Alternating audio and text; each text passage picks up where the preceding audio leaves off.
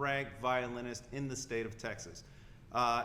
Today, what we're going to be doing is we're going to have different panels discussing different types of topics. What we ask is if you please donate, just go to our website, www.nhigreaterdallas.com.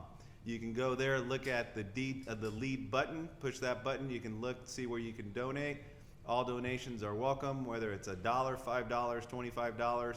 We've even had donations already of $2,500 and $1,500 from two of our sponsors. I'd like to thank those sponsors now, starting with Todd Thorson, who's been a supporter of NHI Greater Dallas over the past 3 to 4 years. Todd not only contributes to our organization on a personal level, but he also has his firm contribute this year. Winston and Strawn, where he is a partner, has already contributed $2,500. Also, my great friends over at Chavez and Valco, Martin Valco and Nick Chavez, have contributed $1,500 on behalf of their firm. We're very grateful for those contributions. We're grateful for any contribution. I'd also like to thank all the parents who have contributed snacks, water, food, lunch, dinner. Thank you so much. We've had a great turnout of parents. The entire year so far, we've had great turnouts of parents and a lot of contribution from the parents, which makes a huge difference. And as I always tell the parents, it is all about community, and that's what we are all about. So welcome to NHI Greater Dallas. Please go to the website. Tell your friends to go to the website. Tweet, Instagram, Facebook, get the word out. We're trying to raise $10,000 today. For those of you who are NHIers, we'll have our president and co-founder, Ernesto Nieto, joining us today about 12:30. We'll also have the Sam Moreno's family here, and we have a very special tribute that we're going to do for Sam. So stay tuned. We'll have panels throughout the day. All these kids, most of these kids are high school students. So very impressive group that we have. Thank you, and I hope to see you soon.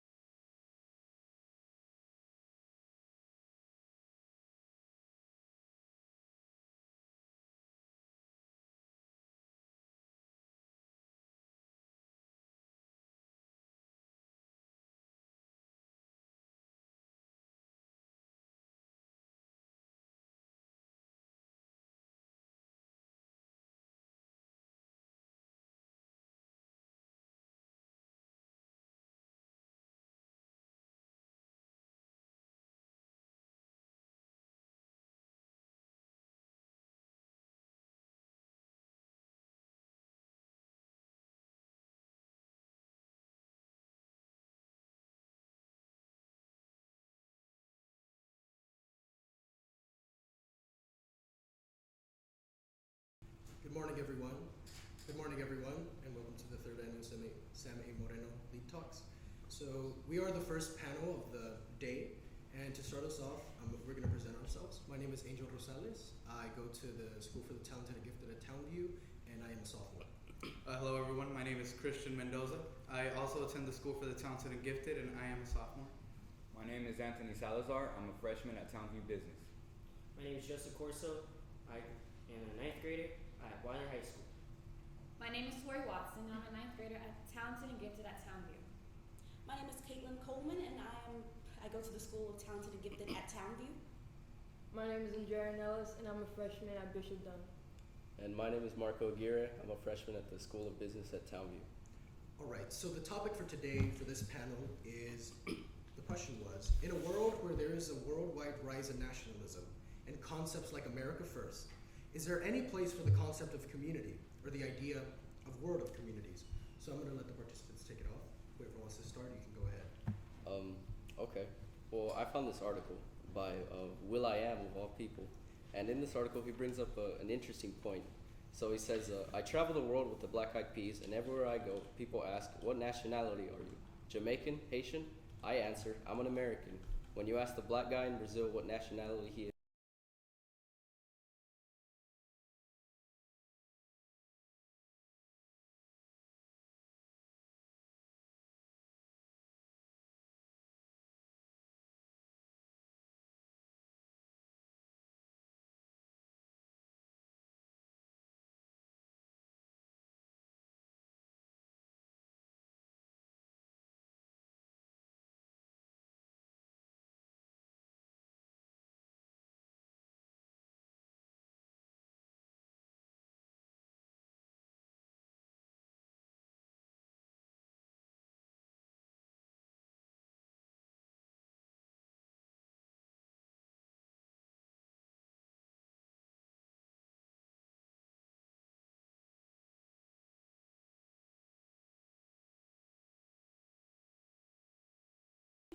rise of nationalism, there are still liberal groups, such as the American Civil Rights Liberty Union, and it just shows that there could be groups out there that can fight against nationalism, and it can't be even with the rise of nationalism. Okay, so I just want to open up the question. What is all of you guys' stance on nationalism today in America? It's not necessarily a bad thing, but it can be taken as if you're too prideful in your country. Well, not prideful.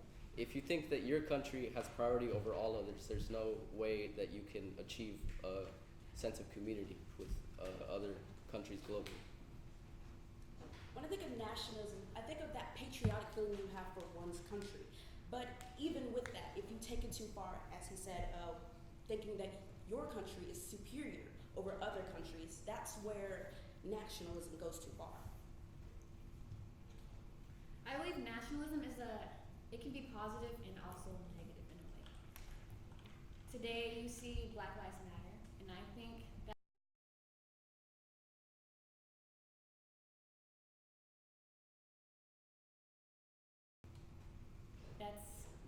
it's been there in the past in America, like KKK.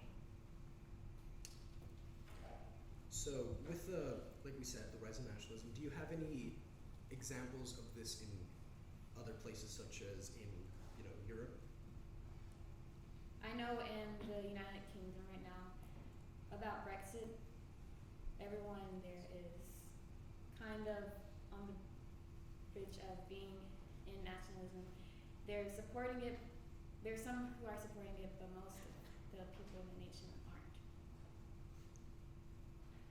And in Austria, they had an election recently where they very nearly went towards a candidate who was very conservative. So it's just sort of bringing up how some countries are leaning more towards being strictly nationalistic. There's also been a rise in conservatives in Austria. It rise from 3% to 20%. So another example that I would like to give in Europe, just to help you out with this, is France. I don't know if y'all know about this person, Marine Le Pen.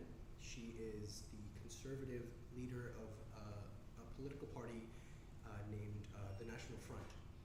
And with this example, and like y'all said, with Austria, other places such as Sweden, there is the example of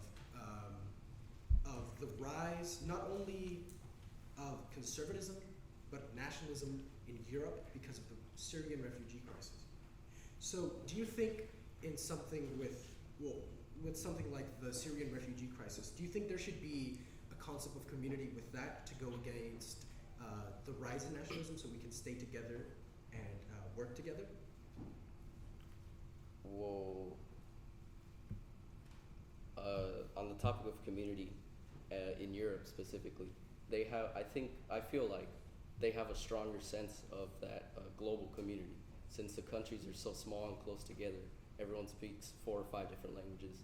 So when things like the Syrian refugee crisis happen, I think they would be better equipped to deal with things like that.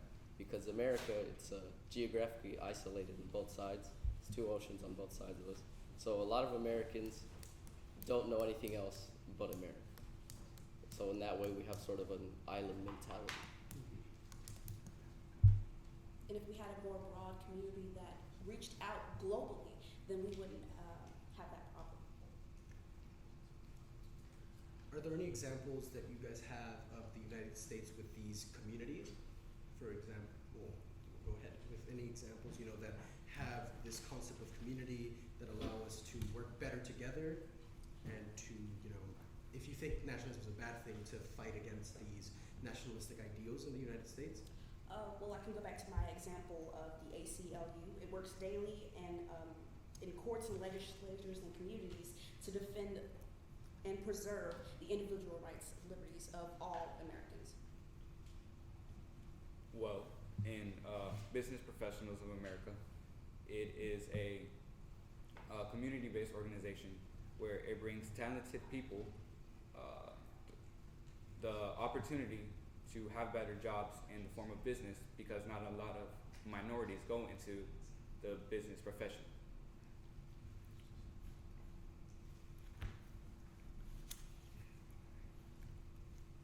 Alexander Hamilton, I would like to point out, was also a conservative leader, and he was extremely ambitious. He was an advocate of centralized power at a time when many people feared an effective return to monarchy. Even after the Constitution was enacted, without adopting his suggestion of president for life. So going back to community and organizations that provide a stronger sense of that, NHI is a great organization that really gave me a sense of community because before there were a lot of after-school clubs and they just didn't really seem right. But I have a lot of friends in NHI and it's been a great experience so far. So, how do you guys feel an organization such as NHI? How do you guys feel does it conflict with the nationalism that we have today in the United States? Do you think it supports it? I think it doesn't necessarily conflict, but it doesn't conflict, but it brings us closer together and it unifies us in a way that nationalism kind of separates us away from each other. So it gives us a stronger sense of community.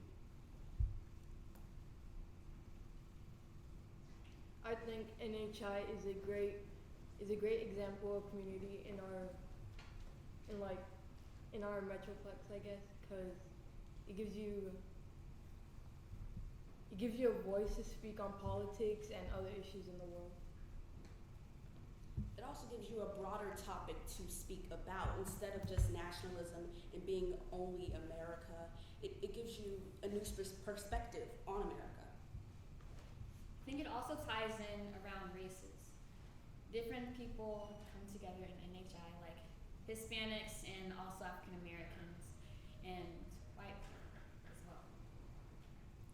Well, I believe that it does conflict with the idea of nationalism because, in my opinion, nationalism is about being broad and only supporting your country, while NHI or other professions such as BPA or LULAC support community, which I believe that community is about supporting individualism.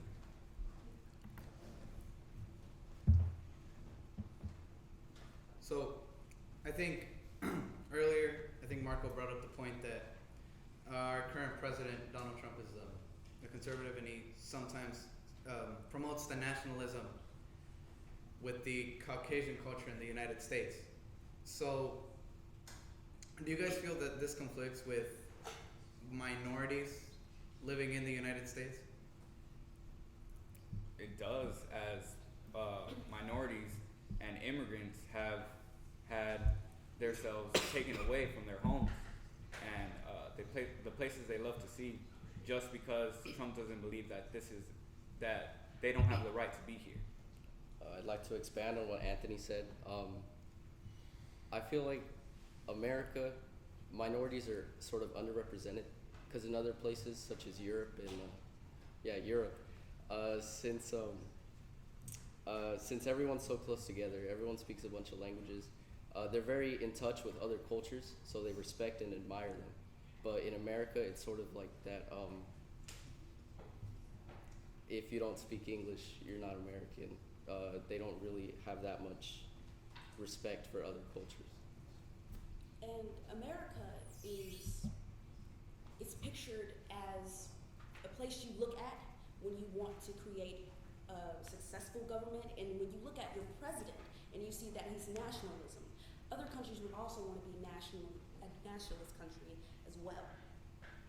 Well, in a way, doesn't nationalism give you the mentality of being closed off and not trying to learn other languages or trying to help out other communities? Yeah, I believe that there is this idea with nationalism, especially in the United States, of going back to the good times in America. But whenever you think of the good times in America, you think of a suburban white family that is stay-at-home mom, working dad. But that just isn't the United States anymore. Mm-hmm. So I feel that these concepts of community need to be encouraged and to put down these ideas of nationalism that just go back to the old times where America is just not like that anymore. We're an ever-evolving country that is always accepting new people, and although it's not always perfect, the U.S. prides itself on being. The melting pot is not a good analogy. I think that the quilt of many different stitches, going together to form this huge American thing is better. And these concepts of community really help us to forward us to this goal. Do you agree with that? Do you have any other examples of this nationalistic attitude in the United States given our current situation with the president? Well, in the past, there have been very conservative groups like the KKK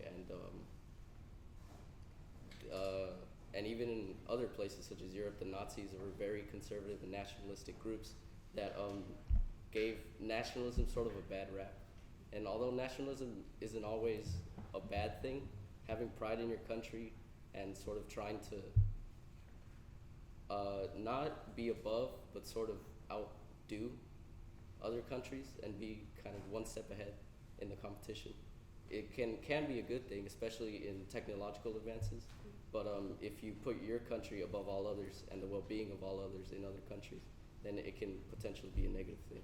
Yeah, there's nothing wrong with the sense of competition, but when you actively try not to help other citizens or the citizens in your community, whether they are of any race, is a bad thing.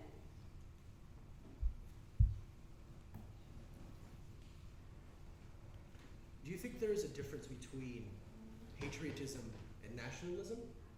Yeah, there's definitely a difference because patriotism is sort of just like, I'm proud to be an American. But nationalism is more like America is the best country. There is nothing else but America. And it sort of goes back to that island mentality that Americans have.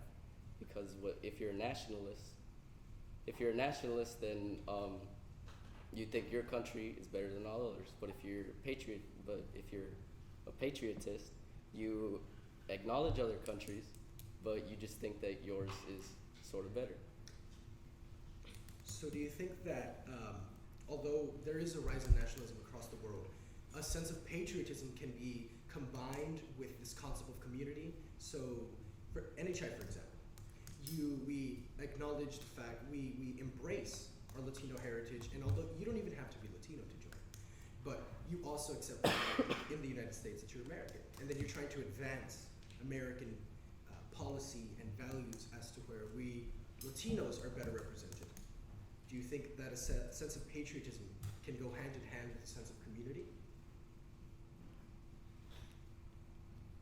It definitely can, but actually, yeah, it totally can, because if you have pride in your country, but you can also accept other communities and be sort of just one big happy family, then it'll just be cool, It would also expand communities because it's not just one type of person.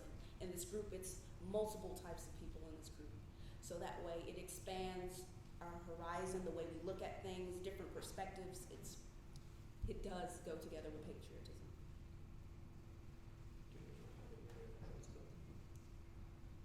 I think nationalism and patriotism tie together.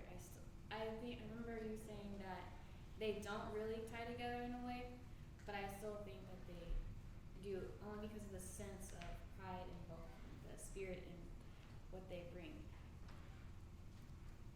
Well, when you said that you don't even have to be a Latino to join, I feel like that, in a way, creates a bridge for people who are of not a certain ethnicity or a race to join other communities, whether it be about language or about race or just about opinions.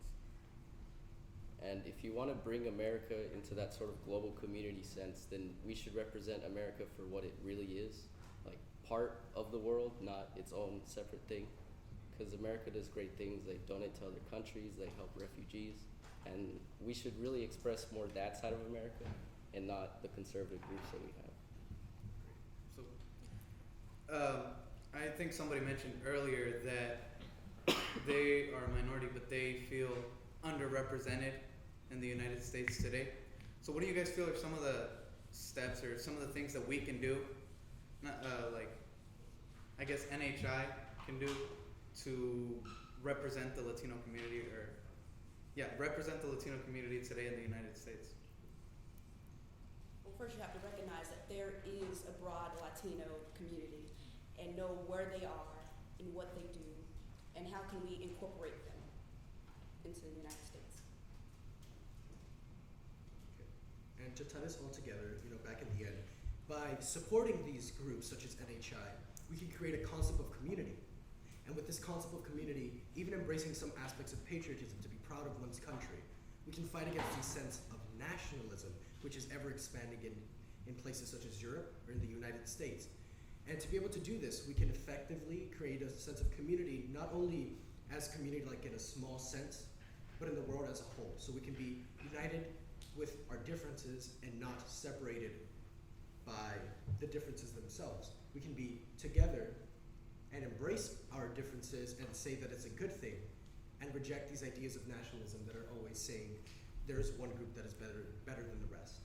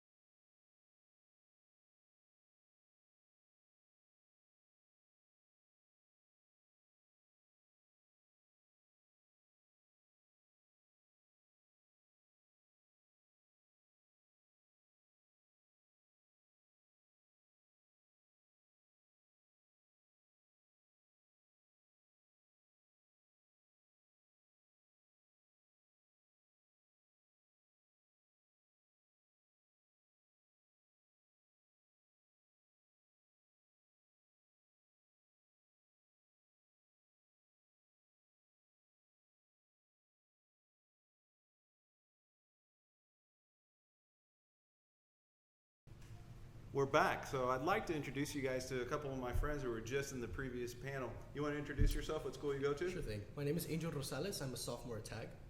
My name is Caitlin Coleman. I am a freshman at TAG. So Caitlin, how do you feel about this process? You're a freshman. This is your first introduction into NHI. To be honest, I'm extremely nervous, but I think we did really good. I like the topic, and I really like the organization. Great. So Angel, what about this topic? You headed this topic. This was your discussion group. How'd you feel it went? I think it went very well. I think we hit some very hard topics. When someone thinks of a high schooler, you think of them as being immature, not being able to do lots of things, not being able to talk about these topics. But as we proved today in our first panel, we started off strong, and we were able to talk about these hard topics such as the KKK in the United States, about the idea of a melting pot in the United States. And I think overall we just did very well. So what did you guys feel was generally the feeling of the panel in terms of the topic, the whole nationalism and what's going on today in politics? I think it's an extremely heavy topic because people don't want to talk about the bad side of America, but there is that strong sense of nationalism that some people have and that rise of nationalism, and it's all important. Have you guys personally felt any of the effects of this idea of nationalism and how it's kind of turned into more of a racism, type of sentiment that's being created in our society? I definitely have. The day that Donald Trump was elected, there was a heavy, just a heavy sadness in our school. Since I go to TAG, she does as well. It's a mostly liberal school, and there was this sense of just defeat.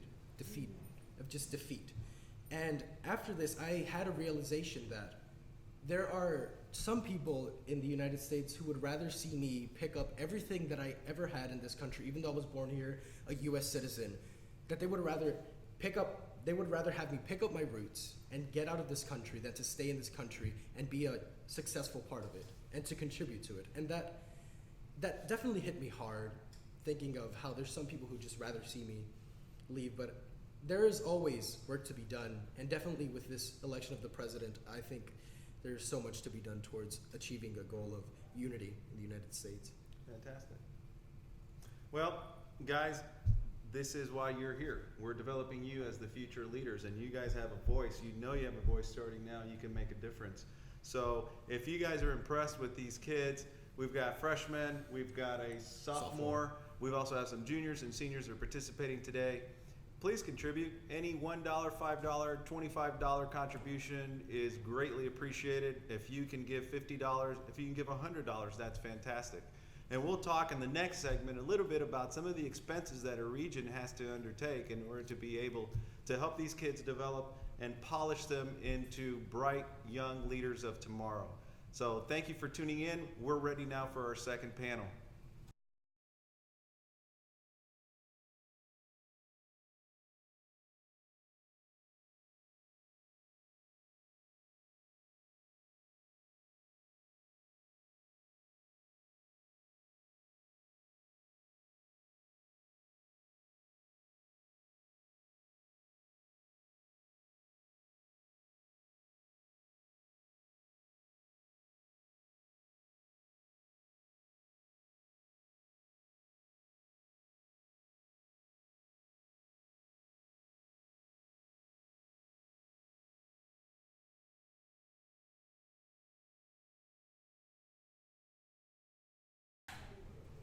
Hi there everyone, my name is Eric Ponce and we are ready to start our second panel. So how about we go around and introduce ourselves and everyone say what school you're going to and what grade you're in. Hi, my name is Alexa Espinosa. I'm a freshman at Upload Heights Preparatory. Hi, my name is Bernice Soto, and I'm a freshman at Townview Law. Hello, my name is Bernie Gonzalez, and I'm a sophomore at Jesuit. Hi, my name is Mia Gonzalez, and I'm a freshman at Bishop Dunn. Hello, my name is Sarah Sandoval, and I am a freshman attending Townview School of Business and Management. Hi, my name is Callista, and I'm a freshman at Uplift Heights High School. Well, after that first amazing panel, we're going to keep it in the important questions here at NHI. So I'm going to go ahead and read the question that has been posed to our panelists here. In a world where community is the most important aspect of society, is there a loss of individuality? Is there a role for community in modern society considering the emphasis on individuality and liberty? So first, guys, I think we need to go ahead and define what individuality means. Well, individuality to me, it's the quality of or characteristic of a particular person or thing that distinguishes them from those that are similar or alike to them. They especially it's what makes them unique. It's what makes them distinct. What makes them their own person. It could be their own, unique mindset or the way they look at things. Just it's them. It's what defines them as them. I think individuality is something that just sets you apart from a group, or it makes you who you are, and it makes you unique, and it makes you who you want to be or who you aspire to be, or it just makes you you. Right. So today, do you guys feel like you have a sense of individuality right now today with things like social media and the freedom of speech that you guys are all granted? To be completely honest, I do believe I still have my sense of individuality, and I'm glad that I do. I still know who I am, but I mean, every now and then I'll find myself straying away sometimes. I'll see things and I'm like, wow, it must be great, I still do go by what I believe. I'm still me, I know that I have my own unique, perks or things that I do that distinguish me from others. But there is times that you do see things and you are influenced by other things, and you can lose sight of your individuality, and that's what you gotta keep watch on that, because individuality is a crucial thing in our lives and community today. Yeah, I agree to that. Really, to be completely honest, everyone has a sense of individuality, whether you realize it or not. It's just about how you discover it and what you are capable to do and what will you do with that. So, for example, one who finds their talents with technology can, develop those skills and realize the passion and the talent that they have for that, and use it for something good. Working in some sort of corporation that develops technology for schools. So it's just about realizing what you're capable of doing, what your talents are, what you're gifted, and what your passion is. And besides the fact of realizing what you're basically called to do, it's what you're going to do to benefit the community, and I think this topic will clearly discuss that. Does anyone want to describe what makes them an individual? I think what makes me an individual is, I feel that I'm very active politically, so I am very passionate about a lot of political topics, and I think that's one thing that does set me apart, is that I stay strong on what I believe in, and I have a strong, passionate view on a lot of things, and I think that's one thing that sets me apart and is my individual characteristic and quality. Okay, anyone else? Well, I myself, I tend to see things optimistically. I'll look at something and make it, something greater than what it is. I see things and I see the beauty in it, and I think that's what makes me an individual. It's the way I view things, and that makes everyone an individual, honestly, because everyone has their own different views on certain things, the way they see things, their own definition of beauty and what life is. That makes everyone an individual, and I personally think that's what makes me stand out from the rest, is that my ability to take things and make it more. So next, guys, I think we need to define what community means. So if anyone has any idea of what a community is, or any examples of what communities they're a part of. Yeah, to me, community means not necessarily a set organization, but the idea of having people around you that share similar characteristics, similar beliefs, similar points of view. And community doesn't always have to be a set in stone organization. It can just be your family. It can be the people at your school. It can be the people at your church, stuff like that. It's just the people who you relate to the most and basically have the same point of view of what you want to accomplish for a certain goal. I think a community is people that you relate to in a certain environment. It can be like he said, a church or school. So that's like a community you fit into, that you're a part of. So then, I think our next step is, where does the individual come in to the community? So if we have these things that unite us all, what keeps us from being separate if we're all unique and individual? We see that's where that individuality might be lost. A lot of us tend to just stick with community, the togetherness, and togetherness is great. Community is a wonderful thing. Here at NHI, this is a community, this is an organization. We all, we share beliefs and we're similar, but each one of us at this table sitting here now, we all have our own individuality. We all have things that make us, stand apart from the rest of each other. We all bring something beautiful, something important to this table. Like, each one of us has our own voice, our own beliefs, and that's where that individuality steps in, is when you bring your thoughts and your individuality to the table, and you use that to work together and make something out of it. Using the NHI example, I think that each of us, because we are all individuals and we are all different, we all bring strengths and we all bring failures, because we are not all perfect. So I think one person can have really strong, belief in this, and maybe I don't know a lot about that, on the topic or something, and we can, in NHI, we all collaborate, and we all, like right now, we're all talking about topics in our panels, and we have been collaborating, and I think that's what a community is. We all bring something different, we all bring something strong, and we all bring our failures too, and we all collaborate like that. Yeah, and to be honest, I don't even think individuality is lost at all in the community, because let's be honest, if everyone's the same in the community, then what is there to be glorious about? What is there to achieve? Everyone does the same thing. Nobody's different. There's no culture that kind of brings us together in the sense that we're all made different. I can give an example. My family is part of a charismatic community at Blessed Sacrament Church called Incienso Vivo. Basically, what our community does is every Saturday we start kind of with the praise and worship, remembering that we're a creation of God and we're all here for a purpose. So we kind of start with that, and then we kind of go along with the day learning a little bit of theology or the philosophy of what we're meant to do. Now, bringing that in, there are also other activities that we do outside the church. There are some organizations like April 30th and Dia del Niño, which is a very common festival that Mexicans have. What we do that day is we go to a park. We each organize what we will bring. the food and all that stuff, and that's kind of how we bring together. Now, relating to that aspect of community of how we're not just in the church, we're also outside, we kind of develop this sense of that we're all together and we can all know each other.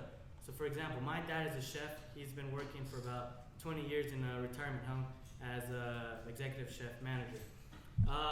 If there's someone in that community in Ciencias Vivo that's having a quinceañera and is looking for someone to kind of make a food for the party, instead of going to some kind of company that's going to charge real expensive, they can just come to our family and then we'll prepare the food for them, and then they can just pay back the cost at basically no profit. So we don't charge them, I guess, a profit. We just say, okay, this is all we spent, this is all I kind of have to pay back.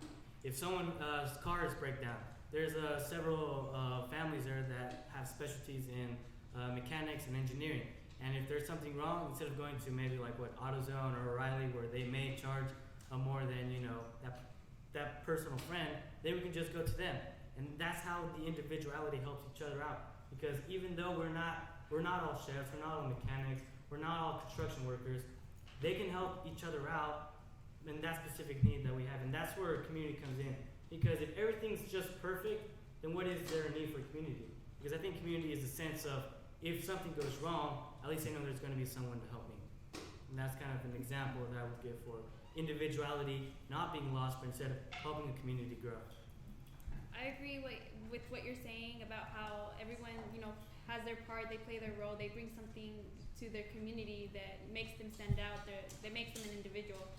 I'm not saying that individuality is completely lost, but I do think that if we're not careful with what we do, it can be lost. Like I was saying before, we see things around us, we see things on social media, out on the streets, in school, at work, maybe even at the church. Here in NHI we might see other things and we'll be influenced, and so you could you'll start to stray away. Sometimes you can begin to stray away, and you'll lose your sense of or what you believe, and you'll start to think a certain way or start to act a certain way. And not everyone does it, but if you're not careful, you could lose your sense of individuality, and you'll start to see things differently. And it's not necessarily bad that because people do grow, they do change, they do see things differently as they get older and wiser, but you just have to remember to keep that, stay you, keep your mindset, don't be someone else. And that's where, things go wrong, because if you lose your sense of individuality, you begin to forget who you are. You start to see the potential of others instead of yourself, because if you lose what you believe in, then it's like, you're not seeing that, you're losing that potential, because you as an individual can bring so much to the table, you have so much to offer, and that's why, it's not completely lost, but it can be lost. So then I think we have a little bit of discourse here. So then what is the role of individuality in the community? The role of individuality. It's kind of just like I explained. It's whenever there's a need, whenever somebody needs help, that person needs to know that there's a community that cares and will help them. So just like I said, even things aren't too critical to society, like quinceañera, The family isn't that wealthy, can't afford all the great stuff. They can't afford, some sort of corporation to bring food. They would probably just come to my family and ask if we could prepare a meal for the guests. And it's that kind of thing, As an individual, you have to realize what your talents are and how you're going to use it. Because what good is it if you're so great at technology, but kind of just stay at home and just, play video games. Exactly. Just do it kind of for yourself. I think really it all comes down to your moral and integrity to say, okay, do I want to do this for myself, or do I want to do this for everyone else? Well, you see, that's the thing too. You gotta realize that you are an individual for a reason. God did make you for a reason. You have potential inside. You need to use that potential that you have inside, that individualism. You need to use it for a greater good, not just sit home and waste your talent. Let your talent go to waste, because you were given that talent for a reason, and many don't realize it, and that's where they go wrong. They have so much more that they could offer to the world, to the community. They could contribute in so many ways, make things greater, and they just fail to because they're blind in to see who they are, because many are lost. And I mean, I'm not saying that all are, but you gotta keep sight of that and just be mindful of that you have so much to offer and you can bring so much to the table.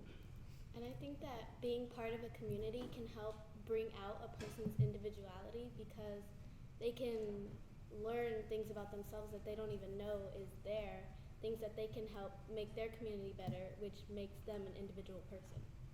So then finally, I think right now I want to ask, right now, today, in 2017, in the internet age, is the community more important or is the individual more important? That's good.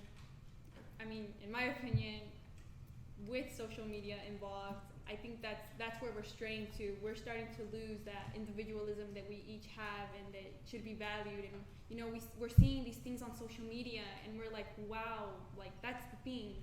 That's the thing to do right now. I want to be just like that, and that's where you stray away and you begin to, become something that you aren't necessarily, what you wouldn't necessarily do, but because you're influenced, because you're pressured. Sometimes a community can be judgmental. They have certain standards, certain views and like restrictions, and if you're not this way, then you're not a part of us. And many people they want to belong, and I mean a lot of us do. We all do. We want to belong. We want to know that we have a home. We want to have somewhere we could go, somewhere we could feel safe and comfortable to be who we are. But sometimes communities don't necessarily make you feel safe and don't let you express yourself without being judged. And we're human. You don't necessarily want to be judged. You want to belong. You want to fit in. Be cared for. I mean, that's where I think social media kind of messes it all up, because you start to see these things and you want to fit in and you start to do them, and you lose sight of who you are. I actually disagree with that, because I think social media and the internet in general is just so broad, and it opens you up to so many communities. And as you said, communities can be judgmental, and you have to fit that mold in order to be accepted into a community. But I think that your individuality is more than just a trend or a fad going on online, and that just because the communities cannot necessarily be flexible with their mold of how you're supposed to be accepted or how you're supposed to be in order to be part of the community, but you can be flexible. So you can be in several communities and be a part of that. And that's my stance on it.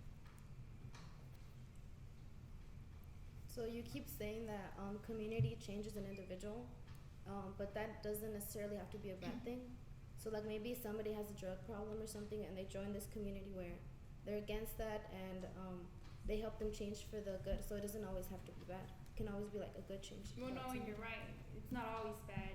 People, they go to the communities to find help, and that's what community is. It's a place where you could, like I said, it's a home where you can feel safe, or you should feel safe. And that, I mean, I'm not saying that all communities are like that, where you change for the bad, because there's many communities out there that you do change for the good. Here in NHI, I mean, we're learning how to open our minds, expand this conversation today that we're having. I mean, it's opening my mind for sure. I mean, hearing y'all's viewpoints and everything, I mean, it's y'all's mind, being able to express yourself. And like you said, a lot of the time they are changing us for the better, which is great. So then next I want to ask you guys, today in society, considering the emphasis on individuality and liberty, what does a community mean to you in particular? I can speak first. To me, the community is those who kind of work together for a greater good. So one example that I can give is my school, Jesuit. Jesuit is an all-male school, and I think that's one thing unique, because I don't know many schools are like that in Dallas. But the sense of having just those brothers around you kind of builds that brotherhood up. And it's the little things like that that kind of make you realize, how close we are to each other. There are several service trips, retreats, and other projects that we make from Jesuit that kind of bond us together. One example can be every Wednesday, seniors go to their service project, which could be an aid center, a homeless shelter, stuff like that, and they do service work. In that regard, you start realizing how you can be blessed with the things you have now, and maybe you can take things for granted. And to me, that kind of brings the community sense that, okay, not all of us are equal, not all of us are the same, but at least we know that with the individual stuff that we have, our talents and our gifts, we can help those who are less fortunate. And it's things like that that, my school in particular kind of lays upon us, We're all one body, we don't think of, other people as them or others, we're all one. And it's just up to us to know that, if someone is less fortunate, if someone is not able to sustain themselves, then we need to be able to do something, because we can't just rely on the thoughts and stuff like that. You have to take action, and you have to, be mindful of what other people are going through. I think that's a great example of community by Bernie, but I think that sort of Jesuit community is really rooted, it's really old, and it's been there for a long time. So does anyone have any examples of some new communities and how those have begun to form right now, today? New communities, they could be from anything, like Black Lives Matter movement, that's a relatively new community. In the internet age, on social media, we have a lot of different communities. So what are some examples of new communities that have been forming recently, and how did those form, and how does the individual relate to that? Well, the example Black Lives Matter, that kind of started rooting out of, the shootings and police violence and this whole wave of violence. And I think a lot of people, and how it became so big and such a big movement, started with people identifying that it was there, but never really speaking up about it. And then once people started to take notice and the media started to publish and actually take notice and talk about it, we all started kind of talking about it. And I think that's why the Black Lives Matter movement became so big, and why that group and community has so many people that root it and support it, because we are starting to talk about it now. We are starting to take notice of it now. And I think that's what made it so big and pretty existential, you could say, I guess. So in such a big community where there's sort of a unifying factor, what makes someone an individual in that community? Well, I mean, that movement in particular, it is a movement. It's a community that allows together, that it's one body, that they're sharing their voice, it's their mindset.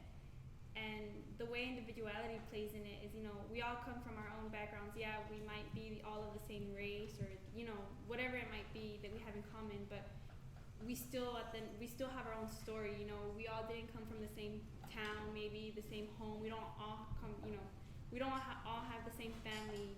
Some of us might not have a parent, or, we're struggling, and, you're put more responsibility, you're given more responsibility because of those restrictions that you have. And that individual comes and they bring, what they're fighting for. Because, at the end of the day, the Black Lives movement, they're all fighting for the same thing, to have their voice shared, and, to, just let the world know that they deserve to be, or, people deserve to be treated equally. And that's where the individual comes in, is that, there's a reason that they're fighting for that, because it's because of a reason that they were treated badly, or from an experience that they had, or, something went wrong. And that's what they're bringing. They're bringing that strive for something better, their own motivation to the community. So I think finally we should talk about what makes us in particular individuals. So me, for example, I've been letting my hair grow out for a really long time because I like just being different and being an individual, and I think my hair really sets me apart from other people. So does anyone else have any examples of what they're doing to make themselves individuals? I think I take many interests that are different from other people, like weird TV shows and bands and things like that. So I buy a lot of products that are made by the people that make the TV shows and things like that, and I wear them out to show people that I like these things, which could maybe lead to me becoming part of a new community. Well, I think I have a characteristic. Well, like anything new that I see, if somebody offers it to me, I'll just go ahead and take it, even if I know nothing completely about it. I take a risk, and it's the thing that sets me out from everybody else. Particularly for me, I think going to Jesuit is pretty unique enough with the burden it brings. But kind of on a more real note, it's really hard for me to make enemies. To be honest, everyone that I meet, it's always I'm always making friends with everybody, and it's just I think something unique. Whoever I meet, more than likely we'll find something in common. We'll find some common interests, and we'll just end up being pretty good friends, and that goes with anybody. So. Me, I personally, they tend to call me weird, but I always have this thing that I say. I mean, be weird. It's cool. It's better than being normal because you're you. You don't want to be normal. Be you. And I mean, with me, I'm me. I like to go out there, and I mean, I might do something that's a little funny, a little different from others, but that's what I like to do. I go by what I think. I don't let others, stop me from doing what I want to do. I think mine would be, I don't know what they call it, social media savvy. They just love social media so much. And I don't know, I find happiness in social media. It sounds a little weird, but yeah, I just really like to be on there, Twitter, Instagram, Facebook, everything. I'm pretty much on it. Alrighty, well, do you want to go ahead? No, it's okay. Well, alrighty, thank you. This was our second panel, brought to you by 7 individuals, part of one big, great community.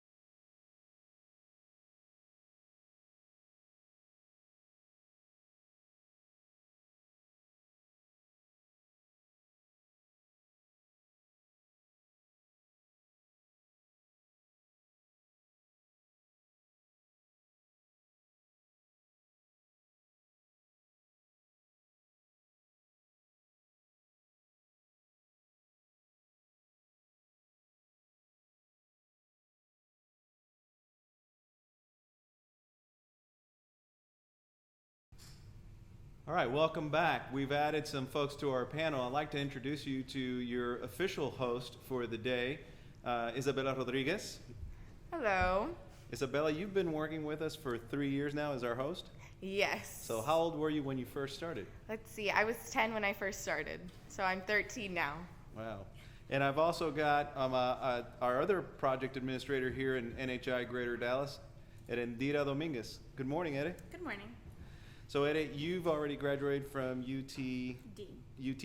UT Dallas, and you're now teaching here in Dallas? Yes, at the Rise School of Dallas. Awesome. So Bella, we'll hand it over to you. It's your show now. Well, alrighty, so how are the contributions used by NHI Greater Dallas? Well, first and foremost, our contributions are generally used mostly, I'd say about 95% for scholarship, tuition assistance. Wouldn't you agree? I would say close to about 95, yeah. Last year we raised a really high number of money for the region. We raised over $17,000, and I want to say close to 12,000 of those dollars went directly to the students. That's fantastic. So thanks to the efforts from last year, we were able to raise over $17,000. Luckily, that means that this year our goal only has to be about $10,000. And again, those $10,000 not only helps freshmen participate with the Great Debate program, they're offered a tuition assistance based on their contribution, working on the panels, trying to raise their own funds, and their families also contribute. But we also contribute to those students who are now sophomores, juniors, And seniors. in high school. And what programs do they participate in? Well, the sophomores and juniors can participate either in the Lorenzo de Zavala Youth Legislative Session, which is the LDZ, and the juniors who are rising seniors will participate in the Collegiate World Series. Wow. Very nice. So what are some of the region's costs that are not related to tuition scholarships? That's a great question. A lot of behind the scenes things that take place are not reflected. You know, people don't realize these costs. I'll give you a great example. Our firm, your mom and I's firm, Science Rodriguez and Associates, thanks to their contribution, most of the equipment that is being used today, the cameras, the fancy microphone you have there, the banner behind us, the banners behind the panels, a lot of the electrical stuff that we need to have in order to make this happen is thanks to the contributions of Science Rodriguez and Associates. I know Etta knows of a lot of other costs that we incur throughout the year. Yes. So a lot of the things that we are fortunate enough that we don't have to charge students for are things like the trip up to Sherman, to Austin College, or the shirts. We are, I feel, one of the only regions that doesn't have to ask the kids to pay out of pocket for this transportation. Even though it only is a 45-minute drive, we still have to pay for a driver, for the gas, and for the actual bus. Another thing we do is we do a lock-in towards the end of our year, and it's a really fun and neat little activity before we go out to competition. And even though the cost could be really big, we only ask 50% of the cost to be paid to help in the total amount, and then the rest we put out of our pocket. That's fantastic. There's also other little costs that sometimes people don't realize, but you know, if there's a student who can't afford a copy of Third Reality, our region will pay for that student's copy of Third Reality. Sometimes we'll provide them also with pens, binders, notebooks, so that they've got, you know, all these things that they can use as resources and tools at the Great Debate. So there's a lot of little costs and little things that add up. Thankfully this year, the parents have been very helpful. We've got a ton of snacks that have been donated. Contributions have been made. Dr. Joe Salcedo, who is a 1983 LDZ graduate, contributed towards the lunch fund. Well, we'll be feeding the kids pizza at lunch, and then dinner we'll be providing chicken nuggets or strips or something like that. So those things add up, believe it or not. Just putting this fundraiser together alone cost are close to $1,000, and that goes into the cameras, the microphones, the technology, location, things like that. All that has a cost, but thanks to your contributions and contributions of others, we're able to make this happen. So thank you all very much. Thank you. Thank you.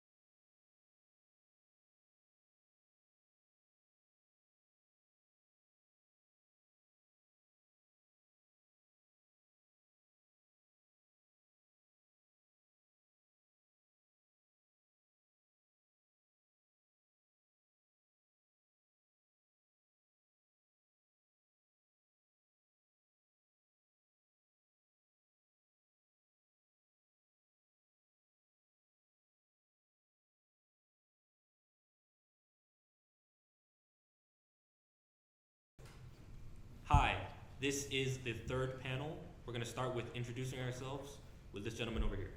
My name's Anthony. I'm a freshman at Townview Business. My name is Marco Aguirre, and I'm also a freshman at the School of Business in Townview. My name is Joseph Corsa. I'm a freshman at Wiley High School. My name is Anthony Salcedo. I'm a freshman at Bishop Dunn. My name is Maxine Osa, and I'm a freshman at Bishop Dunn also. My name is Isa Lozano, and I'm a freshman at Bishop Dunn. And and I am the facilitator. My name is Jose Torrealba, and I am a senior at Jesuit College Prep in Dallas. Now, the topic is in the form of a question, and the question is, has community been redefined by the post-millennial world? And I want to start off by giving the definition of a millennial. A millennial is a member of the generation of children born between 1982 and 2004. So we are all a part of that generation. I want to make that clear from the beginning. Now, does someone have a point they want to bring up initially? Well, I interviewed my sister about this question. She was born before that era, so I thought getting her perspective would be interesting since she's seen the time when technology was just starting out up until now when it's much more advanced. And she thinks that millennials have to prove themselves. And what I think she means by that is when you go out and do something, you got to put it on Facebook, Instagram, Twitter. So it's really more about how the world perceives you and not how you as an individual feel. So like your quality of life is sort of lowered when you're more worried about what other people think and not being more concerned for yourself. So would you be saying that as a result of the new technology and a result of social media, that your standing or value in the community is based solely on the social media perception of yourself? Well, in a way, yes, but I'm more saying that social media doesn't show the bad aspects of everyday life. You know, we all go through tough times, but on our social media pages, it's all happy. There's nothing to contradict. So it sort of like brings up a sense that American life, well, not American life, just life in general with technology is all ups and no downs. Then what would you say to someone who may bring up that a lot of the problems internationally and domestically have been brought to light through social media? Well, they definitely have a point, but I'm more focused on, quality of life of an individual. But social media has helped in a sort of global sense to bring new problems to awareness. Someone want to bring up another point? I would, not necessarily another point, but when you said that internet on a global stage has brought negatives, I feel like people show the negatives of others and people don't show the negatives of themselves, which was agreeing with his point but also your point. So you're saying that people are giving out criticism but unable to receive it themselves?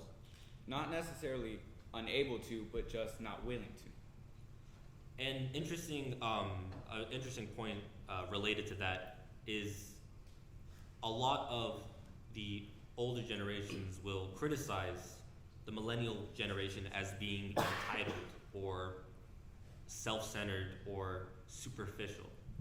Does anyone have a response to that? Well, I feel like it's different for them because we have a lot of technology, and that's how we were raised. Like, we have that technology to use in everyday life, and they didn't have that. So like, it's very different from how they grew up. So they think that we are entitled.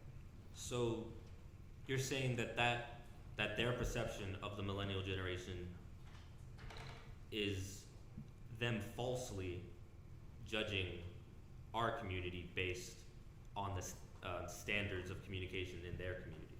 Not falsely. It's just that this is all we know. Like we have never had a day where we don't have the stuff that we have today. So with them not having that, and when they were younger, like they can see it from a different point of view.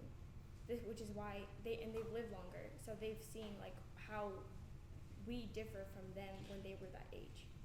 So with that in mind, how would you respond if someone from a generation previous would mention perhaps why are you focusing on your Snapchat or your Instagram instead of reading the newspaper or participating in some sort of discussion with people face to face? Well, maybe a reason is because I feel more motivated to read the newspaper online.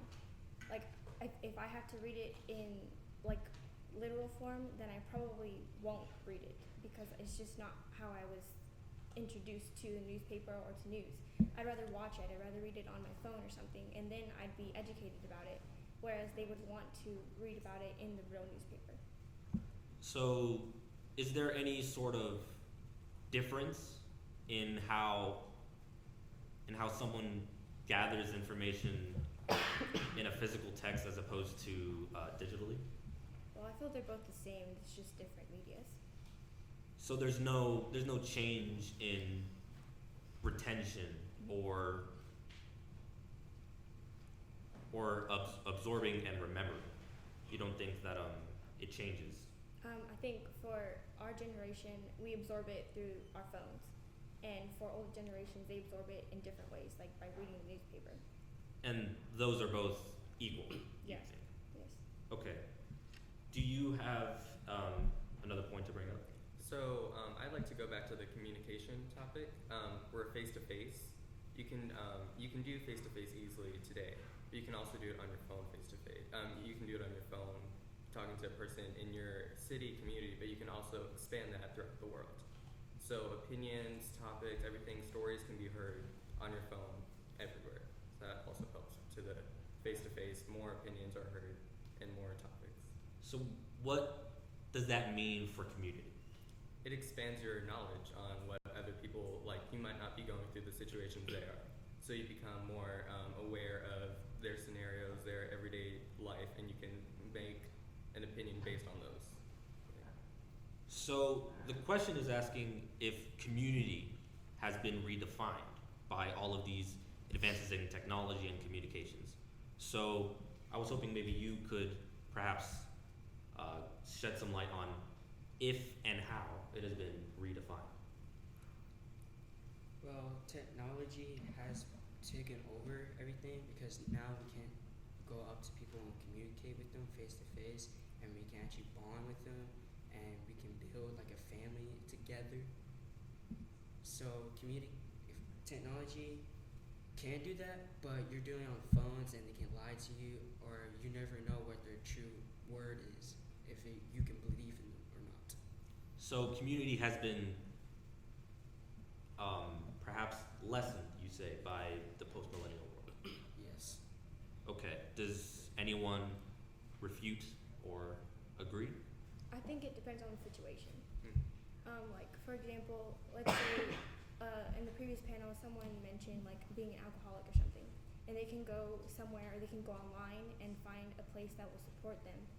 But if it's something like, okay, another example is the cop thing. You know, like people like are saying that cops are being racist, or they aren't being racist, or they're just doing their job or something like that.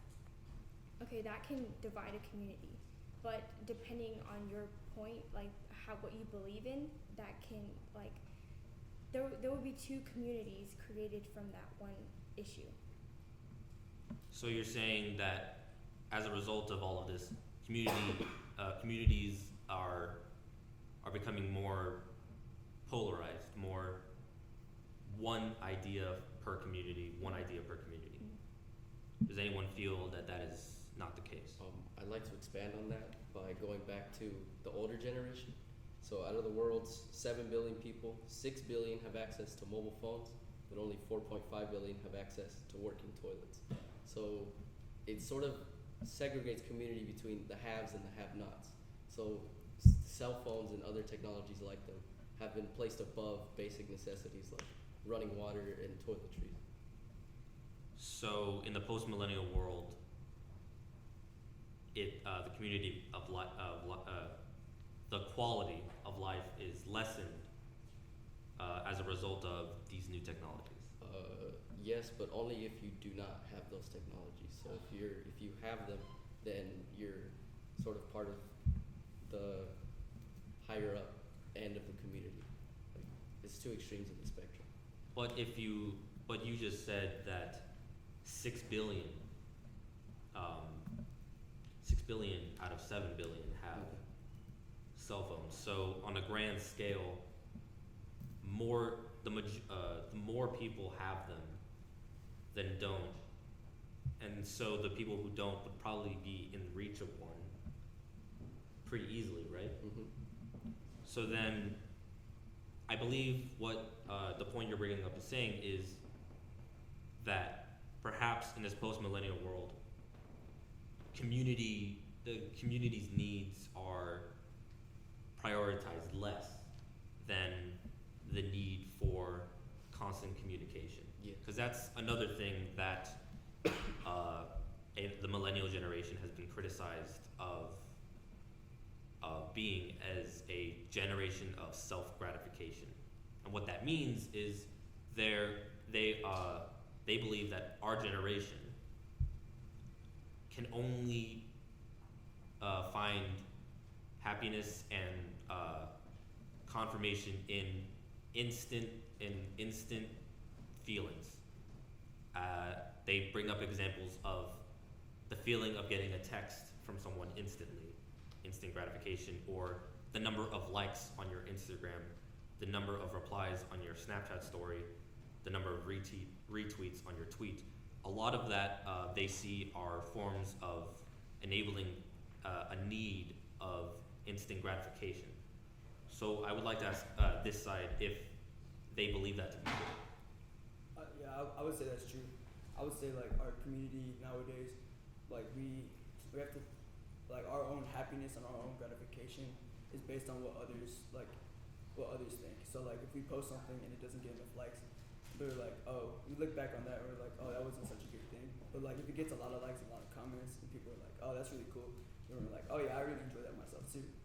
So if someone posted a photo of them doing something fun, if they don't have as many likes, it wasn't that much fun.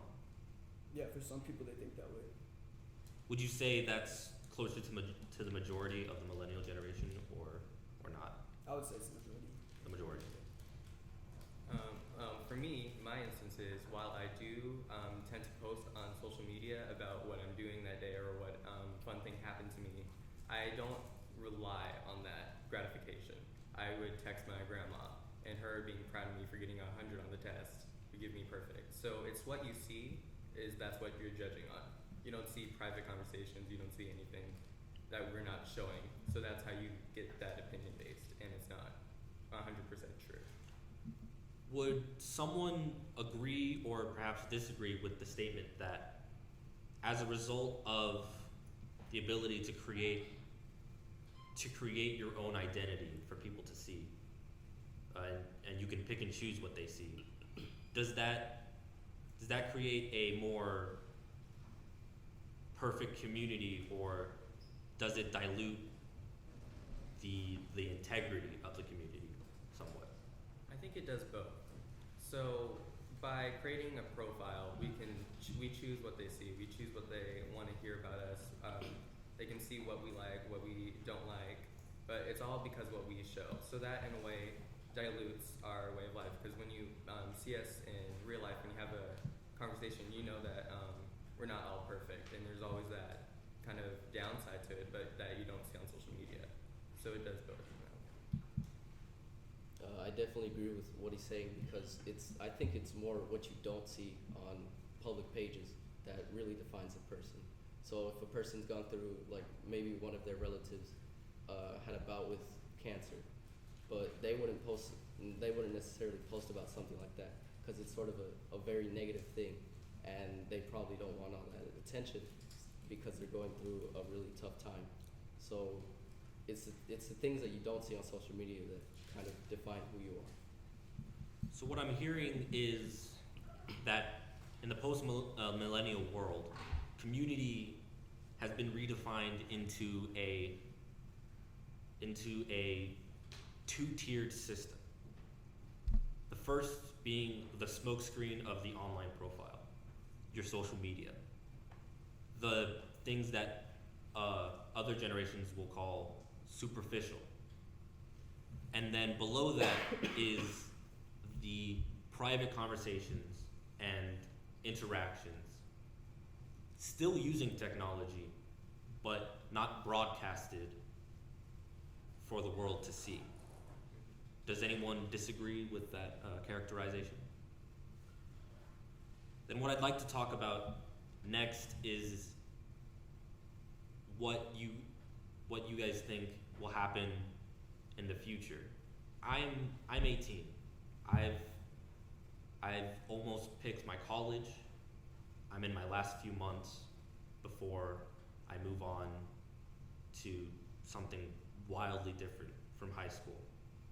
So what I would like to ask you guys is, looking forward to where I am, looking forward into your second semester of senior year, what do you think will happen next to the idea of community? It'll definitely become more integrated because as technology advances, new features come out. Like maybe there would be a thing where there'd be even more connections to rural places like Africa. So people who have family there, they can more easily communicate with them. So you're saying as communications technology advances, then the opportunities for everyone to communicate would great. And wouldn't you say that strengthens community? Yeah, it definitely will, but it still kind of takes away from like the personal bond that you get when you're talking to someone face to face, because you can read their body language. You can kind of get a more deeper sense of who they are. But wouldn't you say that a video chat would do the same thing, because you can still see them and you can still see more or less the majority of their body language? Well, you have to take into account things like connection times and lag and things like that, because if you're communicating with someone that's across the ocean in Africa and you're over here in America, then the connection's not going to be that great. It might be a little stuttery. So I think it's really best to talk to that person face to face. Right. And what would you guys think about the idea of communication strengthening community because people can't travel? Because that's definitely a situation where there are people who, due to any number of reasons, cannot travel long distances to see their loved ones, their relatives, but through technology they're able to communicate with them in video chat in many different ways. Wouldn't you say that that's still a very real connection, very real instance of communication? I would have to disagree. I would say like when I'm on FaceTime and I'm talking to someone, I don't really feel like that human connection. Like when I'm talking to someone in person, we're looking each other in the eye, like we're like saying things to each other, we're like just talking to each other, but we're not on FaceTime. It's just like our face and we're using our voice, but we're not really looking, we're not listening to understand. We're like listening to react. Okay. I kind of agree more with your statement. I think technology breaks the distance, and especially if you have a disability and you can't see loved ones like you mentioned, or you can't go out and experience stories and opinions from across the world. While you do deal with like lagging and time differences, time zones, you do get that general sense of connection, even though you're not face to face. Now, I would like to say that in my own personal experience, the idea of a video chat, of FaceTime, things like that, it depends on the situation. It depends on the person you're talking to. My FaceTime as a joke with my friends is different than when I FaceTime family members. Most of my extended family lives in Venezuela. So I usually have to use Skype or FaceTime to communicate with them. And in those, I feel real communications. So does anyone else feel like that or has a response to that? Yeah, definitely. So earlier this week, the power outage that happened, we had an electronics day, and we didn't have that much teacher supervision, but we did have homework assignments. And so me and a couple friends, we FaceTimed in order to like get it all together. So we still had that connection, and so we still had that way to talk each other through it, help each other, but we got it all figured out. Can one say that as a result of the post-millennial, I suppose, transformation, the collaboration between any number of people in any number of fields is increased and more cohesive? Is there anyone who wants to expand or disagree? I agree with that because before community was limited geographically. Like you could only talk to people in your neighborhood or the state you lived in, and even that was hard back then. But now you can connect with people in other countries and other states. Like now, for example, the FaceTime thing. My mom isn't in Texas right now; she's in Atlanta, and I get to FaceTime her every day because she's my mom. But if I didn't have that, like it would be really hard, because she's a very important person to me. So I can imagine if my mom went through that, that would be very different for her because her mom, she wouldn't be able to talk to her for this certain amount of time. And I would have to agree. I would have to agree with that. Like I've met a lot of people that I've never even seen in person, but like I consider them like really good friends, and like we FaceTime all the time. Like I talk to them, I know them on a personal level, but I've never seen them in person. So in that sense, like technology has really like evolved our community. So like our community can be an e-community where like doesn't have to be always in person. And going off what he said about having not met the person, it expands your knowledge because they're coming from across the world, or even in Texas, you get more opinions and more views without having to see them in person, which without technology and without the post-millennial world would have not happened. All right. Well, this has been the third panel. I want to thank all of you for offering your ideas. You guys did very well. The next panel will start after a short interview. Thank you.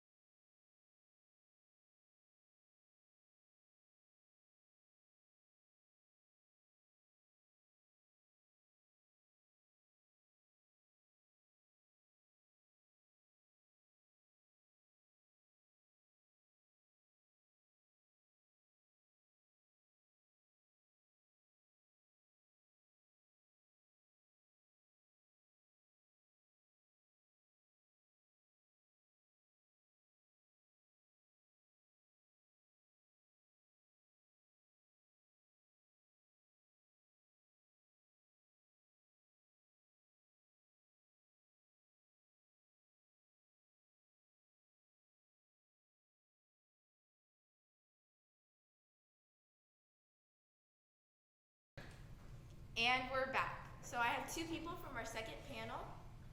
Oh, hi, my name is Eric Ponce. I'm a junior at the Westwood School. Hello, my name is Sarah Sandoval of the School of Business and Management at Townview. And I'm Isabella Rodriguez. So how do you guys believe your panel went?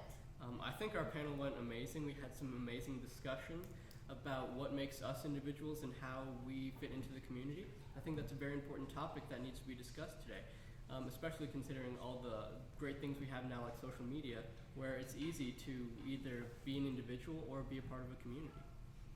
I agree 100%. The discussion was great. Everyone was involved. I personally, I got some feedback, and so did Eric, and it just opened my mind more. And I think it's really important that we do that. That we're able to discuss and see other people's viewpoints on certain topics like community, which is a very important topic. And yeah. So what do you guys have to say about our NHI community? Well, I think in regards to our panel, the NHI community is all about individuality. I think every person I've met at an NHI program has been unique. I've never met anyone who is similar to anyone else. Whenever I go to an NHI program, I just meet so many unique, amazing people that I just love to make friends with. And it's so different from places like Dallas, where there are a lot of people who kind of are the same. So it's amazing to go to NHI and see all these people just be individuals, but also be connected and united. My experience here, I'm new to NHI. It's my first year here, and I'm so far I'm very much enjoying it. I mean, like Eric said, I've met so many new people, and you know, I'm excited to continue to grow in this program. Like Eric said again, I mean, every single person is an individual. They're their own person, and it's very interesting to see how their mind works, how they are as an individual, and be able to meet these new people, have new connections, and be able to just socialize with them. And I hope to make good friends here, which I'm pretty sure I will. And we are so happy to have our new NHIers join our NHI family. So what has been your favorite part of the LEAD talk so far? I love just having discussions, especially nice, peaceful, logical discussions. I think a lot nowadays we don't get to have peaceful discussions without people getting their feelings hurt or people just attacking. So I think that right now here at NHI, having peaceful, amazing discussions is just great. Yeah, it is really great. I like that, we just got back, we finished our panel, and I like that everything was, open. You could bring anything to the table, whatever you wanted to talk about. You're free to express what you think and how you believe, how you see something. And I think that that's very important that we're able to have our voices heard, because everyone has a voice, and we all need to share it and just give our viewpoints. And I like that it's very open here, and we're able to do that. Awesome. So is there anything you'd like to say to our viewers? Thank you so much for watching, and keep the discussion going at home. We don't have to just be here on camera to have these kinds of discussions. You can have them at home, you can have them at school with your friends, and just keep these topics in your mind. All right. Well, thank you for watching, and please keep donating.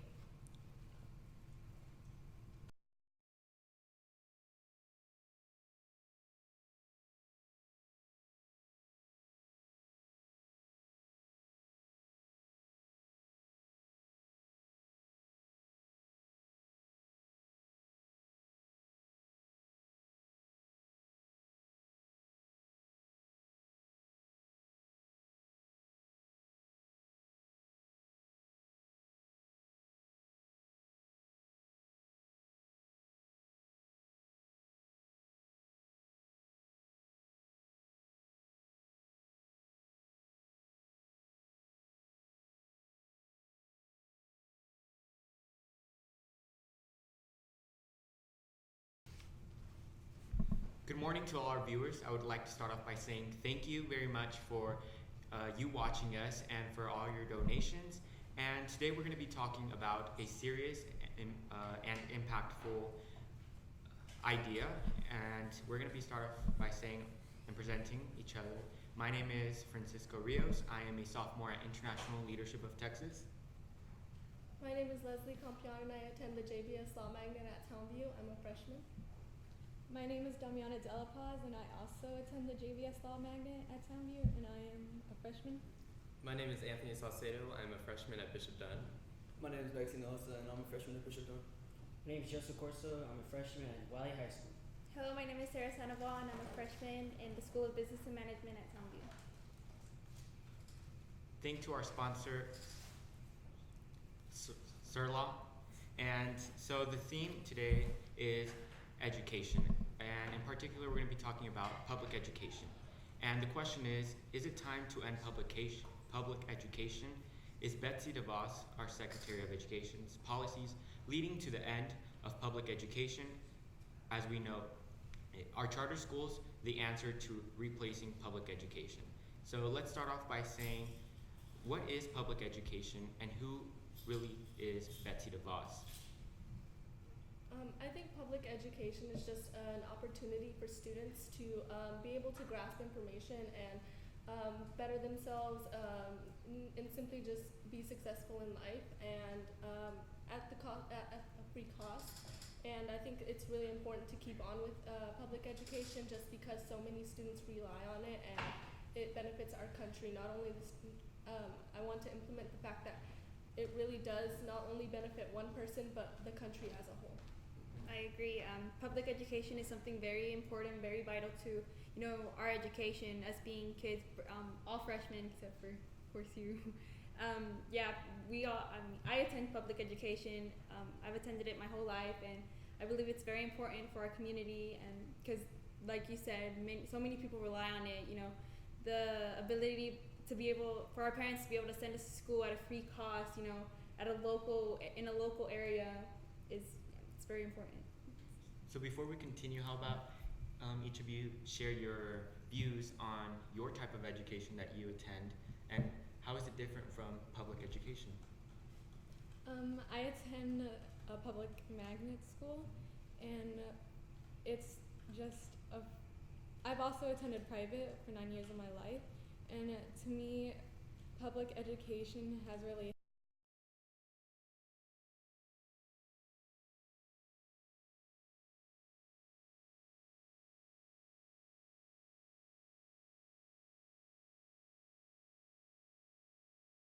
and although I haven't had the time to actually experience private education, public education is completely okay. I think it's amazing actually, and that's just because I think my eyes and like my mind has just opened up so much because of it. Because you're put into a position where there's like a lot of diversity, and I think that really does help and open your eyes.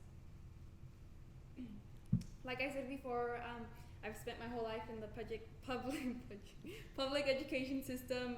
I very much enjoy it. I've benefited so much from it. I mean, I've grown as an individual and I've learned so much. I don't feel limited at all that I'm in a public education system. I actually feel that it's really helped me out. I mean, I've learned responsibility because, you know, I mean, I travel on my own on my way to school. I take the DART bus. I'm able, you know, I get there, and I'm glad that, I mean, my parents don't have to worry about, you know, having to pay a tuition for it because it's all free. And I really don't. I believe that it's a good education system. I don't think there's any. I mean, there might be some negativity about it, but I mean, like overall, it's pretty well rounded. And How about those who attend So, private? my experience is totally different from the last two. I've been in private school my whole life, and personally, it's helped me a lot. I'm a pre-AP and AP student. I've grown in life experiences, and I've met many people, and it just helps me as a person. Yeah, same with Anthony. I've been in private school my whole life, all 10 years of education, and I'm so grateful that my parents sacrificed a lot for me to go to private education, to Catholic school too. You know, growing my Catholic faith. My whole life I've been in public school. It's free cost, and my problem is when I go to public school, I have dyslexia. So I have teachers and friends and family that can help me out. So I love public schools because I have friends that are always around me, helping me with my English, everything, so I can be fluent and I won't get nervous and break down. And I got coaches that believe in me that I can do much more greatness. And So in my case, I attend a public charter school, and before that, in 7th grade, I attended public school. So before that, I did enjoy public education, but as I transferred to public charter, I saw a great difference in the curriculum. I had the ability to advance further in my studies, and so that's the major difference from public and public charter, that they give you more opportunities. On top of that, in my case, I have less students in my classroom, so the learning environment is a ratio from a teacher to 15 students compared to a public school where it could be from a range of one teacher to 20 to up to 30 students. So I think I really much enjoy public charter, but although I do think that public education is great for some students and they really do enjoy that, so I do respect that. And so now moving on to a little bit of our Secretary of Education. Who is she and what are her policies? What does she want for our public education system? So basically, Betsy DeVos is Donald Trump's pick as Secretary of Education. And what Secretary of Education is responsible for? They're responsible for the overall direction, supervision, and coordination of all activities of the United States Department of Education, and the principal advisor to the President on federal policies, programs, and activities related to education in the United States. So with this comes, you need qualifications, you need a good background, and simply Betsy DeVos does not have enough qualifications. So we can look at our last Secretary of Education, John King Jr., Obama's pick. He's had experience as a teacher and a principal in public school, and he was appointed Commissioner of Education for the state of New York in 2011. And in 2011, he was also appointed to serve on the U.S. Department of Education Equity and Excellence Commission. And Betsy DeVos has not been an educator or a principal. She has only been in charter schools, so she doesn't have that view of what people in private or public education would have. And so that would affect the job. To add on a little bit about her, I wanted to bring up the Every Student Succeeds Act, and it requires that states that their education agencies develop an accountability plan, and in order to do that, you have to look at test scores and such, and they need to do that with other people, such as teachers and principals and parents and administrators. If she can't be part of that because she hasn't been a principal or a teacher, then how could she do that on a national level? How could she lead the people who lead her students is what we're trying to get at. And so along with another act that I have an issue with, the IDEA Act, the Individuals with Disabilities Education Act. So like he said over there, dyslexia could be is kind of an education disability. So when DeVos was asked about this, she said whenever they're asked if states should have the right to decide whether to enforce it or not, she said the states should choose. Well, she did not know that IDEA was a federal civil rights law. So whenever she was informed about this by a senator, she said that she might have had it mixed up. The lady that mixes up the Individuals with Disability Educations Act cannot lead our education system. Before we continue, how do you feel about that? That she does not promote that kind of education that other students might need to succeed? It kind of hurts because we have we built a wall. And it's hard for us to learn, so we have to learn so many different ways. So we had to either go over it, around it, under it, any kind of way. So how she just said that, it kind of hurts all of us, and all of us think we're just gonna be pushed away, and we're not gonna get any. I don't know how to say it, like love or like respect as we need. Okay. Well, what I wanted to say was I agree with those that have spoken about how she's really not qualified for the job. I mean, she's talking about how she wants to just add more charter schools and private schools, saying that I forgot what the hashtag was, but it was something about time to end public education or something. Yeah. Y'all know what I'm talking about, Yeah, right? yeah, It's a hashtag that she started. I mean, personally, having been attending public education for a very long time, all my life, I disagree with her. I don't think she has a place to really say that, since she herself has never attended a public school growing up. Her children have never attended a public school, and they all go to college. They've all been to private school. She herself attended a private school. I think it was a religious one, which I'm not against at all, but she has no experience. Like y'all said, she has not been a public educator, and I mean, I just think it's not really her. It's not her place to be able to opinionize. It's not even a word, but say that, that hashtag. It's not right.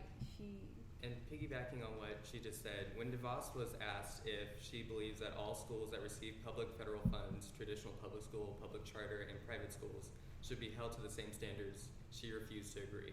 So that just shows where her stance is on public, private, charter, and all the schools. Exactly.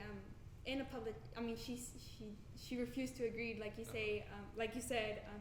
And I think it's like she's belittling or putting those that are in public education below those that are in a charter.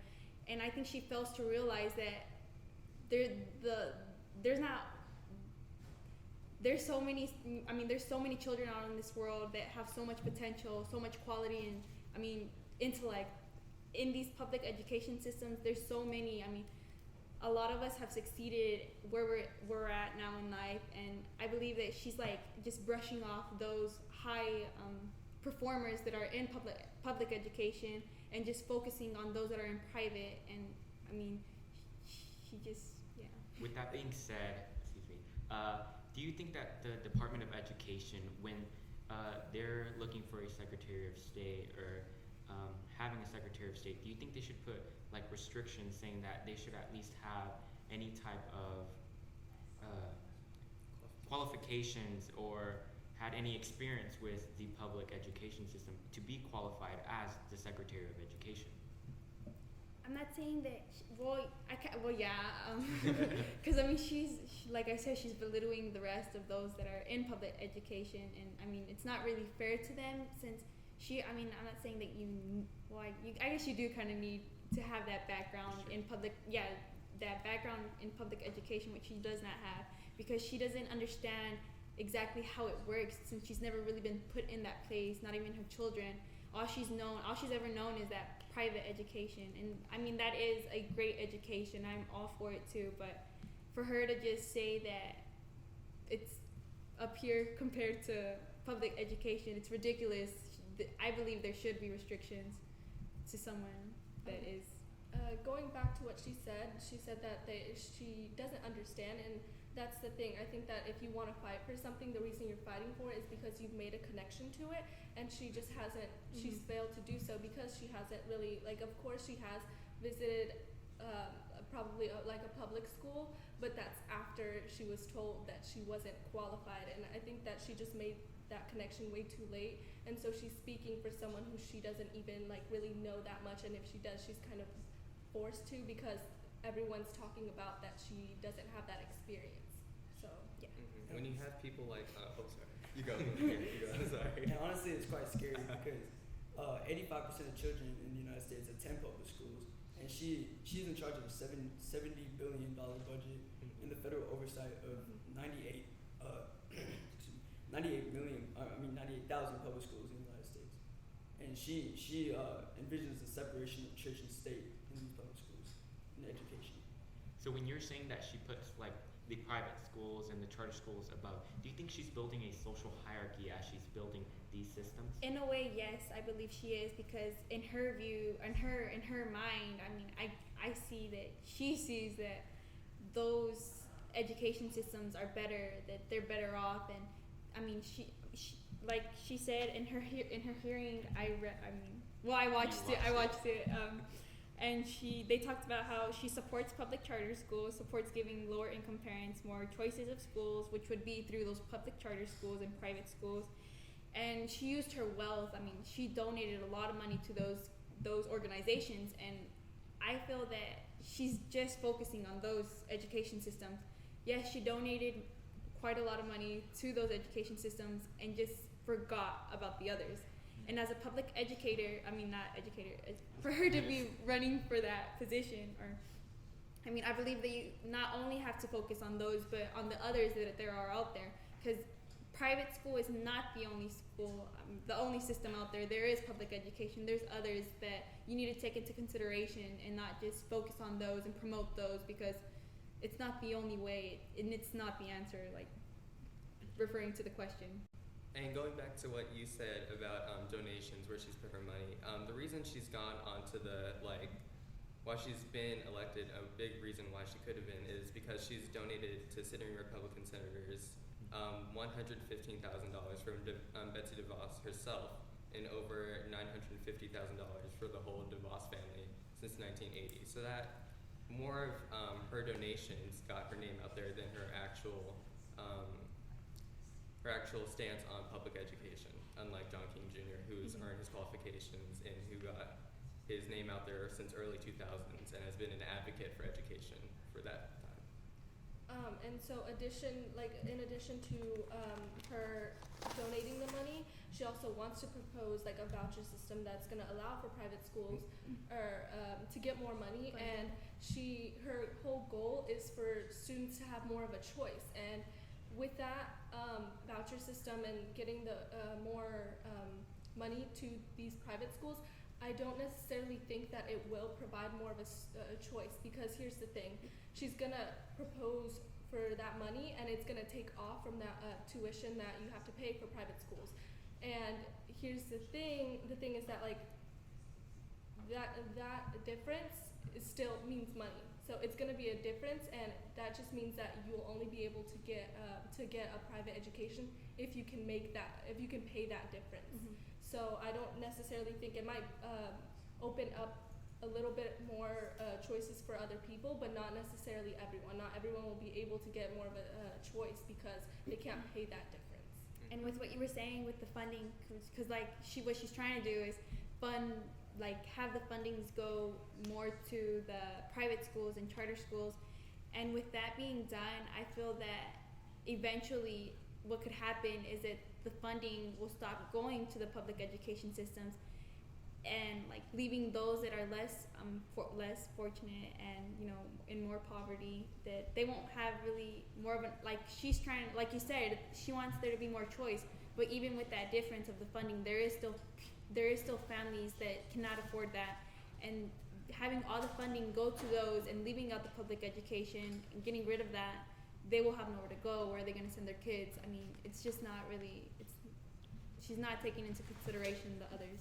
Also, going back to like the vouchers that Leslie brought up, it was like talking about how taxpayers' money would go to the private schools and not to the public systems. But considering that the majority of American children go to public schools, and you're focusing on such a little amount of children that go to private or charter schools, it doesn't make sense really that you're putting all this millions of taxpayers' dollars to such a little percent of children when you should be focusing on the big picture. And to add on to that, she said like taxpayers will pay that money for the private schools. And here's the thing, in the First Amendment, it states Congress shall make no law respecting an establishment of religion.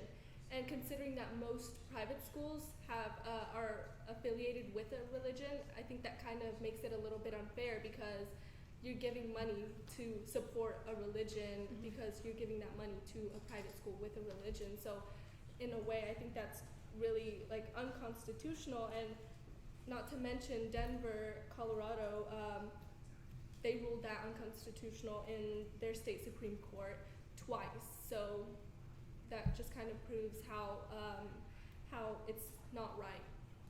And going back to her position as Secretary of Education for the United States, you can't have this massive just overlook of the mass percentage of students that attend private public school, and that's what's happening, and that's what might happen if she continues in this spot. The boss makes it clear that her education policy will focus on privatizing funding and overall destroying public education, just simply to promote like higher test scores, which is not always the case. For example, in Michigan, DeVos pushed her agenda of charter school replacement, and federal data showed in Michigan where she pushed that agenda, it actually failed to keep up with other states' academics. It ranked near the bottom on the standardized test, and it scored worse than their public school counterparts in that area. And also, because like private schools and charter schools to an extent don't have to follow what the district says, they aren't required to follow what with the district, like their rules and stuff, because they aren't getting the money for it from like federal. But like it kind of doesn't make sense, because if you're gonna propose the money for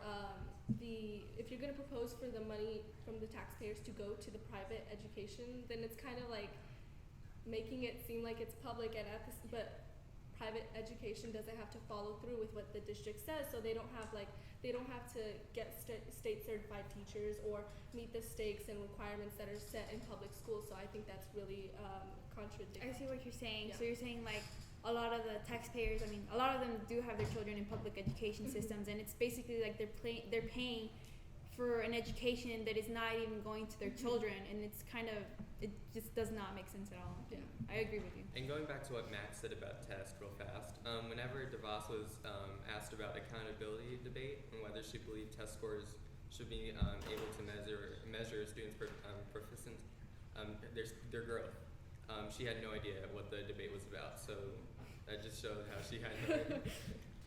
So America is already falling behind in education. What message would Betsy DeVos's policies send to the rest of the world? It would tell the rest of the world that our public education system failed, And instead of like trying to fix it or like trying to come up with solutions, we're just gonna replace all public schools with charter schools. Like that doesn't really make sense. Abandoning it wouldn't help it at all. So we need to solve the problem. We need to fix the problem. We need to help those students. And like was said earlier, the test scores are low. I mean, she failed with her mission in Michigan. Her mission in Michigan.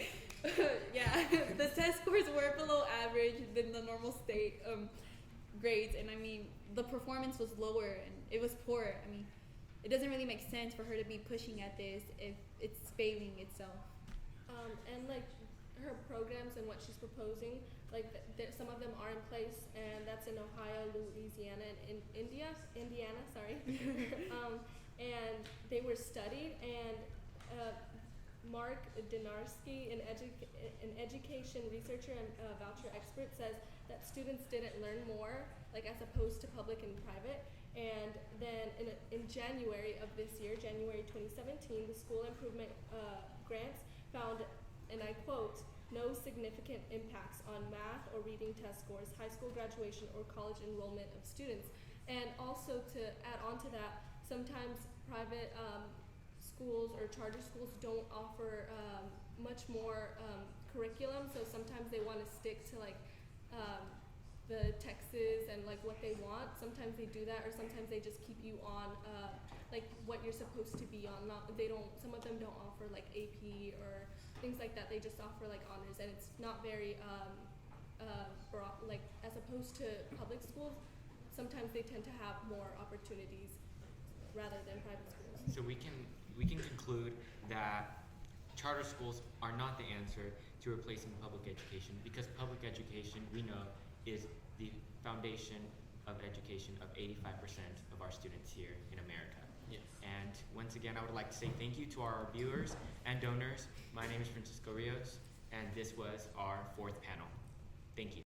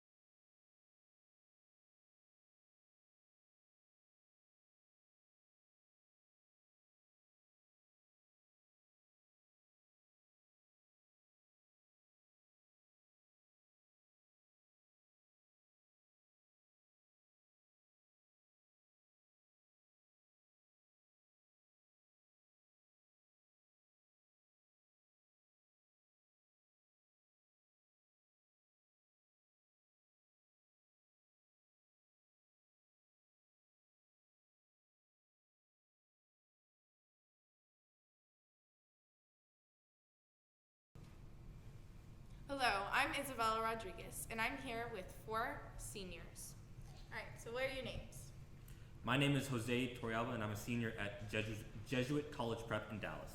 My name is Alexa Laval, and I'm a senior at Ursuline Academy. My name is Madison Alvarez, and I'm also a senior at Ursuline Academy. Fantastic. What colleges have you guys been accepted to? Well, I've been accepted into St. Louis University, Loyola Chicago, University of Texas at Austin, Texas A&M,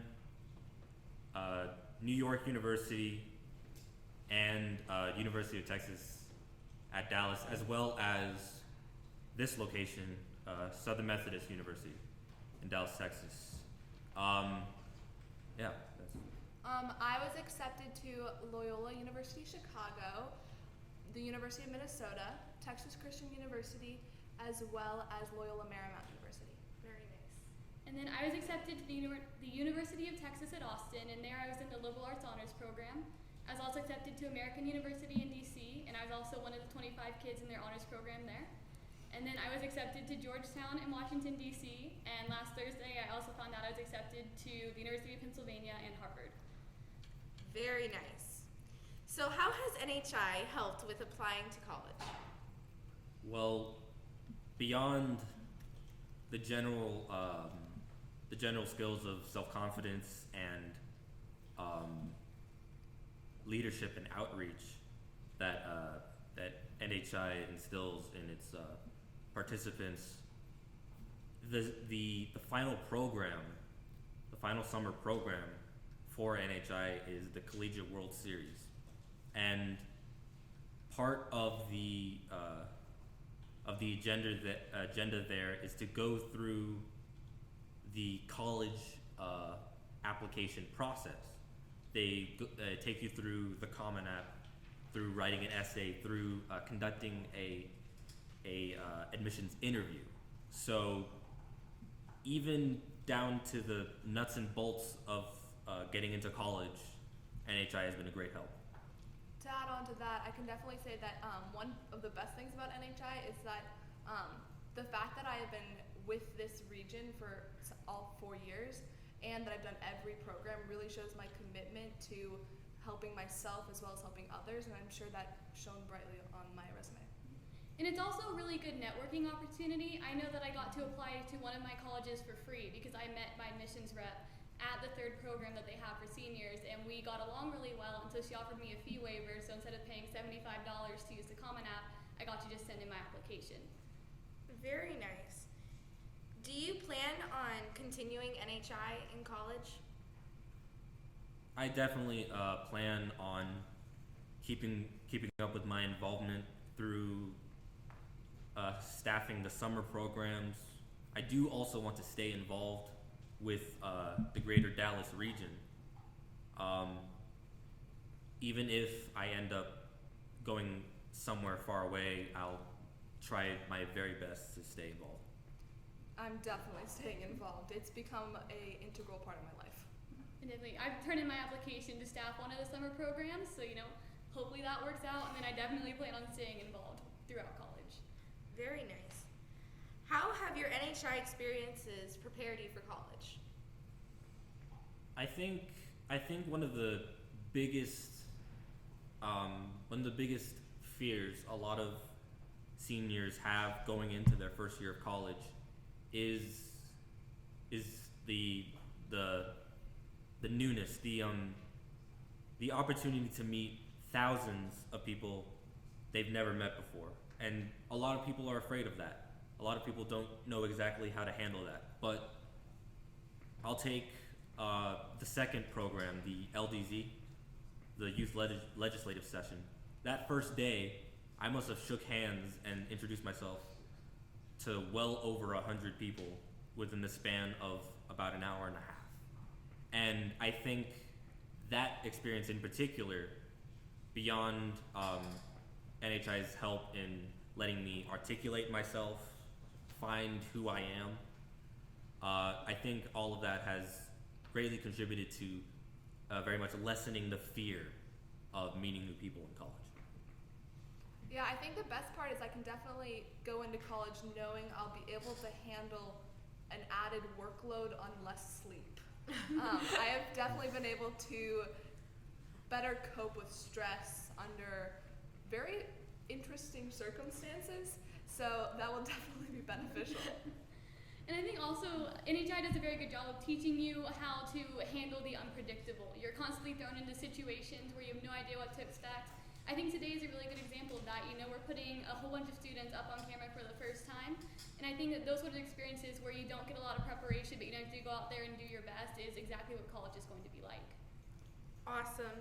So, the big question, where do you guys plan on going? Well, I haven't officially made a decision, but my number one choice right now is University of Texas at Austin. Well, for me, it's funny you asked the question. I just committed to my college 2 days ago, and I'm going to Loyola University Chicago. Congratulations.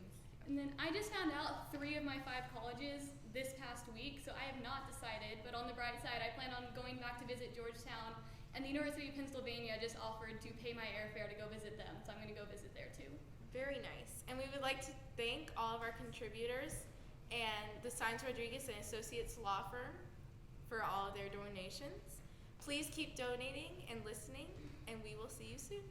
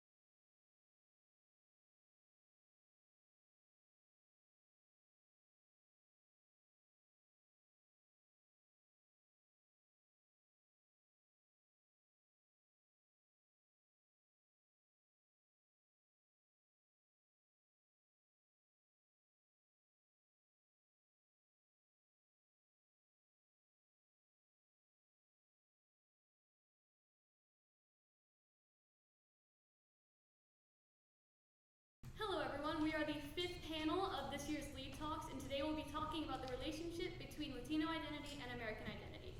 So my first question for everybody here today, do you feel like you have ownership in America? Well, I don't believe that I have ownership in America because I believe that to have ownership that you must be more to be able to watch your country grow and to be able to help your country in any way possible. And me still being in my teen years, I don't believe I do have ownership in America. I disagree with him because I feel that ownership in America is where you make your life, and it's not necessarily watching your country grow, but watching yourself grow in your country. So let's say going to school here, getting a job here, just making your life here and calling America home. I agree with her due to you enroll here and you have your citizenship here, you show citizenship and try to, as she said, enroll and you show responsibility here while trying to get involved here and trying to make it a better place. I agree with that. I think you first must define ownership, and to me, I would say ownership is caring about something and wanting to make it better. So, for example, you could use an analogy of a house. If you own a house, you're going to want to improve it, remodel it, and make it reflect your personality. But if you just rent a house, it's just a place over a roof over your head, and you're not going to maintain it as much. So the same thing for me goes in America. I feel like I have ownership because I care about America and I want to make it a better place. And I think that starts with making sure you get an education and a good background, and eventually you will feel able to share your talents and to contribute. I agree with them because ownership means just contributing. You could do service in America, but I can see his side because we're not full adults yet, and we still depend on our parents. So it's not like we actually have that much ownership and that we can help that much on the development of the country. So. And then for those of you who don't feel like you have ownership in America, what do you think you could do to get that sense of ownership in your own country? I mean, for starters, one would be going into a full-fledged adult. Being a full-fledged adult means that you have more responsibilities, you have more ownership. That means you're able to purchase your own vehicles, your own houses. You're able to get a job somewhere where you can help your country grow more, either it being just simple, just helping to make sure every citizen here has a fair policy in their own mind, and pretty much just having your how do I say this? Pretty much just being able to help your country grow, and not just yourself grow, but just help your country as well. I agree with all of them that say that they feel like they have ownership in America because it is you're already used to the culture of America, and you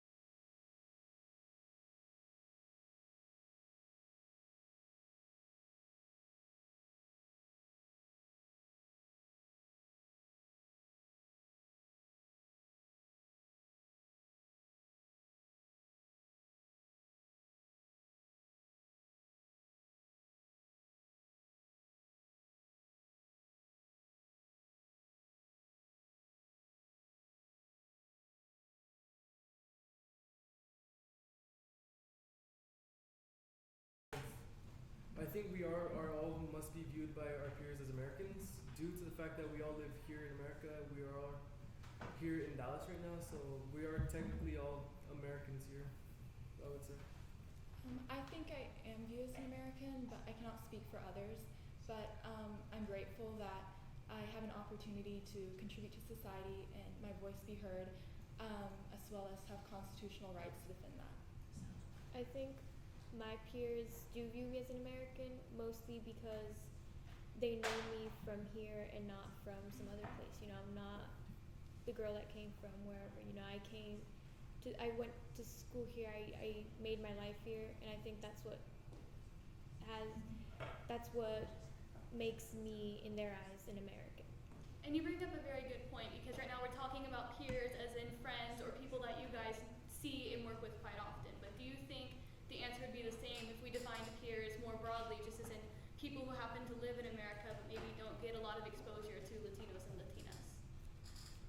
I wouldn't believe that they would think of us as Americans due to the fact that they haven't really experienced our culture yet, and they haven't really, I would say, gotten a chance to see who we really are as Latinos. Yeah, I agree with him because right now there's like this new president. He makes every Latino feel like they're nothing, like we don't belong here. But America's a land of immigrants. Like that's not fair for us. So we should be viewed as Americans too, and not just maybe Latinos, but also part of this country because we belong here. And I think that the way the media portrays Latinos and Hispanics is very influential with those people who haven't had any exposure to that, because they're relying on people like Donald Trump to interpret us, because that's all they know, because they haven't had any exposure to that. So maybe they know what Donald Trump has said, that immigrants are rapists and they're murders, all these bad things that may not be true. And in my opinion, they're not true. Some people may disagree with me, but that sort of part of the media really does affect how people see us. I agree with her due to the media does make us look bad as a community. Being Latino isn't because we may be immigrants, most of us. I can't speak for myself, for anyone here, but I'm not sure if all immigrants think of themselves as criminals, although they do come here to look for better opportunities, better life. They might not have had a good life back where they came from, but that's why they came here, because they believe that America is the land of the free, that we are able to do whatever we want as long as that we're happy. And when people look at the Latino community and they sort of make that judgment, oh, I think this community either is or isn't a part of America, what sorts of criteria do you think that they use to look at the Latino community and make that decision? I think they use the media, as she said, because media is like a really powerful source right now. Also, like people that are in the power, they have a really big influence in everyone in society. So if they viewed us as bad or as good, it's because either media or people in power. I agree with her because, as she brought up, our president Donald Trump wanted to portray us as criminals, as rapists, and the media got a hold of that, and that made a huge impact, I'd say, on the Latino community, because now we aren't seen as Latinos or as neighbors or even as Americans. We're seen as criminals, in my opinion. Okay, and then I'd like to take the conversation now and turn it more to like your own internal experiences. So, have you ever experienced a cross-cultural class as a Latino living in the United States? I have, because my family, all of them are Mexican immigrants, so their culture comes from their experiences in Mexico as children, as citizens from there. And I've had my childhood, all of my childhood, and my future is going to be here in America. And a big part of that was speaking Spanish. So my first language was Spanish. But as I got into school, I learned more English, and I started speaking less Spanish, and I spoke it broken. It was like broken Spanish, and it takes a big toll, because it's hard to communicate with someone as with people that are so close, like family, and there's that language barrier that is in the way. So it's hard to identify yourself as American whenever your family is all from Mexico and they've taught you Mexican traditions and their culture, but also to consider yourself Latino or Hispanic or Mexican without speaking perfect Spanish is also hard, because you feel that you're not in touch with your roots if you don't speak Spanish. And I think that's a big part. That's language. It's a big part of identifying with your Latino roots. I do not believe that I have experienced a cross-cultural clash, but I think that I've been fortunate not to, but I think that has to do with like I've been surrounded by diverse people my entire life. Like when I started school, I went to a school with a lot of nationalities, and people respected each other for that. And the school taught a lot about different cultures and emphasized like the good things each culture has contributed to each other. We learned about culture and origins, but also like cultural diffusion, the good influences that each has had on the other. So even when I moved to schools, there was still a diverse group, and that was still held true. And I think that you shouldn't judge a person on their nationality, but what influence their culture can have on others, and it's going to most likely be a positive influence. I personally haven't experienced a clash between my Latino or my American roots, but I believe that, well, to have a clash like this would be something that could bring you clarity on who you are, depending if you're a Latino or if you think you yourself as an American. I believe that a clash like this could pretty much make you feel like you're not just Latino, you're not just American. It can try and help you clarify what you think you are. It can bring you to a sense of peace, knowing that you could either be Latino or you could be an American. I think you make a really good point there, because I'm using the term clash and that has a negative connotation. But in the end, this doesn't always have to be a bad thing. It could just purely be about your search for identity, and that's something that's very important to all of you as high school freshmen especially. So, I have not experienced cross-cultural clash, but like in my high school, I go to Cristo Rey, and we're mostly made of Latino community, and there are like a few different races in there, but we still like we respect them and make them feel as if they were part of the community as well. I agree with her because in most schools, there's not always going to be just a single race school. Most schools are more diverse. Like for example, in my school, I go to the Biscuit Career High School. We have multiple races. We have a lot of not just Latinos. We have Americans. We have people from other nationalities, and we try to make them feel welcomed to America because they may not have always had the opportunities where they come from to come to learn, to be educated, to learn things. Well, they've come to America just so they can learn, so they can have better opportunities for a better education and for a better life. So, yes. Okay, and then for those of you who haven't experienced a cross-cultural clash, I'm going to ask, do you think that you might experience one in the future as you go through your teen years and spend more time figuring out who you are? And for those of you who have experienced one, where in the process do you think you are of trying to resolve that conflict, and when do you think you'll be able to figure it out as you go through this journey? I think I'm at a point where I'm aware that there has to be like a resolution to am I American, am I Latino, like where's that balance? And I'm not sure where I would place myself on that spectrum, but I know that I've become aware that there is some type of balance that there needs to be discovered, and maybe by the end of high school, maybe in college, I don't know when it's going to be resolved, but I know that there's going to be one. I'd like to add on that I believe that it's important to have a cross-cultural clash because then you can bring yourself more clarity on who you are, you can find your identity more when you have those kinds of clashes. And if you've already had one and you still haven't figured out who you really are, that's due probably because you still can't really get in between of where if you're more American, if you're more Latino, but in a way you're both in a way because after all you may be Latino but you do live in America, so you're in, I would say, I can't speak for everyone, but I would say most people would be in the middle if they haven't had a cross-cultural clash, and as soon as they get one, they'll either be able to decide if they're American or if they're more Latino. And I'll say, if you guys are coming to this realization, that's very important because helping people find that balance and realizing that it is possible to be very comfortable in who your cultural identity is, that's what the National Hispanic Institute is all about. And so as you continue through this process, you'll have more chances to think about this and determine it for yourself, because I think a lot of you are at the very beginning of this process. Okay, and then, does anybody have any concluding comments they would want to add to this discussion? I'd like to add that you may not find your balance on the spectrum, but it's gonna come, and that's just gonna be a part of you. And whether you would identify yourself as American or Hispanic, whatever you want to identify yourself as, that you do need to be comfortable with that, and that's just.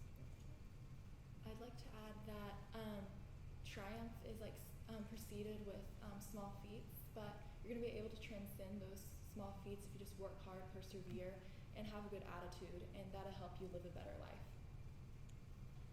I know that we will, even if we haven't experienced cross-cultural clash, we're gonna experience it once, and because not like even though we're in a community that is like us, there's gonna be a diversity of people that are not gonna actually respect them and are gonna judge them. I'd like to say that no matter where you are in that cross-cultural clash, that it's always important more to respect yourself. No matter where you place yourself, if you place yourself more Latino, more American, you just have to remember always to respect your decision. That if you're more American, more Latino, that this was your decision. That no matter what, that you should always respect yourself. Okay, and I believe that concludes the 5th panel for this year's annual LEAD Talks. Thank you for watching, and please remember to donate.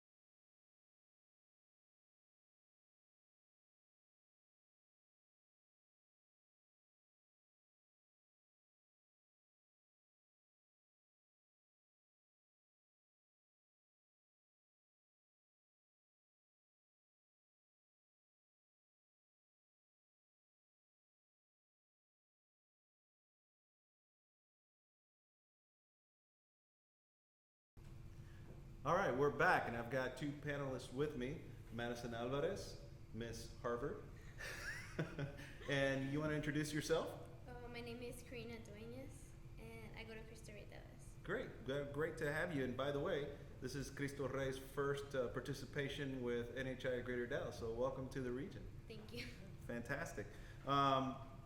So you guys had a very interesting topic in your panel. You were talking about the perceptions of Latino and sort of the image that is being created about Latino.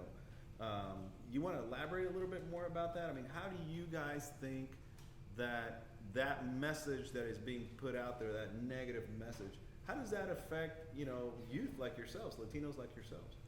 I think we had a very interesting moment last year in NHI when we had the students who were joining for the first time go up and introduce themselves. We told them to make 10 statements describing themselves, and they tended to say their name first, their ethnicity second, and they said, "I am lazy" third. And we never really had such a negative set of descriptions. And I know that they were joking overall, but it was also right after one of the major speeches that Trump gave. I believe it was the Build a Wall speech that he gave for the first time. And so just seeing that impact so directly was really startling. Wow.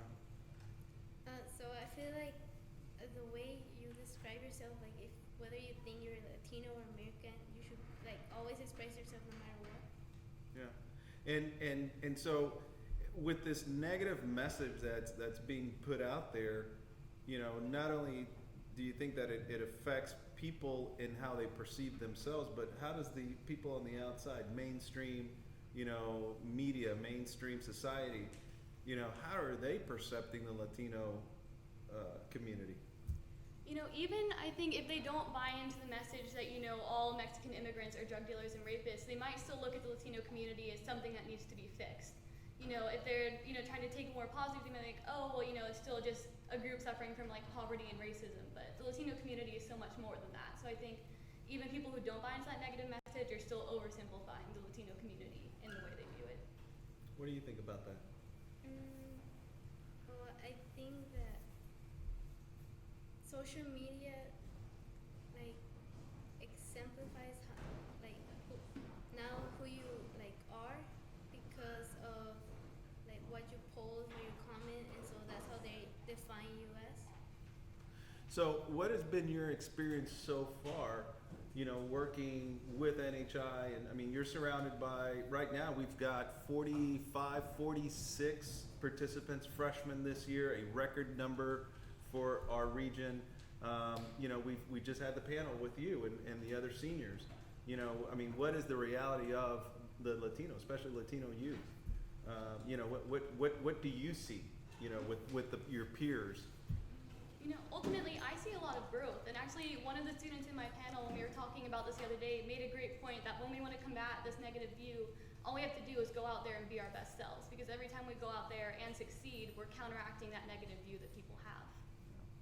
I agree with Madison because being surrounded with the Latino community makes us like much stronger, and we're able to express ourselves. Yeah. And the reality is, I mean, we've only saw 3 samplings of seniors in the previous panel, and we've got folks who have been accepted to Georgetown, Harvard, you know, Loyola Chicago, Loyola Marymount, you know, University of Texas, University of A&M in their engineering programs. So that we've got some very impressive people in our community, and that I think that message doesn't come out, and I think that's part of our responsibility as members of NHI Greater Dallas. So I'd like to thank both of you guys because I think you're a great example of our community, and we hope to have you around for a long time working with us and maybe bringing more kids from Cristo Rey. Madison, congratulations as a senior. Great job for the 4 years that you've been here. And guys, really need you guys to start donating again and getting the ball going. Spread the word, have your friends, reach out to family members. If you've got kids that are on these panels, reach out to Tío, Tia, Abuelita, Abuelito, whoever, you know, and have $5 there, $25, $50. All of it counts. All of it is great money that is used to help these kids continue to be as great as they are. I'd like to thank Winston and Strawn again. They kicked it off with their donation of $2,500. Thanks to Todd Thorson who took care of that for us. I'd like to thank Chavez and Valco, immigration firm here in Dallas. Martin Valco and Nick Chavez, thank you for that contribution of $1,500. Felipe, I don't know who you are, but I appreciate your $25. The Torrealba family, our own Elise Ponce, who is a participant here and is a freshman at NYU. Thank you for your donation. Emily Land, a participant from last year, a senior, right? Or junior? Sophomore at Ursuline Academy, who participated in the great debate last year. Thank you for your contribution. Sainz Rodriguez and Associates Law Firm, of course, Michelle and I's law firm. Contribution is greatly appreciated. Thank you for cutting that check, honey. Maribel Lara, thank you for your contribution. Giselle Bauer, Candy Signs, that's my mother-in-law. Thank you for your contribution. My own son, George Nicholas, who's a freshman at Loyola University in New Orleans. Thank you for your contribution. Cecilia and Vincent Wagner, thank you for your contribution. Luke Cordell, thank you for your contribution. Rico and Natalie Reyes, thank you for your contribution. Izzy, don't know your last name, but we appreciate your contribution. And then, of course, thank you to everybody in the background that's been helping out. Michelle Rodriguez, who is here helping us out. Jose Torrealba Jr., Brian Sanchez, Andrew Perez, Isabella Rodriguez, Judith Bruce, Elena Ponce, all of you guys who have been contributing, Madison, Alexa, all my seniors have also been contributing, and of course, Erendira Dominguez, our project administrator here in Dallas, who's also been helping us out, and everybody who's been here since 7 o'clock in the morning. So, folks, really appreciate your donations. If you can, give us $1. It counts. Give us $5. Give us $10. If you've got $50 or $100 contribution, that would be fantastic. We really need to get beyond the $5,000 mark by noon. Right now, we're about $500 short of that. So if we can get at least $500 within the next, What do we got? About 30 minutes. That'd be fantastic. Thank you guys, and thank you, panelists. Thank you.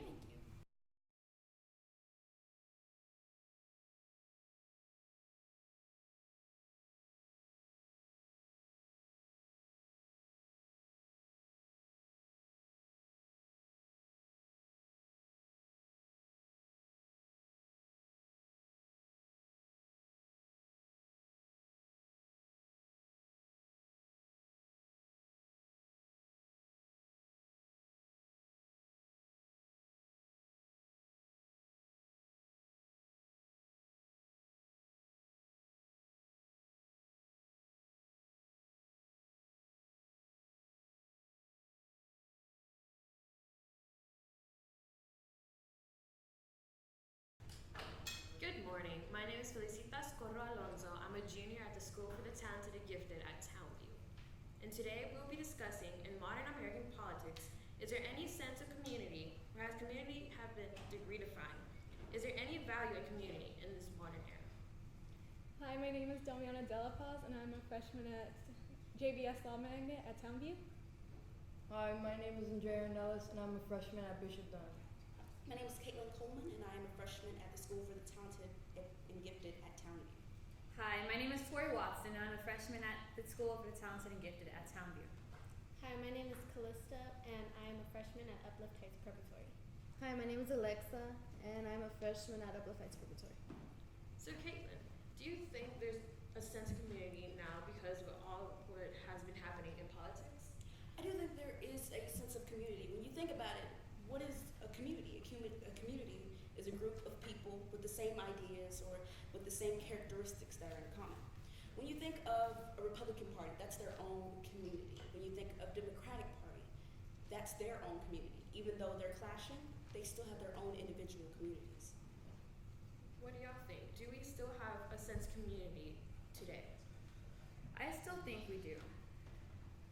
Yes, they are two different parties, but the people then today, like Donald Trump, he's kind of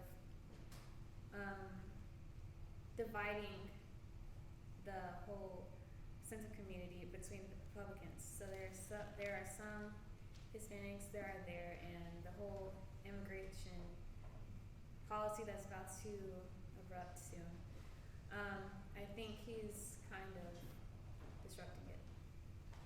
I think that there is a sense of community, and it can especially be seen when there is conflict going on, because young teens are helping to protest, to fight for what their parents came here for, and there's plenty of marches going around for things like the Women's March and things that people really do believe in and think that should happen, which is bringing them together. I think there is still some sense of community, but we're slowly moving on or evolving so that we put ourselves first before our community. I personally believe right now there's really not that much of a community because of the two major parties, which are Democratic and Republican parties, and how their beliefs are so different, and there's such opposite beliefs on things like abortion and same-sex marriage, to the point where people are getting angry at each other about it, and that's kind of ruining the community we once had. Even though it's disrupting the community as a whole right now, in the whole, there are smaller communities that are joining together right now. Though I do think we have a strong sense of community, community values are something totally different. It's a mutual respect and honesty for other communities. See, the Democrats and Republicans are in this death match, and the American people are just really caught into it. It creates a lot of conflict. And problems such as growing inequality and international terrorism affect everyone. Okay, so values are ways that our communities grow together. There are ways that we inform our thoughts, words, and actions. Do you think there's any value in our community today? And if we do, why are they important that we still have them today? I believe there is some values we still have, but slowly they're kind of changing, I guess, because we're kind of losing respect and accountability for our actions, and that's something that the whole nation and the whole community has to work on. And do you have any examples of how we're losing respect in our communities? Kind of how during Trump's campaign rallies, there would be violence, and Trump would kind of yell out stuff that would kind of encourage the people being violent.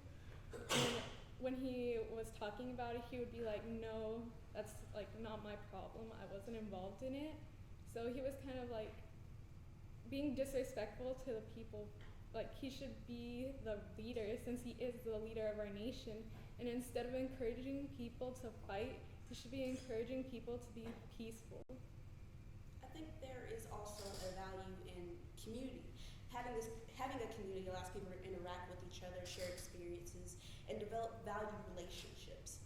See, like in HI, we are a community, and we work together, and we share these different ideas and perspectives, and I think that's valuable. And there, what do you think about everything that's going on now in politics? I think in politics today we're not really a community anymore because we always have different opinions on what we're doing, and I don't know, we're always just fighting. What do y'all think?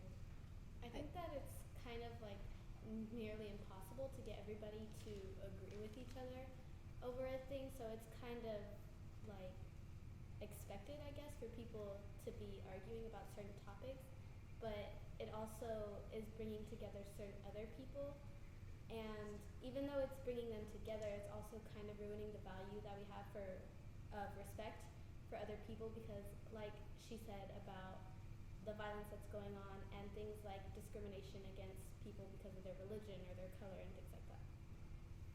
I think people on both sides of the party are constantly fighting and are unwilling to work together, but we have to realize that we have to use that negative energy into something positive and something coming together and come up with some kind of compromise. And today, community is very important, but we are always being separated because someone has a different opinion about something. Like today in Trump, like he always calls immigrants how they're raped, like they bring in drugs and all that stuff, like they're illegal. But he has to understand that we bring ourselves together as a community.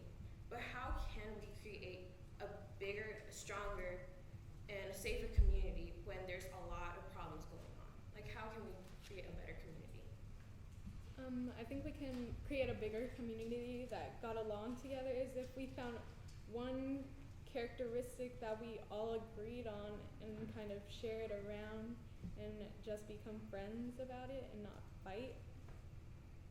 I think we have to realize that there is a divide in our community, and we have to find a way to bring those two communities together on a similar topic that they agree on. And we have to know that fighting against each other doesn't help our own individual causes as well. So, in research I have done about communities, they've said that in order for us to grow as a community, we have to find a path, and the path to strength is community. Even though we might not agree with a lot of the things we said, it's important that we collaborate.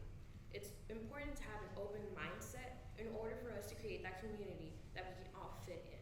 Like what other ways can we create this community? Through organizations like NHI. Also through Black Lives Matter as a common one, and LEAD. Can you expand more? Expanding on that.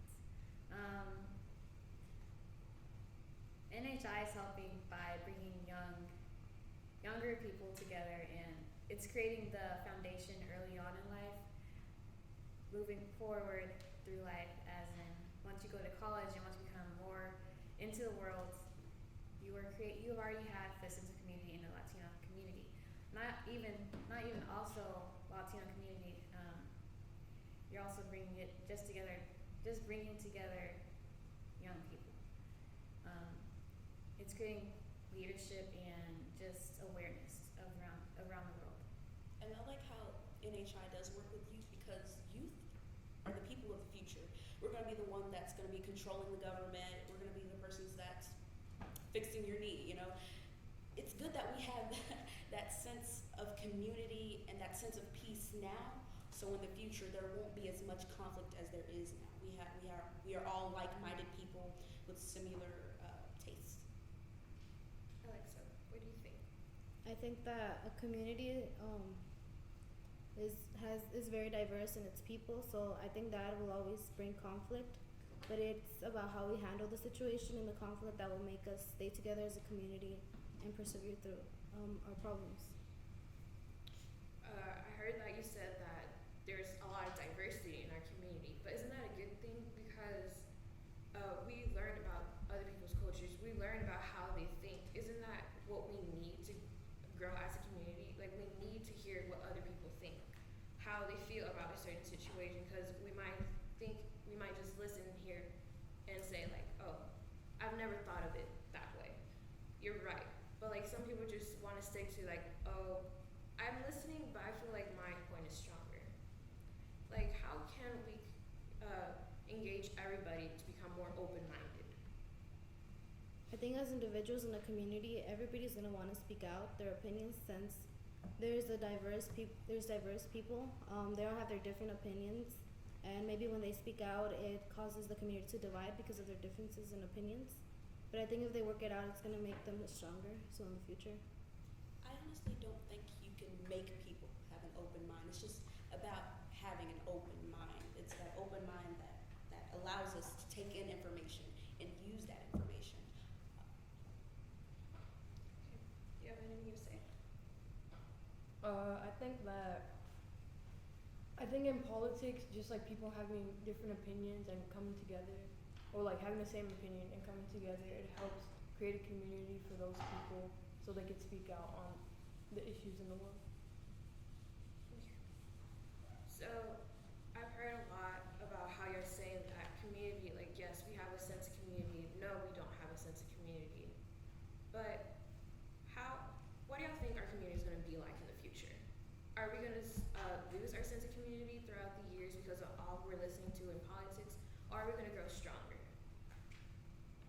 I think like this experience right now and like kind of all the violence, we'll kind of learn and grow to become a better community, and like seeing that violence isn't always the answer, or discriminating against people isn't right, and people will learn that throughout the years, and maybe in the future that we'll come together and become closer. I think that the community that we have right now is a little messed up, I guess.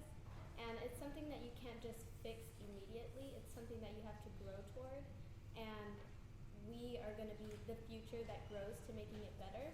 And I think a great way that we're doing that is, like was said, having organizations like NHI and teaching young people that will be the future the way to go through things instead of just having constant arguments or conflicts going on.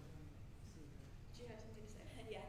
Oh, well, I agree with her when she said it's all about the youth and educating the youth on what sense of community looks like and what it is. And we have to think about the future. And we are the future. And if we educate our youth now, then our future will have a stronger sense of community.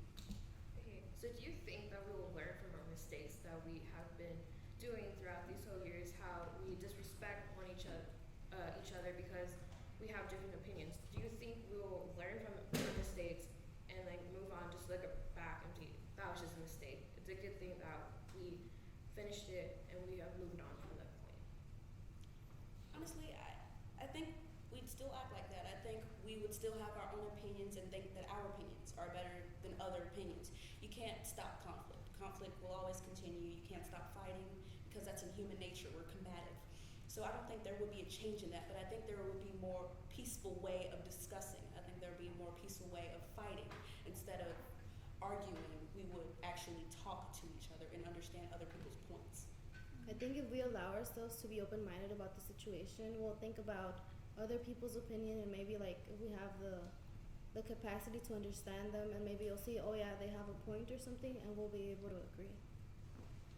I also agree with you on like the part where conflict will never like go away, because everybody will conflict because not everybody agrees on certain things, But again, like you also said, I also believe that we'll kind of adapt better to it and kind of mature in a way.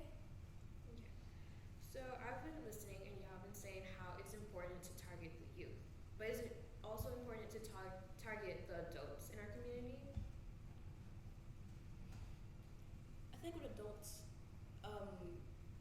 you would have to convince adults, because they are managing us now. But they already have their own opinions and their own set of minds, and so it'll take a lot of actual proof to actually change an adult's mind, especially if it's coming from youth. Yes, because I asked that question because many adults, they are parents. They're the ones that teaches us the ways that they learn from their parents. So no one is born racist. No one is born to be mean to someone. They learn from each other.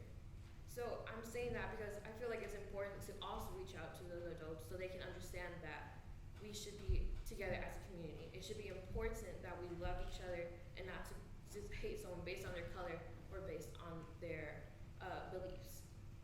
I agree. I think that it is important to reach out to the adults because without them, none of us would be here right now.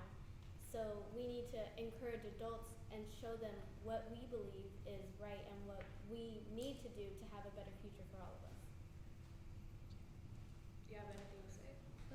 Well, I agree with that. That we do have to teach the adults, and that we need to learn and grow like ourselves, so we can teach our children and the next generation how to act and like not to be racist or to discriminate against people, and to show that it's wrong. And fortunately, a lot of us were raised with not learning to be racist to others. Okay. So what do you think when you're older? What values will you teach your kids or your friends or anything else? Like what are you going to teach them so we can create a better community? I think being acceptable to other people's culture or their background and then understanding them, but be able to have your own value and standard upon that as well. I think the best thing that you can do is just share your opinion, say how you feel about certain topics, educate other people on your way of thinking, because you can't change anyone else's way of thinking if you don't have any proof. What I would like to teach them is to not be so close-minded about stuff and to always be respectful of others and their culture and their background, because we don't know how their background was, and to form your own opinion and don't let others change it. And Daryl, what would you teach in the future so we can create a better community where we all can feel safe to say anything we have in our minds? I would teach my kids to always have an open mind and to always respect others' opinions and culture. Okay. Alexa? I think I would teach them that they should always help out in their community and to have an open mind about everything. And maybe if like people disagree, if it's like in a rude way, I think they should just like stay quiet, keep their own opinion to themselves. But if it's something they truly stand up for, like if they believe in, then I guess they could put their opinion in. Yes, also basing off of how you said that probably not to say what they think. I feel like it's important to say what you need, what you believe and what you think is right, but you need to find a way to say that so it won't hurt the other person you're discussing. Because it's always important to be like, yes, we disagree on some things, but it's important that that person doesn't feel offended in any way. We have to always try to think and try to rearrange our words so it doesn't offend the person, because most of the time we just speak and don't think of what we're saying. And in some situations, I think there's a right time just to stay quiet, have the prudency to just not say anything depending on like how the situation is. Yes. So what problems do you see today in our communities? Young, including our youth, our adults, anybody, like what problems do you see that are constantly happening today? Problems that I kind of see today, and it's a big one, is respect on others. Right now, like people just aren't respecting one another because they're different than them. But we just need to learn to be more open-minded to things. And there's just a lot of hostility. There's a lot of anger in people, and that causes distrust. You don't even want to leave your phone in the car because you think someone will break into it. Like, that kind of distrust really affects a community, and it really tears it apart. Do you see any other problems in our communities that are happening constantly, and it seems like every time we try to fix it, it just comes back? Tying into what Kaylin said, hostility, there's a lot of anger. Not anger, but a lot of distrust. Also in education, I think that's not being implemented too well. It's improving, but not as much as it should be. So you mentioned education. What about it? Education. Right now, it's being implemented, as I said earlier, but it's not really improving as much. There are still people who are not respecting others and treating each other with how they should and accepting who they are. You can also think about dropout rates actually increasing in lower class neighborhoods. And how does that affect the future of our youth if they think that education isn't even important? True. There is having a lot of dropout rates, but we are trying to fix that so we can provide education to everybody, because it's important, because we don't know what everybody's capable of. That's why we need it, so they can grow, so they can teach us that I might come from this community, but I have a lot of potential that y'all might not see in me. Because sometimes it's hidden inside the person, and it's important for them to show it. So do you have anything else you want to say about community? And how I think that in today's community, people obsess over themselves, so like over their individualism. So they want to be the top of their class. They no longer do something to help others. Like, for example, there's a lot of homeless people out there.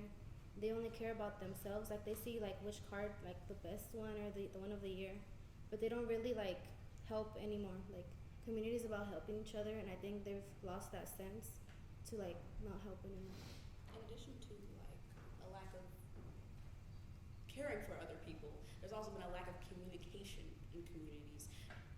There isn't a lot of talking. People don't talk. They just on their phones all the time, thinking about themselves. There's no room for communication because they're so busy with themselves.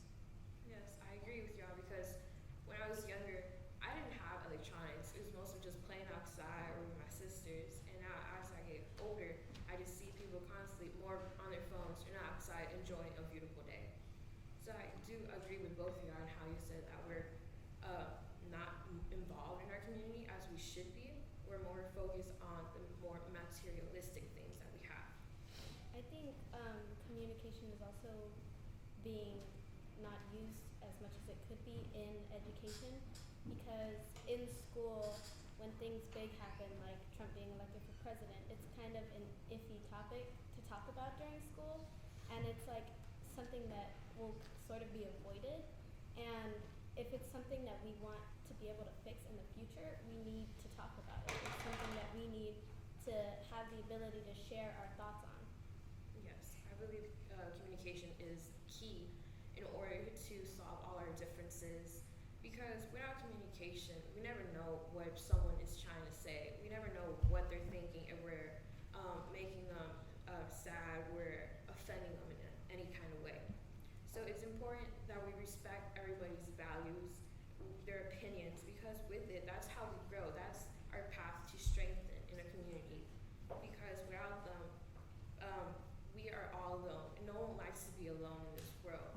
People might say, yeah, I like to be alone, but truly, like, you want someone to be there by your side, so you can have some kind of support.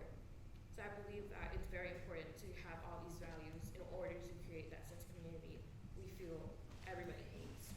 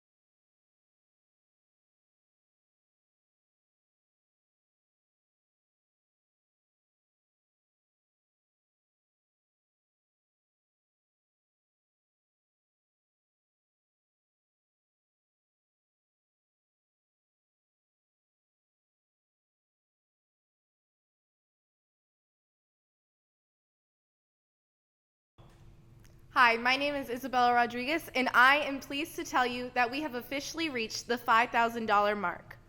We are halfway there, and we would like your donations to keep on coming. Next, our next panel is going to be a parent panel, moderated by Michelle Saenz Rodriguez. Keep donating. Thank you.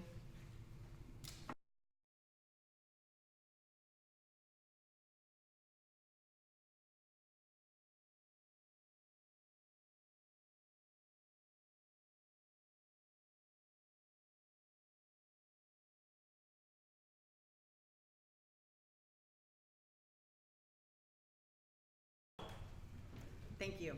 Good afternoon. My name is Michelle Saenz Rodriguez. I am a parent and a volunteer for the Dallas NHI of Greater Dallas. And today we have several parents here with us. We dragged them into a panel, but they are also volunteering. And thank you all for being with us. I'm going to start with everybody going through the table and just introducing yourselves real quickly. We'll start on this side. Hi, my name is Judith Anderson Bruce. I'm Miguel Vasquez. Alina Ponce. Faye Corso. And so all of you, I believe, have children that are participating in this panel today, right? In the process this afternoon or this morning or all night? All right. So tell me a little bit, and anybody can go first, but tell me a little bit about your NHI experience so far. Okay. Well, I can start probably. I'm probably the senior parent here. I have a daughter who is already a freshman in college. She went through several years of NHI and her experience was great. I have a current son who's a junior and he is loving it, NHI, and I'm seeing so much growth in him. So I'm excited to be able to, as a parent, participate and donate some of my time to kind of really support all these kids that are just, they're wonderful kids. So. Anybody else? Well, I was a participant of LDZ back in '86, I think. And so I have a son now that is participating, and so far so good, enjoying the results, the community, the participation in the Hispanic community as well as at the schools. So I think this is a great experience. Thanks. I have a daughter that just started a few months ago. We were not familiar with the program, and it has been just a very positive opportunity for our daughter to learn more about some of the really important aspects of her culture, get more of a sense of belonging, and we are very happy with what we have seen so far. That's wonderful. I have a daughter. She's a sophomore. This is her second year. She participated in the Great Debate, had so much fun, has grown as a person and just in her confidence. I've also seen her learn more about her culture, and I mean, the kids here, they just form a community, such a bond as well. It is a wonderful community, and for those of you out there watching, I think what's important to know is that these panels that you're seeing today, this is the first opportunity that these kids have had to work together. We had our first meeting less than a month ago, and these students have come together. They have created the topics that they have been discussing this morning, and as a parent sitting on the outside and watching, I know I've been extremely impressed with the level of dialogue and the issues that are serious issues that they've been talking about this morning. Have you all talked to your children themselves about any comments they may have had over their last couple of weeks here with the program? Well, a little bit, yes.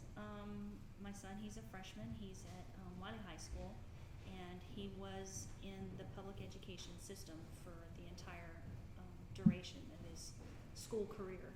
I have a daughter who was in private school, private Catholic school, and she experienced a lot of different things as opposed to the public education system. Being in the public education system, just hearing the panel discussing some of the things that are out there that's being proposed, that's being looked at. We talked about it, just, you know, the differences, private school, public school, some of the things that were offered in the public system as opposed to the private system. In the private system, with some of his education needs for his dyslexia, going into the private school, in the private sector, we had to pay extra if that was the route that we wanted to go. we had to make transportation arrangements to pull him out of the class to go to the public school so he can get the services that he needed.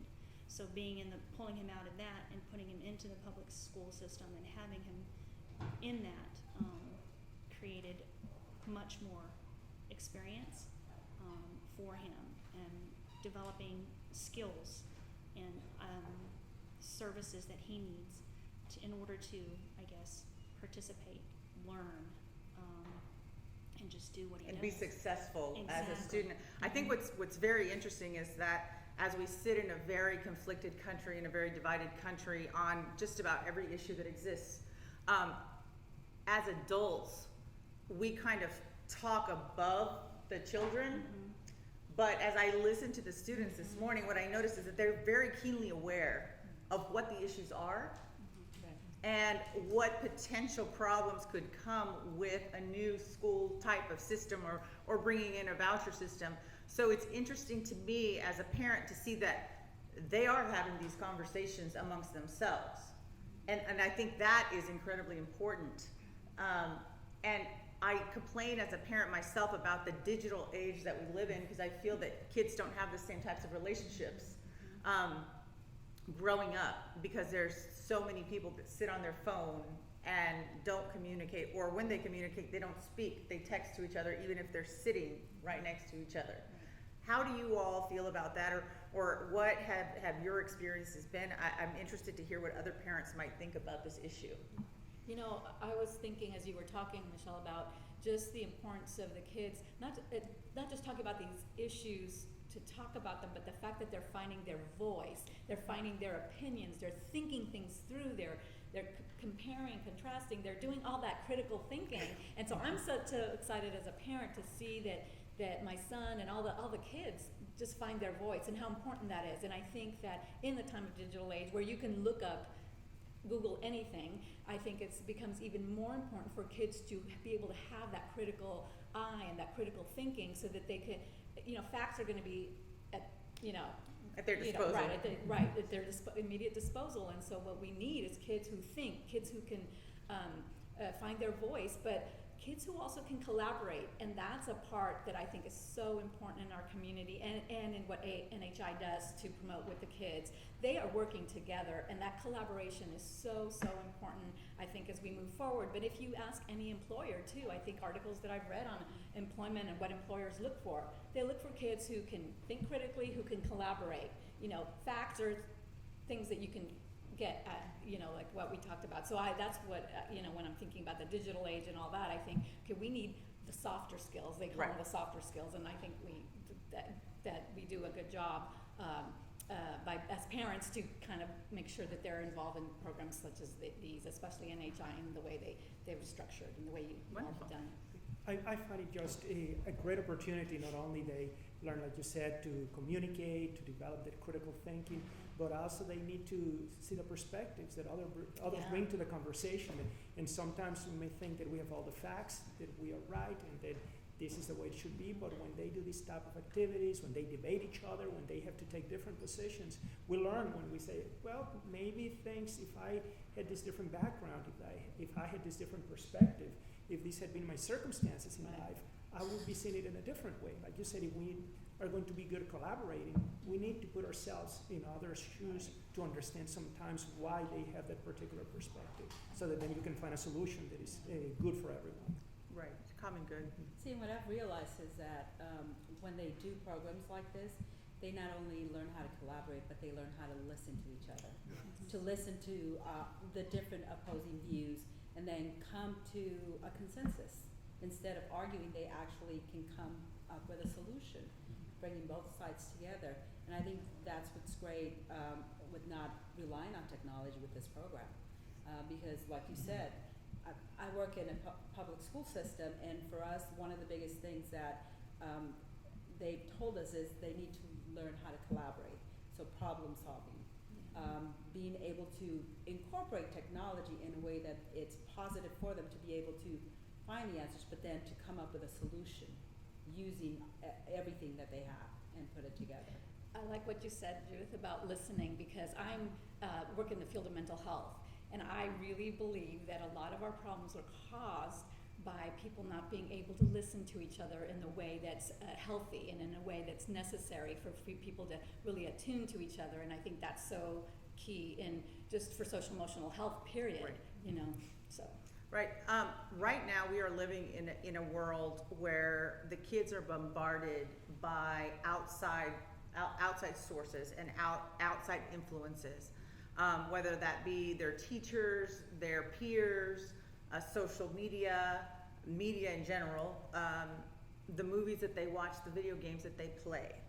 And right now, we hear a lot about America first. And it has become, for lack of a better word, the anthem of the last 70 days, let's say. So I would like to ask you as a parent, how do you think your children are viewed by non-Latino peers today? Do you think, have they experienced any difference? Do they feel as if they're part of the American experience and a part of America first? Or do you think that any of them have experienced a cultural clash and maybe are trying to decide amongst themselves who they are? That's a mouthful right there. Yes. I will probably say with my daughter, I think for her, she hasn't experienced it herself, but I know she's seen it with other kids that's happening to them, and so she's trying to come to terms with it, because she's like, we're supposed to be the melting pot. We're supposed to be all inclusive, and here we are dividing according to races. And so for her, it's kind of hard to try to come up with a solution. What can I do to be part of the solution and not be part of the problem and add to all this divisiveness that's happening around her? I definitely think it's a process, and I think it's been a process for my son, because if you ask him, he'd probably say, no, I haven't experienced it. But when I've seen interactions, I know where certain statements come from, and,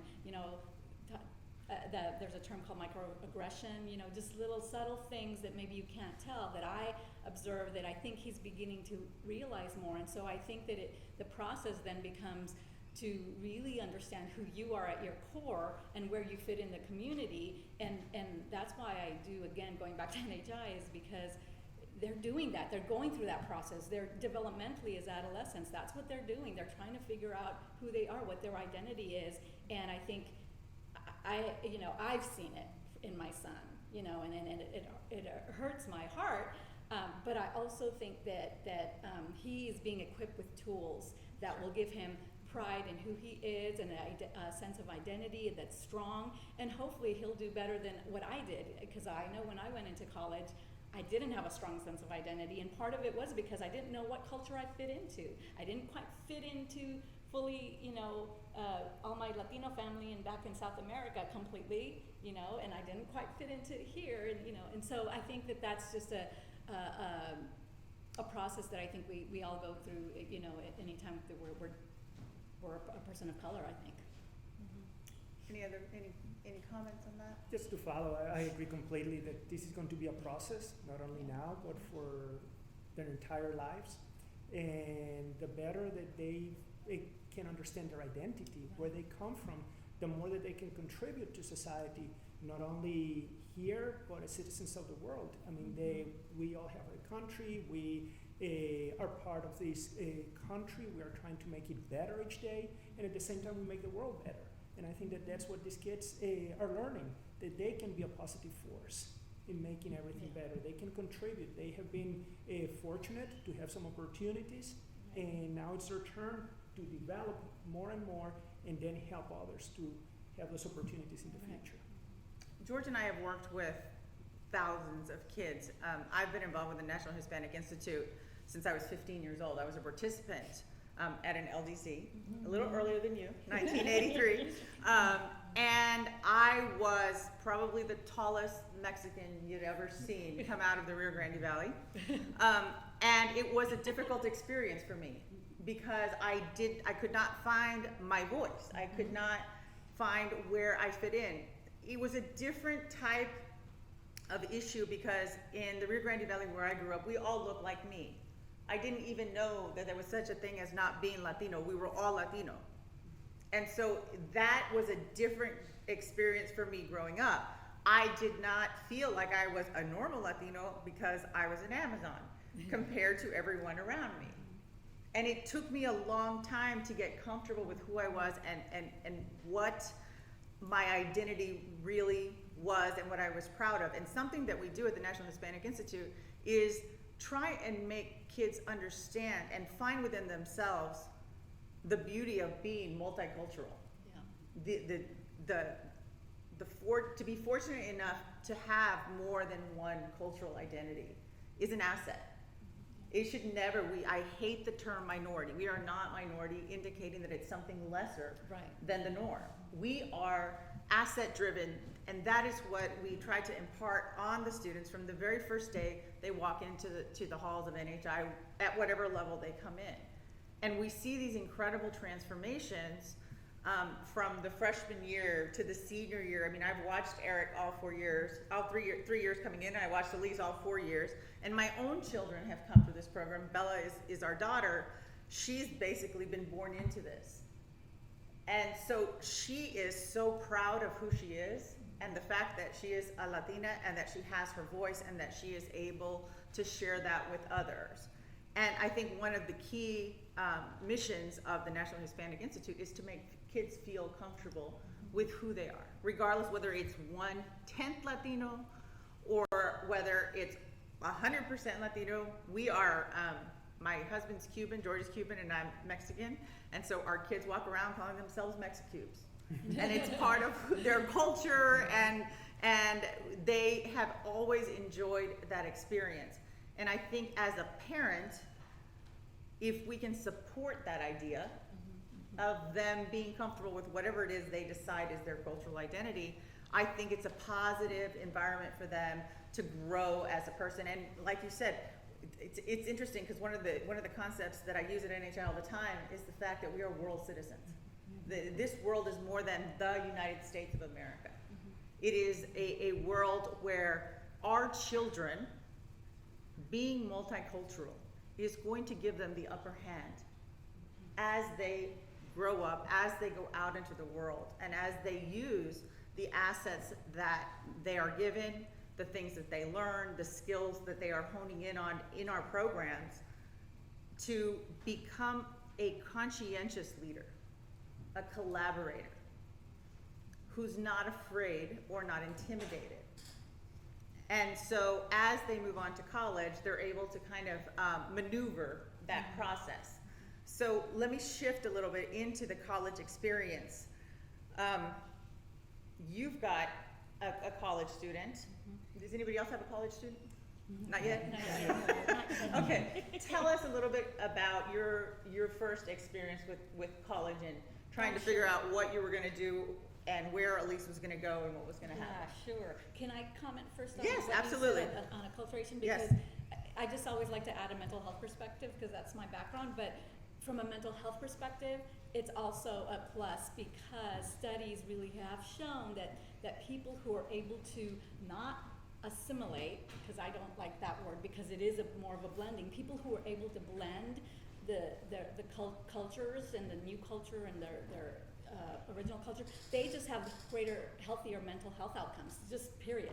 The mental health outcomes are richer and better for people who've been able to see it as an asset. Well, see both of their cultures as an asset. I think in this day and age, the pressure that has been put on our students that creates a lot of the mental health issues. Yeah. I don't remember growing up with all of this anxiety, depression, and these are real experiences that children have.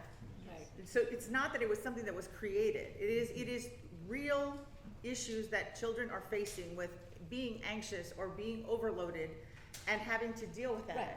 And I think that might have something to do with the pace at which we move. Yeah, no, today. I definitely think so too. But the mental health aspect, even as parents, you always have to be vigilant about what's happening with your child and keeping those lines of communication open. Exactly. Yeah, just that mental health aspect. Then with going to college, I mean, so it was that was a good experience. I mean, Elise was able to get through. The hard part of it, well, I'm saying it's a good experience looking back on after the first semester, because first semester it was a real struggle. But I'll tell you what was key to me. It was a struggle for her because I think she was like, I'm ready to soar. I think she didn't realize how important her roots were. And she got to New York. She's at NYU. She got to New York, and all of a sudden she was calling me every single day. And she remembered that her family's important. She remembered what her roots were. And that, I think, has made her now, she's good. She's good. But we struggled at first, but I think it was because of those roots that sometimes the kids forget. And I think it ties back to what we're talking about in terms of who we are as a culture, as a community, in the networking that we're able to do, and with the kids are able to have with groups like this. And I think she's so connected to kids that were her, where her roots are. And so I think that's been what's helping her kind of navigate, finding herself and figuring things out for herself. And I think sometimes that's what it takes. And I don't know what your individual college experience was, but leaving home, I know I grew up in a very small town in the Rio Grande Valley where I never really thought I would stay there. I wanted to get away. I look back now and I think that the Rio Grande Valley is one of the best places on earth, and I'd love to live there and raise my children there. But when I was there, I didn't realize the gifts that it brought, and I wanted to get out. Absolutely. I relate to you because I grew up in Brownsville, and I was so ready to leave. And then I got so homesick when I left. I went to the University of Houston. I was so homesick I couldn't function. So I went back home, and I got my degree from UT Pan American. But I had to go back to the Valley, and then once I'd gotten it out of my system, I was ready to leave, and that's why I'm here now. Yes. And I think timing is everything when it comes to that. Definitely. Yes. Anybody else on their own college experience? No, I grew up in a very small town, George West. You drive by it, you miss the whole thing. If you don't take the exit that you're supposed to take, you'll miss it. And then going to Baylor University, just a wonderful experience. But I lost myself for a little bit, because I was a little Mexican going into Catholic, going into a major Baptist university, and meeting all the friends, and I didn't really speak Spanish much. And when I tried to and took the courses, took the classes, my friends, my roommates, were all Anglo. They were all white. And when I wanted to try and talk with them and speak with them just so that I can learn, that didn't go well. Because I was made fun of. But all in all, it was a good experience. Met a whole bunch of people. Where I grew up, small town, you were either white or Mexican. So when I went to school, to a major university, I saw everything and experienced everything. So it was a. And you had to figure out who you were and where you fit in. Exactly. So it was great, though. I mean, my experience is different. I grew up in Puerto Rico, so that's the best of both worlds. So we had, that. But one of the things you learn is you embrace your culture and feel proud about it, and then also embrace what is new and the new opportunities that you have, and ideally try to make the best, realizing that it's not a choice, that if you do so much of this, then you don't have anything left for the other, that there is just an unlimited amount of commitment and unlimited amount of what you want to do and contribute and absorb and benefit from, and then hopefully offer to others. So it's, as I say, it's the best of both worlds. We're lucky. I'm going to ask you all a question about your own child. If you could impart one piece of knowledge that you actually believe they would listen to. Not now, but you look back and you're like, oh yeah, that's what my mom said and she was right. And I tell my son this all the time. He's gone to college, and I tell him, I was right. And he'll say, yeah, Mom, you were right. So there's a lot of wisdom that comes with it, and I learned myself from my own mother, who had so much wisdom, who gave everything up of her own education so that my dad could go and get his PhD while we were still going to school, and she gave everything up herself so that we could have that opportunity. And she never complained a bit. Her gift was, if my children are successful and they're out there and they're happy, then I've been successful. And so I'd like to know, for each of you, if there was something you could impart upon your children, what would it be? Anybody? Think about it. I mean, I could, the biggest, I guess, advice my dad ever gave me, he was like, we're not rich, you know, the only inheritance I can give you is the inheritance of a good education, because education is going to take you wherever you want to go. That must be in the Latino Dad Handbook. Yeah. I guess so. I remember hearing that too. Yeah, so I mean, that's always stuck with me, and that's what I try to tell my daughter. It's like, you know, the best thing I can give you is a great education, because that's going to open doors for you anywhere you want to go. I think mine is probably a cliche that probably I would want to expound on. You know, just don't forget where you come from. But I think that's because of the importance of being able to be grounded and rooted in something that's about connection. It's about family. It's about, you know, who we are. And I think that is important. I think that is really part of why Ellie struggled her first semester, just trying to figure out. She, like you said, got lost. She got a little bit lost, and when she got grounded back in that, I think that was what she needed, and so she's doing fine. And so I think just that piece of not forgetting, you know, that they are loved, that they have who they are and where they come from is all about, you know, that care and that love that we have for them, and then in the Latino part of who we are as well, the cultural part too. I would say gratitude, because, you know, we have so much. Sometimes we focus on what we lack and what we don't have, but we have so much in this very time in history, this very place that we are, and just for them to just be grateful and make the best out of it. That's a good one. Be grateful and thankful for what you have, and you build off of that. Education, most important, because if you don't have that, you don't really have anything, you know. But whatever it is that you do in life, it's going to be important, because you're a small piece to a huge puzzle. I think that's true.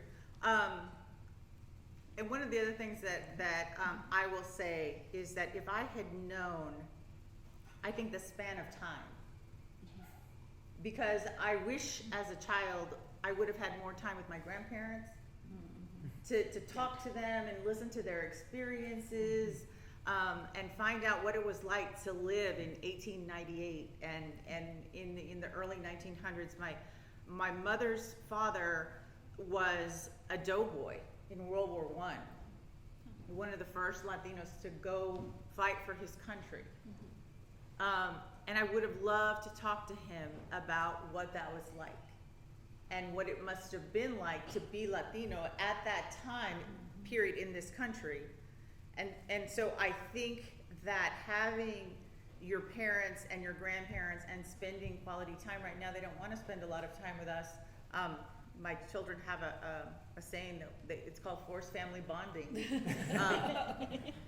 Because sometimes we kind of just pull them out and say, look, we need family time, this is what we're going to do. And I think at the end of the day, they'll probably carry on the experience with their own children, and say, well, Grandma and Grandpa used to make us do this, so we're making you do it.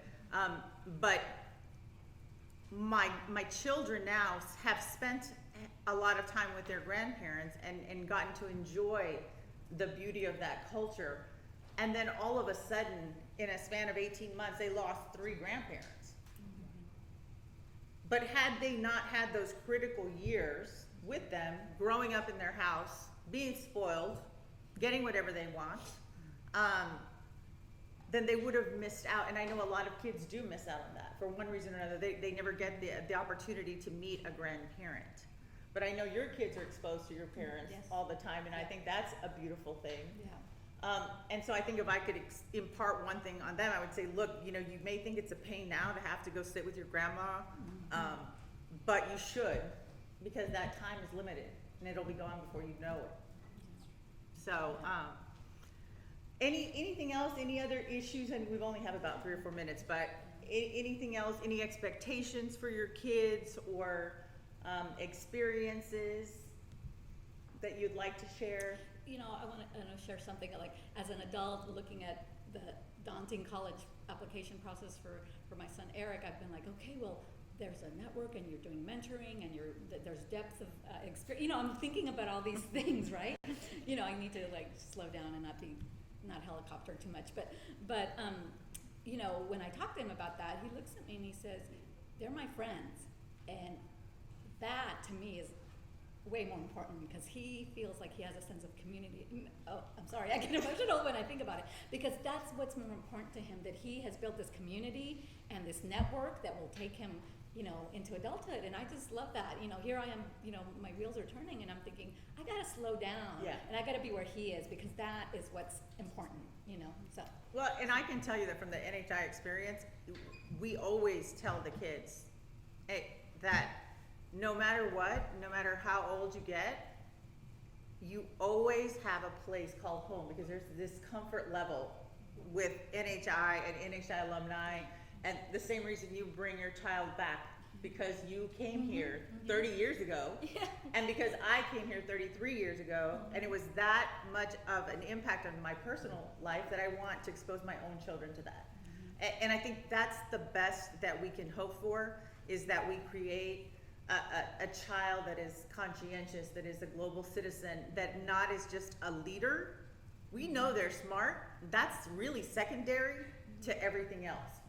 Because colleges are gonna have lots of smart kids, but what they're not gonna have is they're not gonna have engaged students. They're not gonna have world citizens who are aware of what's happening at all times and who are able to, on a dime, sit in a round table and discuss the critical issues and be able to have, you know, a good dialogue. So thank you all for being here. Please donate. I gave up my Starbucks today so that I could donate to this organization, which is so important to me, and to everyone that's here. These kids are amazing. It blows your mind to sit in this room and watch them do this. Behind the cameras, you all can't see, but I can tell you that this is all student run. There is not one parent trying to make things work. They are doing it all themselves, and they've done an excellent job. So thank you to everybody behind the scenes, everybody, all the parents that have volunteered. We appreciate you being here on a Saturday morning, and late into the night. We'll be here till 9 o'clock. So please don't forget to donate, and we appreciate anything you can. Thank you.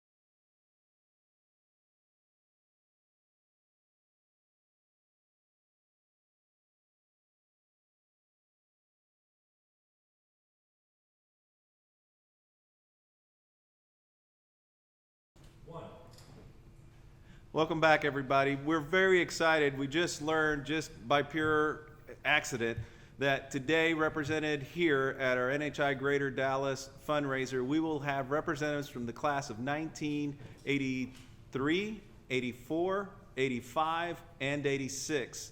And all of these individuals are parents, and they now have their kids. So now we've got a lot of legacy being represented here at NHI Greater Dallas. If you're interested on the rest of the lineup for this afternoon, I can tell you that the next panel, I'm very excited about this panel because we've got our young professionals represented. Our young professionals are NHIers who are now into their careers or starting their careers. They're going to be in a panel mixed in with some of our high school students, which is really cool because these are our older students who are either sophomores, juniors, or seniors in high school. And they've got a discussion that they're going to have in about 2 minutes. But later, Ernesto Nieto, the president and co-founder of the National Hispanic Institute, will be here. I'll have him lead the panel with our 80s group, the Clásicos. It'll be an interesting discussion. He says he wants to ask him about community social entrepreneurship and see how that goes across with these Clásicos from the 80s. After that panel, around 1:30, we should have Sam Moreno's family here, and we've got a very special tribute for Sam. So I hope you guys tune in and see that. It'll be a very special moment for us here as a region, as an NHI chapter. So stay tuned. We appreciate all the donations. It's phenomenal. I thank all of you who have donated and gotten us already over the $5,000 mark. We are halfway there, but we are not there yet. We still have $5,000 to raise to hit our goal. If we can get over our goal, that'll be fantastic. That'll give us the opportunity to do more here in the region with these students. Everybody's been super impressive. You've seen what these parents have had to say about the program and their experience with the program. If you are interested in contributing, it's going to be fantastic. You can donate through the website there on the donation button. If you want to contribute in other ways, you're welcome to do that. Also, if you know a freshman who'd be interested in joining our team, please let them know and have them contact me as soon as possible. All right, thank you all very much. And now for our next panel.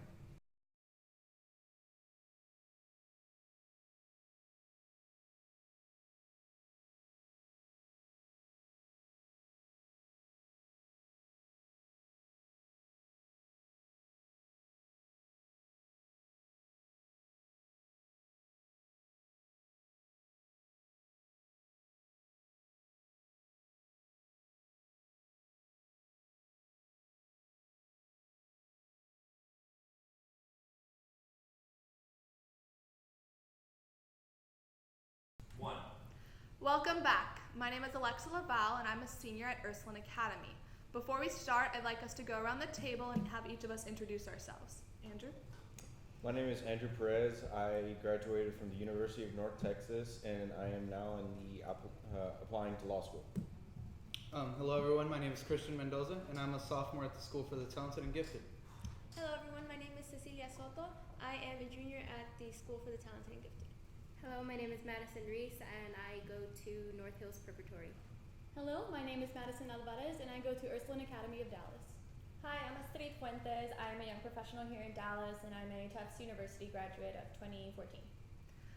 Okay, so our question for this panel to discuss is how have you benefited from NHI, which as people who've done multiple programs, this will be a very interesting discussion because we all have much we can talk about. So, anybody who wants to start off? NHI has really helped me grow. It's allowed me to develop and learn more about my community in ways that I probably would not have had the opportunity to. I've had the experience of working with the top 2% of Latino students for 7 years, and without those 7 years, I don't feel that I would have been able to gather so many different perspectives, talk to so many people about what's happening in their communities, and understand how Latinos are facing different things even within our own cities. So hearing the perspectives of other Latinos has really helped me grow in ways that I would not have been able to have if I had never joined NHI. And I definitely think bouncing off that, because you said that everybody like has their own struggles, even though we all live like in the same city. And even with everybody being from different places of Dallas, some even out of Dallas, we all kind of created like our own community here. And I think we can all say that we're all like family, even though we all come from different parts of North Texas. Go ahead. There's definitely a sense of community in NHI, and I know one thing that's been very exciting about applying to college is that at every college I get into, I get messages from NHIers who I've seen in other programs, and it's just been very exciting to see where everybody's going. And it's such a large group of amazing people that you get to be connected with. Kind of piggybacking off of that, I know y'all are in high school and soon going to college and then coming back home, being from Dallas myself. NHI was maybe that one consistent thing where I had my group of friends in high school that I worked with during the week and on the weekends, And then when I went to college, you find other NHIers at your new school or in your new community. And then when I came back, NHIers were still that group of people that I reconnected with. So for other students, maybe in your age group, their friends that they're going to stay in touch with may be their high school friends, and I'm sure it'll be for you too. But NHIers have this additional community that is there every step of the way, even into young professionals. And then I think we see with our adults and our parents also into adulthood and parenthood and in building regions. Well, and it's interesting that everybody sort of talks about community when we talk about NHI, but when we have freshmen go into programs, or sometimes sophomores if their first program is LDZ, they never expect the community. I started my freshman year thinking I was doing a debate program for a family friend who was kind of pushing me to go, and I thought, okay, it would help me with acting because I'm an actress, and so that I thought would be a helpful skill. But I came out of it and I was like, oh, I'm definitely doing this the next year. Like, this became my life. It was something I did every weekend. It became very integral in who I was. And that was the last thing I expected. I just thought it was going to be one program of debate. You know, bouncing off of what Alexa said, I also, that was probably my introduction. And now being a sophomore, I can although this is only my second year in NHI, NHI has become such a big part of my life. Because all my life I've really wanted, debate has really been a very critical thing. So I was like, I'll do NHI. NHI is a really cool program. I want to become a better debater and I want to meet new people. And it's also the Latino aspect of it I thought I could really connect with. And all those things were true. But on top of that, NHI turned out to be something that I knew was so much bigger than just a simple debate program. I learned so many skills. I met so many different people. And this was only in the first program, the Great Debate that I did last year, where I met people from all over Texas, and I still text and talk to a lot of the people that I had communication with that go to different cities in Texas. And I know that this is only my second year, but I only expect NHI to get better for me and for me to build a network where I can really connect to people and really have a huge community aspect that I'll hopefully continue for the rest of my high school life. I think when we are first introduced to NHI, whether it's as a participant, as a freshman, or a sophomore, you're going to a program. But I always like to tell the students to come back and stick around for the coaching experience or the volunteering experience at the LDZ level, because I really think that's where NHI impacts you in a very real way. That's where, sure, at the Great Debate you get these speaking skills, but then as a coach, you're challenged to apply them to multiple audiences at multiple times. Maybe I'd like to hear, you mentioned you were an actress, so you thought it would help you in your acting. How did it end up helping you?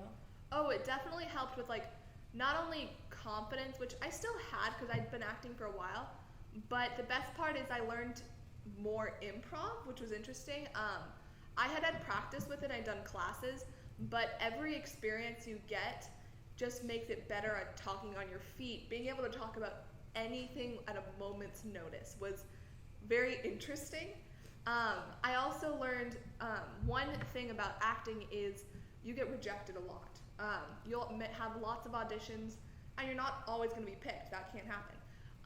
Well, with the LDZ program, I failed a ton. I could not catch a break, but it was really helpful to experience all of that, and I actually was able to write my college essay on that, which was kind of nice. But I lost everything, but it really came out just knowing you just got to keep trying. You can take it, but you shouldn't let it hurt you, and so that was helpful.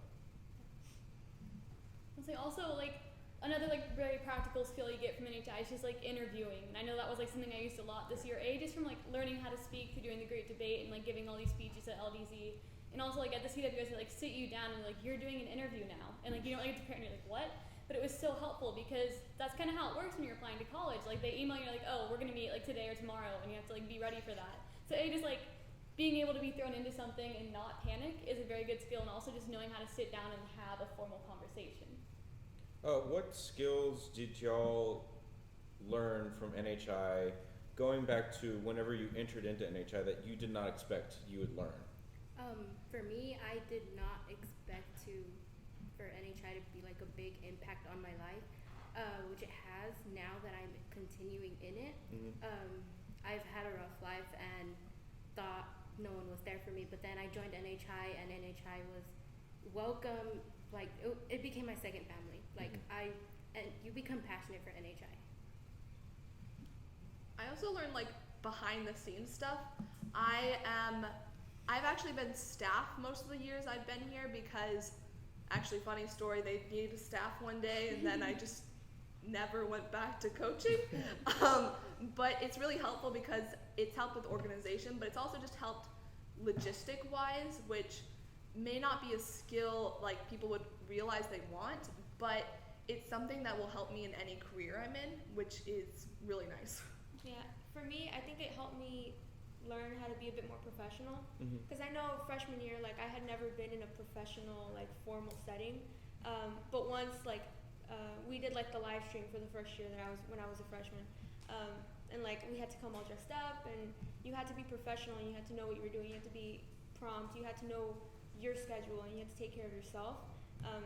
Because everybody was taking care of everybody else. So then as that happened, and then again with LDZ, it was just professional, formal, and it's definitely helped me, especially now that I'm starting with college and university interviews, applications. It's just many skills that help me in the future. Yeah. For me, one thing that definitely was unexpected with like my freshman year in NHI was the social skills that I actually gained from NHI. Because, like I said earlier, like I walked into the NHI program or organization not really knowing what it was. I just thought it was a debate thing, and I was like, you know, my speaking should improve, my researching should improve, I should learn how to do improvise. But one thing that threw me off was the first day of the great debate. That wasn't really straight pure running into debate, but really getting to meet the other regions and getting to communicate with different people and play different icebreakers. And at first it seemed kind of awkward because it was completely unexpected, but the social skills that I walked out of the 3-day experience with, I think are so valuable, and I didn't think I was going to continue until I walked into this year wanting more of the social aspect of NHI and wanting to conquer the LDZ program, which I hope to do.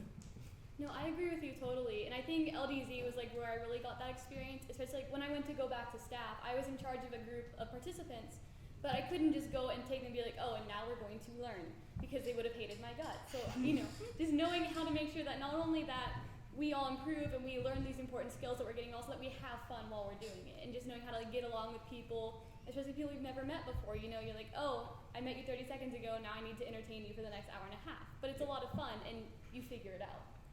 I mean, everything as y'all are kind of mentioning, it just brings me back to definitely those college years where I went out of state. I was the only person from my high school, from my city, at this university. I didn't know anyone there in my grade, so I had to make friends fast. And maybe consciously or unconsciously, I did rely on some of those NHI social skills where rather than you being timid or waiting to feel out the playing field, as NHIers, we very much set the tone for ourselves and set the tone for those around us. And then even now as a young professional, y'all speak about your skills and being able to be organized, being able to manage a group of multiple people, having to be conscious of your schedule and others' schedules. Those I don't even think I really mastered in college. There's no class for that. Maybe there should be, but there's no class for that. But NHI kind of starts introducing you to that slowly and gives you more of the reins as sophomores, juniors, and seniors, especially when you're working behind the scenes. But it wasn't until I arrived at NHI and actually worked at the main office that I had to apply it all. And I mean, they're very critical and valuable skills for persons that want to do something more than just go to school, get a job, and manage these things. If you want to be an active participant in your communities and you want to engage communities, there's so many balls to juggle at one time that it's critical to learn how to keep an eye on all these moving parts. I definitely think that for me, the unexpected thing for NHI, or when I was within NHI, I didn't expect to start fostering the growth of younger generations so quickly. I didn't expect to have so much investment into helping people, asking them the right questions, watching them learn, giving them the environment that they need to talk about what's going on in their community or their lives, and then for them to be able to learn the skills that NHI teaches: professionalism, organization, and even talking to other administrators or adults, being able to grow up in a professional leadership capacity so that we can take it back to our communities and we can show them what we've learned and why we say we are the top 2% of our community. I definitely think that it's one of the most rewarding experiences to be able to see people that you're training come back and staff and come back and want to help build more in the community and come back and want to see growth foster in their students or their participants. That, I honestly think that is one of the most rewarding things that I have found within NHI. I mean, something that I think would be very important for us to leave the table with today would be for us as young professionals to let y'all know that learning within NHI doesn't stop after the high school experience. And obviously y'all are aware you can come back as college students and staff at CWS, or you can intern over the summer, or maybe you will work at HQ one day. But even after all that, even if you experience all of that, we just returned from an ED training where we sat around the table with people roughly around our age, mid-20s, upper 20s, early 30s, and we relearned in some ways the things that you think you master as a high school student or as a college student. We talk about immersive disruptive learning, and I think we both thought we had mastered that, and then no, we're updating it and we're rethinking it, but also just a matter of being in an environment where maybe we learned something from our experience when we were in the 2000s and participating, and then now y'all learn and go through the programs differently because the community fluctuates and the community changes. So it's so valuable to be able to be part of a community that includes all these age groups, because we learn from y'all just as much as y'all may learn from the programs or y'all may learn from your mentors.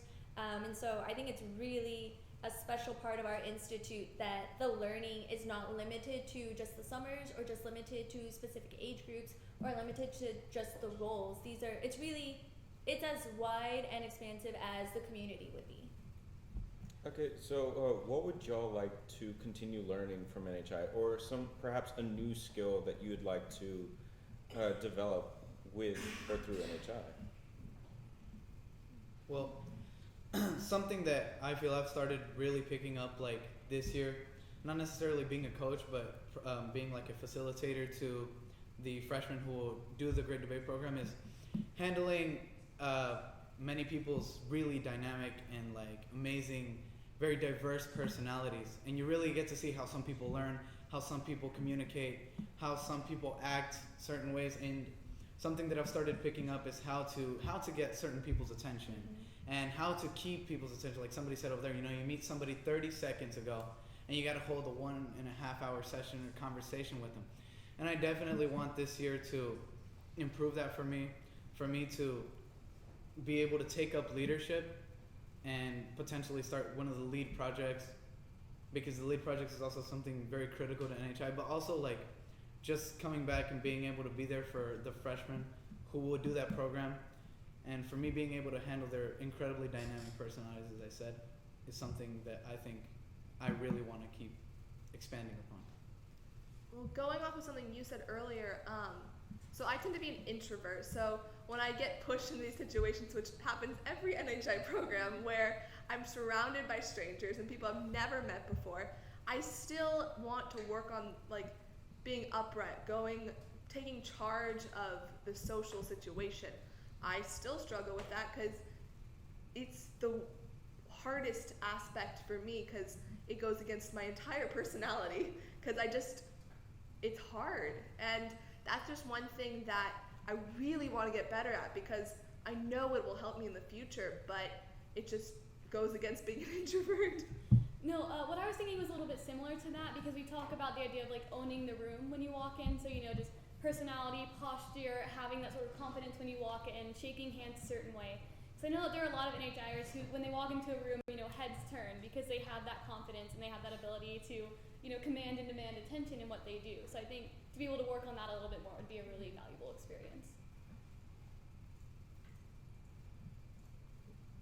Astrid, do you have anything you'd like to? Yeah, I mean, it makes me think about what I need to learn in, say, this next summer.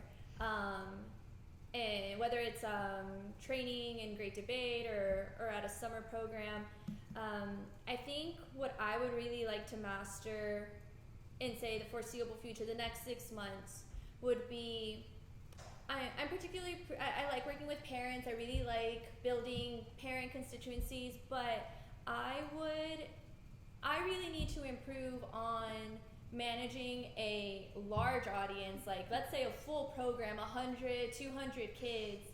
How do you do that? And I'm a very upbeat type of personality, but I like to be an intellectual leader, so that's where I want to lead from. So how do I merge those two types of personalities together? And how do I do that in a way that's relatable, not necessarily intimidating, and learning how to turn it on and off? That's what I would like to master in the next few months. I think one thing I would really want to learn in the future, just right now, because right now I'm juggling school, NHI, scholarship applications, school applications, essays, and so just juggling everything all together. I think I need to master time management because I get home from school, I do homework, and then by the time I'm done with homework, I need to eat, shower, and then next thing I know, it's 10 p.m. and I need to go to sleep. And during the weekend, I do NHI on Sundays, Saturdays I volunteer, and it gets stressful sometimes, trying to juggle everything and do everything and know that all this relies on you and what you're gonna do, because I can't have my mom or my dad fill out scholarship applications for me because I don't have time. So I think that's just definitely something I really want to learn, and I think NHI could really help me with that. I agree with the time management because, like, as a sophomore, you don't have as much as a senior, but it's still up in there. And then adding on to NHI, if you're like a staff or a coach, you have more things to do, and like it just piles up on top of schoolwork and stuff that you want to do with your friends over the weekend. It's just like you have too much to do, but in such a short time. So I think that's like a really big thing to work on is time. I think I would like to maybe just plug this in, and if it's helpful for anyone, when I was going off to college, and like I said, I went out of state, first in my family, this was a new experience for myself as well as my parents. I went through the CWS process, and then I had done all the other programs, and so when I decided where I was going to go to school, and I decided it kind of individually, I was like, sorry mom and dad, this is where I'm going. I kind of relied back on some of the things I had picked up throughout my NHI years to very consciously and very intentionally bring my parents along on the journey. So I knew that the next 4 years I wasn't going to be able to do it alone. Even though you have homework, even though you have to do scholarship applications, you have to do grant applications, if you put it all on yourself, it's just going to feel too lonely, and we're very used to being part of a community that's supportive, and part of that community is our parents or our friends. And so I consciously made a decision of how am I going to include them in this process, and how am I going to educate them when I don't even know. And it kind of is similar to when you're trying to work with freshmen, you're trying to work with sophomores, where you're learning how to staff for the first time, but you are also responsible for these students. So how do you lead while learning simultaneously? And it was something that was really helpful with me for my college experience. At the beginning, my family was very hesitant and very nervous, I think as most families may be. And then at the end of it, it was an accomplishment both for myself and for my parents, because they were just as much responsible for my success as I was. So if that's helpful for anyone in college, I think NHI prepared me beforehand to learn how to bring my community along for this new learning experience.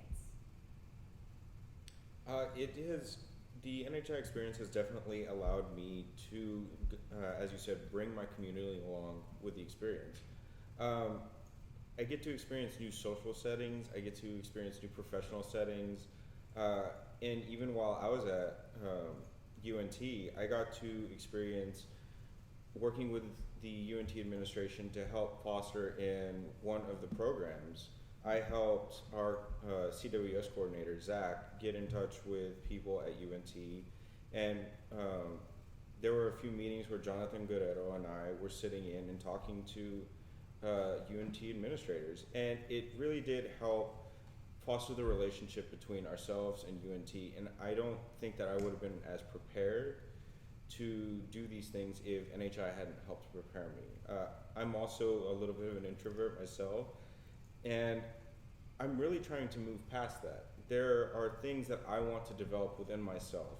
Leadership, more social settings, being an extrovert, being able to talk with somebody whenever I want to, and being able to command a room and help facilitate an environment to where people can communicate with each other. I would love to be able to do that, and honestly I think that's something I want to work on in the future as well. But it seems that our time is running out, so we want to thank our donors for donating. We'd also like to encourage you to continue donating, and we will be back.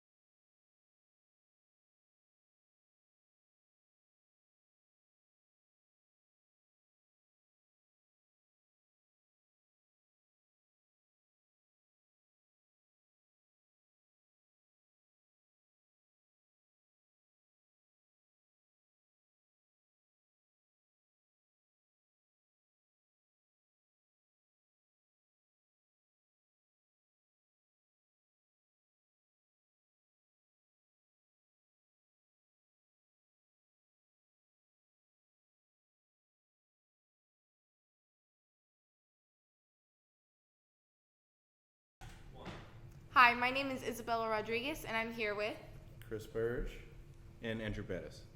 All right, so how are you contributing to NHI today? I think first off, most obvious answer is financially. I've given to one NHI region already this morning. I'll probably give to another one as well. And secondly is definitely my time coming to support the efforts of the Dallas region, which I was on the first team of, won the Silver Cup 2005, helping support the idea of LEAD talks and developing the next generation of Latino leaders. Very nice. I am also going to be giving financially to support NHI.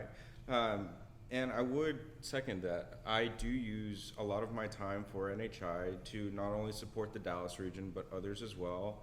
And I go back to NHI so I can learn more and I can continue to support my community through educational programs or in any way possible.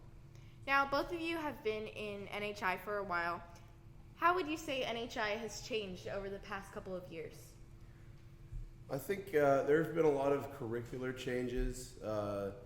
When I was younger, there was still a really big focus on sort of procedure of the programs and not so much of the learning outcomes, which are to develop a sense of community social entrepreneurship in the community. So I think that's definitely been the biggest change over the past few years. I would definitely also say that it has been the curriculum. We've started integrating community social entrepreneurship and inquiry-based learning as well. When I went to CWS for the first time, I think it was one of the first programs where we started using inquiry-based learning as a model and started changing the CWS and starting to integrate that into other programs as well. So I would say that's been one of the key changes. What was your very first memory of NHI? Definitely And aside from getting the call, asking if I want to participate, definitely when we went to A&M in 2005 with the very first Dallas region team, and we came out of nowhere and won the title. It was a pretty big deal, and I still cherish that memory. Very nice. My very first memory would be showing up at Southwestern University for the 2010 Texas LDZ, not knowing why I was there, just knowing that my aunt and uncle, George and Michelle Rodriguez, had said, show up and expect something different. Awesome, awesome. All right, to all of our viewers watching, please donate and thank you.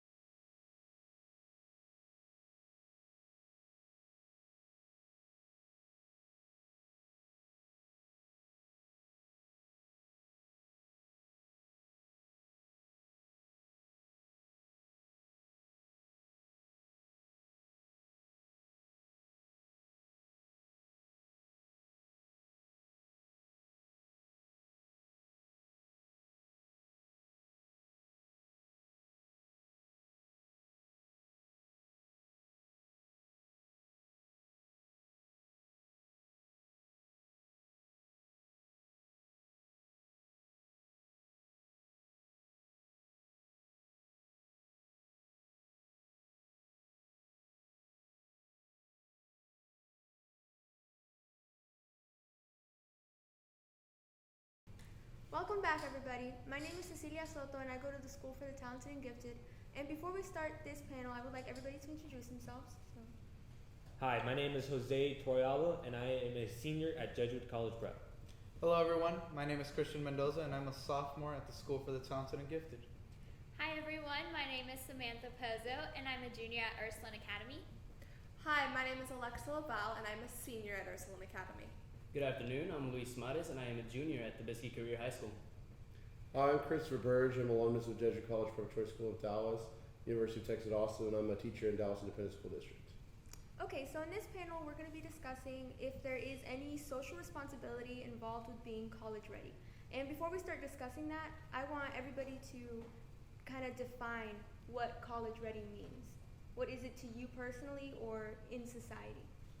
Well, based on my own preparations and the colleges that I'm looking at, it seems that being college ready is having a proficiency, I would say, in the core curriculum, science, math, English, perhaps one language as well. I think being college ready is being proficient in those subjects and being able to continue that in college, as well as I think another aspect is knowing what you want to do, what you want to study in college.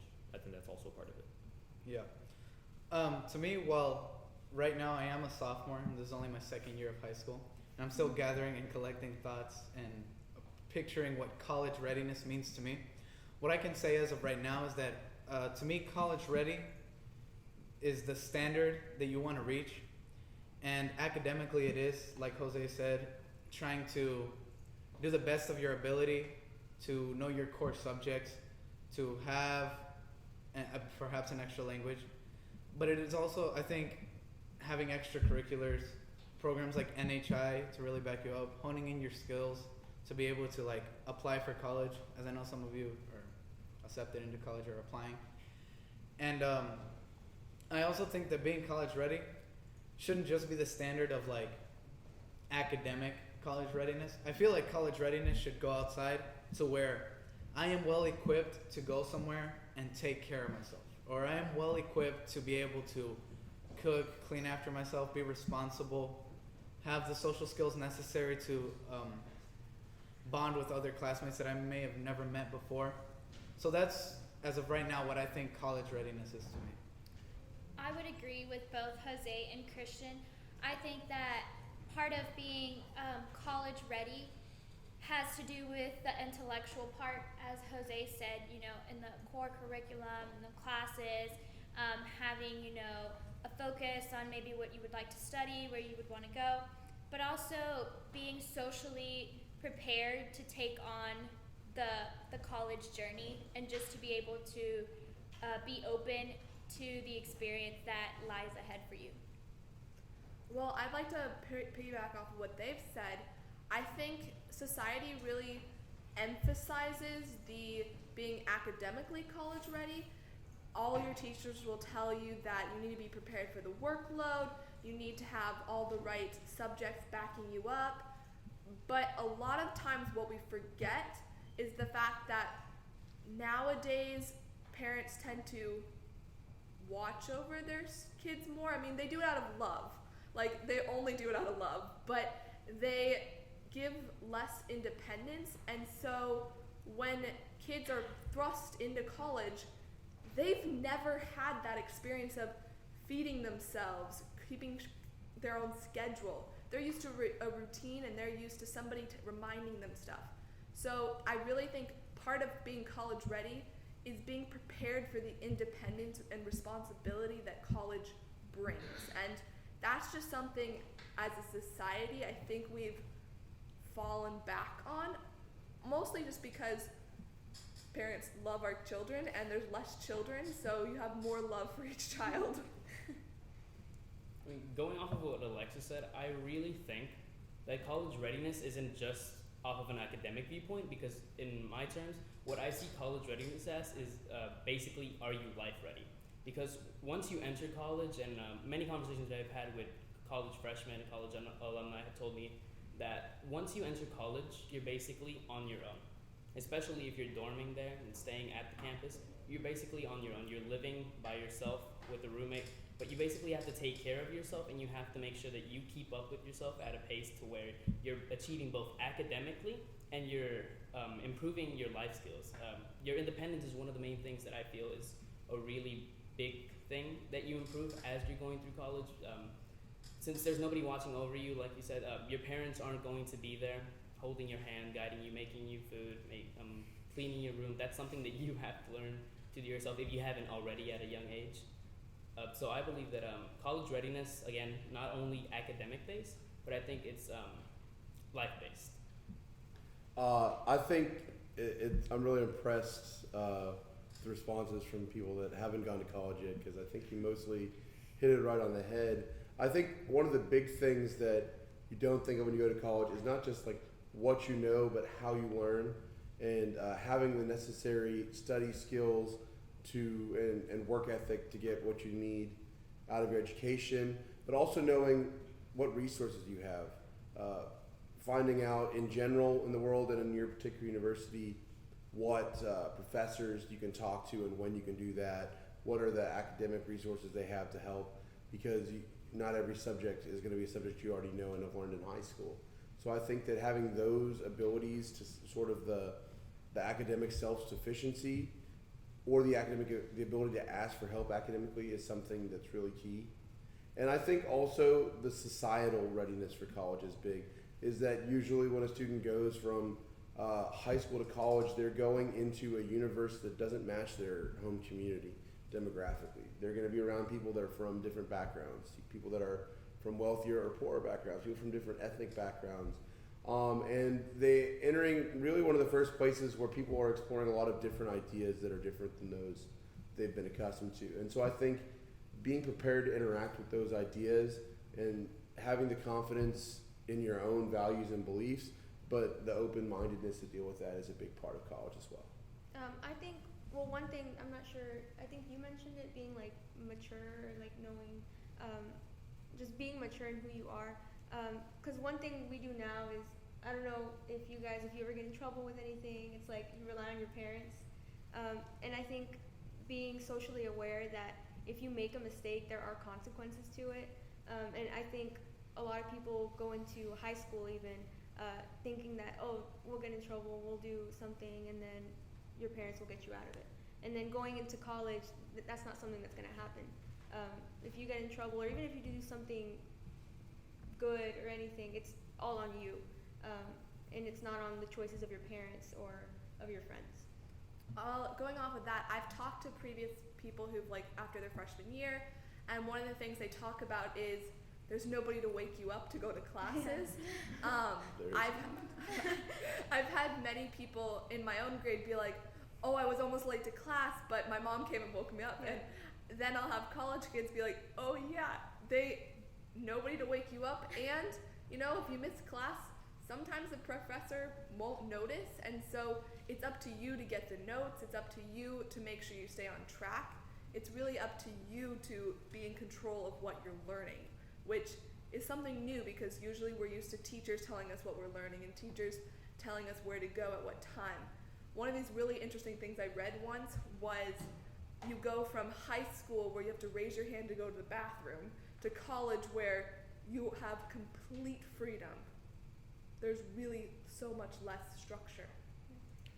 I think that's something that my parents, and I think parents of my friends are also learning, is that they, in their bid to help us, they have to, you know, rein themselves back a little bit and give us a little bit more control of our own lives. In, I'd say, junior to senior year is when I think they should, and I know my parents have been trying to get me to be more self-sufficient, more capable of living on my own. And I would say it helped, and I definitely think it's important because I know that there are people in college right now, friends of mine who have graduated, who, you know, like Alexa said, no one's there to wake me up for class.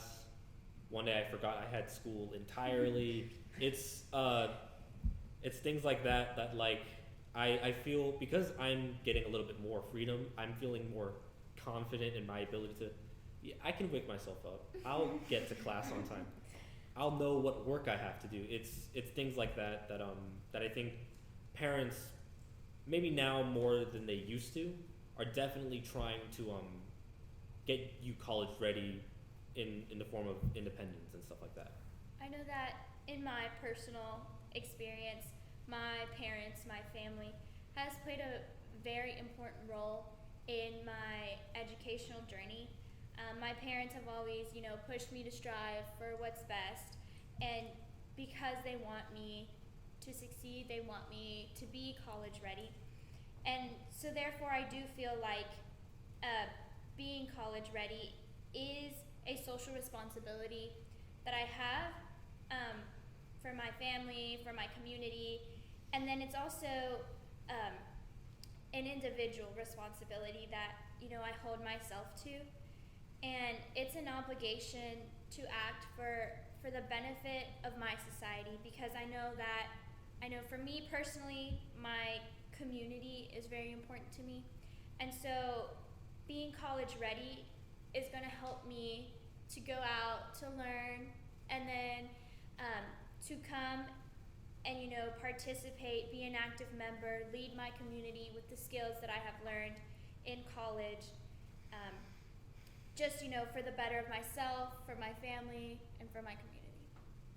Well, and another thing, sort of to piggyback off of the parents' part, is the students aren't the only ones who need to be college ready. A lot of times parents need to be college ready too, in the sense that a lot of times when the first child goes off to school, well, you're used to seeing them every day, and it's not going to happen. And I know I've had many students be like, oh yeah, sometimes they forget to call home for like a week, maybe 2 weeks, and that probably kills the parents, especially if it's their first child. And so part of being college ready also is like, parents need to know that like it's going to get busy. Because we don't see our parents every day, it's going to just get to the point where, yeah, we're going to lose a little bit of the connection, but that doesn't mean we don't still think of them. But I think that's an interesting thing to point out as well, that part of being college ready is making sure your parents are also ready for you to go to college. And then you said that you think there's a social responsibility and then there's also an individual responsibility. One question I want to ask is just if anybody thinks that high schoolers are judged on whether they're college ready or not. I think for sure. I think for starters, society has sort of set college as the gold standard now, whereas in the past it was more of an option that you could pursue in excuse me, non-college trades or being in the workforce were seen as an equally valid choice. I think now there's much more stigma for non-college bound careers, and so there's much more pressure to go to college. And so I think that society definitely views being college ready as something that you have to meet sort of minimum educational standards, and we're building our curricula even down into the middle and elementary school level based on having all students be college ready by the time they graduate. Yeah, definitely, because I know in my experience with my family, there was never an if or do you want to go to college. It was always you're going to college. And I don't know if that's for everybody here, but definitely with my mom and my dad. You know, my dad was all about me being an engineer, me being a doctor, and when I told him no, I don't want to be a doctor, he was like, that's okay, but you have to go. So I do think, especially parents, I wouldn't say pressure, but they definitely they emphasize it. They definitely feel their kids that they need to go to college. I feel like it's almost expected nowadays. It feels like a college degree nowadays is about equal to almost a high school diploma in the past, and now you have to almost go past a college degree. More people are getting doctorates, master degrees, because what a college degree used to be worth is a little less because more people are going to college because it's a higher expectation now, which is difficult because going to more school costs even more money and it takes up more time, and so it's really putting you in a harder position. But in order to get a job, a good job, sometimes that's what you have to do, and that's just the way it's become.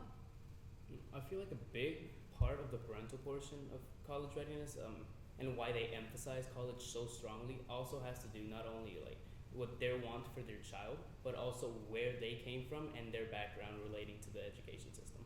I know personally my parents did not attend college, but they worked their butts off for me. They do everything in their power to make sure that I'm living a healthy life, a good life, and they want me to pursue college. So that way, what they told me is they don't want me to live the lives that they did. They want me to live a better life than they did. So I think a really big part of college education, college readiness has to do, it's a big motivation on behalf of the parents, and that's one of the things that I appreciate about the parent side of the college education system, because they're the ones that start off with you from elementary school. They're the ones that hold your hand, baby, you take you to school. I remember on my first day of school, elementary, I cried when my parents walked away. I didn't know what to expect. But I feel like as it comes closer to college, it's more the parents that cry on the first day of their kids' college, and then the kids just like, woo, freedom. Again, one of the really great things that I love about parents is their want for a better life for their children. They're really motivated to make sure that we have a better life, and that's one of the big things that I feel have to do with college readiness. I think that's something that that's very important to the entire idea of being college ready is, and we talked about it before, that it's not if you go to college, it's when. And I feel that I think we went away from using a word like pressured to more like it's expected, because I don't remember ever feeling like I should go to college but I don't want to. It was more like, well, if I'm going to live a life, if I'm going to be a human being, I should be going to college. It's from birth, we're just conditioned to think, yes, after high school, college, of course. But I also think that as a result of that, a lot of people are becoming pressured and kind of forced by economics and employment problems that they have to go past an undergraduate level, and yeah, that is very expensive. It is very time consuming, and I think that the next steps as like a society moving into being college ready is that it won't it won't be just college ready. It will be master's ready at bare minimum. I think that's definitely a place we're gonna get to at some point. Well, and another interesting thing is every senior and then even juniors, like as soon as they say like, oh, I'm a junior, oh, I'm a senior, the first question people ask you is, oh, where do you think about going to college? Where are you going to college? What's your major going to be? There is no, oh, do you think you're going to go to college? It's straight into the where, when, what do you want to do, which can be a little bit of pressure when you're still applying. Or even, I got that a couple times when I was a sophomore, and that was super stressful because I had no clue what I wanted to do, but that's sort of part of the expectation that I noticed more this year. Yeah, definitely. I'm a sophomore, and I've personally been asked that question. And again, on a personal note, the idea of going to college, although it does like really scare me because I am a sophomore and I know like if I were to be like thrown into the college scene right now, I know I wouldn't be ready. But my parents, kind of like how Luis put it, my parents, they didn't go to college, but they do work every day to the best of their ability for me to be able to reach the gold standard that is college. And while they can't help me with my homework, they are always like the backbone and they're always trying to support me. So back to the social responsibility, I feel like it's also an individual responsibility for me that I must be ready to exceed my parents' expectations or at least reach them. But even then, I feel like what they've done for me is so valuable that I have to be the person to provide for them when I'm older. And that's part of the pressure that I think they necessarily don't tell me you have to go to college for that. But I subconsciously feel that that's one of the reasons why I must go to college and must go to the best college that I can go to and must be the best person that I can be. And going off of social responsibility, there's really this push in society even, not just as an individual, you should go to college in order to better yourself.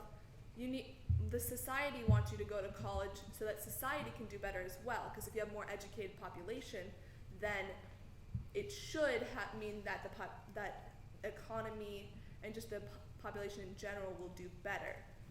So that's another social responsibility into going to college as well. They've made it almost feel like socially it's less accepted if you don't go to college. And I was just gonna say, in addition to society becoming the economic part, advancing.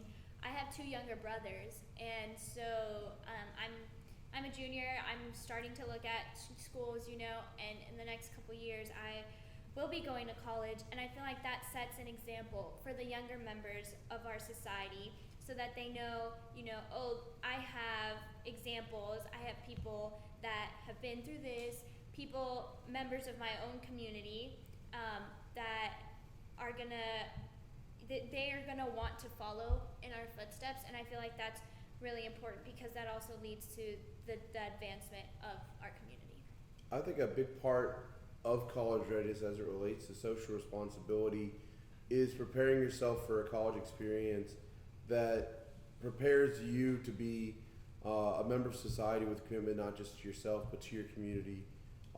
And to society. I think that we have to consider the choices that we make and what are they going to benefit, how are they going to benefit not just ourselves but our communities. So what decisions you make in college and how they have that social impact. And I think that even relates back to NHI because I know a big thing here in NHI is taking the leadership skills, all the skills that you learned in NHI and putting them back into your community. And it's the same thing when you go to college. You go, you learn a bunch of skills, you have a basic understanding, and you have to come back and you have to apply that to your community and figure out how to make your community better. So I think that also relates to the social responsibility aspect of it. Well, and something I noticed when I went on tours to all my colleges, whether it's private or public, every tour I went on, every information I heard about, they always talked about community service. They always talked about how, one, they love it when students come in and they've had a community service, but also they talk about how their school has outreach programs, how their school helps the community, the city that they're in. And so I thought that was great. I never expected that every college would make such a big deal about how much they help their community, and I think that really stresses the social responsibility to going back. Okay, so I think we're gonna wrap it up right there. Thank you to everyone that's donated, and please keep donating. Thank you.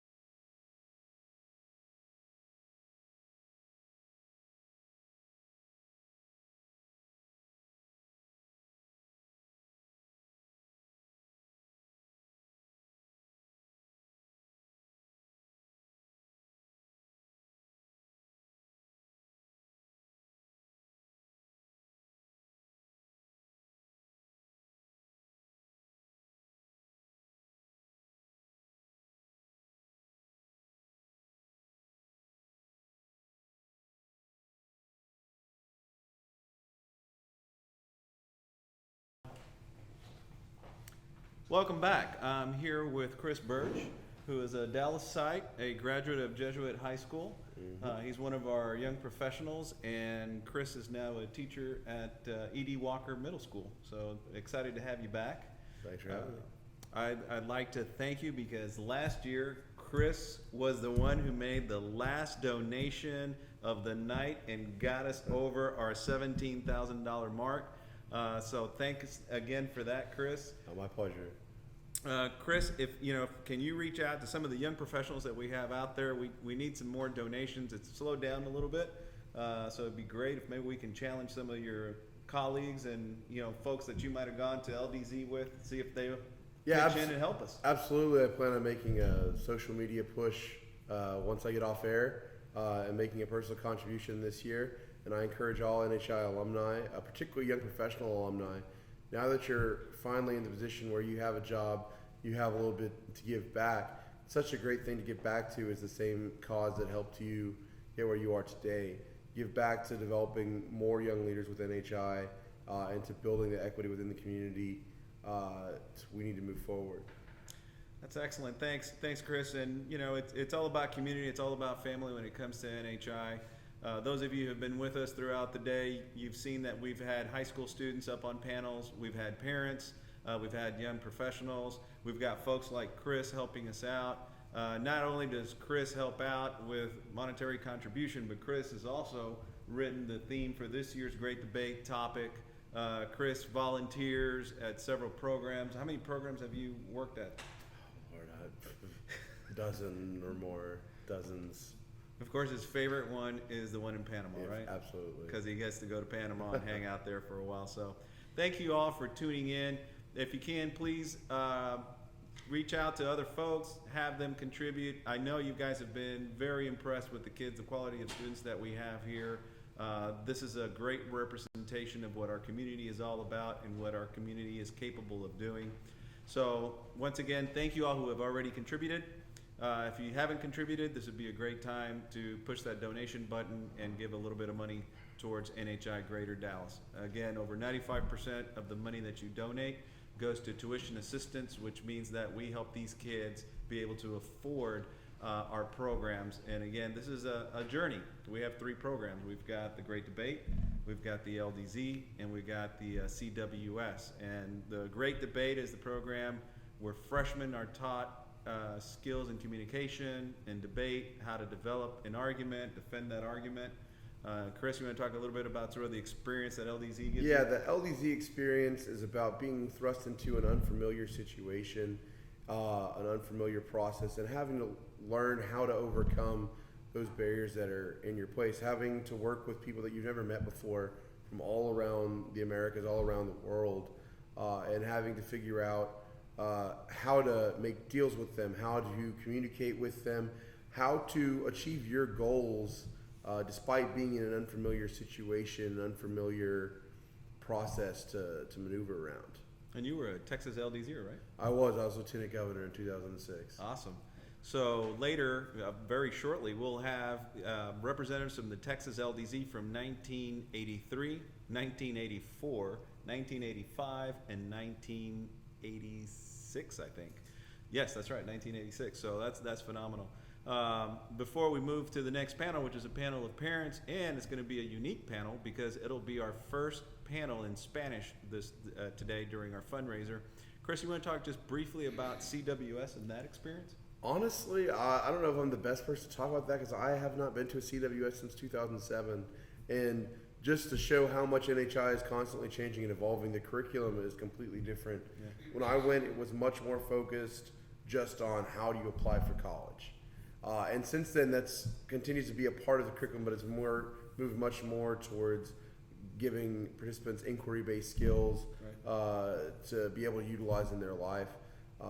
And I'm not the most knowledgeable person on that side of the curriculum. Yeah, but I mean, I think it's a pretty good way to describe it because it's basically a two-part curriculum. Mm. One is getting you into college and preparing you for that process.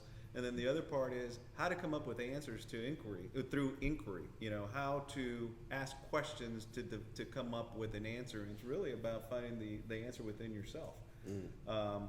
And one of the great things about the CWS is that, you know, you are paired with an admissions officer from the university. Absolutely. So it's not just now filing a paper application with the university. Now they know you on a personal level. And that connection with, and I mean, and it's gotten even bigger. In mine, there was only about 4 admissions officers. Now some of these programs have 10 or 12, where you get that personal contact. They can put a face to a name. That really helps bump your application up in the consideration pile. And you know, right now I just saw the report for 2016. Right now, NHIers, the majority of our NHIers are going to the University of Texas. I know you're a Longhorn. Right behind that is A&M. Yeah. But as we've also got kids going out of state. There's kids that are going into private schools, public schools. Some going into international studies. Yeah, especially we have kids now going to school in England, in Spain, in Mexico. People are really, and they're building those connections, a lot of them through NHI, to take advantage of that. So if you've been impressed with these kids that you've been watching today, donate. If you've already donated and you're thinking about donating again, please do. These programs, these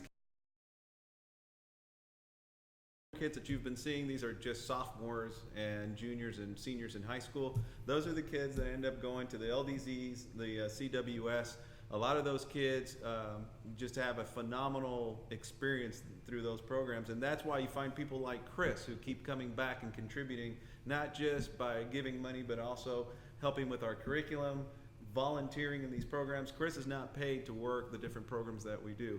And if you're not familiar with NHI, most of the staff at NHI are volunteers. As a matter of fact, when you go to a program, 99% of the people who are working that program are volunteers. So thank you all for tuning in. Please stay with us. We're about to have a panel in Spanish of some of our parents. So back to the panels.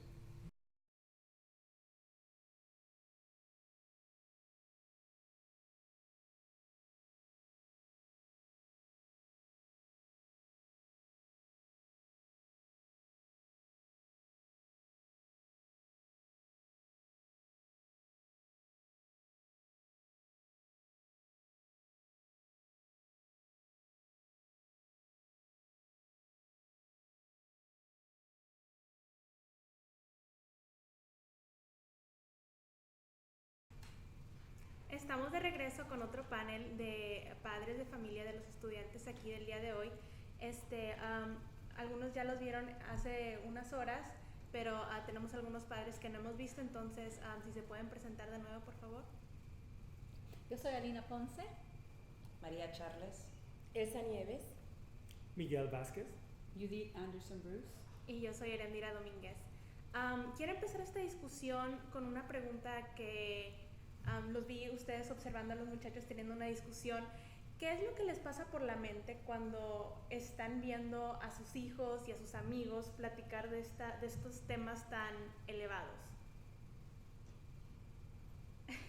A mí me da una emoción muy positiva porque digo, yo no tuve esa oportunidad de niña y yo creo que batallé un poco al empezar la universidad, o sea, lo hice y todo está bien, pero yo creo que ellos tienen una oportunidad tan grande y verlos hacer eso a la edad que tienen, para mí es una inspiración muy grande para poder seguir apoyándolos y motivándolos para que sigan adelante, ¿no?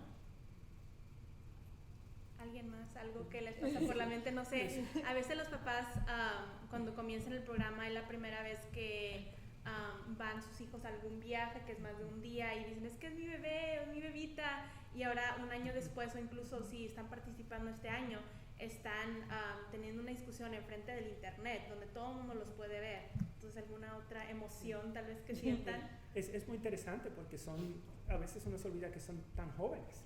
Son chicos y chicas que son todavía de 14, 15, 16 años, 17, 18 tal vez algunos, y lo maduros que son, tratando con algunos temas. Por ejemplo, en el último panel, como ellos pensaban no solamente sobre ellos, que uno dice, los estudiantes jóvenes piensan en ellos, sino hasta sobre sus padres, sus madres, cómo la familia va a responder a los diferentes cambios que van a haber a través de los años. O sea, es una perspectiva muy diferente. Crea una responsabilidad muy grande para toda la sociedad, ya que estos niños obviamente son muy listos, son muy hábiles, conocen temas actuales, cosa que yo a mi edad no conocía en mi comunidad, pero teniendo otros hijos, digo, también quiero que mis otros hijos más jóvenes sepan todo lo que estos niños de esta edad saben. Entonces me crea un compromiso de competencia para con mis hijos más jóvenes. Yo estoy de acuerdo. Yo tengo la oportunidad de tener 2 hijos de corazón y una hija de mi vientre. La de mi vientre tiene 17 años y está aquí participando hoy, Tatiana. Los 2 mayores ya participaron por colegio. En parte ha sido una experiencia muy buena porque ella ha podido ver cómo su hermana terminó sus 4 años para convertirse en enfermera y cómo su hermano terminó sus 5 años para convertirse en ingeniero. Y eso también me ha ayudado a mí, que tengo un esposo que ya había criado 2 hijos mayores, y él a mí me prepara para que yo pueda emocionalmente separarme de Tatiana. Y ha sido una preparación que incluye este año y el año que viene darle la oportunidad de que tenga un poquito más de independencia. Y eso también viene con un precio alto. Ahora mismo, hace solamente 2 días, su independencia a veces la veo como falta de respeto, que me diga lo que va a hacer en vez de lo que tiene un permiso para hacer. Pero entiendo que esa es parte de la preparación para que ella pueda tomar decisiones cuando salga de mi casa. Así que me alegro que como padres podamos compartir lo que nos preocupa, porque siempre dejar al niño ir a la casa es una cosa bien difícil emocionalmente, especialmente para las mamás. Sí. Hablando un poquito de eso de la independencia que ahora está viendo en Tatiana, por ejemplo, ¿hay algún otro cambio que han notado ustedes en sus hijos? Tal vez que ya no son tan apenados, o que tienen más amistades, o que son más cómodos con cosas como estas, hablar en frente de gente. ¿Algún cambio que han visto positivo en ellos recientemente? Tiene más confianza mi hija, sí. Habla con más confianza, ya no tiene miedo a hablar en público o decir qué es lo que está pensando. Y también he notado que también pone más atención a lo que otras personas están diciendo para poder no discutir, pero sino tratar de entender lo que los demás están hablando, aunque sea oponido a lo que ella está pensando. No solo responder. Sí. Y qué bonito es cuando uno llega a una parte de su vida que puede aprender de su hijo. Recientemente me enteré que mi padre está muriéndose de cáncer y para mí fue una emoción muy fuerte. Mi hija me acompañó a visitarlo y yo no podía ni siquiera decirle a la familia lo que estaba pasando. Sin embargo, él tomó el teléfono y pude hablar con todo el mundo tan calmada, tan preparada, que cuando regresemos la vi con otra luz. Y yo sé que este programa tiene mucho que ver con eso. Ella se mantuvo con una ternura y con un respeto y fue una cosa muy bonita. Y ella siempre, en este programa, ya ha aprendido mucho a ser un poquito más sensitiva a cómo se expresa con otras personas. Que aparte de solamente enseñarle lo que estamos hablando, también es que sea una mejor persona hasta para poder entender las cosas más difíciles que tenemos que pasar. Claro. Para mí creo que ha sido el aspecto de ser latino, porque yo ya soy primera generación. Sé el español, a veces siento que lo estoy perdiendo, pero él ya viene siendo segunda generación. Y yo creo que no quiero perder eso que es tan importante para mí. Entonces, me ha animado mucho verle a mi hijo Eric animarse a aprender más de nuestra cultura, a tratar de hablar un poquito más del español. Lo entiende muy bien, pero le da pena hablar. O sea, todas esas cosas que tal vez no son nada que ver con la educación académica, pero son importantes. Entonces yo creo que eso para mí ha sido algo que me ha animado mucho. Yo también, el idioma, está un poquito más dispuesto a hablar español. Y la segunda cosa que he visto es su interés por los problemas del mundo. Ya no es tanto el interés por la serie de la televisión o por el deporte o por a dónde van a ir mis amigos. Me hace más preguntas de ¿y por qué esto pasa con los que son citizens y esto no pasa con la gente que no tiene documentos? ¿Y por qué en México no pueden hacer estos cambios que hacen Estados Unidos? Entonces, ese tipo de interés de los problemas sociales o de comunidad han venido despertando y, como decías antes, les da esa madurez para luego poder discutir a ese nivel. Para ellos es una oportunidad no solo de ser espectadores de lo que pasa con su cultura y con sus raíces, sino formar parte de eso de una manera mucho más cercana de lo que podían hacer, sino diciendo, bueno, sí, tal vez teníamos una relación con esto, pero no, es una cosa que es parte de ellos desde el principio y será parte de ellos por toda la vida. Claro, entonces estamos hablando de bastante crecimiento personal por parte de los muchachos. Ahora, más allá de los años de la universidad, ¿cómo ven que un programa como NHI y el currículum que tiene les ayudará en un futuro a navegar como adultos? Ahora, para expandir un poquito más esa pregunta, en relación con las relaciones que llevan ellos aquí, el networking que decimos, ¿cómo ven ustedes que NHI va a jugar en su futuro con todas estas conexiones, con todos estos muchachos que están todos al mismo nivel que sus hijos y sus hijas? Creo que van a continuar porque a pesar de que en el verano no se ven, como quiera ellos están en contacto con texting o GroupMe y no, siempre quieren que la primera junta sea más rápido porque son como una familia, se quieren ver y son como una familia. Es lo que me gusta con ese programa porque sí es como una familia, se ayudan y creo que van a continuar con esas relaciones que tienen por este programa. Es bien interesante ver como cuando terminan el primer año de noveno y entonces se ponen como coaches, ¿no? Y entonces están en el segundo o tercer año y le dicen a los muchachitos, my kids. Los niños. Y yo les digo, si mi esposo los otros días le pregunta a Tatiana, ¿de qué niño tú estás hablando? Y dice, ¿y tú no crees que es un poquito insultante que le digas a los niños a alguien que te lleva solamente 2 años? O 2 meses. Y es porque ellos se sienten como con una responsabilidad moralmente con lo que están bajo ellos, que es una cosa muy importante para ellos.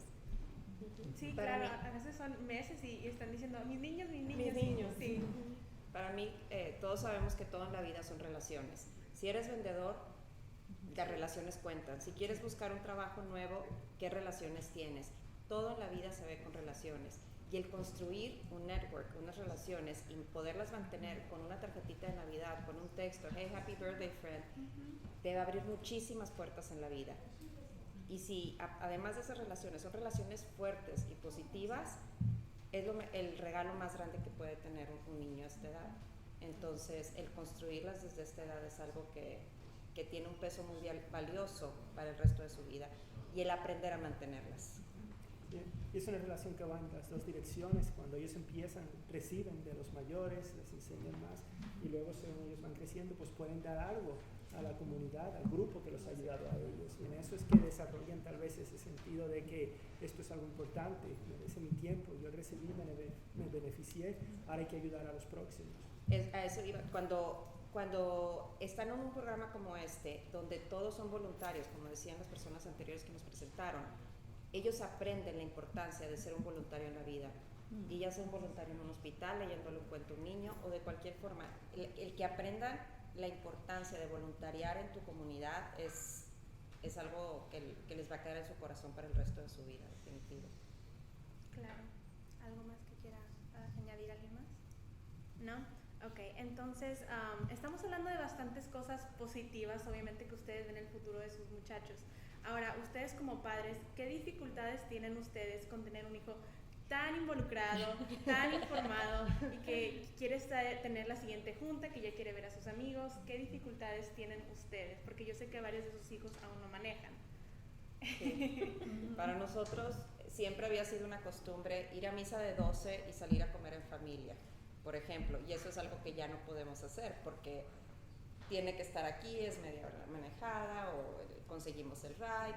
Entonces parte el espacio de misa de familia, de ir a comprar el súper juntos en familia, o sea, eso es lo que nosotros nos ha sido un poco pesado. Ha sido difícil, sí, porque primero tenía a mi hija Elise, y, llevando a ella ya está en la universidad y ahora se continúa. Pero lo que yo estoy tratando de hacer, a ver si me funciona, estoy tratando de darle a él la responsabilidad que él me coordine a mí, porque si no yo ando todas partes, a qué horas tienes que estar, a qué horas qué hay que llevar. Entonces estoy tratando de entregar eso porque es, sí, estresante. Yo también trabajo fuera de la casa y o sea, es bastante, pero yo creo que hay lecciones importantes ahí también, porque ya que mi hija está lejos, ella agradece mucho lo tanto que ya reconoce que hicimos para ella. Entonces, o sea, es parte de ser familia, ¿no? Como se decía. Estos jóvenes tienen muchas actividades, siempre están haciendo cosas, tienen que estar hasta tarde por la noche preparando cosas y todo, pero por otra parte es una buena oportunidad para aprender cómo seleccionar prioridades y cómo balancear su tiempo, porque es una cosa que les va a ayudar cuando vayan a la universidad o cuando el día de mañana tengan un trabajo o cuando tengan una familia, todo. Así que es una manera de crecer. Yo tengo el mismo problema que todos tienen con el tiempo, porque este no es el único programa que ella hace. Tiene la escuela, hace deportes, tiene un charity y todo eso. Entonces, con tanto tiempo, como quiera me gusta que esté en ese programa y todo lo que hace este programa por ella y todas las relaciones que está haciendo también. Pues yo le doy las gracias a NHI porque esto me tomé la decisión de dejarle que tenga su propio carro. Así que yo lo único que hago es poner el dinero en la cuenta y que ella pague la gasolina para que llegue a todas sus cosas.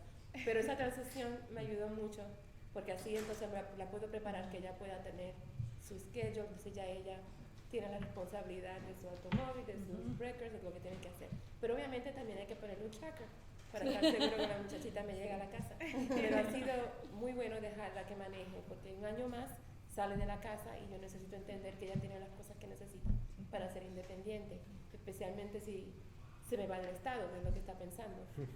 Y en eso, pues, NHI me ayuda a empujar más para no tener que estar aquí todos los domingos. Sí, pues, y de seguro ella también agradece tener su propio vehículo, ¿no? Sí.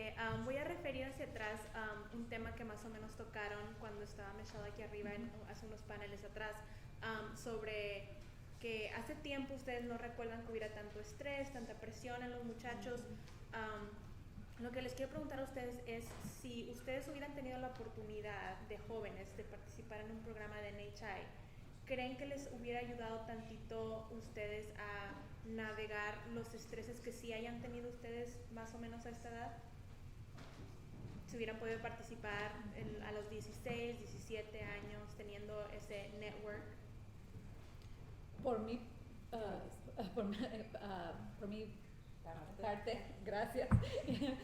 Por mi parte, yo creo que sí, porque cuando hablé en el panel en inglés, hablé que mi primer año en la universidad sí batallé un poquito, o sea, ubicarme bien, ¿no? Y tener algo así me hubiera ayudado mucho en varios aspectos. Poder encontrar mi voz para tener oportunidad de sentirme cómoda de dar una opinión. Porque yo entré y yo no quería hablar, yo no quería decir nada. Y, o sea, eso me hubiera ayudado, y lo otro que me hubiera ayudado también es en mi identidad, porque como mencioné en el panel de inglés, estaba como que qué cultura, en dónde me ubico bien, quién soy. Y yo creo que esto me hubiera dado una base más firme. Yo creo que sí, para mi punto de vista sí me hubiera ayudado. Claro. Para mí ha sido bueno para que ella tenga la oportunidad de buscar su propia voz. Tatiana tiene padres que estamos en negocios y tenemos una voz muy fuerte nosotros, ¿no? Entonces, yo no quiero que ella se siente lo que me pasó con mi varón. Tengo un hijo de 25 años que se siente que siempre vive bajo la sombra de lo que nosotros hacemos porque es muy comunitario. Con Tatiana, al estar aquí, tener un mundo completamente separado de lo que hacemos nosotros y completamente separado de todo lo que nosotros tenemos en nuestra vida, ella ha conseguido un poquito de independencia de algo que es de ella, que lo cree, que ella entró, ella decidió, ella se quedó y no necesariamente lo que sus padres le dijeron que tiene que hacer. Tatiana me trajo a NHI. Tatiana me trajo y la sigue trayendo. Y me sigue trayendo. Y eso ha sido bueno para ella porque así sabe que es la decisión de ella y es la comunicación de ella y es la voz de ella, no la de su mamá o lo que la mamá está pidiendo. Así en ese sentido ha sido muy bueno para ella. Y le doy muchas gracias a Jorge y a todos ustedes por eso. Lo que yo veo es que es muy bueno que los ayuda a salir del grupo donde están siempre moviéndose, ya sea en la escuela o con los vecinos o los amigos y amigas de siempre, sino que tienen que formar parte de otra comunidad y eso es una cosa que va a ser muy valiosa para ellos como ciudadanos cuando estén en la universidad o cuando sean ya mayores, aprender que todos venimos de diferentes partes, pero todos tenemos cosas comunes. Y entonces usamos la parte que tenemos en común para construir hacia adelante. Creo que si ese programa hubiera estado cuando yo fuera, teniera 15 o 16 años, me hubiera ayudado más porque batallé mucho porque era muy tímida. Entonces no tenía una voz hasta que ahora, pues, ella me conoce muy bien, ahora nada tímida. No soy tímida, pero me hubiera ayudado más en colegio y definitivamente cuando estaba en la preparatoria también. Sí, claro. Yo siendo no tanto desde la edad de los muchachos sino más adulta, ya diría, siento yo mucho agradecimiento porque yo soy el first generation, la primera generación de aquí de los Estados Unidos y siento que aunque no participé aquí en Dallas pude estar muy envuelta en mi comunidad y estar segura de que puedo hablar español con otros amigos, no solo amigos que quieren hablar inglés. Entonces me rindió mucha confianza este programa y regresar prácticamente 10 años después de que yo participé y ver más muchachos que están encontrando su voz y que están encontrando esa confianza en ellos mismos, como los que ustedes ven en sus hijos, es algo que me hace muy feliz a mí porque siento que aunque no son primera generación ni segunda generación, son muchachos que siguen viendo eso mediante este programa. Quería ver si tenían algún otro comentario con el que querían concluir el día de hoy. Veníamos de camino, Alex y yo, hacia acá. Ajá. Y traía mucha prisa y ándale, mami, apúrale, el tráfico. Y le digo, ¿por qué te gusta esto? Solo has venido 2 o 3 juntas y estás súper contento. Mi hijo está en noveno. Y le digo, ¿ya tienes amigos? Me dice, sí. Le digo, pero son amigos de tu escuela que también vienen, ¿o cómo? Me dice, no, mami, nadie de mi escuela viene, pero ya tengo amigos. Yo tengo ya amigos nuevos. Y tocó mi corazón. Muy bien. Bueno, ya yo estoy en mi tercer año haciendo esto y me he dado cuenta que una de las cosas que ellos necesitan es dinero. Así que bien claro le voy a decir que todo hay que pedir dinero, hay que dar dinero, pero no vamos a verlo como que es solamente dar dinero, sino para invertir en nuestra comunidad. Nosotros somos personas muy dichosas que nos ha ido muy bien y le pido a todo aquel que está allá afuera que dé dinero. Yo personalmente también lo voy a hacer para que nuestros hijos puedan seguir con los programas necesarios. ¿Qué? Bueno, pues muchas gracias. Les quiero agradecer a ustedes como padres porque yo sé que sacrifican mucho estar aquí un sábado de 9 de la mañana hasta las 9 de la tarde casi. Les quiero agradecer mucho, gracias por traer a sus hijos, los queremos mucho. Quiero agradecer a los padres que no están aquí presentes, pero que también trajeron a sus muchachos, que los van a traer y que van a recogerlos. Los que están abajo cuidando la comida, asegurando que los muchachos tomen agua, porque se les olvida tomar agua. Entonces les queremos agradecer y queremos pedir esas donaciones que tanto ocupamos. Muchas gracias.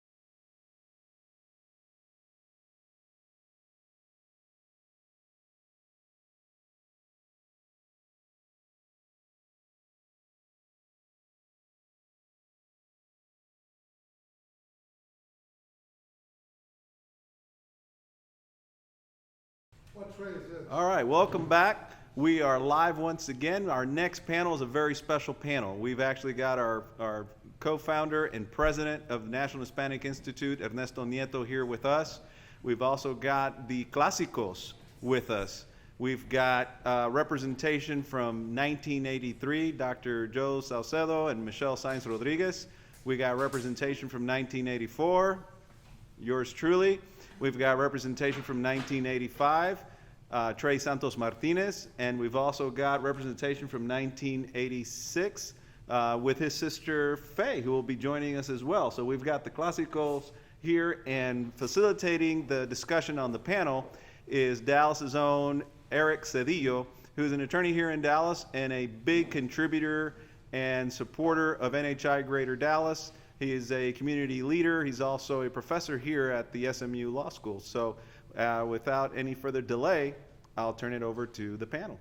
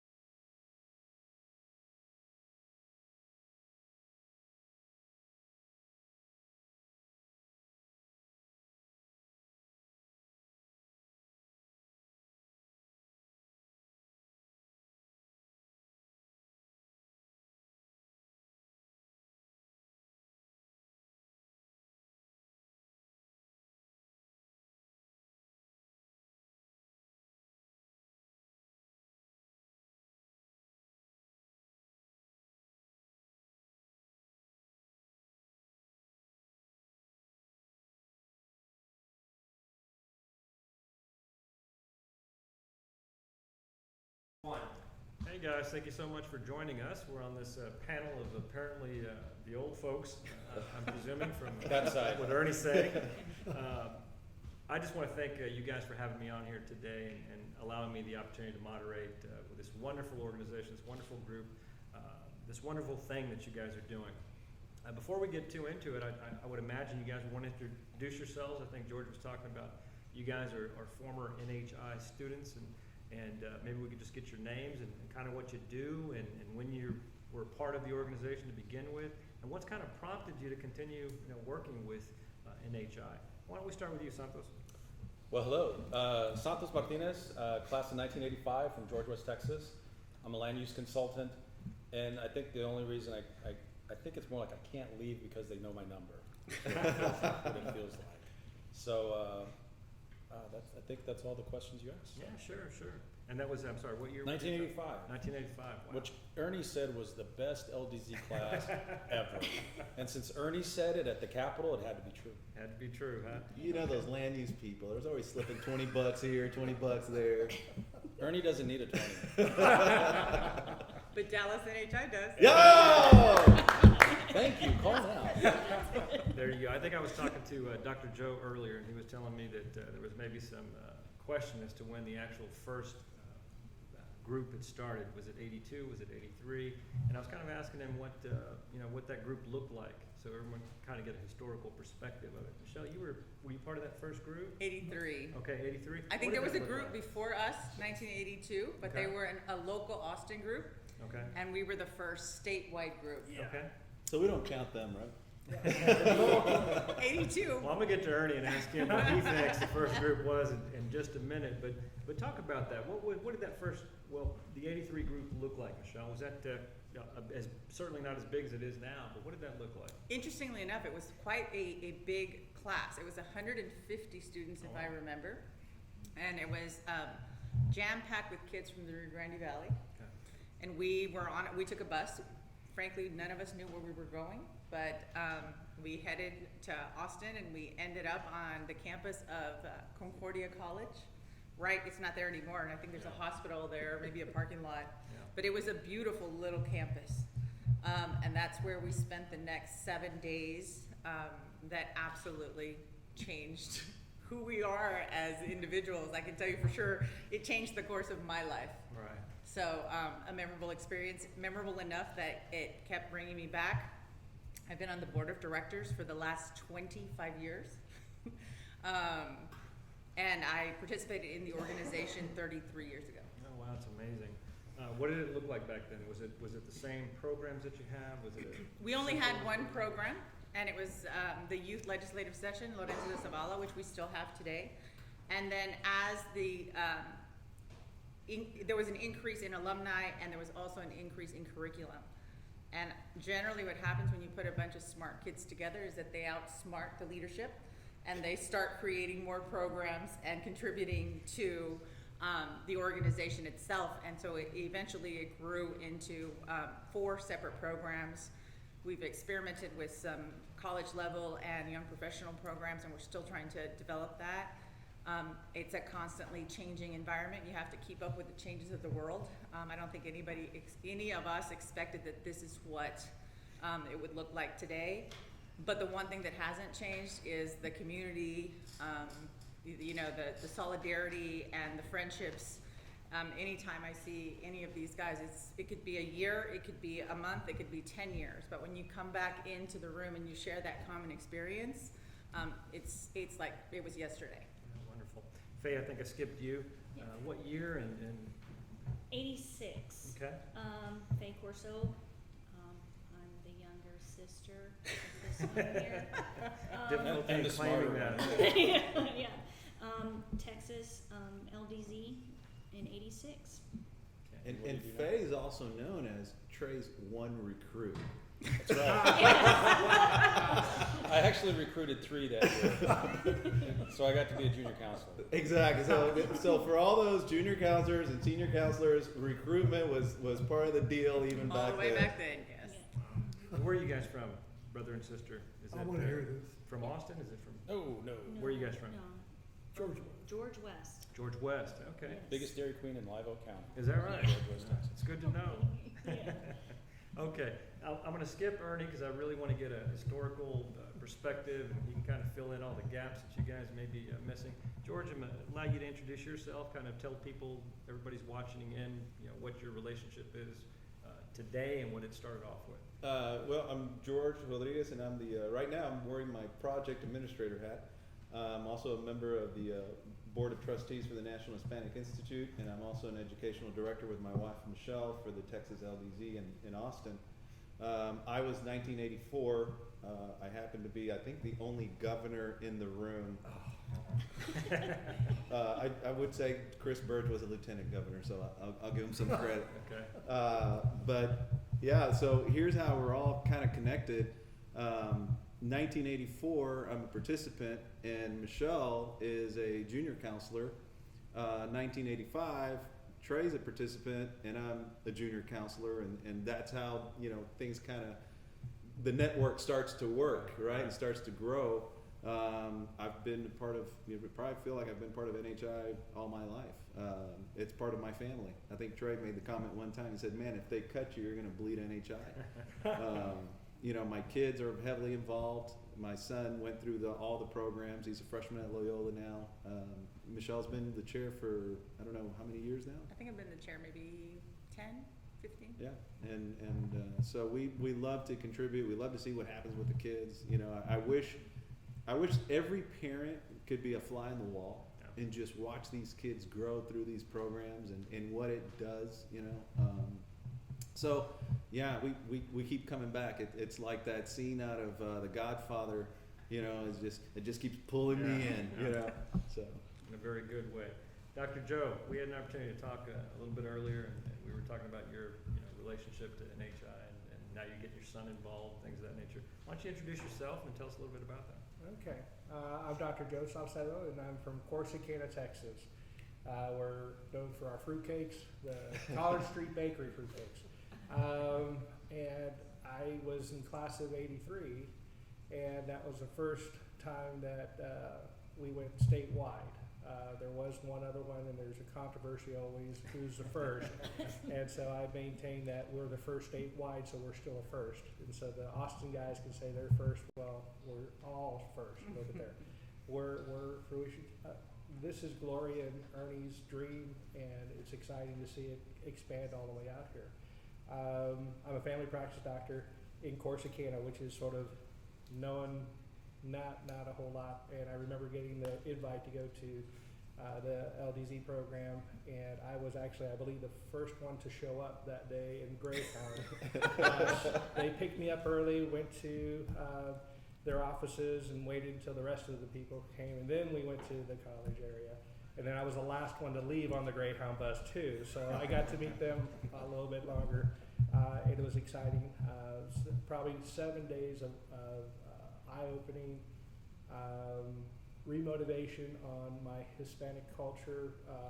I think we talked about, some issues back then when we grew up not told to speak Spanish. We're doing different things, and so we're trying to hide that. And then Ernie brought out that no, this is one of our things, and he gave us, or the program itself gave us that leadership experience and the confidence. And the confidence is the biggest thing that I think that we're getting from this program. These kids are coming out with that confidence. And I remember I've been in and out, a little bit touching base, Facebook especially. And then I got a letter. My son goes to Bishop Dunn High School. My son Anthony Saucedo, love you, proud of you. Tuned in. And I always got to do that. But doesn't your son need $20? Trust me, he gets some. No, but he got the letter inviting him to the great debate, and we live in Corsicana, so we drive him up to Bishop Dunn in Dallas, and he stays with his aunt Cecilia for Monday through Friday, and then we pick him up and we bring him back, and then now on Saturdays I bring him up to Dallas to these functions, and then Sunday also. But he got it, and I just got so excited when I got the letter. It's like, oh my God, I'm texting, I'm doing Ernie and Gloria and all excited and looking up the dates and so forth, and my wife is telling me, shh, don't show so much excitement, because then he won't want to do it. He may not want to do it, So and I'm like, ugh. And then we went to our first meeting, and then he showed excitement. His friends are excited. I love Bishop Dunn because there's a culture already there that this is part of of one of the programs that they have. And they have teachers that have gone through the program, and so it's something that's in which I don't think we would have had if I would have had my son still in Corsicana. So I'm excited to see that he's excited. And now that he's in that program, he's now going to be an alum. And then I ordered my shirt. Yay. Thank Dan you, for getting it to me in time. I'm waiting on mine, Dan.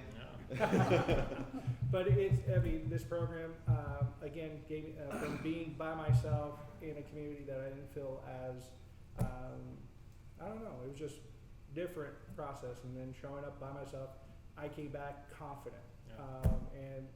By the end of that high school year, I was vice president of the student council, president of the National Honor Society. I didn't win an election. I was a representative at the LDZ, so by God, I got back and I changed that. And that's the thing. You develop those skills and the responsibility that it is on you to go forward and do that. And so this program has been excellent. And Ernie, you've been fantastic, and I'm glad that you and Gloria had this vision and brought it forward. Well, somebody who, of course, needs no introduction, Ernie. But if you would, introduce yourself and then go ahead and clear up the controversy. Yeah, I will. Well, first of all, I said earlier that I don't know whether this is a reunion or a refilming of Jurassic Park. There's a couple of things that memories are beginning to fail. I can already tell that. Dr. Joe, there was a little bit of nutrition here to B12. Is it vitamin B12 for the brain? That helps. I know that every time I think of George West, I think of horses. Because when I go by there, there's always that place where you can go buy horses. And it's not that I think about both of you, but Santos, especially you. Anyway, I go, these are nice horses, and I'm going to go buy one of these days. And actually, the 1982 in Donald Trump's era would be called the fake LDZ. We're getting to But I can already see Ray Alba and Jeff Yeah. Greco coming Yeah. after my throat. But the first pilot program actually took place in 1982. There was 162 kids there. There were 183 kids, to be very specific, in 1983 when Michelle came. When Trey came, there were, it was 1985, there was a young man from, that went to, from Round Rock, who was your governor. That was one of the larger, it was the more, if I remember correctly, it was the loudest. I just remember the LDZ. best. Remember Loudest. Loudest. Wasn't best, loudest. Loudest. Best. I remember y'all were knocking off the fire alarms and you were leading the charge. I remember those things quite well. I get rebuttal, right? George was actually the originator of the circle, counter circle, Dr. Joe, because I remember him saying, what are we going to do, just stand around looking at each other? And I had to imagine something at that point. The program grew, 88, we go into New Mexico. 1989, we look at Colorado. 1990, we make the move to Colorado. 1991, we're in Iowa. And then 1992, we're in DePaul University. We hop on a plane and we go to California. And JP was there to greet us, and we did the first California LDZ, and then Julio Cotto comes into play in because he went to the New Mexico 1998 LDZ, and he wants us to go to New York. And so we go to New York, and then Nicole is in college and all that stuff, and the idea of an abroad LDZ came into play, and we try one in Puerto Rico, but then we end up in Panama. And so those are the 6 that are current today. We did a stint in between there in New Mexico, and we think we'll go back. But ultimately, we began to work on our freshman programs, and then our Collegiate World Series, which are emerging juniors, seniors to be. We did, as our board chair just said, Michelle, that we did the undergraduate college through the Collegiate Leadership Network. More recently, we begin to experiment with how do you deal with young professionals who want to come back and be training faculty. The organization has grown to be both national and international. And it's huge, and 2,300 kids annually participate. And I brought a plaque, and we'll present it later, but one of the key cornerstones of the organization that it is entirely managed and run by alumni. Everything about the organization, from its employees to its board of directors, to its faculty, to its volunteers, whether it's junior counselors, whether it's senior counselors, college or high school kids, whether it's interns, everything about this organization is run by volunteers, which is a huge resource that undergirds the organization.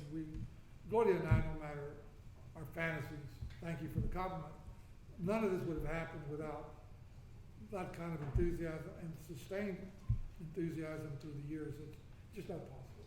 It just doesn't happen. I think that we've worked, I think that under her leadership, Michelle's and George's been a legal counsel, and conversations with Trey. Trey is a dear, someone I hold very close to my heart, because Trey is an intellectual. If anything about Trey that I've always loved is his capacity to envision. And he was an admissions person there with Austin College. And that's one of our favorite campuses because they've always been very generous with us, and I think you know that, John. But the point is that the idea of what does all this mean began to unravel and hopefully make sense to us. We were merely engaged in helping kids deal with their confidence, but we had to make sense in how we were going to sustain this over the long haul, and how we were actually going to go from a program or a combination of programs to becoming an institution. And I think if there's anything that's changed over the last 2 years, is that metamorphosis is occurring. Is that we're seeing ideas become institutional, we're beginning to see our way clear into the future that we call it community equity building, which is very different. CEB, what it means is adding to the value of our community, strengthening its intellectual currency, its cultural currency, confidence, its understanding of the world, and figuring out our place in the sun, and knowing that it's permanent, and knowing that we contribute to society through our own ideas. And the American experience is not about one way of conducting lives, but multiple ways. We want to have our way and our say about how we contribute to the American experience. And not only to the American experience, but to the international American experience. And so I see the organization 20 years from now as being a leading intellectual discussion group about what happens in the world. And this is something that's very emotional to me because it didn't start that way. It started out with just, what do we do for kids? What do we do for good kids? And what happens to them? And the conversations at the board level are much more serious. When Sam Moreno, we're going to honor him today, was there, we were talking about things like, how do we fund it? Well, they decided, no, we don't fund it, we all invest. And so we went from a need-based organization to an investment-oriented organization. And there's been some very key differences in the makeup and its meaning and its substance and its direction. And I think that the annual seed program, as we see it here, I called it LEAD, and I was corrected. No, it's LEAD. You called it seed. I said it wrong, and I admitted my error publicly, and I admit it again. But the point is that I think you're seeing the institutionalization of those concepts right here in Dallas. And this is something that's going to merely get bigger and stronger and more impactful and influence how this community sees itself in the future. Let's talk about that, Ernie. You mentioned earlier that it's kind of changed over a period of time. Initially, what was the genesis for the creation of this program? You know, prior, we talked about 82, 83. What happened before that? There were tons of conversations. I come from a family that was very involved in Houston, and they were involved with kids, youth, and they were involved in youth recreation. And as a kid growing up in that family, I was privy to the discussions between my parents. And there were always, there's a little community that was very poor called Moreno L.E.A.D. And that's where the Zavala Park was at, eventually why we name it the Lorenzo de Zavala Youth Legislative Session. But the idea of an institute for youth came there, and later when I moved to Dallas, that conversation continued with a guy named Sam Moreno. And we would meet and we would talk about an institute for Latinos. And that while we had political organizations out there and civic organizations, that we had nothing that was framing the thinking of this community. And that was absent in our development. And Sam and I would have endless conversations in the early 70s at his house or my house or at a restaurant somewhere. And so when I created the organization in 1979, I asked Sam to consider being eventually the chair of the board, the chairman of the board, and he did. But it's not because we knew what we were going to do. It's because we knew we were going to enter a period of dialogue. And that we were going to ask questions and test this and test that. And it was all a matter of exploration. So there was no one time in our history where we said, this is what it is. We had some idea. There were a couple of things that we knew we had to do. We saw the end of the civil rights era, the social advocacy and reform era. Cesar Chavez became ill. Cesar Chavez dies. Reyes Lopez Tijerina in New Mexico is jailed. Jorge Gonzalez gets ill. Jose Angel Gutierrez, who led the charge here in Texas. I'm talking about people that the media gave attention to. LULAC became a watchdog organization under people out of Corpus. You saw the American GI Forum rise. You saw these organizations, COPS out of San Antonio, the Brown Berets. All that era was coming to an end. And you could see it towards the middle 70s. 2 or 3 things were going on. Less political activity in our community, decline in civic participation, even decline in church enrollment. And so there was a guy named Jorge Larbraut that they knew, who was very involved with the Presbyterian Church. And we would talk about what's going on in the church movement, both Catholic and Protestant. And so there was a lot of inactivity, a lot of discouragement during the Nixon era. Nixon literally came in to dismantle everything that had gone on in our country.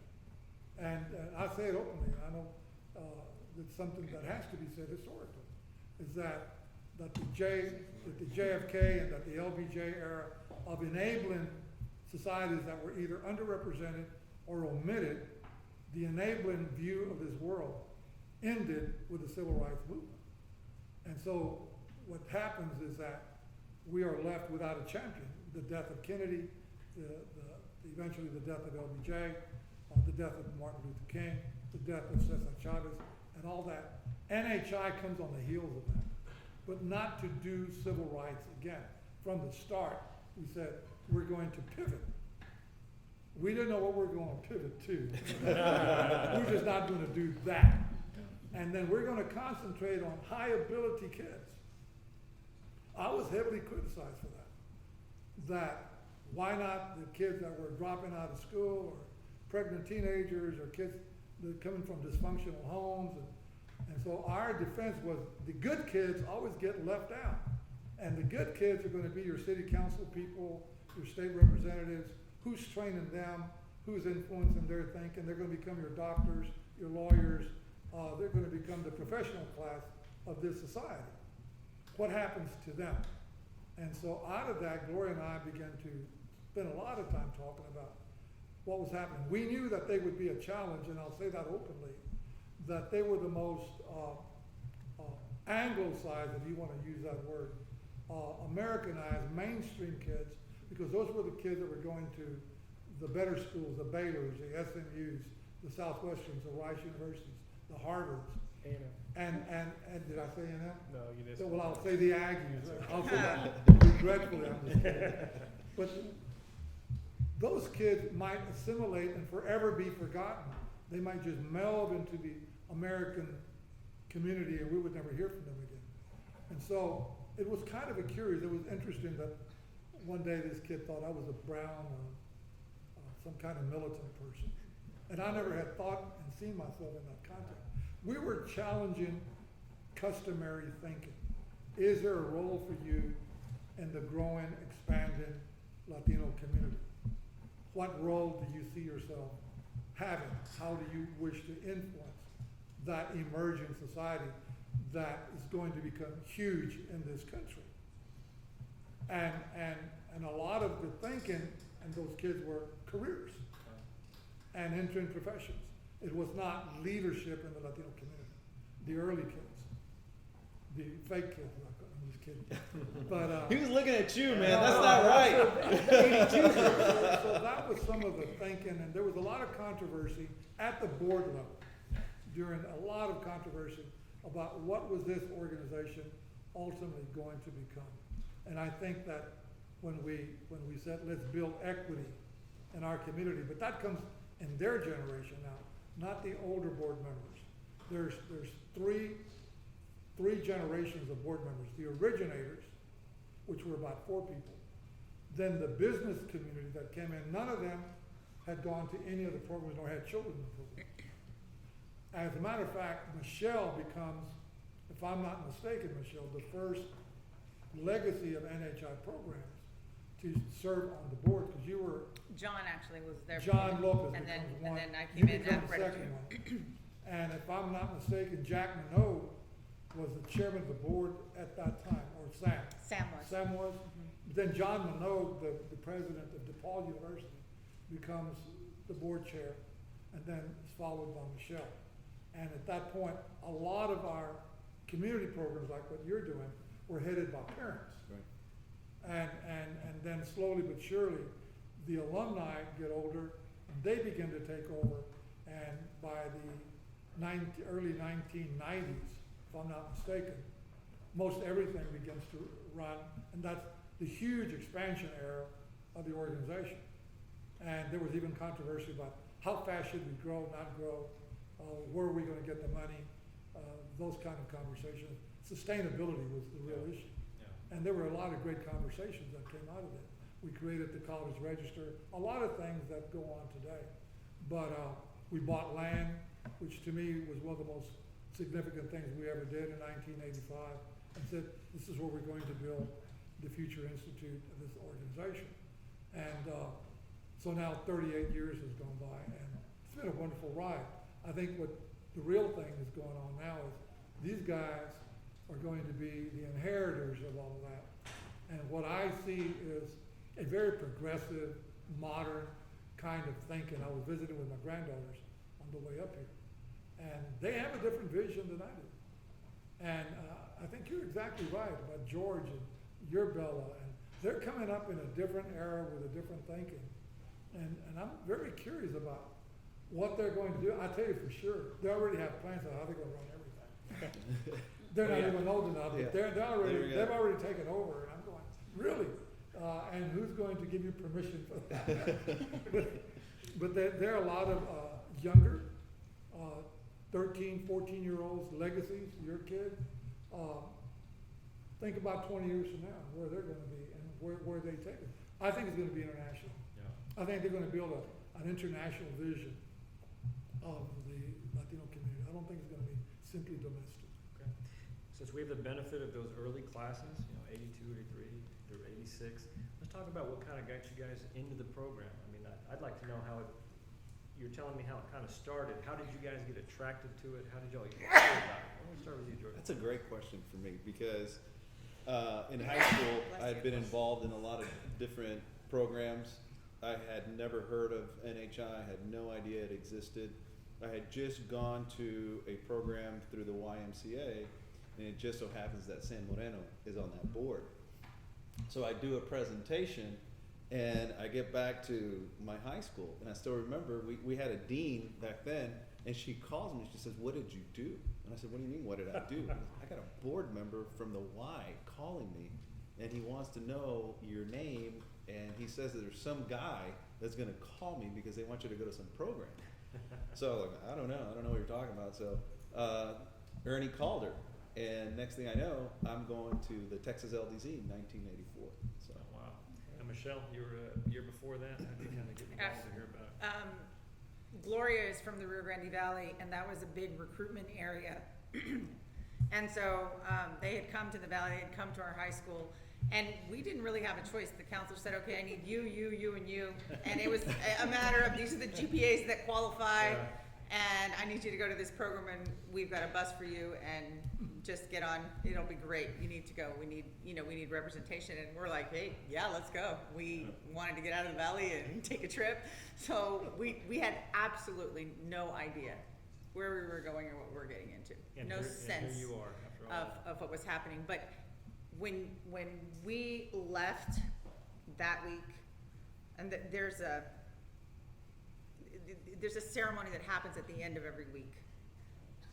And you sit around and you look, and that's how we always judge the success of our programs today. If there's a dry eye in the house, you failed somewhere along the week. If somebody's ready to go home, that means the experience failed at some point. Thankfully, we've never had that happen. George and I have been educational directors for the Texas LDZ. This is going to be our 10th year. And really, the success of your program is measured on Sunday when it's time to go home. And when you see the friendships and when you see the crying and the hugging and what has developed in that group, it's a feeling that you want to keep with you for the rest of your life.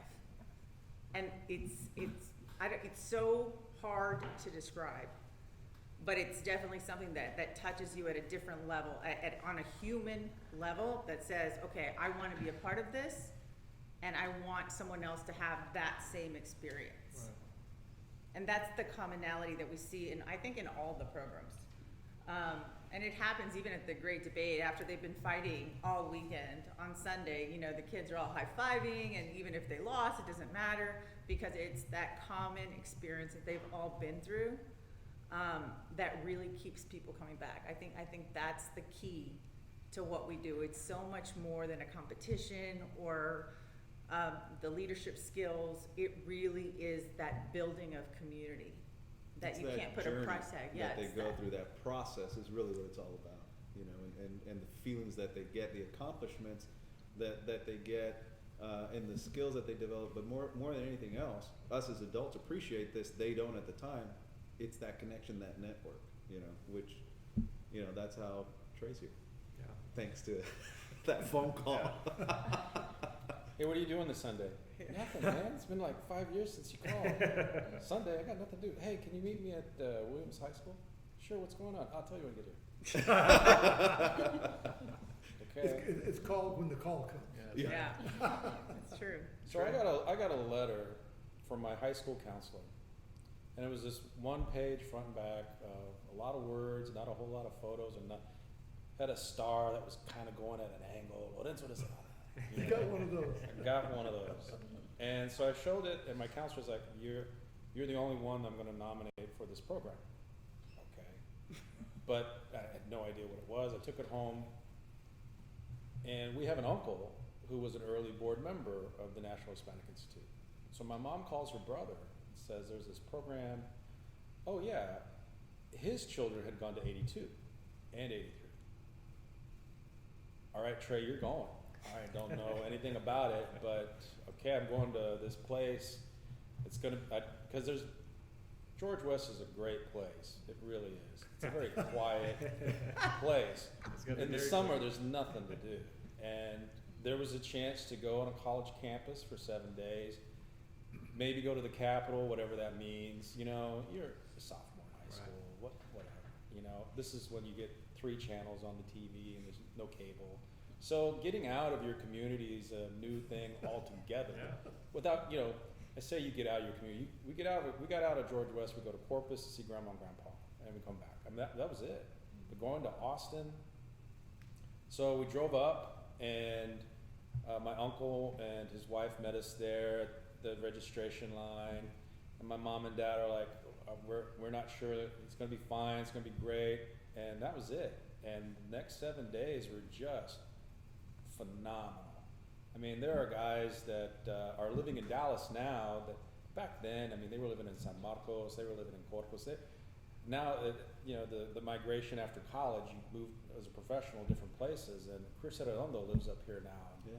He was our gubernatorial candidate for the Texas Hispanic Independent Party. Not that you remember that or anything. But I mean, those are Trey things. wasn't nominated. I'm just letting you know. Obviously, it's painful. He remembers it. But nonetheless, I mean, there's a lot of things that happen in that week that, as a high school student, you'd never get an opportunity to do. I mean, you'd never have a chance in high school to we drafted legislation before you had to get there, but you never had to lobby for a bill. You never had to speak at a podium. You never had to market yourself as a campaign. And so at that time, the LDZ was just a legislative and executive experience. There was no judicial branch. And so everybody ran for office, and if you didn't win, you were in the House of Representatives. There was people running for the governorship, the lieutenant governor, and then the House selected its speaker. But the races were for the Senate. That was the big thing. And so I remember being nominated for my party, and I just sat there in my room the night before elections going, this is so easy just to check out, you know. You win, you lose, you lose. What if I really do win? Then what? What if I try this? Why not? You know? And so I remember going to the big auditorium. Everything was big at Southwestern because it's bigger than George West.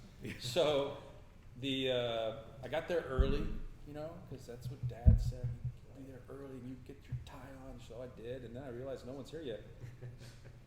I'll go introduce myself and welcome everybody in that comes in the door. So I stood at the front door, opened the door to everybody that was walking in. Hi, I'm Trey Martinez, running for Senate seat number 5. I appreciate your vote. Senate seat number 5. And I didn't think you were it was that working. kid! Here's how I know it was working, because I didn't think, no one's paying attention. 20 minutes later, 2 more guys show up. Hi, welcome. I'm running for Senate seat 21. I'm running for 17.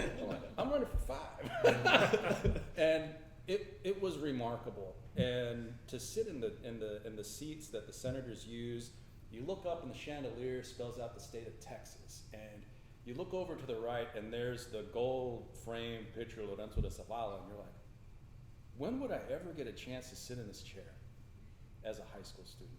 When would I ever get a chance to argue in a committee in the chambers, just like the real people do, you know?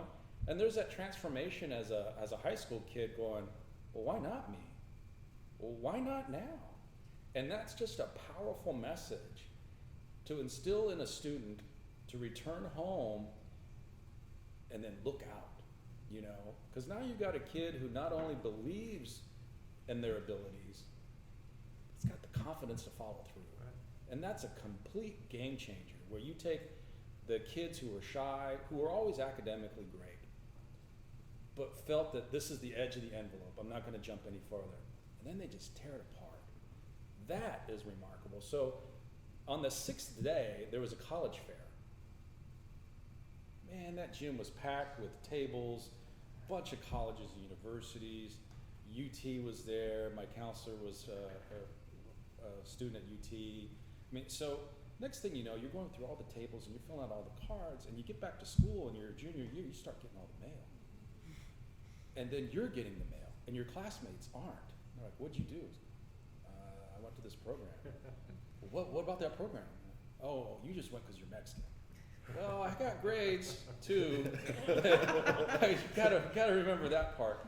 And it was remarkable, that part coming back, not only the, you know, keeping up with the schoolwork, but planning for what happens after high school. That was a conversation that was just assumed. You know, Trey, you're gonna go to college. You're gonna go to college. And you know, my dad went to A&M. All right, well, I'm gonna go to A&M, guess I'll be A&M. Thank God I went to the college fair at that LDZ, and there were all these other options. So it's always good to have options. And it is at that college fair, I filled out this card to this little college I'd never heard of, Austin College. And the representative there, Jay Evans, said, hope you had a great experience and we'd like to stay in touch. And my cousin had gone to LDZ 2 years prior to me. She ended up going to Austin College. And then this network that you just alluded to before, it's not just a network of professionals and alumni.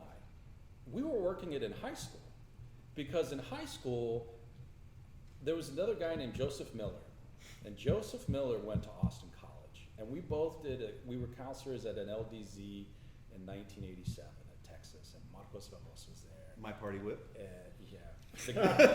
He's the guy that says he got you elected. He is the man. Nonetheless, you know, I knew Joey was going to be there. I knew my cousin was going to be there. And so we started, these are intelligent students that do these programs, and it's not just a matter of this random selection of going to school, but we were working our networks in college. And then in college, we started calling, hey, you really should come up to our campus too. And, you know, because at Austin College, the population of Spanish students was, I think now Austin College has a 21% Latino student enrollment. And I joke, at the time it was 21 students. It wasn't 21%. And so we had been taught through this program, if you're gonna change something, do something. Don't just wait for it, make a plan and do it. So we work the phones, we work with the admission office, we work through our LDZ rosters, because who else would be a better fit on our campus than another LDZer? Absolutely. So the admission office was like, that sounds great. You should do it. Well, let's do it. So we got phone banks going. We talked to kids at the high schools. It was great. And look where it is now, you know? So the experience you have as a high school student is one phase. Once you get into the collegiate level, and you start being around, you know, students who are bright just like you from all over the country, all over the world, and then you continue that network on, it's just a very powerful experience to be a part of. All because I got a letter from a counselor, and my mom called her brother and said, oh yeah, he's gonna go. Okay. So I get back, and they say, if you wanna go back next year as staff, you gotta recruit. Hey, I've got a sister. And there's some other people that should be at this program. And again, I think that's part of the networking system as well. I mean, one of the things I learned about NHI is that it's best for a person to learn if they're playing something. And as a new, not a new father, but as a father, I know that my boys are going to learn more if I engage them in some activity rather than me, you know, which is easy to do. But at NHI and LDZ, it was a game. And you learned the rules, or you made the rules, or you changed the rules to play the game. And that's how you learn. And in my employment and with my family, with my children, that's a powerful message to remember. That's a powerful lesson to remember. How can I get my point across, or how can we have this learning experiment grow? Well, let's play. And so this program that the kids are in now, it's a debate tournament, but how else are you going to learn your communication skills? How else are you going to learn as a freshman your research techniques? How else are you going to learn these fundamentals unless you play? You know, my nephew, her son, is a phenomenal baseball player, and to be a freshman playing varsity, that's phenomenal. But if you look back at what has he been doing, it's always been practice, you know. And so once you get the practice down, you've got no fear of getting in the batter's box. But if you've got the practice down of speaking at a microphone, speaking in front of an audience, it doesn't matter where you are. But the challenge is to do it in 2 languages. But if you've got the confidence that you were taught as a high school sophomore, that's not a problem. Just go do it. Just go do it. So I wanted to say your uncle now is 80 years old. there's actually a party for him right now that Supposed we're to go missing. to that. Wow. Faye, let's get your perspective. The older brother goes off and I'm assuming talks wonderfully about the program and recruiting you. What was your experience like? I'm quieter. Yeah. But I had a really good time. I met a whole bunch of people. I didn't network myself as he did. I don't like putting myself out there like that. But I learned a lot. I mean, and just being able to speak intelligently to other kids at their level across the state of Texas, and just going in, you know, late at night, hey, want some popcorn? And start just talking about this is my bill. This is what I think is important. You want some more popcorn? You know, soda, you know, water, whatever. And that's just how I learned. Yeah. You know, whatever it is that I think that in order for me to get my point across, what is it that you need? How can I help you help me? Yeah. And then just kind of learn from that. For me, as an outsider kind of looking in, I am just incredibly impressed by the kids in terms of their confidence. I think that is something that is central to what happened. Talk about the confidence to go forward and do things. Dr. Joe, we were talking earlier about confidence and the installation of that confidence. Tell us about what it did for you in terms of becoming a doctor, or giving you the ability to say, hey, I can do this, or whatever it was. Thank you. Just as a side note, after having Ernie say how they were, I guess, targeted individuals on that one, because Corsicana, Texas, okay, you know, there's not a whole lot, and I got There's invited. more in Corsicana than there is in George West. I'm pretty sure that's correct. Tell you But what. I got invited to the I think it was the vice principal's office saying, hey, we have a program, and I think there was a criteria for grades or certain aspects, and I was the only one that was into that realm. Yeah. And in hearing, you know, what was happening, I would have been one of those kids that was lost. I would have melded right into what they call the coconut, you know, brown on the outside but white on the inside and so forth from that standpoint. And I would have not, because at that point, you know, my Hispanic culture was, I feel, was holding me back, if that makes any sense. And when you come to 183 kids, you know, blonde, fair skin, you know, all the varieties. We played basketball, we had skins and shirts, and then the guys in the skins had no hair, you know, and then some had really hairy, you know, on that one. And he made reference, hey, you know what, the stereotypes of, you know, what we were put in, they're not, you know. And so from that I regained, and I looked, this is the cream of the crop. These are the people that strive to do successful, you know, enterprises and different things. This is what I want. This is me, in a sense, but in there's others like me out there. Whereas you get bombarded with the stereotype and just the generalization. But so it's nice to see that, and I'm glad that I was targeted, and I was excited, it really did build up a lot of the confidence. I mean, some of the stories, when you go there, this is the first time I've ever been away from my family. Yeah. And so a little scared, you know, I'm not as extroverted as some standing in there introducing, didn't know what the heck it was, and being not from the Rio Grande Valley where they had a bunch of people that knew each other, that could vote for each other. I'm like by myself, yeah, I'd like to try, no, I'm just representative. But even in the representative aspect, being able to debate and to discuss and to dialogue, I think that year we didn't get anything really voted on or passed. The only thing that was actually going to, or they may have, I forget, but I just remember the one thing that they passed the House and the Senate was to change the color of our flag. Yes. Yes. I have a story. I was in the office, picked up first time, and I was sitting in there, and I remember Gloria talking how she's so proud of the flag. She showed it, everything else in that one. And at the end of it, it's like, they're going to vote to change it purple or some other color. Pink. And I'm like, oh my God. And I'm not sure if your story is going to mesh with my story because it was a long time ago, but I remember talking You're to the the younger governor. guy. We'll go with your story.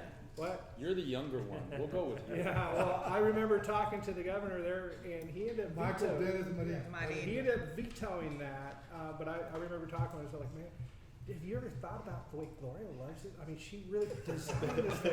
You're gonna kill it by changing it pink or something that one. But to say the least, it did not get passed. It did not pass.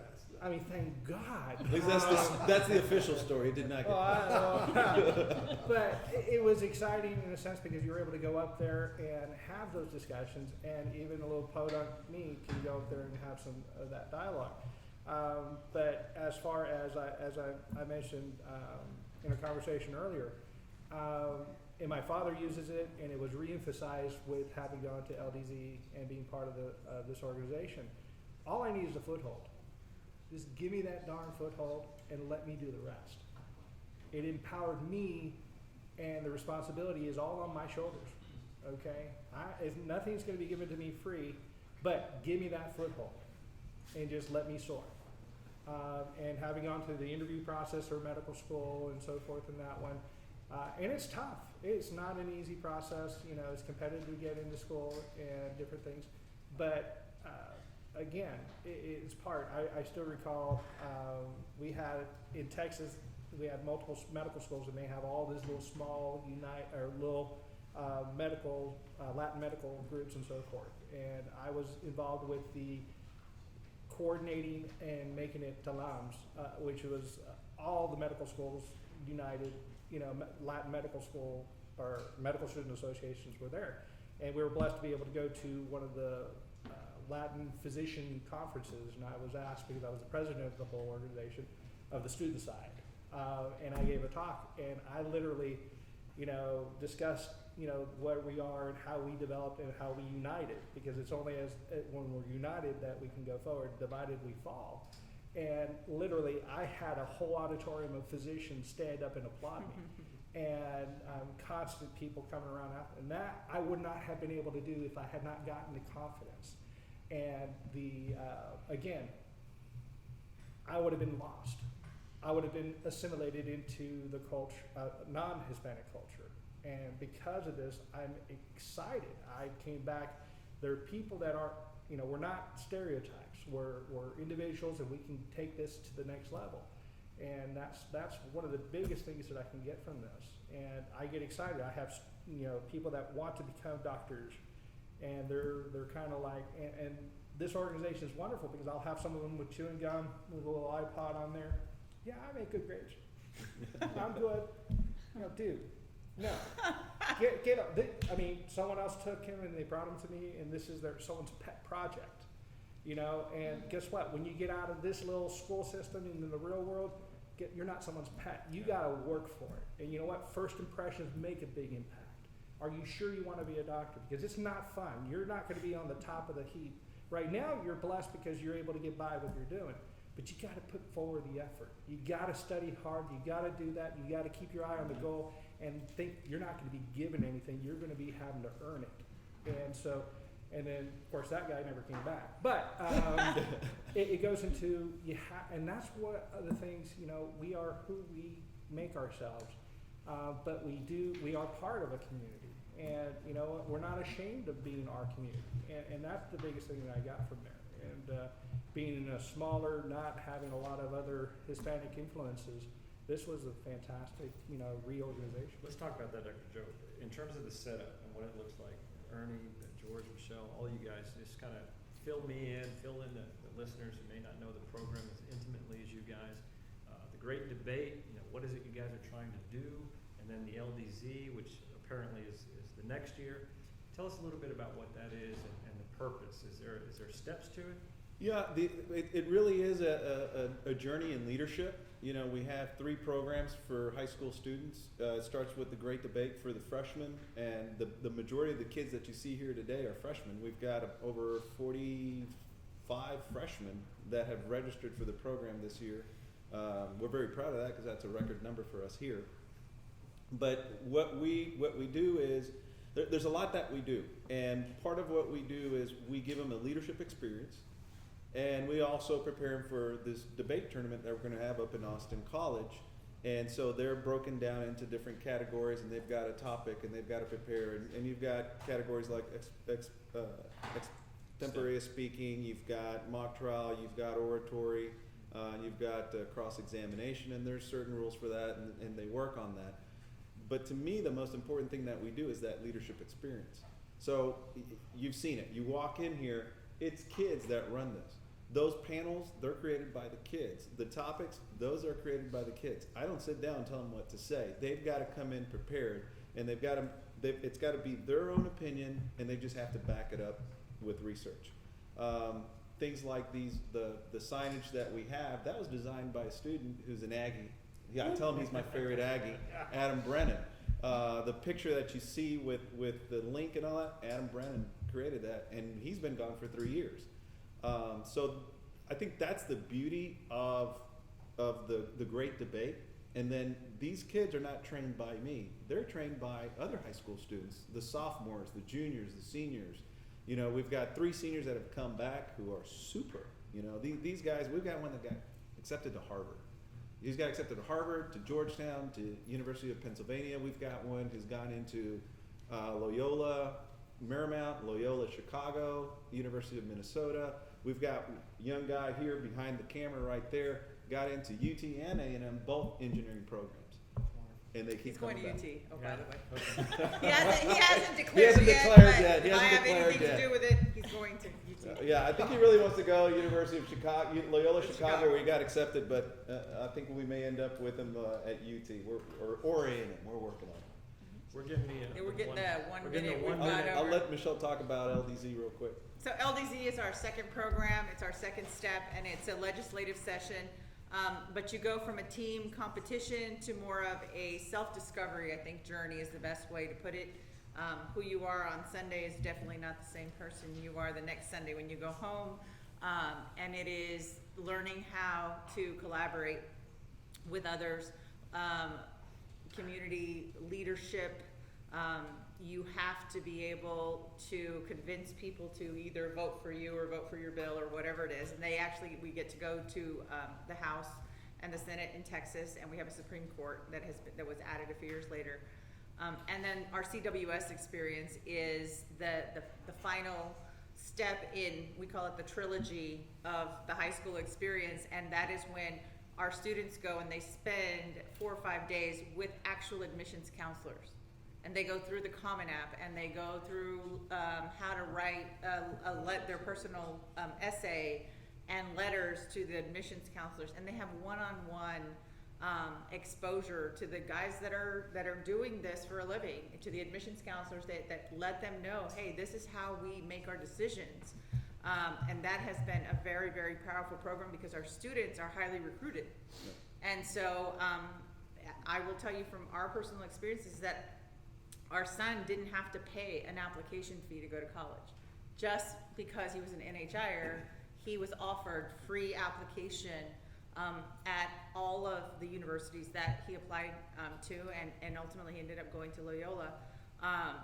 but it was because of his NHI experience and because they know our kids come with more than the brains. They can find lots of smart kids, but you don't find kids that are well-rounded, that are engaged, that are motivated to make a community wherever they go as part of their training. Well, and I think part of the Collegiate World Series, the CWS, is that these kids are also trained on inquiry-based learning. So it's how do you get to an answer using questions, you know, and how to use inquiry, you know, to come up with answers within yourself. And I think that what happens is that these colleges have come over the, 36, 38 years that we've existed. They've realized, my goodness, these kids are successful on our campus. These are kids that graduate in a 4-year period. You know, I think our average for our kids are 4.5 years as far as NHIers. These kids come onto campus and they're leaders in our campus. They take on leadership roles. These kids know how to think. You know, it's not about, what to think, but how to think is what we're really about. We never tell these kids, what our opinions are, or should you be a conservative, a progressive, a Democrat, an independent. It doesn't matter to us. We want them all, but what we want is kids who can think for themselves and can make decisions and can be leaders. Thank you so much, George. I'm getting the wrap-up sign. So this is a live stream, then hopefully this will be on video somewhere where people can watch it. I'd encourage all of you to look into the program, listen to these different topics that are there. An incredible program. Donate if you can. This goes on until 9, I believe, this evening. So please do what you can to encourage and get all these kids through this wonderful program. Thank you so much, and thank you for joining us.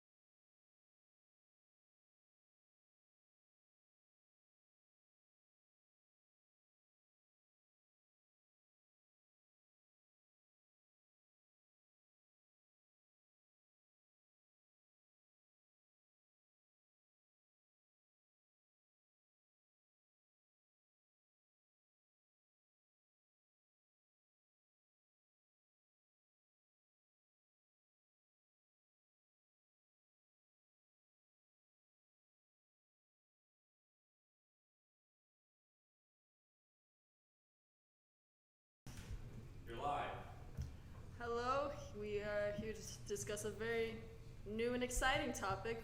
Can everyone just introduce themselves, please? Hi, my name is Felicitas Corral Alonso. I'm a junior from the School of the Talented and Gifted at Townview. Hello, my name is Francisco Rios, and I am a sophomore at International Leadership of Texas.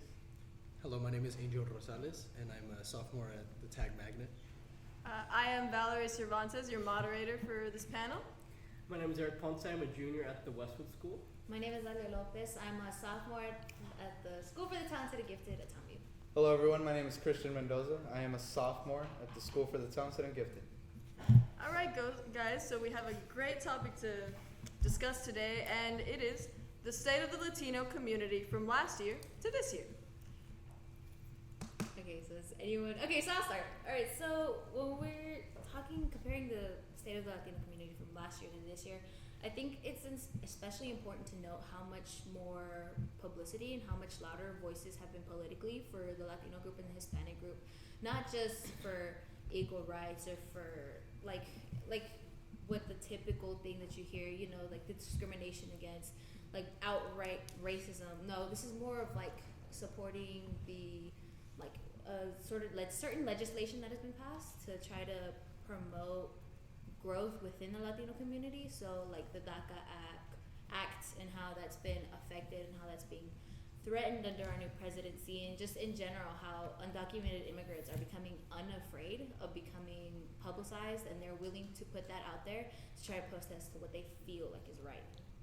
And adding on to what Dahlia said about how our community has been threatened, I feel like last year our community wasn't as threatened as we were now.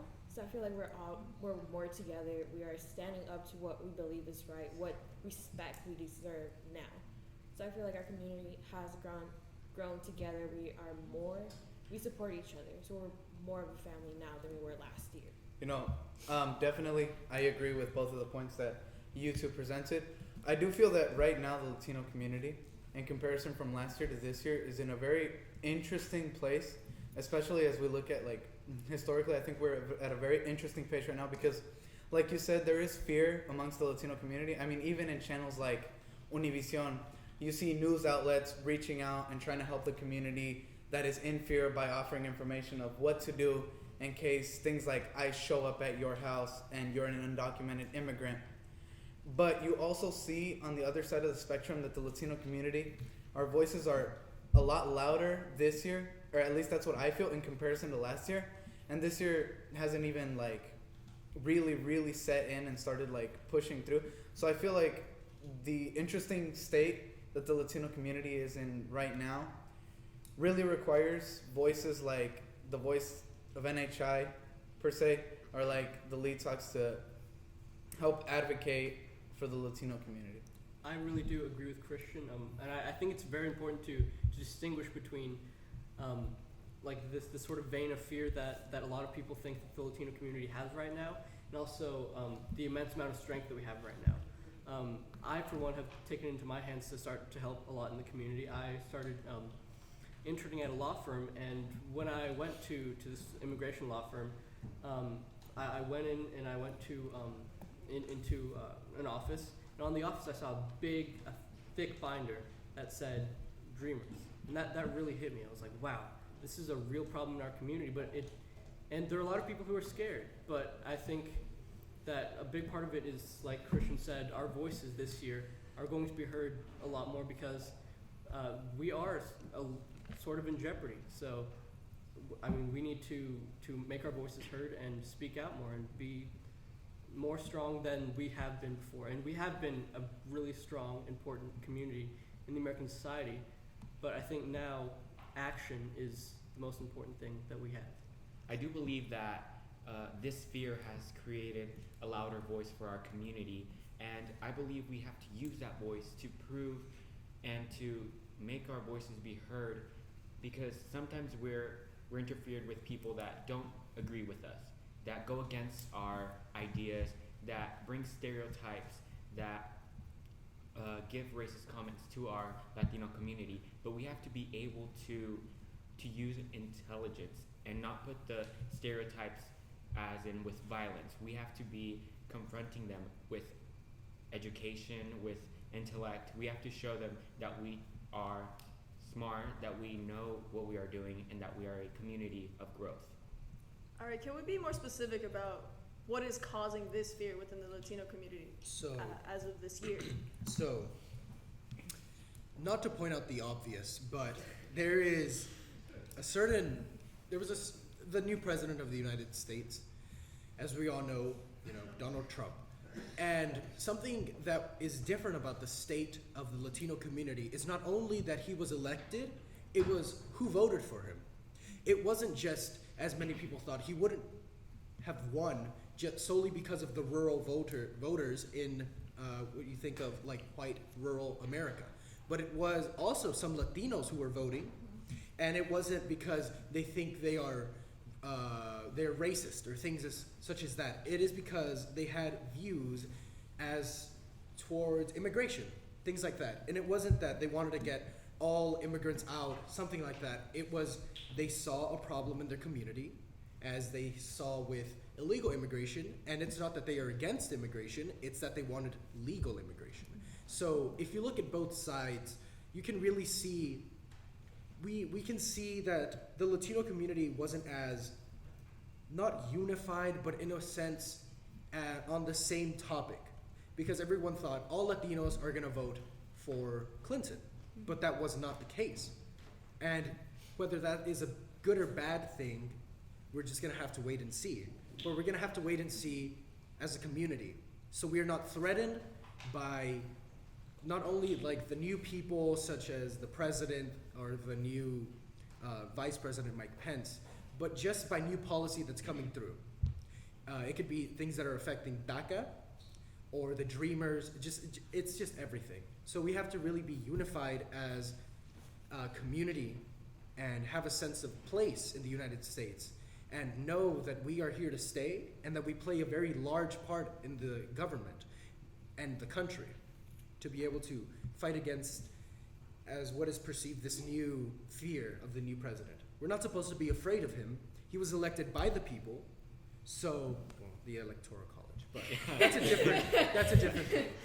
The Electoral College, which got the votes from the people, right? But he was elected by the people per se, right? And we aren't supposed to be afraid of him. We're supposed to work with him. We're supposed to work with the government. And in order to be able to keep these policies that are beneficial for Latinos and to progress new policies that are helping us make our mark in the United States. And then I think another big thing that's causing this sense of fear within the Latino community is the continuous threat that the president has put to end certain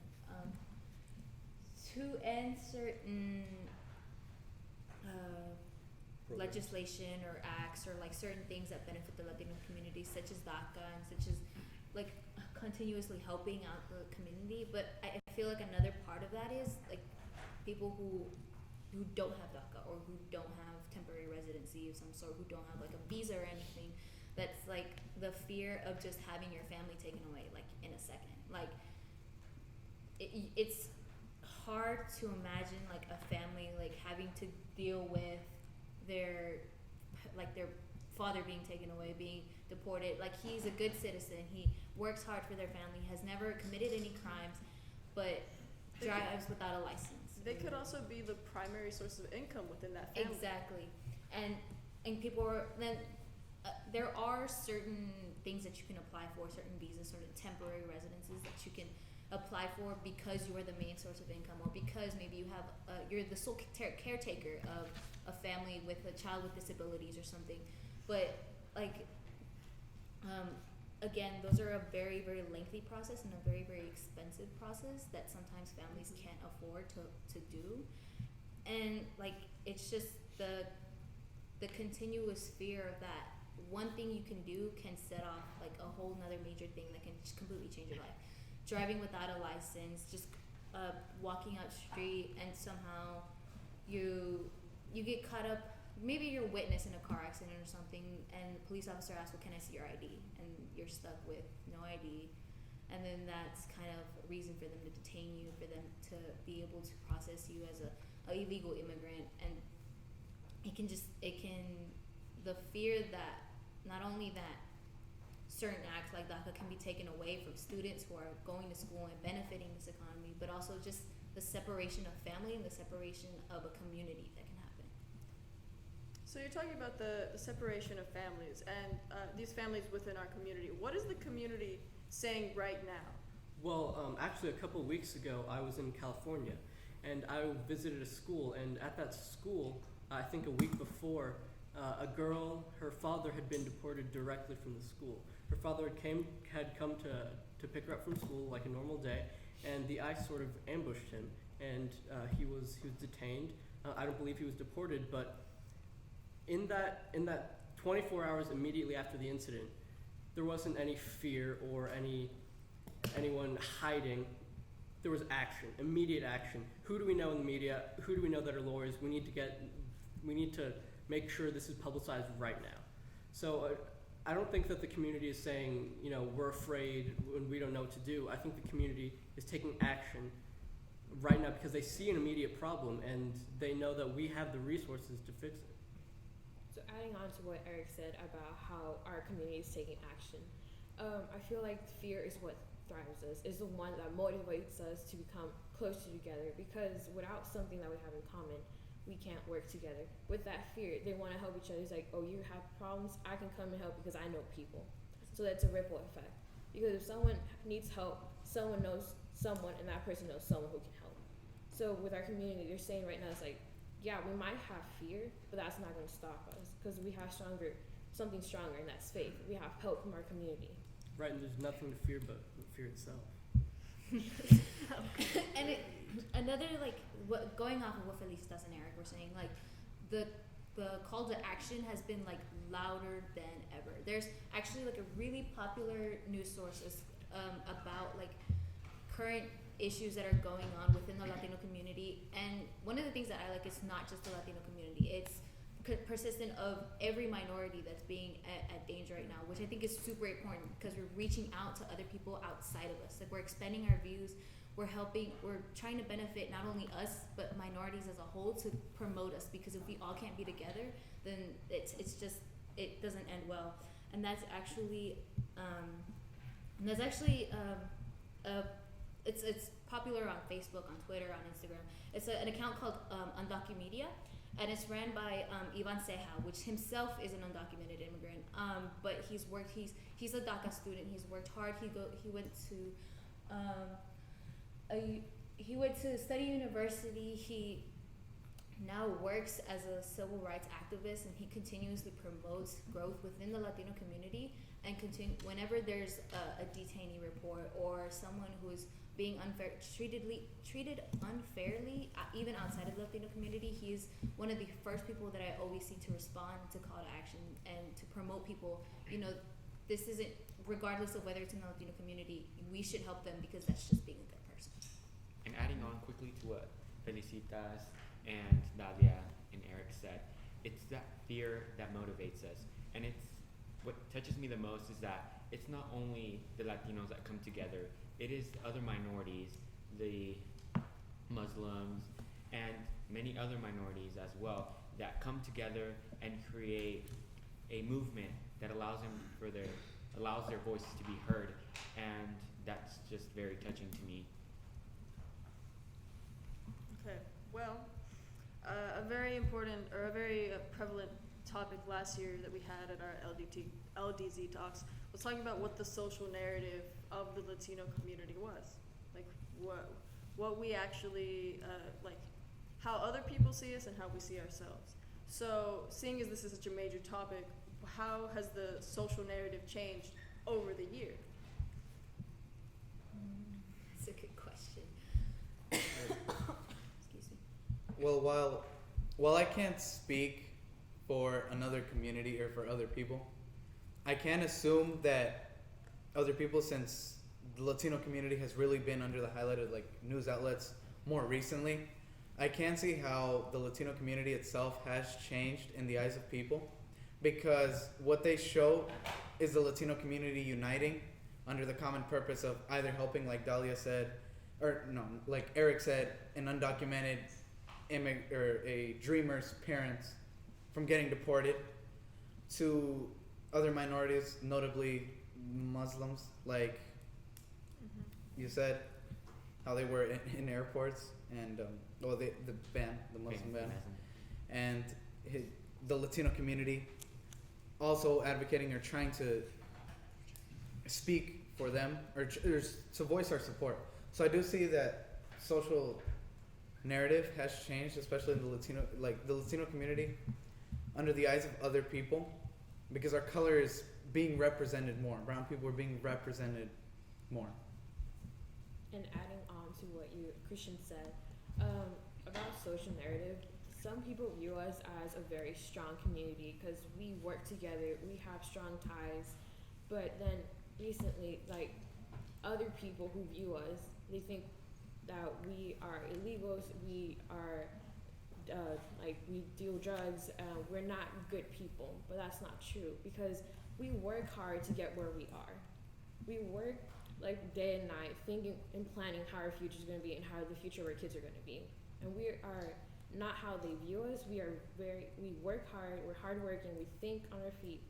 And I believe that our social narrative has changed a lot, but it depends on who you're talking to. And going off exactly with what you said, it's more like our social narrative is changing more and more by promoting education more and more, that growth through education and through experiences, good experiences, like such as NHI, participating in these LEAD talks, participating in LEAD projects, going to every event that NHI has, whether that be Great Debate, LDZ, or CWS, like it's showing people that change is happening, that we're not continuing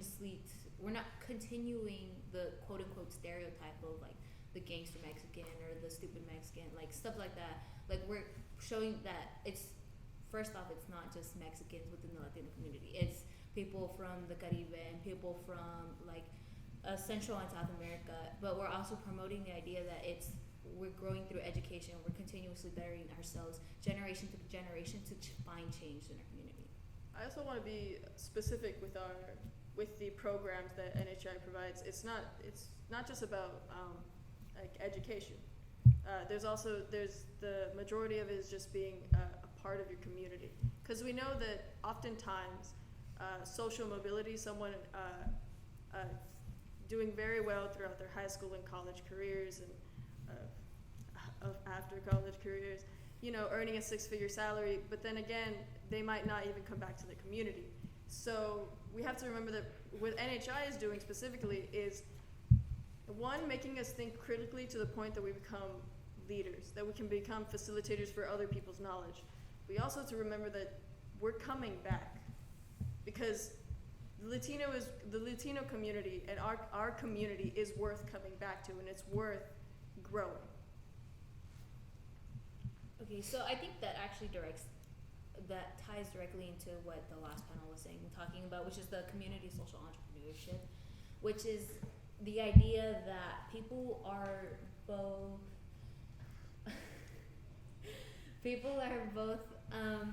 like investors and beneficiaries in what we do, and they invest their time and their effort and their like their work days. They spend days training other people, training other participants, and training themselves within there for the next like LDZ, and they benefit by seeing the change that happens in our community. Excuse me, and seeing like that everything that we are doing is continuously working to something that can be better. Another thing that Ernie brought up was that throughout the year, NHI's purpose had to change, right? At first, it was all about la causa. It was all about like la raza. It was because at that time, Latinos didn't have many civil rights. And of course, now we can assume that the majority, not including, of course, undocumented immigrants as we see in this country, but we have generally gotten very much better in terms of just human rights. So because of this, the purpose of NHA had to change, and it had to pivot towards what we're doing now, which is educating and facilitating a community of learners. So, if we are going back to that whole aspect of what it was in the past, what it is now, and what we want for the future. In the past, it was well, for the Latino community as a whole, it was fear of someone coming after us, and it was the fear of this, people just directly coming after Latinos and trying to deliberately make them at less of an advantage. And today, that has happened, and there has been an attack towards the Latino community, and there is going to continue to be attacks towards the Latino community if we don't unite more and advance together. And to do this as a community, we have to use organizations such as NHI, other great organizations that help Latinos, and not only Latinos, just anyone who wants to join and further the cause of just rights for people who are disadvantaged. So this could be something else, LULAC, stuff like that. And as a community together for the future, in order to be able to work for these rights, we need to be more politically active. We need to be more politically sound. We need to be more knowledgeable, aware, to be able to, if someone tries to go against, not the Latino community, but just anyone, a group that may be at a disadvantage, we have to say no, and you have to work towards this by being, a part of your community. And then I think another thing going off of that, especially, it is the National Hispanic Institute. This is great influence on Latino and Hispanic community, but like Angel said, to not only benefit us, but benefit everything else in the community and everyone else that we interact with on a daily basis. I think it's super important that we reach out to other organizations, not just Latinos. We reach out to help LGBT rights. We reach out to help Black Lives Matter. We reach out to help Muslim people, misrepresentation of colored people in the media, certain things that we know we can influence based on these talks and based on becoming politically active and continuously bringing to light the things that can be improved, and not only that, but also bringing up solutions that we can bring to those. Bouncing off of what you and Angel mentioned, I do see that the Latino community for the future, while we are considered still a minority, that is changing rapidly because we're becoming more and more of a majority. So I do see that the Latino community for the future should, like you said, become very educated for causes like you said, to help many other causes like LGBTQ, Muslim people, and other minorities that need representation. But I see that the Latino community should politically represent itself and have its voice heard, because as of right now, you could say that the Latino community is not underrepresented in our political system, but our voices aren't as heard as we'd probably like them to be. So I feel like that's only the future for the Latino community, as well as education. I feel like programs like NHI really make this possible because you build a network of connections. And like you said earlier, it really does cause a ripple effect, because if I am trying to start something and I know you and you know someone else and he knows someone else and so on and so forth, it really builds a huge web and a network that the Latino community can create and strengthen in order to advocate for the other communities that you said and also become more politically relevant. Well, but I think that right now we're kind of focusing on the deficits of the community. I think we really need to focus on the assets, and we right here at this table are the assets of this community, and I think that we're part of the future. Well, I hope you enjoyed this panel. We are being told to wrap it up, so have a good night.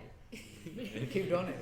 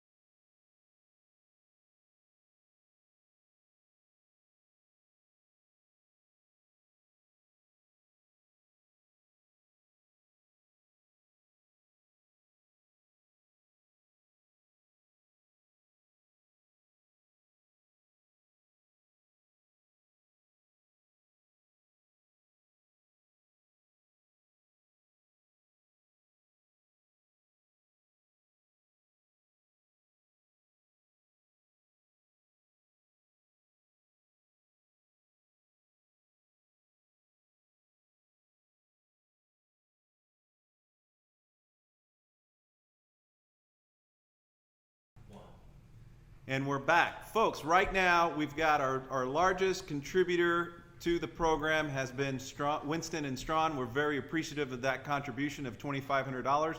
We need somebody to step up. We need somebody to step up and match or beat that contribution. Right now we're at about $5,200. We've got to get to $10,000 by 9 o'clock tonight. We're less than 6 hours away from 9 o'clock. We need you guys to contribute. Reach out to friends, family, have them write out a check. We appreciate those $1 contributions, those $5 contributions, and those $10 contributions.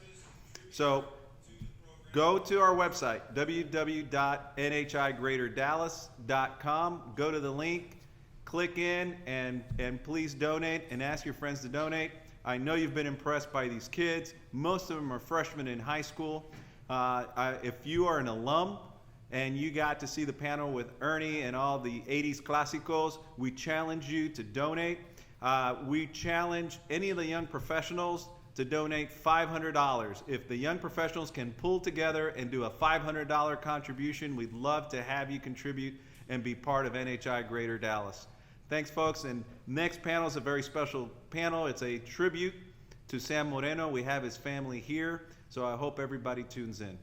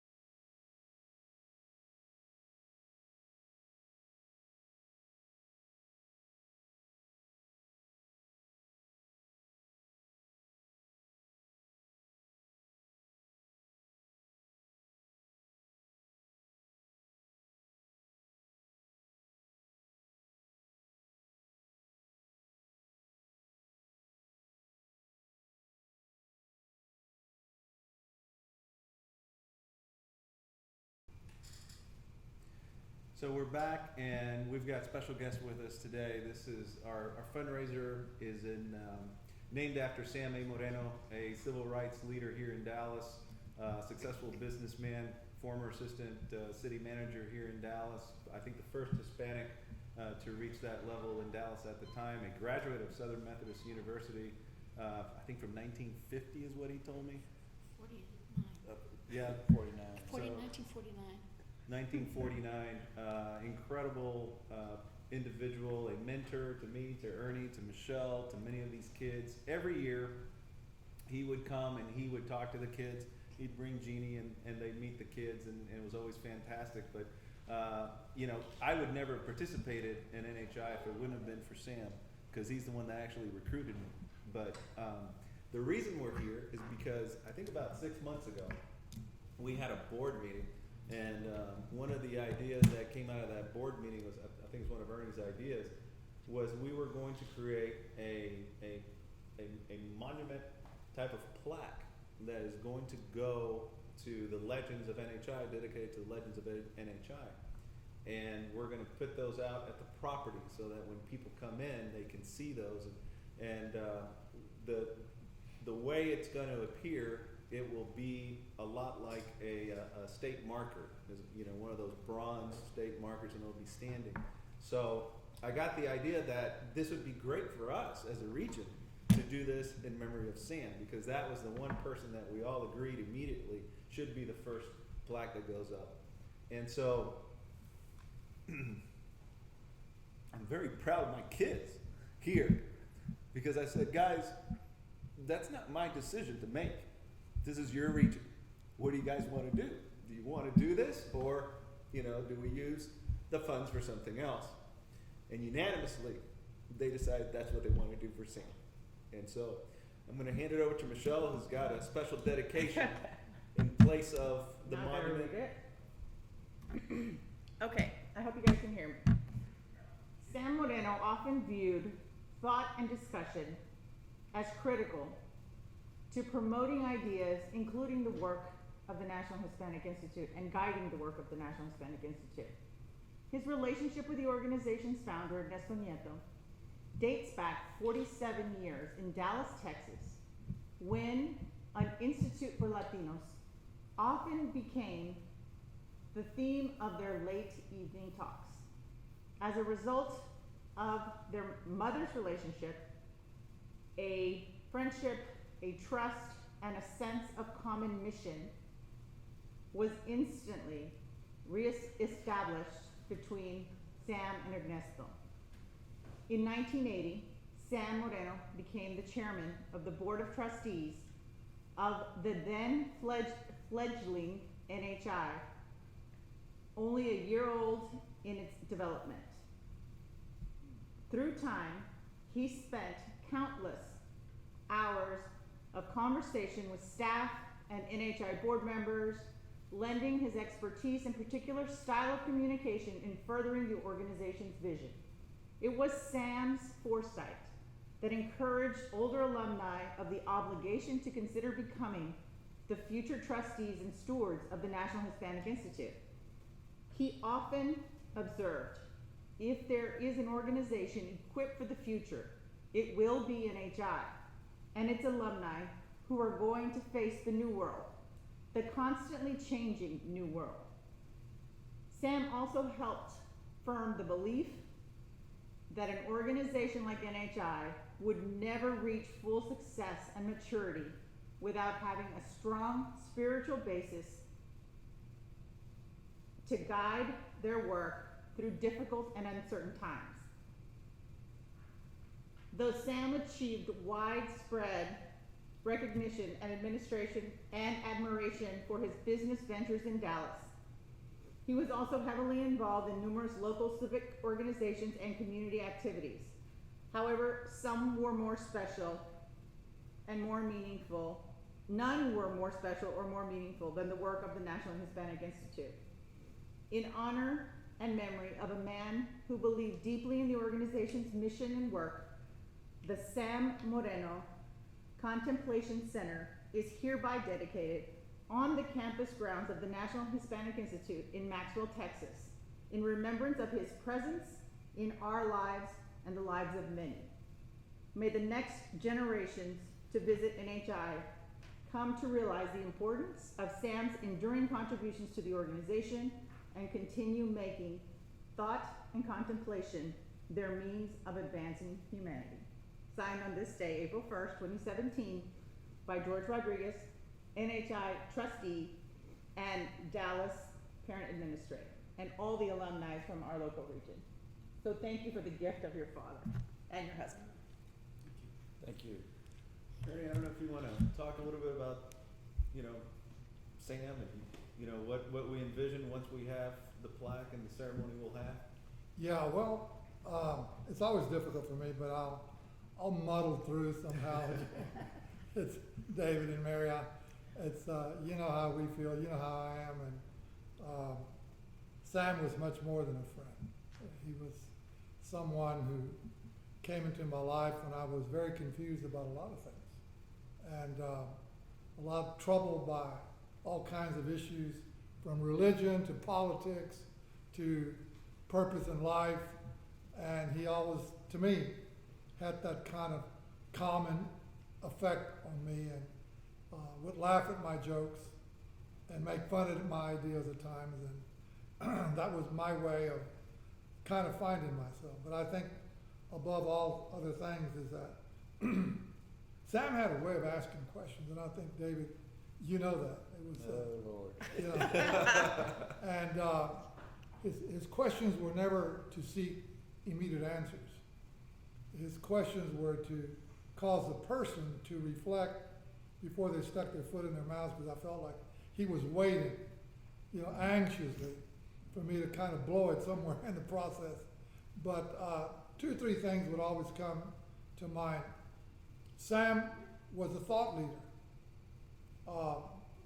No doubt that in the heat of civil rights and politics and things of that nature, that there need to be people who analyze and delineate and distinguish and sort and give meaning to things that are going on. And Sam could read into situations and raise questions that allowed us to kind of make sense of what was going on. Not because he had clarity on it, but because he was part of the conversation. And I think that that's one of the things that he really enjoyed, was to be part of the conversation about possibilities and outcomes and things of that nature. From religion to politics to family life, to even to marital relationships, to whatever. That was one thing the other thing was his humor. I don't think that a lot of people really fully appreciated Sam's humor. And every once in a while, I would get a call about a joke, and I would pull over to the side of the road, because I was going to do 2 things: enjoy the humor and enjoy Sam's laughter, because he found his jokes to be so funny that he couldn't control himself sometimes. And I would laugh and laugh and laugh with him. I think that I was coming up to SMU today and saw myself riding in his car, because the last time I was with him, he took me to the airport, and he insisted on taking me to the airport, and I was wondering why. There was, as you know, Jenny, Sam and I had an instant connection. It was like, that's just the way it was, And he knew about my mom, and he knew about my background, and my dad, and he knew about my work. But he really wanted to find out how I was doing. I think he saw me getting older, and he wanted to find out, are you okay? And I told him that I was, and I said, I'm going through some back problems, and I'm going through some knee problems, but nothing that's going to shut me down. And he had more than a curiosity about that. And he thought maybe I was keeping something from him. And I assured him that I wasn't, that I was doing fine.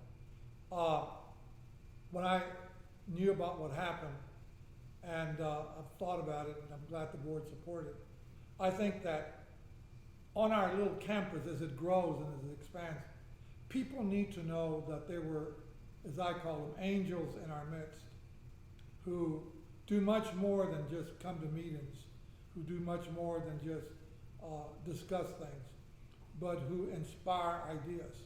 And if anyone inspired ideas and challenged people to pursue their inspiration, it was Sam.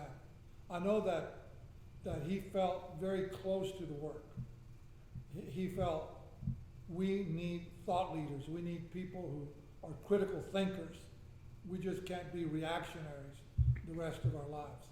And if there's anything that he leaves behind, is that legacy and that memory. And I don't know if y'all know this, but we have this garden area that we've designed, and it'll be done in the next couple of months. And right next to it, and I wanted you to know, you knew my mom, and I built a little chapel, and it's called Esther's Chapel, and it's an open air chapel.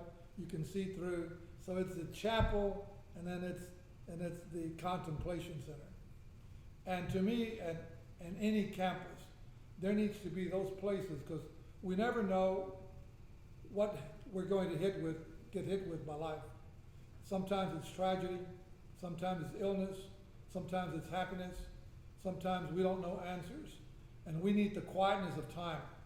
We need that places to go and simply to contemplate.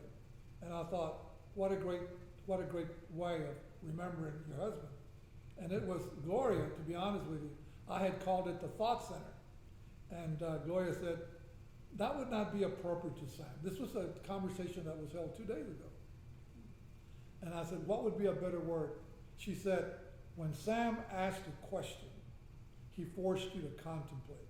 He didn't ask you to think. And there's a difference, she said. So I thought, what a better way. That's just a replica of it. I know it's in tiny script right now, just so we could fit it all. But it's something for the family. And it will be, as George said, be put in a bronze plaque, and it'll be a permanent fixture there, so for the years to come, that they know that the Moreno family has had a lot to do with and David, you know, you remind me so much of your dad. I know. You know. Sorry. Yeah. And Mary, I know that how much your dad loved you. I mean, I've always known that, because I've always asked him about you. And, you know, Jenny, I know some of the private conversations y'all had, and I know some of the fears he had about kind of leaving you behind, and you understand all those things. It's just looking at him. I know, I understand, and so I know how emotional it is, and sometimes I can't pick up the phone. You understand, but I wanted to thank the Moreno family. And Sam's spirit. And I wasn't going to do this. I was trying to help you out. I stepped in to help you out.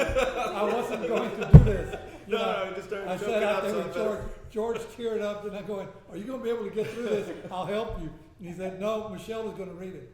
But both he and I were pretty close to Sam, and there's this little special relationship that developed. So go ahead, George, I'm sorry. No, I just, you know, wanted you to know that, you know, his intellect, his spirit, his leadership will not only be honored by NHI, but it will always be honored by Greater Dallas, because he was such a part of Dallas. So. He was very much Dallas, wasn't he? Yep. Dallas was his city. Very much so. And so we appreciate you guys coming down here and still being a part of this, and we thank you. Thank you for Sam and for the gift of. Well, thank you for showing him to me. It's kind of nice, huh, to hear the voice again. It is. I know how it is. It brings back a warmth to the room. As soon as I heard him speak, I will share with you guys that I've been on the board of directors for many, many years, and I became the board chair about 10 years ago. And I called your dad and I said, Ernie wants me to be the board chair. And I don't think I'm ready for that responsibility. And he said, it's time. He said, you're ready. You're as ready as anybody else will ever be, and it needs to go into the hands of the people that created the organization. And it is your responsibility as one of the oldest alumni to make sure that this is here long after you and I are gone. And I know you can do it. And he was very encouraging to me and kind of pushed me off the edge to do it. And it has been a tough job and very hard shoes to fill because he served as the chair for so very long, but he is a part of who we are here in Dallas. And that will never be forgotten. So thank you all for taking the time to come. I know it's. Well, thank you for inviting us. We went to a funeral, and we had lunch, and then we came over here. That's good. Well, good. I was just gonna remind you, when she was talking about Sam and being the chair, we'd get into arguments, as always, right? And Sam would never participate in the argument. He would just listen. And when we were getting a little too heated, he would go, "What are you trying to say? Just sum it up in 1 or 2 words." And it would cut through the argument. But it was, I mean, he could have easily gotten embroiled in the argument, but he would just sit there very patiently. And he would, "What are you trying to say? Just say it in 2 or 3 words." And he was kind of brief about those things and forced us to kind of learn to find our way through whatever we were searching for. But David, again, just Michelle, you know how I feel, and you know how we all feel. I was going to make a comment that during the previous broadcast, I was listening to the kids talk, and I'm going, "This is all Sam." how you have to get ready, you know, school, religion, civic, family. It's all part of the game, and then to have seen him in action, and I was exposed to this most of my life, and some of it I ran away from generally because I just didn't want to hear it. But I remember the fact that he would sit there, like you said, and listen to a point to where you had already cussed and discussed whatever you were going to say, and then you say, "Okay, like you said, sum it up now. It's time to let's come up with the answer here. What's the next plan?" And this is what I heard the kids talking about, and I'm going, "God, he's here." It's just good. Thank you, Dave. It's a good day. Yeah, what I remember most about him, you know, outside of NHI is Sam would call me, and I knew he was going to go help somebody out because he'd always start the conversation with, "You know, my faith requires me to help humanity." So he found somebody who needed help, or a family sometimes, you know, and because I'd always run into him in immigration court as an interpreter, and Right. you know, he'd give me they always suspected what was going on because he'd see me and give me a big hug like we were family, you know, and they'd always go, "Is that your uncle?" I go, "Yeah, that's my uncle." But thank you guys again. Thank you all. We thank you. Having us, we enjoy seeing you. Okay. See ya. Great to Thank see you. you again. Thank you. Thank you.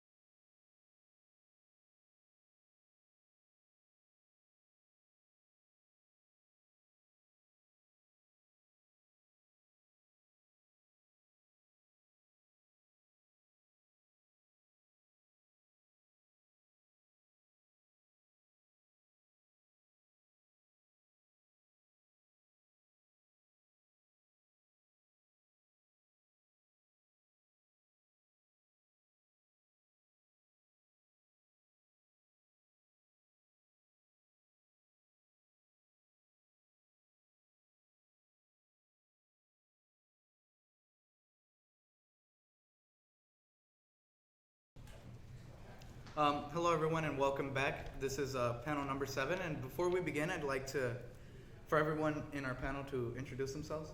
My name is Isa Lozano. I'm a freshman at Bishop Dunn. My name is Anthony Salcedo. I'm a freshman at Bishop Dunn. My name is Marco Aguirre. I'm a freshman at the School of Business and Management at Townview. My name is Mia Gonzalez, and I'm a freshman at Bishop Dunn. My name is Andrea Arnells, and I'm a freshman at Bishop Dunn. My name is Maximiliano Barajas, and I'm a freshman in Uplift Heights. And my name is Christian Mendoza, and I'm a sophomore at the School for the Talented and Gifted.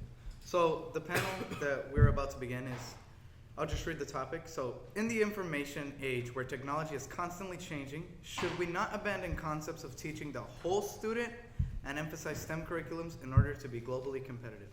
So, first I'd like to start off with, if we could define what STEM is. Yeah, so STEM is a curriculum based on the idea of educating students in 4 precise disciplines: science, technology, engineering, and mathematics.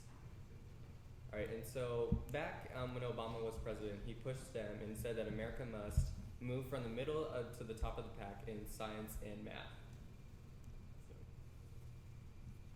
Well, I do agree that STEM is a very important program that helps many people. If STEM is pushed too far, how will people learn about cultural things like other cultures, religions, war, things like that, the arts and the humanities? I like to agree. I think that whenever we focus too much on STEM, we lose a lot of our culture. Like in the United States, there is a lot of diversity, and it's really what makes part of us what we are. And when we lose these things, we're going to lose a lot of culture. And even then, STEM doesn't work for everyone. A study by the University of California found that students who start out planning to major in STEM fields graduate at far lower rates than their non-STEM classmates, especially if they're Black, Latino, or Native American. And only 81% of Asian American high school students and 71% of white high school students attend high schools where the full range of math science courses are offered. But whenever it's an American Indian, a Native Alaskan, Black, or Hispanic high school student, they are significantly worse. A child's race, zip code, social economic status should never determine STEM fluency, and it does. I would like to add on to what Anthony said. There is only nearly 28% of high school freshmen declaring an interest in a STEM-related field. So, I just want to extend the question. How do you guys feel currently, like as students, about STEM or the idea of the whole student, and which one do you lean more towards? Well, I am actually thinking about going into a STEM field, but I also see the result of what can come of those types of fields. Like whenever you go into a STEM field, you become a bit more career focused, because it is more like industrialized, and it's like you don't really focus on your traditions as much as you would before. Well, I'm partaking in a STEM program over the summers. I have been for the past 2 years, where we go to 5 different colleges and we learn about the science, technology, engineering, and mathematics. And on a side note, that they recently added the arts in it to make it STEAM. But now they are helping us get internships and helping us to get a scholarship to college. And just want to make it a note that the STEM program I'm in is only for girls, so that since in the engineering field is mainly dominated by males, we're trying to push that more so females can get jobs there in that field. And that's really discouraging, because as a woman, I do want to go into a STEM field. But 48% of the workforce in America are women, but only 24% are STEM workers. So if in school I only learn about male scientists and male mathematicians, then I'm not encouraged to be a mathematician or a scientist.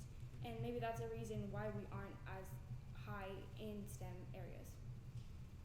And that's part of the reason why I'm more against STEM, because of that inequality.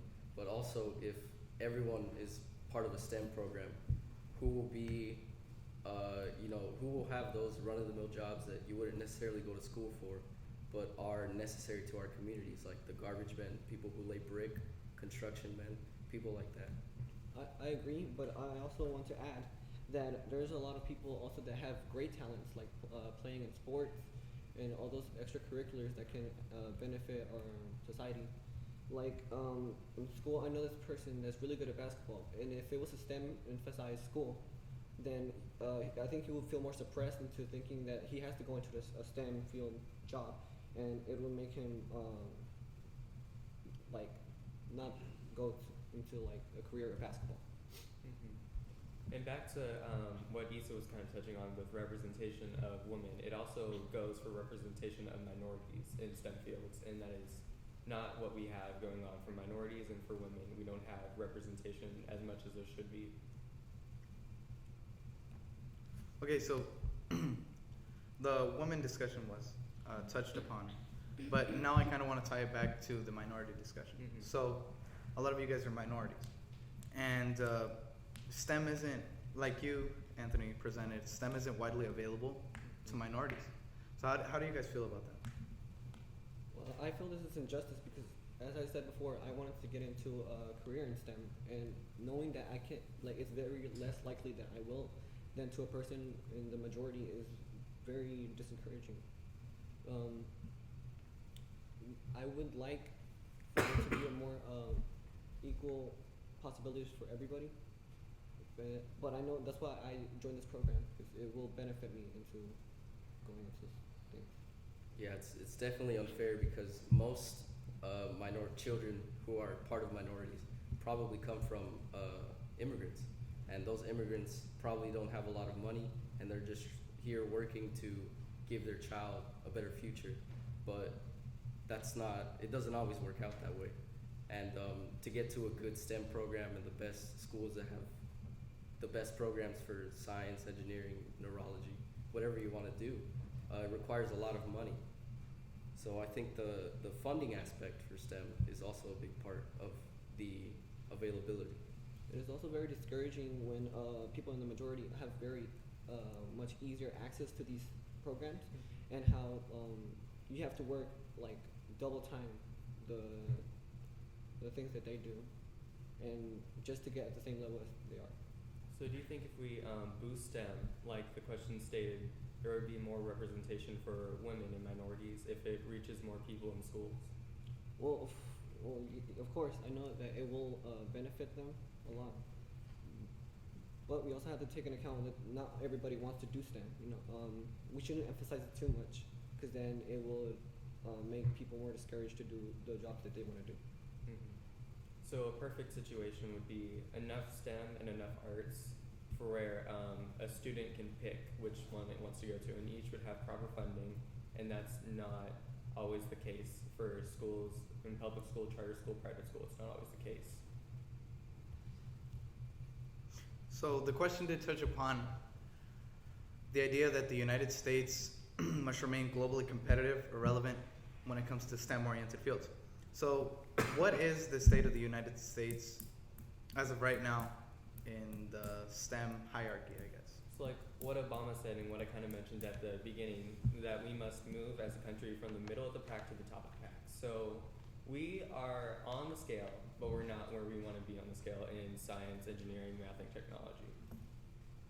So then that begs the question, if STEM is made more widely available to minorities, how do you think, or how do you guys think, because I'm opening up to everyone, that the United States could progress and become more competitive?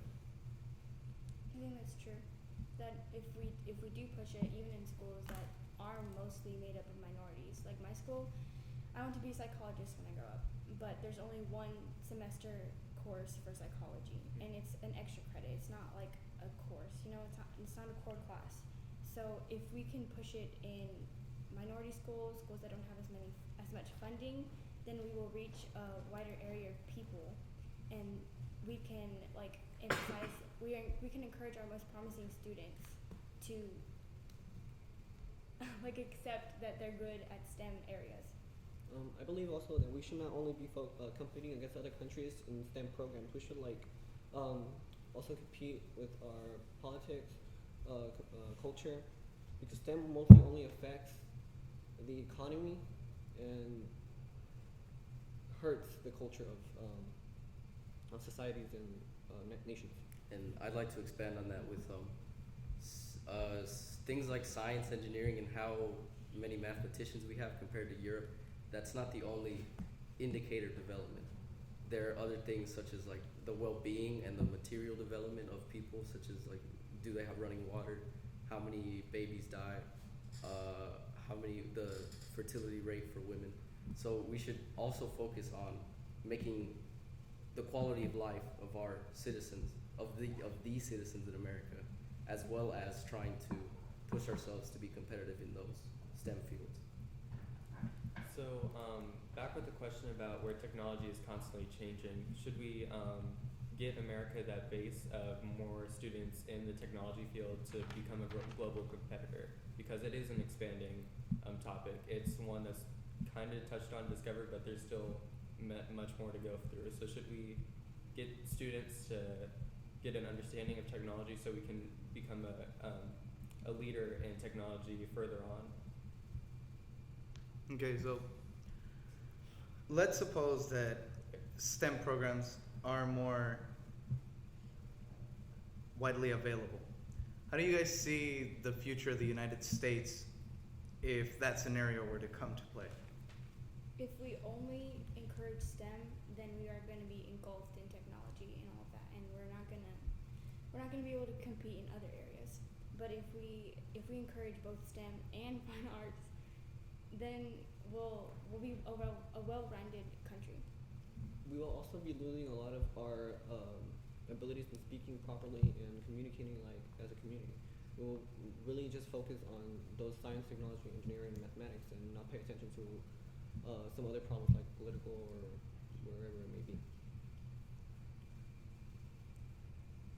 So you guys then, so if you guys agree that there should be a balance between STEM and fine arts or humanities classes, do you lean more towards the whole student idea, or what exactly do you guys think we should move towards? I believe that we should move more towards STEM, although we will lose a lot of our culture. It is a very more like progressing thing, because we will be more safe with a new technology that we'll be making. It will like increase birth rates, life expectancy, and stuff like that.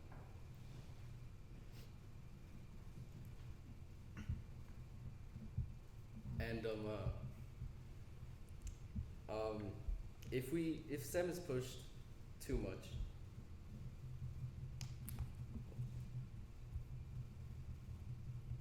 If STEM is pushed too much, we will increase our IQ but decrease our EQ.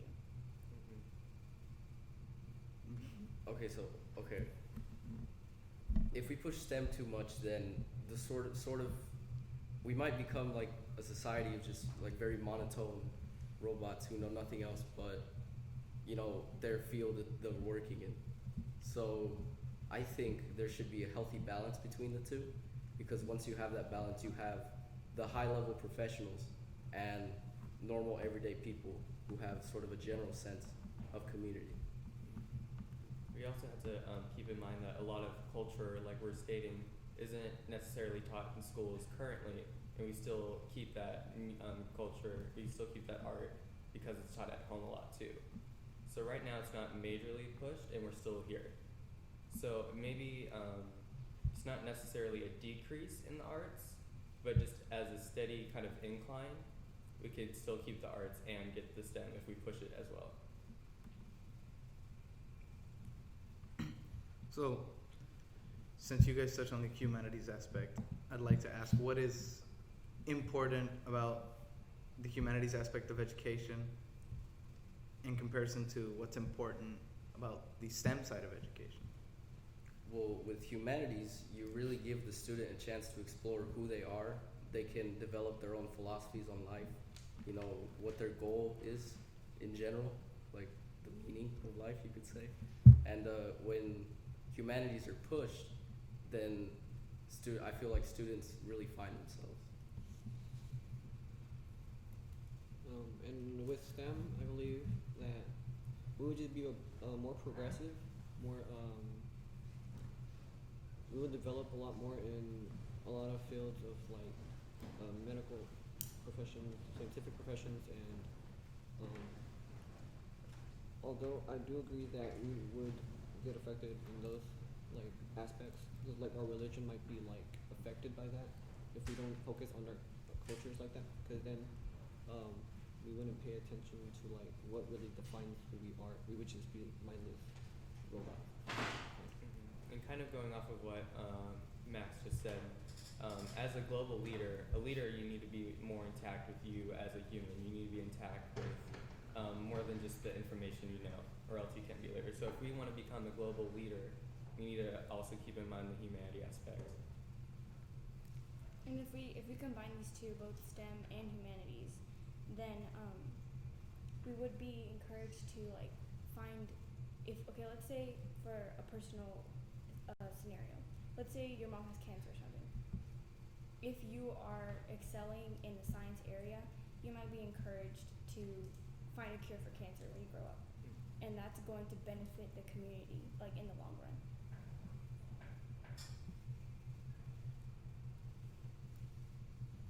Okay, so moving forward in the future, do you guys think that the idea of the whole student should remain intact, where we try to combine STEM and humanities? Or do you guys feel more strongly towards an alternative, such as letting a student choose whether he should actively go under a STEM field or actively pursue a humanities place? I think more leaning towards the choice of a student, because if the student wants to go through a career that's not in STEM, they shouldn't be forced to take courses that if they don't want to expand their knowledge in, it's going to be relevant to them in their career later on in life. I think that's absolutely right, because things like STEM aren't for everyone. You get students all the time that say, "Oh, I'm not good at math," or "I'm not good at algebra," things like that. So those kids might excel more in different fields, such as the humanities. Maybe they want to be an actor, and if STEM is pushed too far, then those programs will sort of be lost. I'd like to agree with that, because like talented people in those areas should not be forced to do things that are really not in their best interest, because like things like software developing is really really complicated, and it not a lot of people can really do that, and if they are forced to do that, they're not going to want to do it. It's really like it makes them feel like what they're doing is of no purpose to them. And with the choice of STEM education, say if you're going down that route to be have a career in STEM, you also need to have more creative classes as well, because science, technology, engineering, and math do require a creative talent. And so if you just get rid of it for a student that wants to do STEM, that's not going to work out. You need to have an even balance for the student, and the student can have that in both a choice and a whole student. Now back to Antonio's and Marcos's point about adding for example, how Marco said they want to be an actor. I don't know if you skipped over, but in the beginning I had made a note that arts was recently added into STEM, so arts is now in STEM. So it is an option to take, to be in that field and still keep learning about STEM. So now it's part of STEM. Okay, so I think you were talking about the idea of STEAM earlier. So could you elaborate on like what STEAM is, or if it means anything to you?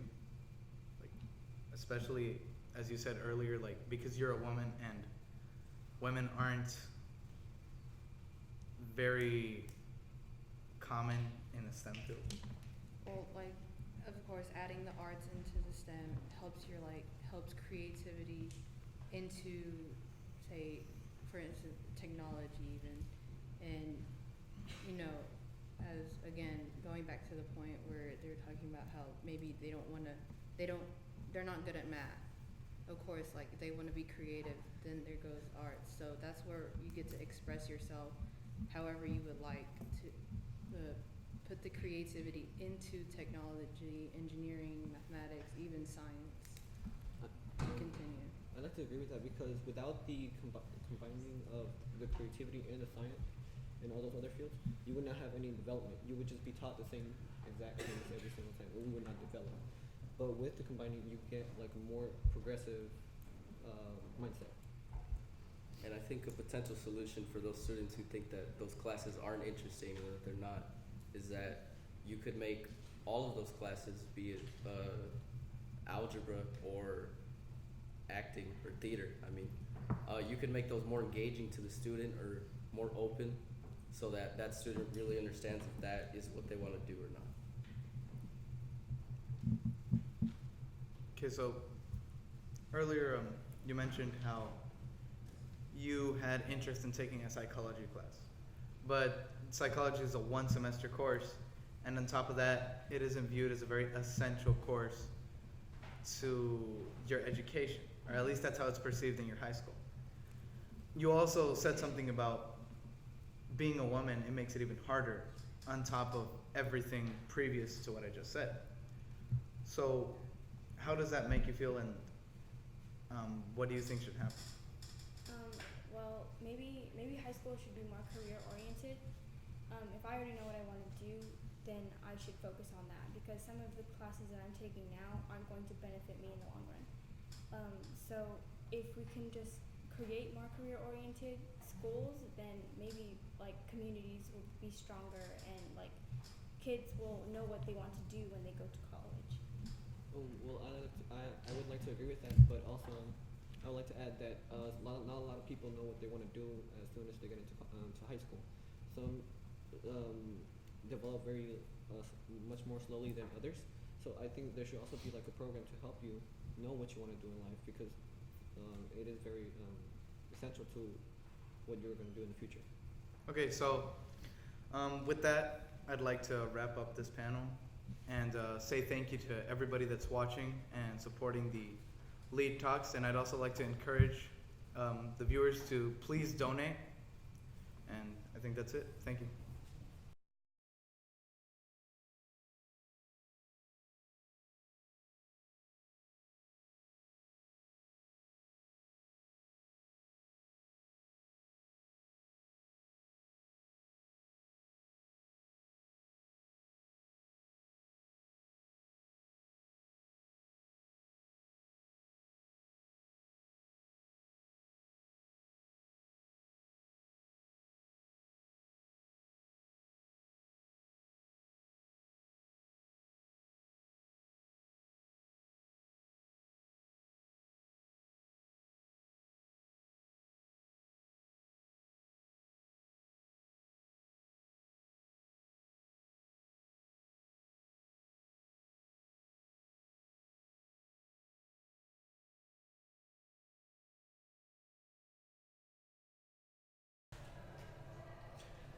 All right, joining us now, we have Todd Thorson from Winston Strawn. And for those folks who are not aware of this, Winston Strawn was the one that kicked us off with the first contribution to the LEAD discussion with $2,500. And we just want to thank you for that, Todd. It's absolutely our pleasure. And thank you also for your personal contribution. That's fantastic. I think one of the things that NHIers may not be aware of is the new relationship that Winston Strawn now has with NHI. Maybe you want to talk a little bit about that? Absolutely. You know, the thing that we opened an office, our firm opened up an office in Dallas about a month ago. We were very fortunate. It was the single largest opening of an office for a large law firm in the state of Texas, and so we were very fortunate. And it was interesting, the day after we opened, one of the managers, one of the very significant people in our firm from both a outreach and PR perspective immediately identified the fact that a Chicago firm was coming into Dallas, Texas, and that would look a little bit, it might look a little bit like an invasion from the north. And asked me personally, hey, I've been practicing in Dallas for 15 years, what is important to be a part of right off the bat? Well, this was an easy tee-up for me because I'd been fortunate enough to be associated with your program for the last 4 or 5 years, and so I mentioned NHI. And in doing so, it was very interesting that I thought I was going to have to do this really interesting sort of sell job. You know, it's important to me, so it should be important to you, kind of thing. I think I got about 3 sentences into it, explaining just the general overall structure of the program and what it does, and it was instantly two things were instantly we must work and support these people, and not only that, but they must become our clients so we can help you with your mission as well. And I think in the last 30 days we had an opportunity to do both, and we appreciate that. Well, that's fantastic. So, you know, having you guys take us on a pro bono basis as a client is just priceless. I mean, that's probably the single greatest contribution we've had to NHI over the history of NHI, and we really appreciate that. Well, that's a lot to live up to. You know, one of the things that we like to do, again, we were asked, you know, what can we do to help? And I think the most important thing is when you have a large organization that has such a significant outreach to both its alumni and the children that are participating, it's from a corporate, from a governance standpoint, how can we help you guys accomplish your mission in a way that not only expands it to the extent that you want to, but also perpetuates the values that you want it to have throughout the community, and perpetuates the brand that you guys have worked for how many years now? 38 years to perpetuate. So how can we help you, how can we help you sort of fortify that in a way? So we're looking forward to the next several years and anything we can do to help. No, we really appreciate it, and we appreciate having such a strong force in the legal community behind us, and all the work that you do, and all the contribution that you have to the organization here locally at NHI Greater Dallas, and helping out whenever we need you, whether it's sitting in on a mock trial panel or just whatever it is that we need you to do, you're here for. So we appreciate that. Thank you. Well, it's an exceptional organization, and I think one of the ways you can tell that an organization is exceptional is how engaged is the alumni. Right. And I can't even imagine what your statistics are. The further participation of alumni in your ongoing programs is probably staggeringly high, and so for, like I said again, for us it was very easy for me to let my firm know that this was a very important endeavor, and we're looking forward to it. All right, thanks again. Thank you, sir. Appreciate it. Thanks, Todd. You bet. Appreciate it.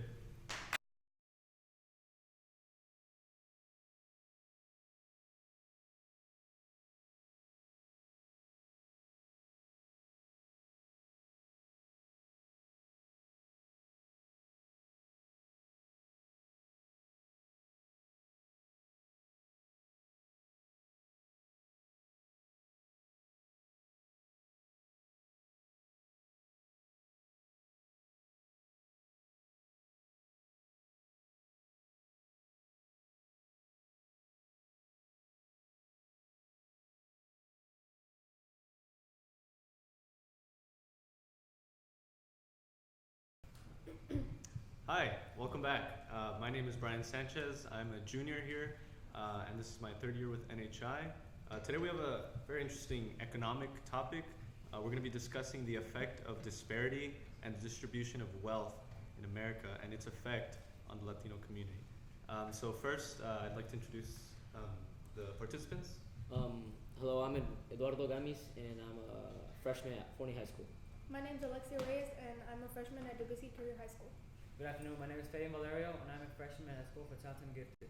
My name is Leslie Blas, and I'm a freshman at Williams Prep. My name is Paulina Morales, and I am a freshman at Talented and Gifted. Hi, my name is Damiana De La Paz, and I'm a freshman at JBS Law Magnet at Townview. All right, so welcome everybody. First, I'd just like to ask, what is the current state of income inequality in America? So I strongly believe that income inequality has been an issue and is now a crisis, right? In 1978, the typical male worker made around $48,000, and the typical 1%er made almost $400,000, and those numbers are adjusted for inflation. In 2010, the typical worker made $35,000, and the typical 1%er made almost $1 million. And as you can tell, the typical male worker's income has decreased, and the 1%er's income has more than doubled. So you can see how that can become the money flow stays stagnant at the top. So I think we're all in agree that currently the inequality gap is widening. And then it has also that in 2013, the wealth of white households based on median net worth was $141,900 versus the $13,700 for a Hispanic household. The gap wealth is $128,000 in 2013, and 2010 back then, where there was a gap of $122,600. So there's still a major gap in how it still increased for like Right. the difference of net worth. Right. So different households get different levels of income, right? So I want to take it back to the Latino community now and ask, how is it impacting the Latino community?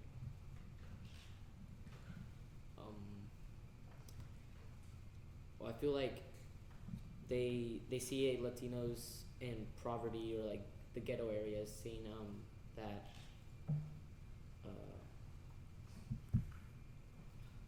Okay. So socially, what does the income inequality do socially for Latinos? It puts us at a disadvantage, right? So NBC says that when it comes to income inequality, Latinos are the hardest hit due to the fact that many struggle economically and thus become unemployed, right? When a company is dependent on shareholders, they are forced to make the representation of a successful profit, right? And that can bring cuts in wages and even layoffs in jobs, which is where many minorities come in as the middle class workforce. Right. Okay. Anyone else? Okay. So socially, we agree that it puts us at a sort of, like you said, disadvantage, right? So how does that tie into our representation politically? So far, since Latinos usually come as immigrants, and then like till the second generation, the U.S. government starts to see an increase, and they start getting back money, unlike first generation. But since, let's see, Latinos aren't usually well represented in when it comes to jobs and stuff, saying that we are the ones who take the jobs that people don't usually want to take. I agree with Paulina. Mm-hmm. I agree with Paulina because the income, the disparity in the income of the wealth in the U.S. Stereotypes us as drug dealers, as lawnmowers, and that's how we're received, and that just discourages us from pursuing higher careers. Okay. So clearly we're in agreement that the income inequality is negatively affecting the Latino community, right? Yes. So do y'all want, what would your take be, or what would your plan of action be going forward? Would you want to completely like combat it, actively combat the inequality in America, and how would you go about that? How would you lower the income inequality and how would you redistribute wealth in a way that it isn't as unequal? I would strongly advocate for replacing the trickle-down economics with a middle out, right? Which means that instead of starting the money out at the top, basically the 1%ers, and making its way down to the bottom, we should invest more in the middle class, which is the driving force of the economy, right? Research finds that 70% of America's income comes from consumer spending, right? So whenever you give middle class that thriving economic status or that increased wage, it drives more spending, right? It drives spending, it drives hiring, things of that nature that will, on the long run, contribute to the America's wealth. Okay. Does anybody want to add to that? Add to any of his thoughts? I completely agree with Fabian that we should probably invest more in the middle class section, since they are the one that strive towards improving the economy right now currently in the U.S., and it can also help the lower class. Okay. So you talked about trickle down economics and middle out economics. So those are a bit more of technical economic terms. Could you explain what those terms mean exactly? Yes. Well, trickle-down economics is basically how most of the money and its origin starts at the top, right? With the higher waged citizens, right? So the 1%. That money is supposed to stay there and be given to them, right? Through either actual like higher wages and stuff, or even tax breaks, right? And many see that as good things for companies which supposedly are job creators, right? But I disagree with that, and I believe that a middle out economy is way better, which is basically investing more in the middle class, which is investing in public systems like education, right? So when education thrives, there's that opportunity for minorities from the middle class to succeed, right? To find their careers, pursue their careers, accomplish and succeed, which brings more money, higher skilled labor force, and things of that nature. Does everyone agree? So his plan of action is more of a middle out kind of economic plan, right? Does everyone agree with that type of action or plan of action? So everyone agrees with that. Yes. Okay, so let me shine a little bit of light on that. So traditionally, the wealthy, right, like you said, the 1% are a bit represented in a negative light, right? They're seen as you know, they're the wealthy. They have consolidated all this wealth, right? And it's a small amount of people, right? But then, like you said, they give jobs, right? And then let me ask this question: Do you think that the wealthy have a responsibility to help others up and to propel them or allow them to gain social mobility? It is preferred that the wealthy should help people from lower classes so they can scale up the social ladder, but at the same time, like from the wealthy's point of view, they were the ones who like worked for their own money. They're at their stage now for the reason because they worked hard.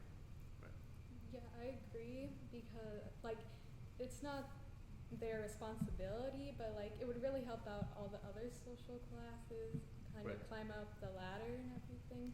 But it's completely understandable if they don't want to take responsibility for it. And this ties in more into the idea of like community, right? Because the Latino community is one that is traditionally had to struggle right through lots of hardships, right? And so I can see why you guys, right, traditionally like this sense of community and this plan of action that includes a lot of community, right? So let me take it back, right, to that idea of Latino community. Personally, how do you think that income inequality is affecting you guys? Like personally, on a personal level, how has it affected you, your family, your friends, where you go to school, things like that?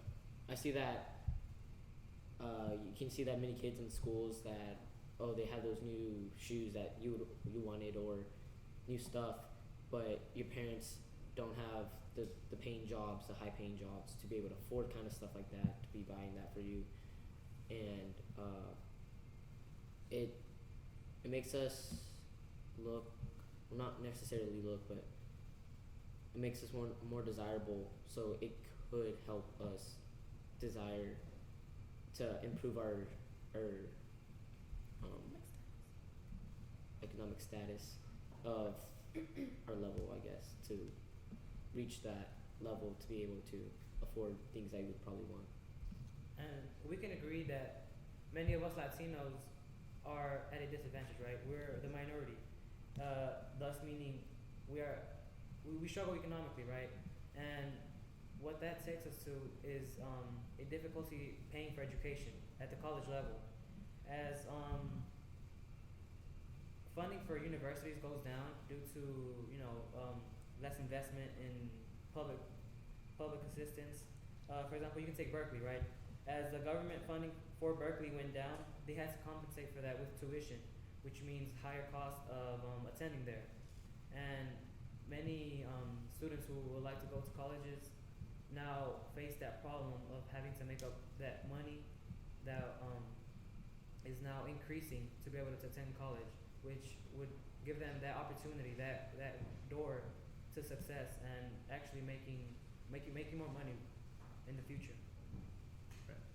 I certainly do believe it leaves those Latinos at a disadvantage, like Fabian said, because like every person is born into a different type of foundation.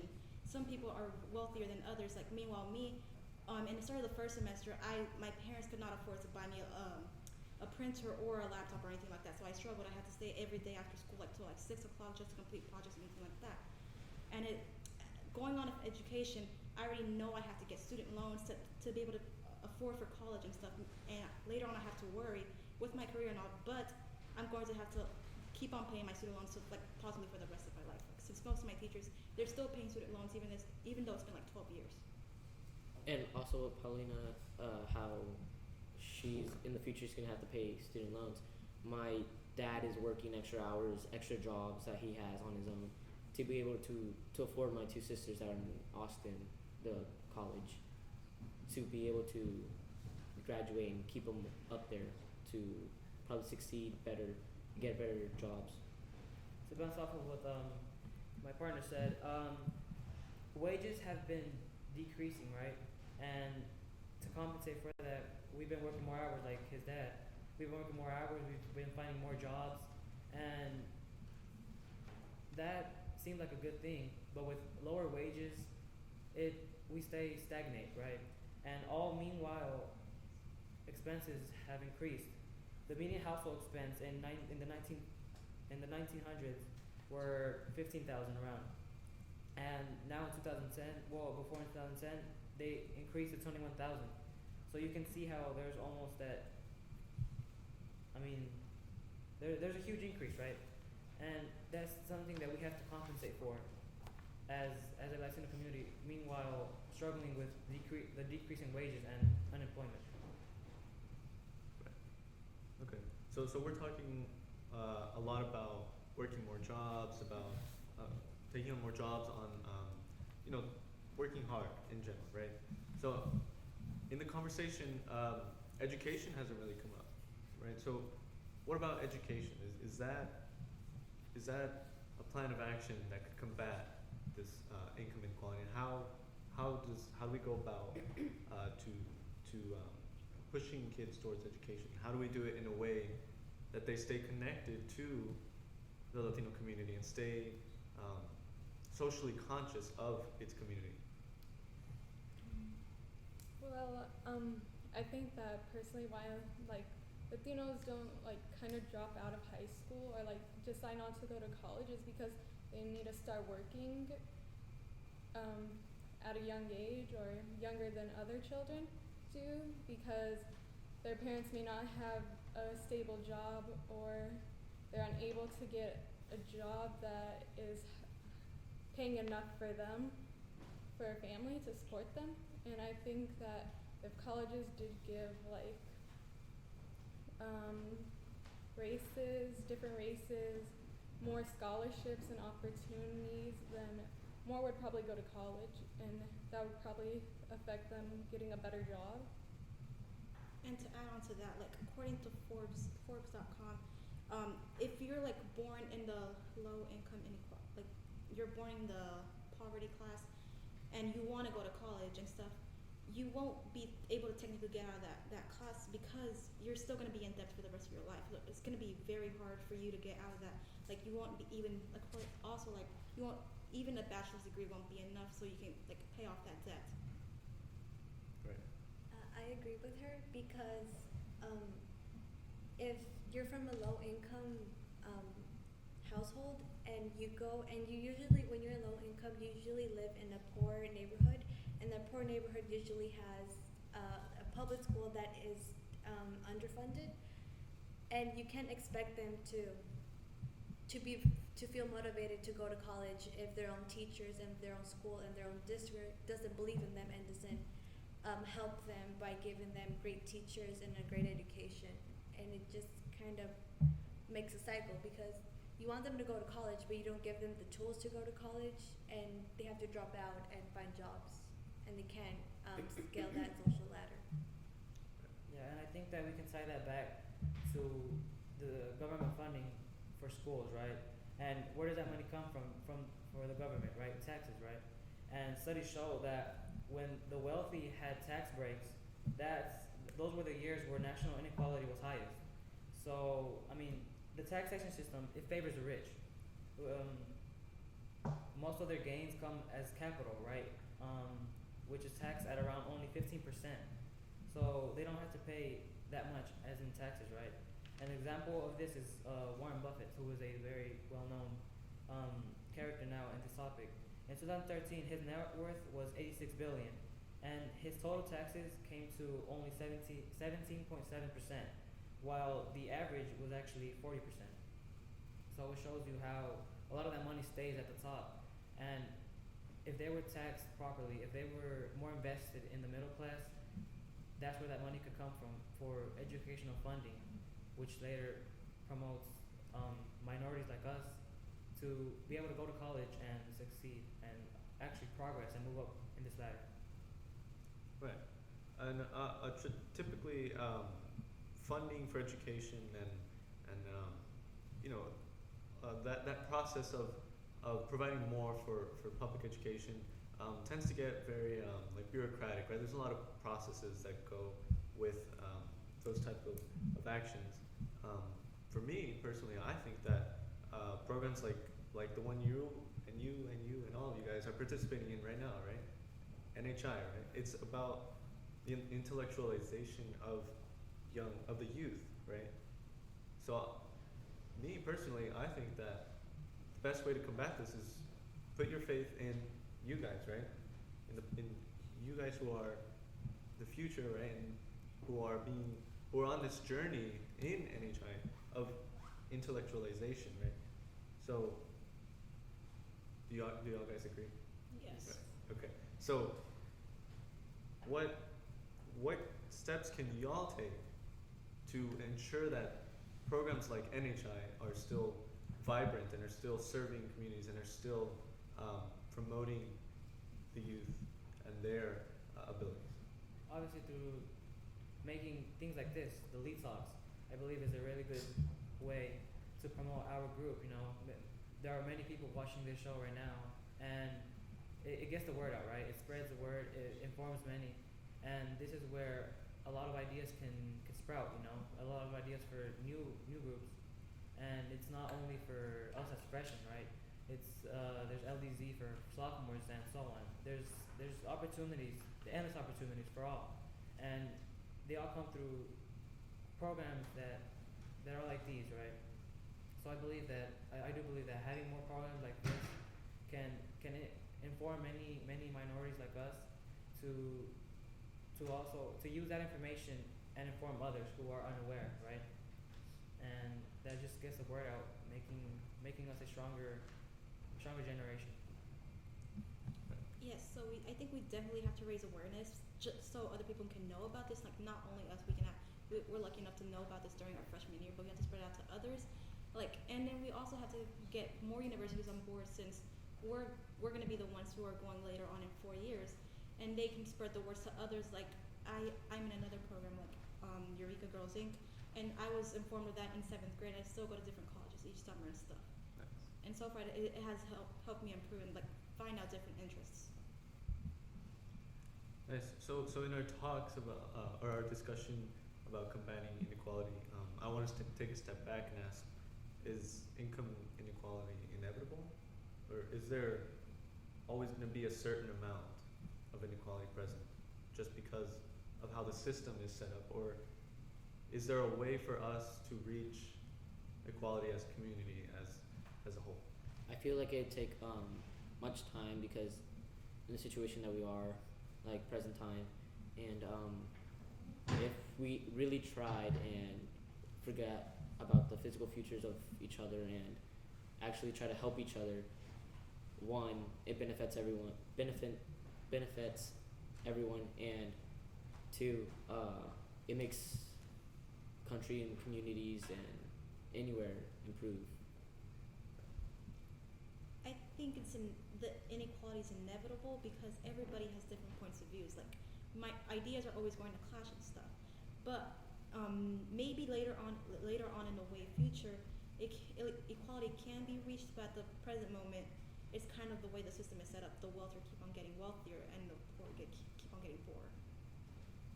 So, also adding on to what Paulina said, like, yeah, we'll get there someday. Like, the African Americans, like, and minorities, they used to be a lot worse, like, during the Great Depression.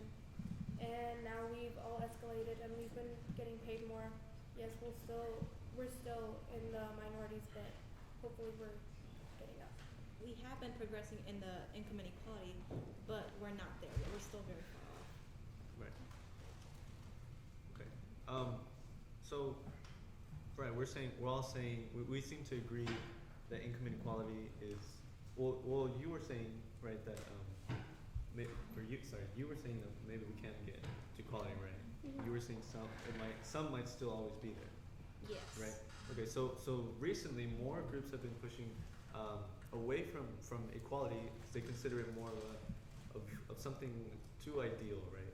And they've been pushing more for things like equity, right? That's more like fairness of opportunity. So what do you think? So is it better to strive for like equality or like Well, even if we take race out of the picture, right? We cannot say that we have to live in a world where everyone is equal, right? We cannot say that someone who only finished high school should earn the same as someone who finished a PhD, right? If you worked for that PhD, you earn that, right? You earn that wage that comes with it. So, I mean, I do believe that some inequality is fair. Some inequality is good. It shows the equity, right? It's what you've earned. It's what you've been able to get to. But when it comes to a point that we're in right now, where it's like the system is rigged, that's where it goes wrong because most of the money stays up top, stagnate, where we need it most at the base, which is the middle class. right? I agree with Fabian, and we should have equity because, again, not everybody like they shouldn't be paid if they didn't finish high school, or not everybody should be paid the same if they have a PhD. But equity, everybody should have the opportunity to go to college. Everybody should have the opportunity to do things that they want to pursue. Anybody else? And if everyone did have the chance of going to finishing high school, finishing college, and probably still be able to be in debt, but in the future they will finally pay them off because with the job that they probably can get or they can get from their education and yeah. Okay. Yeah. So you were talking right now about education, about getting a more of a fair opportunity, right, for other people. So what I'm gonna ask you. So what would giving more people the opportunity to go to college do? Because some would say if there's too much, if there's too much of an opportunity to go to college, would it devalue its significance, right? Like you were saying earlier, a bachelor's degree is no longer as valuable, right? It's kind of like the high school diploma now. Yes. Right? In a sense, right? It's still very, very very powerful. Yeah. Right? But I believe that there will still be people in the low class, probably not really thinking about college, probably having the desire to have what they want or needs, but college can be very useful to many people. Like without college, we wouldn't say for engineers coming out of college, people wouldn't be able to build buildings, or business people coming out of business careers wouldn't be able to control the money or marketing and stuff, and it gives us many advantages to different jobs and strengths that people don't have, but you do to create something. To add on to what he said, a more educated workforce means a higher skilled workforce, right? Which obviously brings more productivity. It brings progress forward in the economy.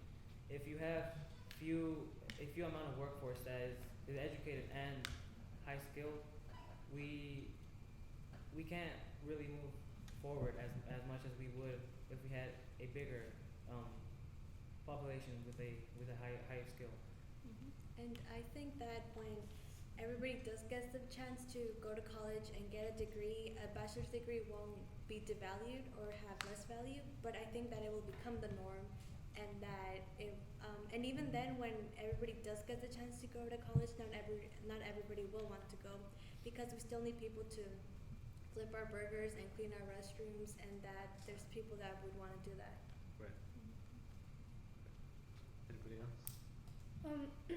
I agree with what Leslie said, with that the bachelor's degree is going to become the norm, but it's not going to become devaluated. Like, the high school diploma is the norm. A lot of people have it, but a lot of people don't, and it's still viewed as valuable. Okay. So we're getting close to the end here, but I wanna ask you guys. So we're talking about education and how it can combat the income inequality. So what does it do? Again, taking it back to the Latino community, what does it do for us, the Latino community, right?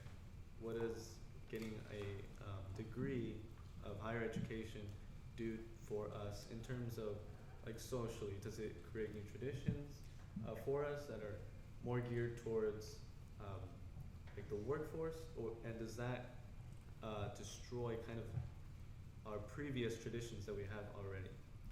I personally think it's about setting the example. It's about being the leader. I know that my parents brought me here to the United States for the opportunities that we provided here, right? And if we're giving that motivation, if we're giving those opportunities to go to college, if it's made more feasible, then it gives me that motivation, you know, that, oh, like, I have this opportunity, but we need to take advantage of it. And I know that, for example, in my case, if I were to, you know, I know that I will, but when I become successful, when I finish my education, that's something that my brother will see. That's something that my brother will look up to, thus follow. Well, not only just family, but like your brother's friends or anyone that can probably look up to you. It motivates us to take the opportunity, and then showing like the younger ones or the future kids are showing that if we took the opportunity, we came here to have a chance, they can also have the chance. Yes, so there will be like more Latino role models, which will motivate other Latinos to, oh, look, a Latino is doing something positive, and take us out of that negative light that we're, like Leslie said, we're drug dealers or lawnmowers or whatever, and just motivate other people to go do the same thing and finish their education. And change our image. Mm-hmm. It shows that even when the odds are stacked against us, we can persevere. Yes. Right. And you touched on something very interesting. You were talking about role models, right? Yes. But what's key to role models in the Latino community? A role model usually, they're very successful, they finish their education, but at the same time, they still have a lot of support from their family. Latinos are usually strive for family. Right. Well, not always education. Take in fact Selena, or she's a singer, and you see many little girls dressing or looking similar as her to become, well, another Selena. Right. But what's the characteristics that you guys think define like an ideal Latino leader?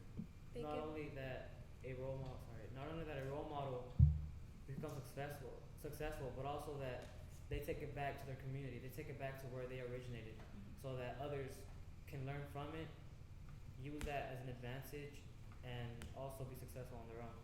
And they're also not afraid to show off, like show their Latino origins and stuff.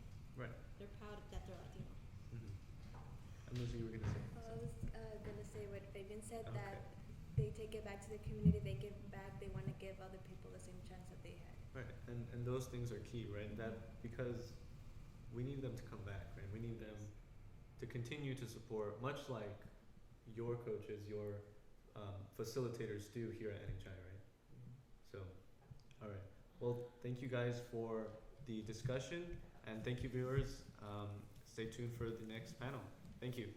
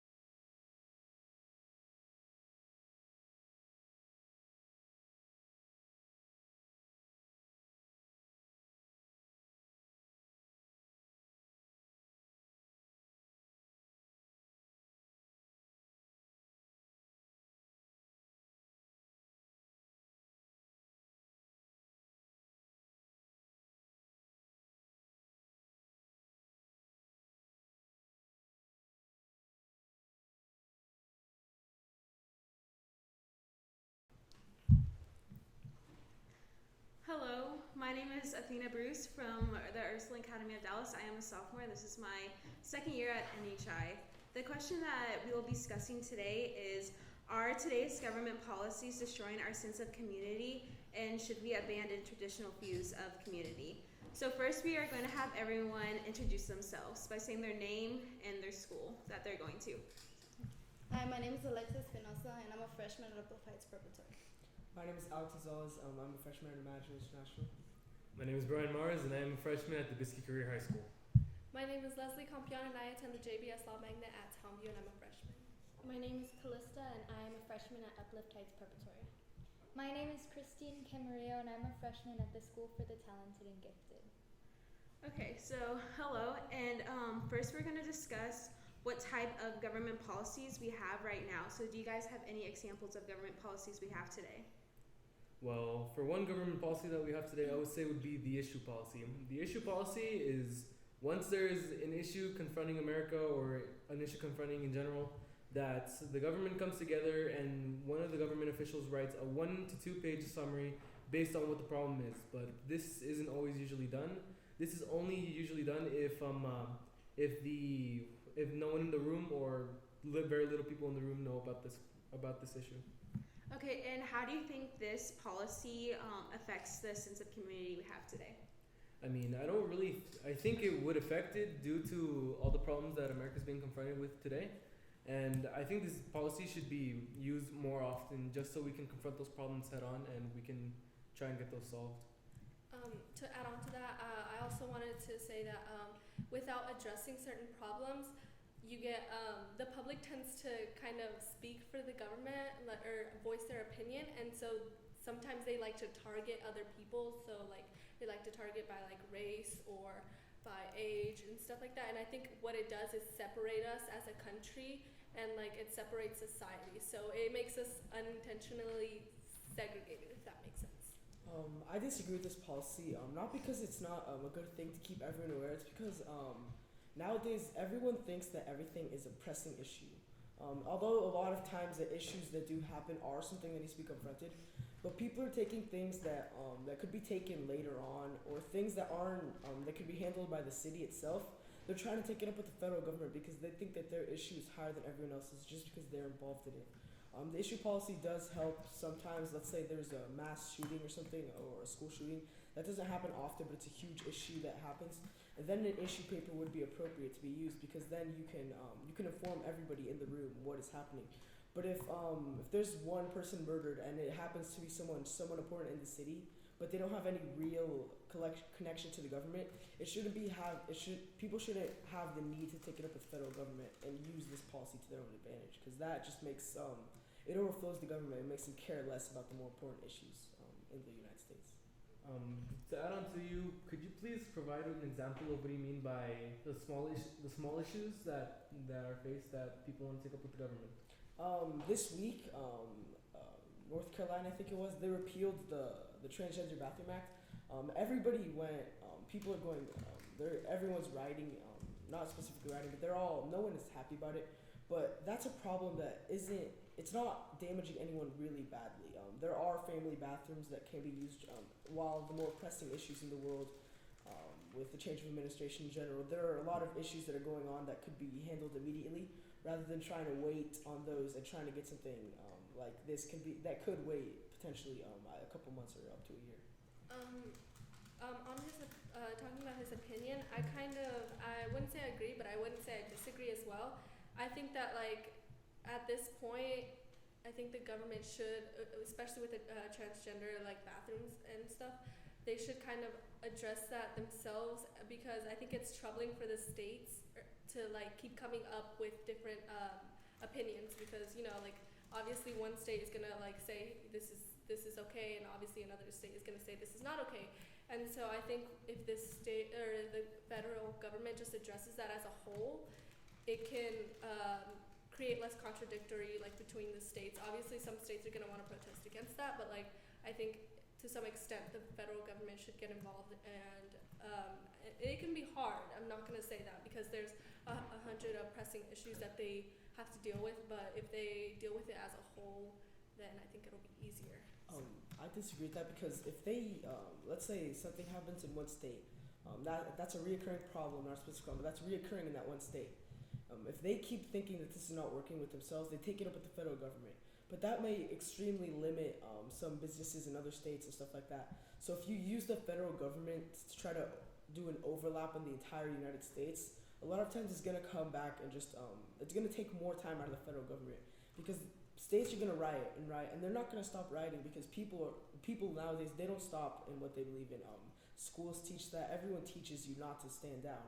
But that causes an issue with the federal government and state governments and cities, city legislation, stuff like that, because then you don't have a defined way to deal with each specific people because the norm has become to take it up directly with the federal government. And if each state tries to do that, which their own contradicting opinions, it's going to cause more pain and time for the federal government, and it's going to lose focus on the problems that matter most that could actually help the entire United States rather than just one city. But what if we were to use not the federal government, but just the state governments to try and figure out this one issue? Like, let's keep going with this one act, with the transgender bathroom act. Let's just say that the federal government doesn't want to be a part of this, and we just use the state governments. And how you said that everyone's protesting and rioting. What if they were to just, like, if some states want it, then that's okay. If some states don't want it, like, that's okay. That's a good way to take things on, but usually states aren't happy with that. They don't want, if people, everyone has different opinions, okay? In the states, some legislators might like the idea of having people transgender having to go to every bathroom they want, but some people aren't, obviously. And people who don't agree with that, they want to take it up to the federal government because they think if the federal government, the big government, can just take it down immediately, they will win. But that causes a problem for all the other states. That's why this is such a pressing problem because people don't see how the community's being degraded with them trying to have everything be for everyone. Instead, because the states, they can be more easily changed. They have more time because they don't have to deal with them, all 50 states, obviously. But this ends up hurting the government more because then if they don't have the ability, they don't recognize that the states have there's so much power over them that they're not going to get anything accomplished with the federal government or with themselves because they keep just trying to take it up higher and higher. And whenever they get rejected, they come back with more firepower, and that always backfires for the government and for themselves. To kind of just tie everything together, I like how we discussed that in the issue, but again to talk about that, I think politics in general can really separate us as people because we all have opposing views, and because of that we're trying to make a stand for our views, and other people are trying to make their stance for their views, and I think that really does destroy the community because that way we see each other as enemies as opposed to seeing each other as friends, because that's how we should see each other. Like, for instance, my human geography teacher, he told me that straight after 9/11 happened, he was in college, and so he was in this class, and then afterwards he went to the bus, and this is right after it happened, and so he saw this woman with a hijab, which is that's what Muslim women wear, and so he saw her and she saw him, and they looked at each other, and he's completely that's when he said that's when he knew it wasn't going to be the same. He knew that the government just wasn't going to be the same, or the society it was going to be segregated in a way. And so now since then there's just been discrimination against them, such as the travel ban and stuff. So and really the way they saw each other, I think that kind of opened up my mind, because it they saw each other and they're okay, this is not going to be the same. So it's you're seeing each other as different when really you could be friends, and you could you know what I mean? I agree with what you say. Politics, people are always going to disagree with them. So people that disagree in politics in a community separates the community itself by the disagreements is going to destroy them apart. So the different opinions set them apart. Well, I think people are starting to, especially nowadays, up until recently it wasn't as bad because nowadays the government actually is interfering, but people blamed everything on the government. After 9/11, it was more the society that was making this, like you said, there more discrimination. The government wasn't telling people to go against the Muslims, stuff like that. they were not doing anything, but society had put the prejudice on them that they're people, that they did this. But in reality, Islam extremists, they do much more. Really, it's about peace, but people take it to such an extreme point where they're trying to hurt other people. The travel ban, obviously, that is a law that does restrict a lot, and that is a very discriminative law. But besides that, there isn't really the government tries to do to help you discriminate. That's more what society tries to put prejudice on, not just Muslims, but any race that does even one thing wrong, that they just put it on them for everyone of that race. So what you're trying to say is that basically, if something happens, if a world event happened, like instance, let's take 9/11 once again. So let's say that due to the Islamic extremists, that most people in America won't see everyone else the same way. Like they'll see a woman on the bus, like her world geography teacher did, and they're gonna look at each other and they're just gonna think this will never be the same. Like we'll never have the same relationship once again. Yes. Like I can't see you as like the same person I used to see you as my friend, but I see you as someone else now. You're completely different to me. That's not what the government has nothing to do with that. Recently, yes, the travel ban does have a significant effect, but up until then, it's purely what society and media tries to do that to you. A lot of times, what media shows you, they try to use the most, I don't want to say biased, but they want to use the most set up pictures they can to try to make you feel as passionately as possible over the subject. Not because they're trying to eliminate specific prejudices, but they're just trying to make you see their version of the truth, so then you rely on them more. They're not trying to they're trying to make more money for themselves. So they're trying to make you see the problems their way, basically. Yes. They're trying to make you see a problem that's facing us right now and want you to see it in their eyes. They want them to see it as a huge problem that they have to take on. With news sources, they want you to see it. If you see something that you don't see on another site, that immediately makes you think things more credited. So people will often take things much more to the extreme. So they think, oh, the other news sources are incorrect. This is what's actually happening. And a lot of times that causes a lot of issues within society and causes a lot more prejudices than are really necessary. I think the issue about whether it's the government's policies or like the people's policies, I think that can be very it can vary like as you said, it's upon society. But I think in some instances it could be the government. Like so, for instance, like the government as of this point, they've been really targeting like immigrants and stuff like that, and so saying that they want to send them to their home country. And the thing is, community, like sense of community, especially like within my family, is just sticking to each other and being with each other because it creates that connection.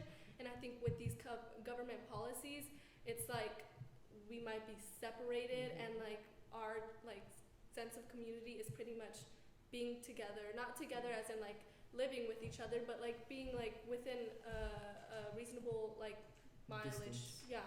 That's what the government. Recently, yes, the government is strongly influencing community.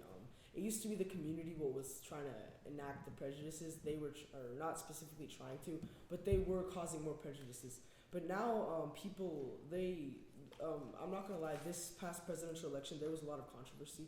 People, there wasn't a strong candidate as, in my own experience, I've seen. Usually, they want one person to win, but this year it was very, very 50-50. But when you see how the government is reacting, especially President Trump, how he is taking an extreme measure to things, that really helps people, especially immigrants themselves. It helps them take a closer view on what is really happening in the world. Because if they see he wants to, let's say, he wants to get rid of us. We are legal here, but because there are some illegals, he wants to just try to kick out as many as possible. And if you do not have every single scrap correct, that might affect you. And that really brings, unfortunately, that brings people together. Not in the right way, but if they come together, that's what matters the most. So community is really starting to come together, not against a specific group of people, but nowadays more towards the government rather than against themselves. I agree with you due to the fact that, yes, the election was more of a 50-50 deal because, well, I don't want to say anything disrespectful about either candidates. They're both great people, but then again, how President Trump was elected and how yes, we do have illegal immigrants in the United States, and sometimes that could be a problem because some of them may not be as good as others. But just because some of them aren't good as others, that most of them will will be tried to be kicked out. You know, like some of them could be really good people just trying to find a better job, just trying to find a better life for their families, and some of them could be criminals. And but then again, when someone takes out, well, let's say when an immigrant does something bad, let's say an immigrant goes into a bank and robs it, they try to, the media and the government try to pin that all on us, like as a community. Yes. Like this, like this Latino is, community. yeah, like the Latino community, like they just They're wrong. pin it on us. They pin it like, oh, we're bad people in general. But Yeah. then again, some of us are just people who just want to find a better life in the world. They just want to go somewhere where they can be free, where they can do, well, they can do right along others. They just want to have a home, a place where they can truly call home. And that's what society and media does. They don't talk about what good immigrants have done. A lot of immigrants have gone to do amazing things, but never once have you seen a news story saying a legal immigrant solves the cure to a medicine because he came to the United States and he brought it and he showed it to a doctor and he said, wow, this is amazing. But you never see that.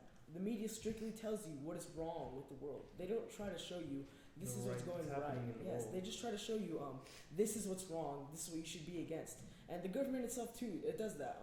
No one hears the government issuing press releases over what's happening, what's right. They always want to show you what's wrong, not only to solve the problems, but to help you realize what is going on. There's more problems in the world than there is good things in the world. Even though I think that the media does do that, but sometimes they do show us the good things that happen in the world. Like with, I believe I read this story on a social network as well. I read this, I think it was on Facebook. It was I think around 2012 I read this. I was barely learning about 9/11 myself because I thought that happened recently. I don't know why, but I thought I did. So I saw on a social media that there was a dog who was blinded by the smoke and who every day risked his life just so he can go and find more survivors just to see who survived. Yes. So the only sometimes does the media show us these good things that happen, these nice things that not even just humans that animals are trying to do. So but if you're being real with it, 8 times out of 10 at least, you're gonna see more. Not trying to be discriminatory, but you're gonna see more white people in it. Not because a majority part of it is that they take up a lot of the population, but it's that a lot of people don't want to see an illegal immigrant being successful because that takes away from what our government thinks. Not all the government, but some of the key leaders. But that takes a lot away from the Latino community itself, because if you don't show the accomplishments they have, only they will know about it, and they're going to be segregated from society because they're not going to be known for anything good. If an illegal, he's going to be thought of as that one person who crossed the border, crossed illegally, and all of a sudden he's really successful. Yeah, if one illegal immigrant robs a bank or commits a crime, you're going to hear about that for at least a week. That's what you're going to hear about. But if an illegal immigrant creates a machine that helps prosthetic legs, you're not going to hear about it. You might hear about a man doing it, but you're not going to see an illegal immigrant came on a work visa, and although it expired, he finished his job and he saved thousands of lives. Yes, but you're not going to hear about that. If it does come up, you're going to hear a man. You're not going to hear an illegal immigrant. That takes away a lot from the Latino community. To stir back to kind of like the immigrants thing, I also wanted to bring up the day without immigrants. I think that although not every single immigrant participated, and there were a couple of people who did participate, and it was successful in some terms, and it brought us together. I think that even if you didn't participate in it, I think a lot of people were like, hey, I think this is it's a good thing. I think it was it had a good purpose, but I did see quite a few articles talking about it focused on the bad things, such as that it costed dollars and it costed the district some money, but I think in general that was the goal. So it really did bring us together to show what an impact that they make. So. But a lot of times the government they do a lot of things unintentionally, whether they like to take credit for it or not. The government a lot of times something happens because of a law they make or a press release, and something happens, and a lot of times they take credit for it.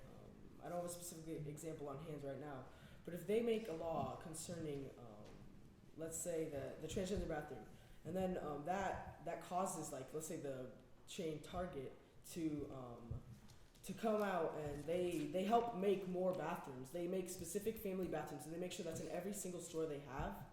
And that helps them. The government's gonna say, this is what we tried to plan for. But in reality, it's either one man or one woman that pitched this idea and saved a lot of, or didn't save a lot of lives, but it brought people together just so they can try to solve this issue without having to put the federal government into balance. It's not easy to make that many bathrooms because a lot of Targets don't have that. But that's not a real situation. But a hypothetical example that could be is something like that could happen, and the government's going to try to take issue with that. They're going to try to take credit for bringing the community together, but the community in it itself, all races, all types of people, they bring each other together, whether it be with the government or without them. But a lot of times the government does bring them together either way. So what you were saying about media, I agree with that. You said that media has a lot of influence on people, and I think that causes people to have different opinions about like certain topics or certain groups of people, and that will cause them to go against those people, and that will like break the community. So it breaks the sense of community with the topic.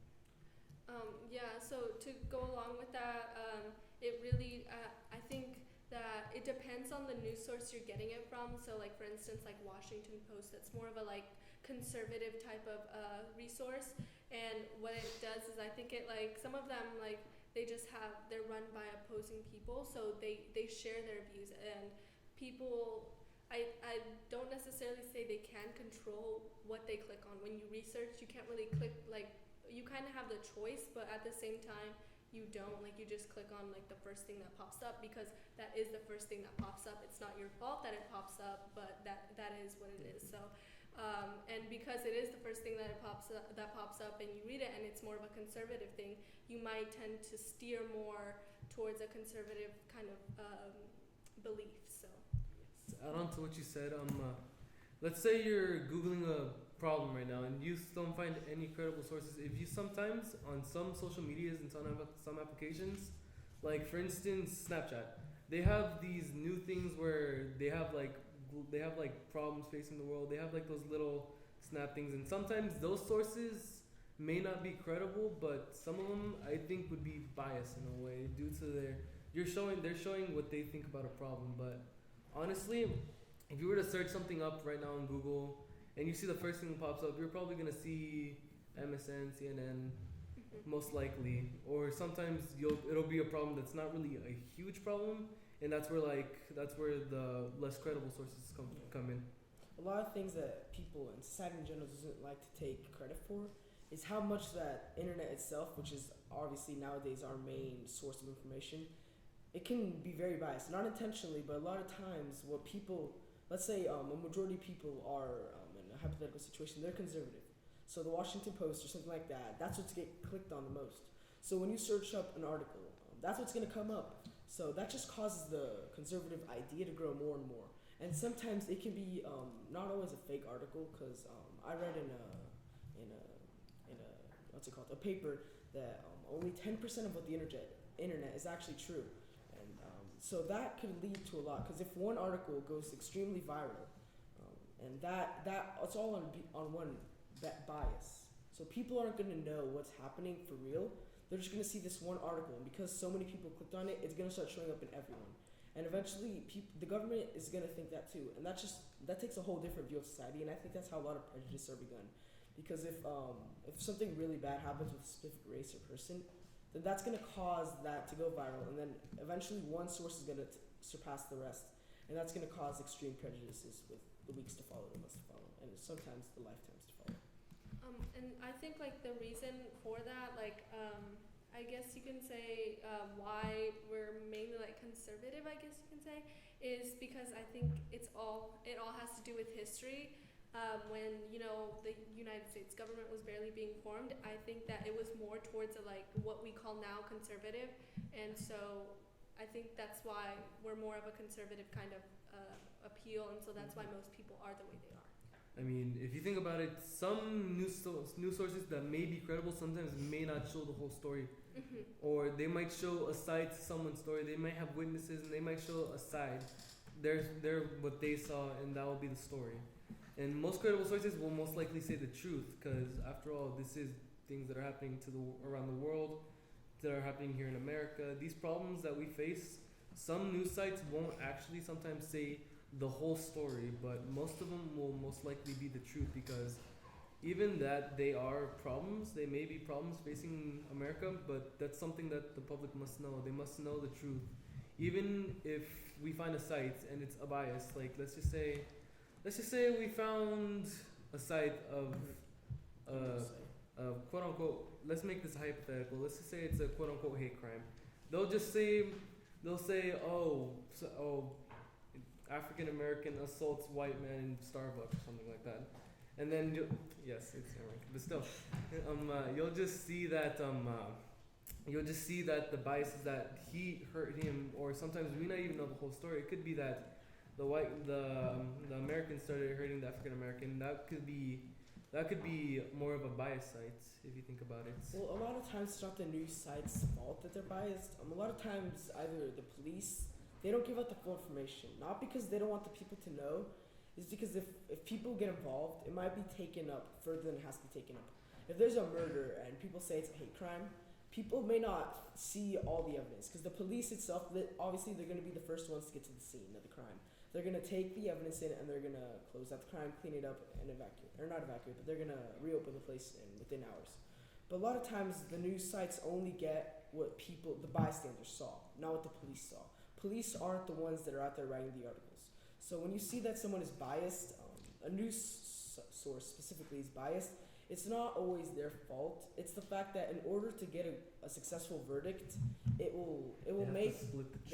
have to make the truth. They have to make it so the full truth comes out of it later. But sometimes that doesn't happen. Cases go unsolved. That's a fact of life.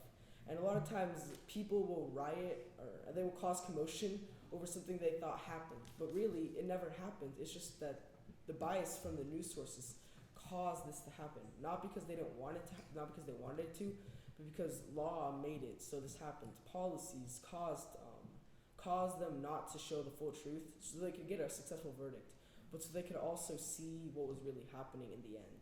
To add on to what you just said, I think that the police, like you said, the police are the first ones to get to the scene. Sometimes the police may do a false move, and that sometimes may lead to what people think as police brutality. I mean, for example, let's take the Michael Brown case. The Michael Brown case was that they thought that a white police officer thought an African American was armed as he was putting his arms behind his back, supposedly to reach for a weapon. But some news sites said that once he was searched, he was completely clean. He had no weapon. His family spoke up, said that he'd never had a weapon with him, and he was just putting his arms behind his back so he could arrest him. But then again, Michael was still shot and he was still killed. This makes it a problem for not just news sites or for the police officers, so they can get a successful verdict. But most of the times, just so they can see what the police thought they saw. But they thought they saw an African American reaching to grab a weapon. They didn't see him trying to put his arms behind his back and surrender. In a lot of cases, the media takes into such large proportions that you can't do anything about it. Not as yourself, not as a police verdict. You can't do anything about it. If someone was killed and a camera saw a white man killing a black man, that's what's gonna happen. And that media will take that to the extreme whether they like it or not. And so thank you guys so much for speaking your opinions. Thank you to our panelists who gave great insight onto the question that we have. And I also want to thank our viewers for watching us. And don't forget to talk to other people about this topic. And don't forget to think about this and expand. And I want to thank you so much.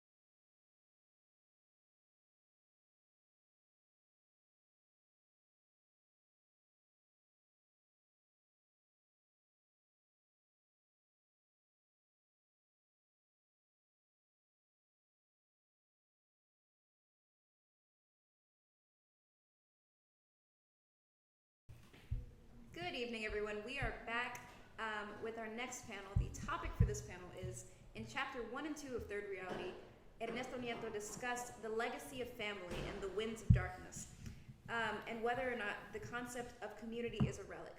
It also asked, do those lessons still apply to modern society, and how do you relate, or not relate, to those stories in those chapters? So first, to provide some clarity about what exactly we're discussing, we wanted to ask the question, what is modern society, and what is the concept of community that's being asked of us? So in the chapters that Ernesto Nieto talks about, he mentions that like working with parents and being good neighbors and always being a part of the community and giving back to the community are important values that his parents instilled in him, and that's just the overall concept of community that he talked about. So values at home is something that played an extremely important role. I agree with that because I know that in the chapter he mentioned how his conversations with his parents were really the reason why he founded NHI, because they talked about how they wanted some sort of vessel for Latino youth to collect and invest in their talents. So I'm with you on that. I mean, even though on the time of, well, not the inception of NHI, but you know, the beginnings of the ideas, him hearing his parents' conversations, at that time it was because Latinos were from a place of like lack of power, lack of platform, and that is, you know, what caused him to like bring about NHI. And now it's for a different purpose, but I think the roots are still there. In terms of this concept of community, I'd like to add that I feel like it's more of just a close-knit group of people that they feel so comfortable with each other that they can share their hardships and like share their successes and like move forward. Because within the chapter, he goes on and on about how groups like should be together, how they should support each other, and how people in his neighborhood would support each other throughout their hardships.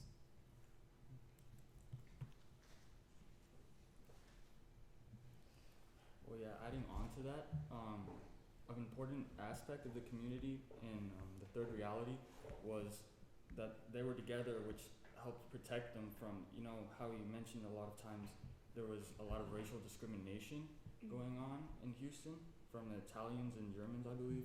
But having that community helped them like prosper. Like if they were all scattered around in Houston, then it would have been harder. They would have faced more discrimination maybe, because, you know, together they're more powerful, and that helped them stand up to the discrimination. It's interesting that you brought up discrimination, because I thought that in addition to, well, I guess sort of in a way, within the family unit, he discussed a little bit of like a sense of not necessarily disappointment but disassociation between him and his, or I guess people and their families, to put it in a general sense, people and their families once young people proceeded into modern society. And that was something that was discussed a lot in last year's theme, actually, the disconnect between the traditional Latino family setting and young people when they phase into, what did they call it? It was like modern society, but it was the mainstream, the mainstream. The US mainstream. The United States mainstream, especially in terms of business and education. Getting ahead in life, you know, earning like a six-figure job, but like the general concept being like leaving the community. Leaving the community. And I feel like there was a discussion almost of divorcing family values, even though it isn't necessarily necessary. But it just goes to say that sometimes discrimination, a lot of times it's assumed that it's by race or by gender. But sometimes it can happen within the home without necessarily putting a full title on it. So that just goes to say that it's very important to maintain the third reality. And it's not necessarily have to choose one side or the other, but keep little pieces of both that contribute better to your personality and thus to your community. And well, I mean, going back to the topic at hand, it's asking if this concept of community that he talks about in the book is gone. Is it a relic? I wanted to hear your thoughts on that, Caesar.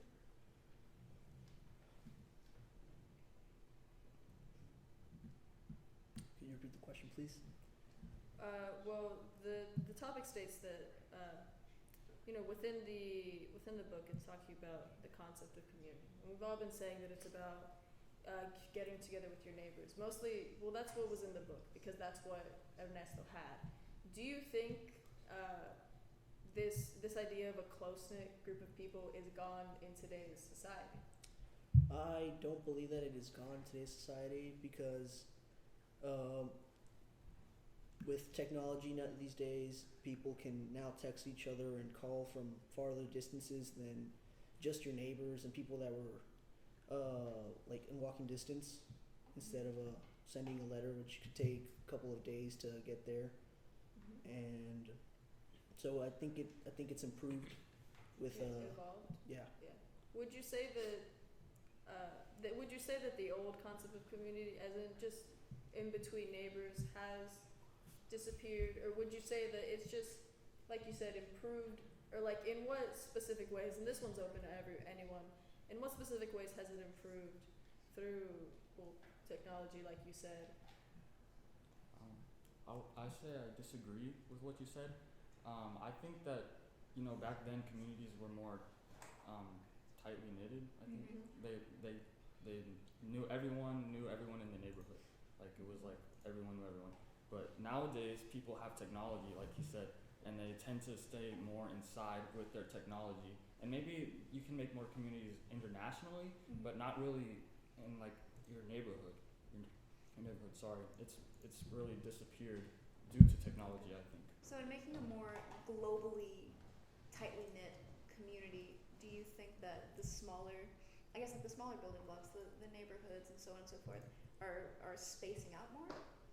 Yeah, I guess so. I mean, yeah, what am I trying to say? So international communities, they're arising due to a decrease in like neighborhood communities is what I'm trying to say, I guess. Because, there's not as many tightly knitted communities in neighborhoods anymore. And as the decrease of neighborhood communities decreased, there's been an increase in international communities is what I'm trying to say. And I kind of disagree a little bit, but it's because I feel like it's possible to have a tightly knit small community, but still leave space to be involved internationally, to be involved globally with other things.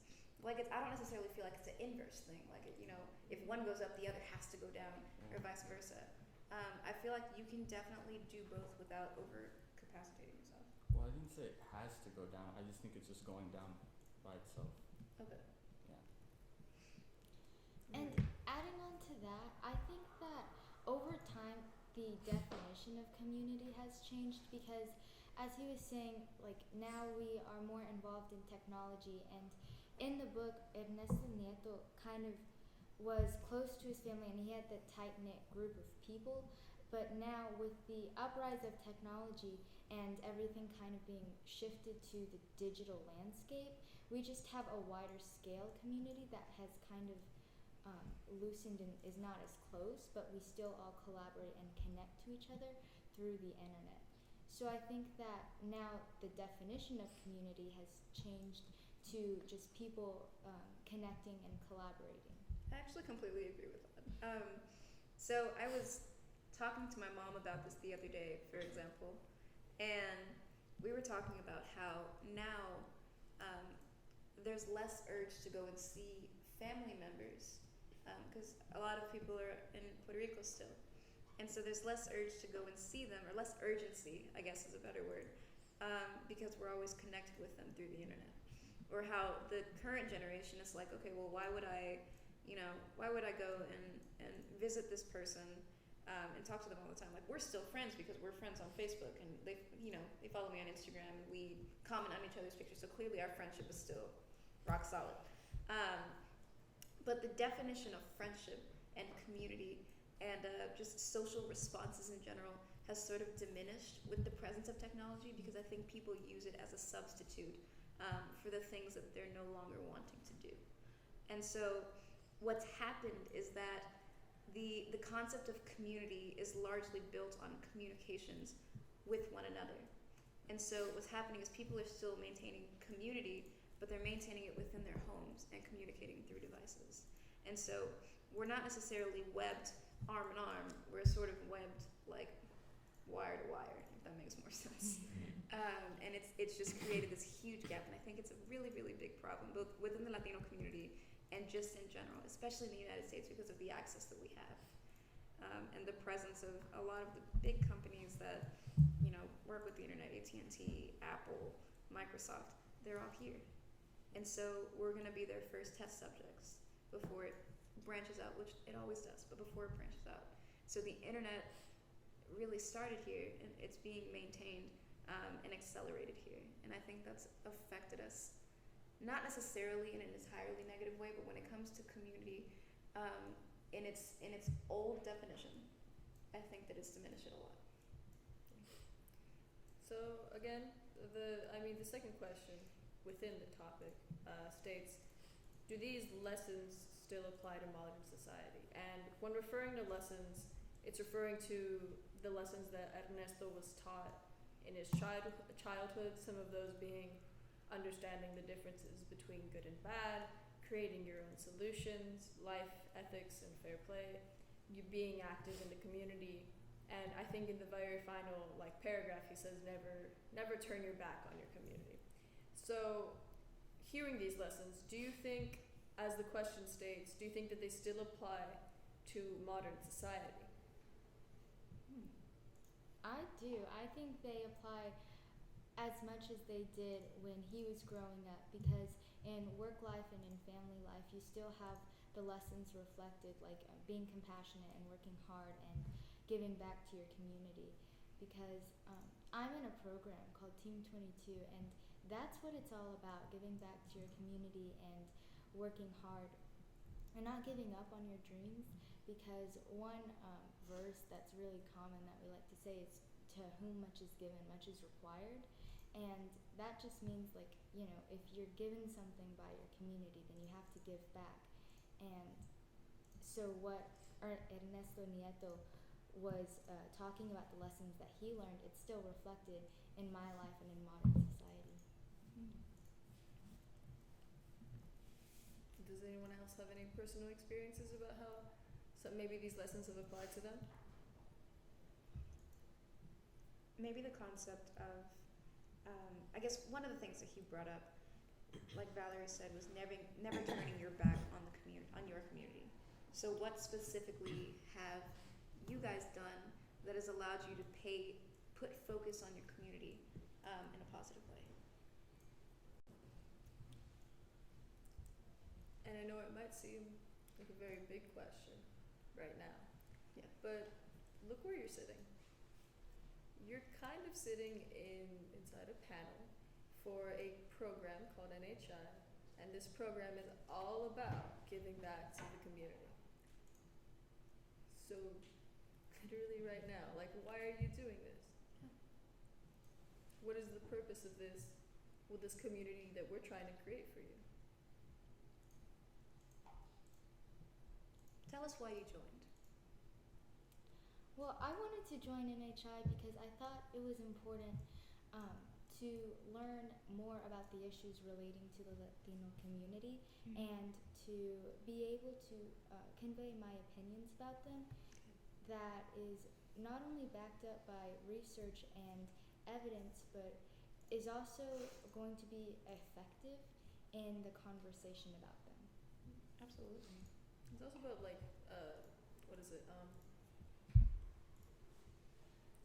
some of the evidence that you could use is also just personal experience. Right. What about you, Amber? Why did you join? I joined because I want to be a leader in the Hispanic community. I think that, especially right now, I think we need leaders in the Hispanic community, and I think that NHI is just such a great program to help students like us, Hispanic students, and not even Hispanic students, but just students in general, to grow and develop and learn how to be a leader and how to express your opinions effectively, which is, I think, what this panel is helping us do. Yeah, very good.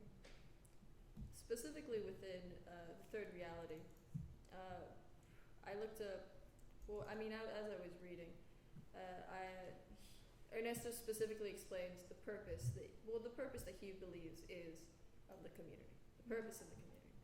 And directly from that, he says that it's about giving strength to live, to confront hardships, and to visualize a better future. So would you guys say,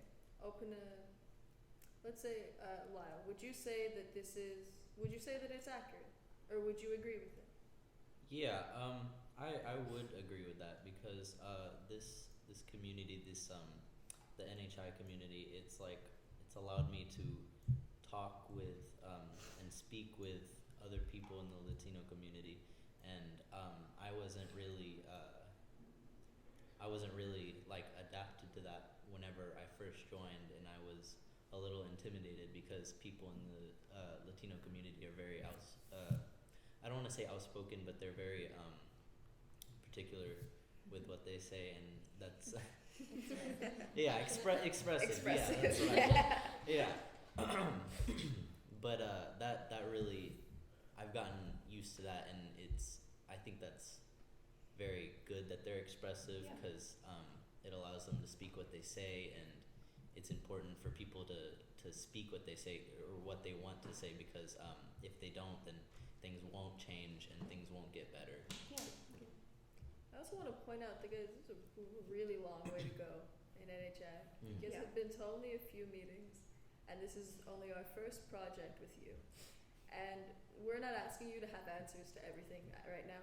We don't even have answers to anything. Ernie didn't even have answers to everything. Like the founder. Ernie until still he was doesn't like have forced. He still doesn't have answers. He doesn't know where NHI needs to go from here. Like what lane to pivot. I was sitting in here during his panel that took an hour, and he was like, "Yeah, we really needed to pivot. Like we move find a new direction for NHI. We didn't know where we were going." And I was like, "Okay, like you have a long way to go." Yeah. And he told us when we were in Maxwell a few months ago, 2 months ago, I don't know, it was really recent. He shared with us that he has been at least thinking of NHI for upwards of 40 years, and it was a long, rocky road for him to get to where he is. There are some parts in like the book that he shares with you. They seem like very intimate moments of like just. There are times when you break down and you don't know, like you just don't know. Yeah. And that he's gone through these moments. So again, we're not asking you to know. Yeah. But the thing that we do a lot in NHI is we question, because as humans, we naturally seek answers, because that's just the trend that we follow, and that's the reason why so many things have happened from the dawn of humanity up until now, because somebody was seeking an answer. But the thing is, a lot of times we use the wrong avenues and channels to get to the answer, right? We make assumptions, we assume they're true, they fail, and then we say, oh God, what did I do wrong? So what Ernie has taught me, at least, and I think Valerie can share in this opinion, is that sometimes to find the answer, you have to go through a billion questions. And so that's why the panels example are so important, because you're noticing that this isn't an argument. We're not taking one side or the other. We're asking things among ourselves to seek clarity on the things that we don't know. And the thing is, there's never a final answer. That typically tends to be the trend. And so bringing this all back to community being a relic, I think that the original sense of community isn't gone. I think it has evolved into a different thing. And I think there are features of it that have sprouted into new things, partially having to do with the dawn of technology and the spreading of people. Because you have to understand also, transportation became a really big deal in the last century. And so the movement of people has been changed exponentially because of the plane. Of people and ideas. And ideas. Just, that's true. Just language and communication in general. Yeah. Yeah. And technology has allowed language to be dispersed more. Transportation has allowed people to move more. And so the mixing of cultures and ideas has become this incredible new thing. And so it's more so that community is evolving in my opinion at least, and I'd like to hear you guys' place on this. But I think in modern society, community still exists. It just exists in a new phase. I mean, you can see it, some of the examples you can see like in the LGBT community. That's of course like a very strongly, closely knit group of people, and groups like the LGBT community and the Black Lives Matter community and the Dreamers, although they've become smaller in recent years, but I believe will be growing due to recent issues in politics. All of these people, at least from the perspective of NHI, or not NHI, but at least from my perspective, these groups are coming together even more to support each other. So you can see, in my opinion, you can see that the concept of community is there, and the roots from these lessons about life, ethics, and fair play are still there. They're simply, I believe, the platform that they're on is different, and the way that they're, like the speaker that they're on has completely changed, at least in our opinion. And going back to the very last question about whether you relate to some of the stories within the third reality chapter. Some of the stories being, I believe. Oh, I have a good one. Sorry, not yeah, so Ernie mentioned something. I don't know if you guys remember the part about the oak trees and how when his father passed away, and once they had the NHI property, they planted 5 oak trees. 2 oak trees, they sort of like intertwined themselves, and then there are 3 remaining. And so the 2 that intertwined represented Ernie's parents, and the 3 that were remaining represented him and his siblings. And so he was talking about how they're deeply rooted into the property, and they're huge now, and it's just like this big abundance of like just powerful foliage over in the corner of the property. And his point with that was that the trees started with the parents and sprouted, and so the 3 other trees, the children, are smaller, but they stand in this beautiful equilibrium on the property. And so he was saying that he's deeply rooted through his parents, and I guess like on the NHI property. So his parents influenced him to start NHI, and their roots impacted him and thus impacted his grandchildren, who you all met today, and so on and so forth. So how do your parents and their roots and wherever they came from or wherever they are right now impact you directly? Or a story that you guys have related to that, anybody? Well, I think that my parents have impacted me deeply. I mean, you grow up with these people for like half of your life or 1/3 of your life. Well, it depends on how long you live, you know. The entirety, if you can build that. Yeah. And so, when you're little, your brain is still growing, and you depend on your parents to not only feed you and clothe you and give you shelter, but also like to teach you about life and morals. And I mean, usually with people, they take what their parents have learned and they input that into themselves, and then they create something new, something sort of like the third reality. And so I think that my parents have taught me values and morals that just I think will stay with me forever. I agree, and I think that also with that, the whole sense of familism that Ernesto Nieto describes, I see in my life because I go to my abuela's house most Sundays, and I'm close with my extended family and my brothers and sisters, and so I think that I relate to the stories that he mentions in the chapters because I still see it reflected. How about you guys? I think my parents, what they have rooted into me is the Mexican heritage. They really encourage me and my siblings to keep speaking Spanish and to keep the culture alive in our family.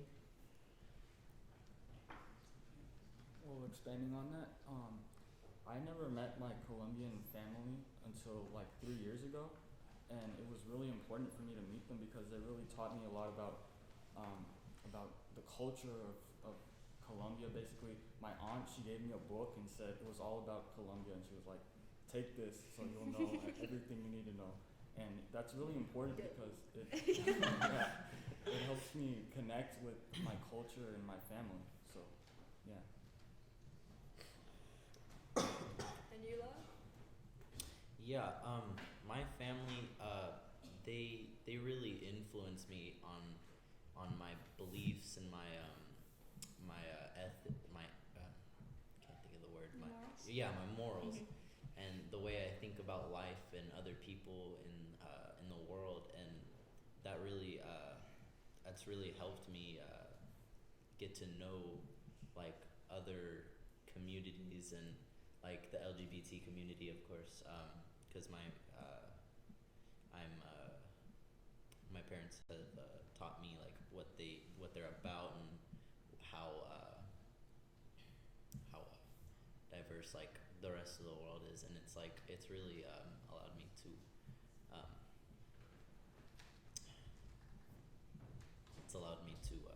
accept all these communities and be able to have friends that are a part of them, and it's really impactful. And I think it's great.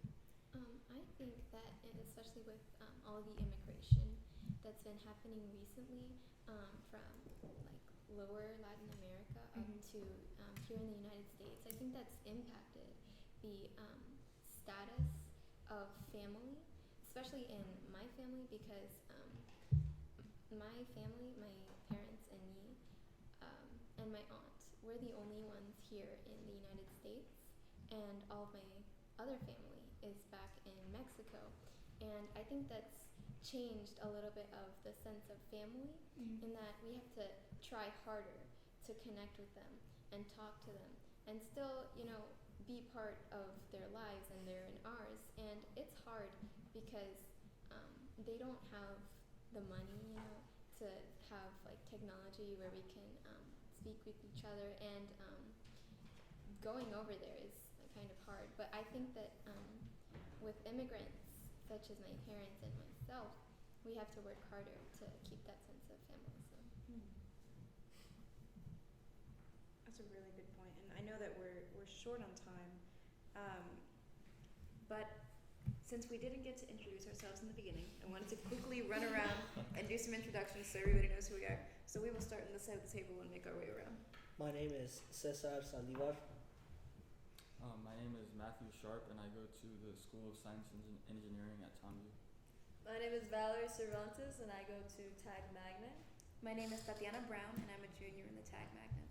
My name is Lau Huey, and I go to the Science and Engineering Magnet at TAMU. My name is Amber Miranda, and I go to the Tag Magnet at TAMU. My name is Christine Camarillo, and I go to the Tag Magnet at TAMU. And with that, we thank you very much for watching our panel.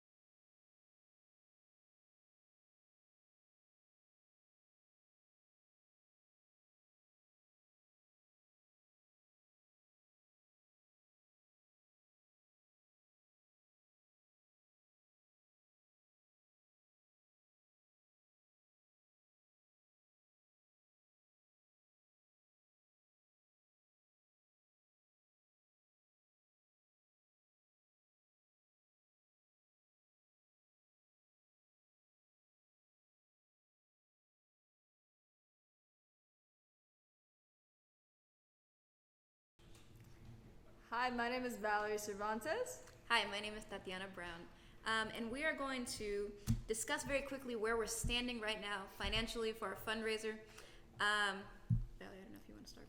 I think we need $1,500 to get us to our goal, but you know, we really need that push because this year we have more kids than last year because we did really well with recruiting.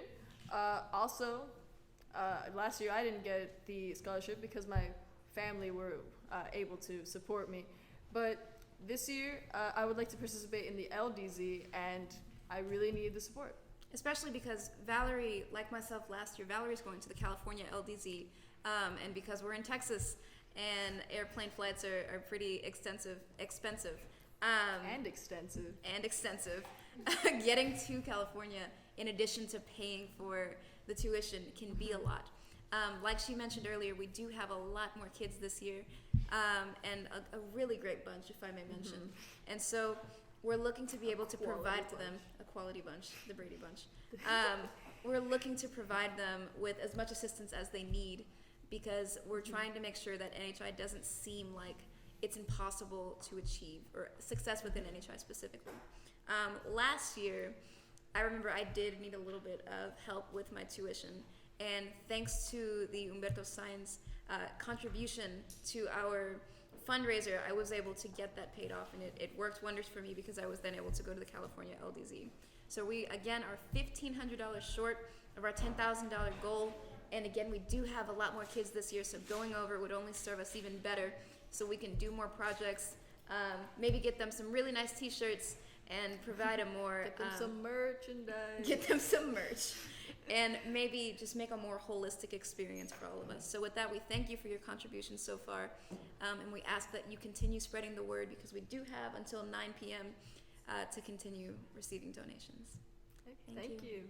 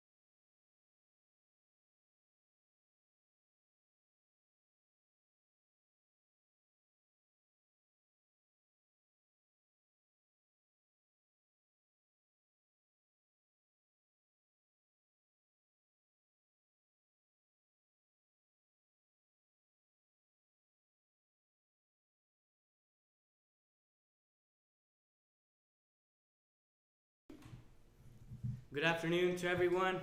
Welcome back to the third annual LEAD Talks.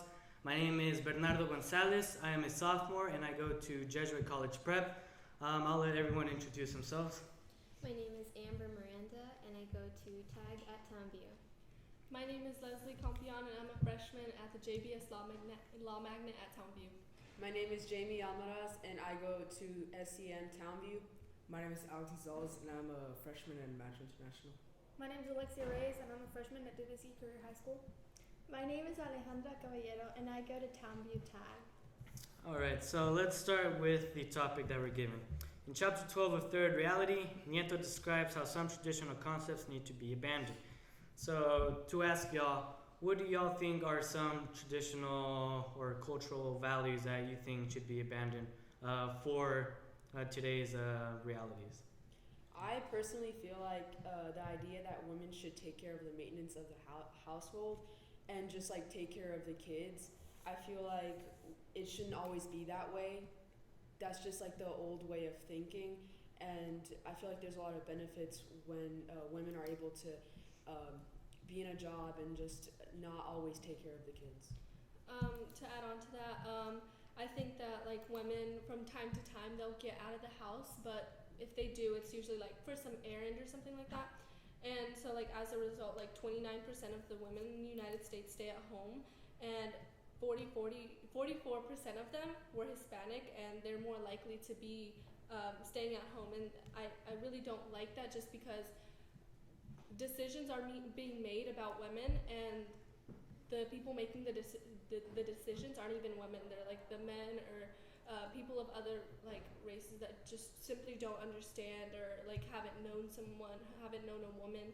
And so like for instance with like abortion, like we can't, like a woman can't speak for herself just because she isn't able to like get out of the house, or like she has to be the one to take care of everything and keep the like family together, if that makes sense. Well, to be realistic, a lot of the women and men, adults in the United States from Mexico are very recent immigrants, and in Mexico there's not as much equality as there is between men and women. So a lot of times when they do come, that statistic is focusing a lot on how many men in Mexico get such a much higher education, and here that's more on par. So it's easier for the men to get jobs here than it is for the women.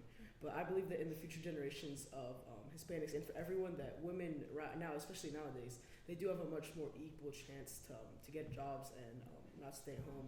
And for either, it can be either alternating for the companies to let the men stay home, sometimes the women, or just either the men stay home completely. Yeah, and going back to gender roles, they're extremely common in Hispanic culture, especially because they've been engraved from like such a previous point. And also, these principles that parents are adhering to are being taught to their children, so they're like being absorbed, which they are gonna like later on go on to do the same. So I think it's important to break those gender roles so that for like future generations can benefit from it. Yeah, and I also just wanted to say that like it's really important to just step out of like your comfort zone. I'm not saying like you have to go to law school just to like be involved, but like registering to vote I think that's really important, because you definitely want to have a say so in what your future is going to be like. This statistic, it really like bothers me, and it said 12% of all eligible Hispanic voters actually participated. And for it to be 12%, that's really devastating, because that means that there's going to be other people who are going to make decisions for us, and we're not going to be able to have that representation. And I think that, we should just really get involved. If you aren't eligible to vote, that's a different story, but if you are, I really like do encourage the fact that that goes on, because you want to have a say so in what's going to happen in the future for you. Something that people often, going off of her points, something people don't often go back to is when you're trying to restrict someone passing down a certain aspect of you, for example, the women staying at home, you have to be very careful in trying to spread that word. A lot of families, I know mine, I don't have any sisters, but it's still, my mom does believe in the rights of women having equal opportunity and stuff like that. But if you're going to try to spread this on for the future generations, you have to be very careful in helping not completely disbanding the Hispanic and the Latino view in the United States. A lot of families do try to become more mainstream in society rather than staying with their Latino cultures.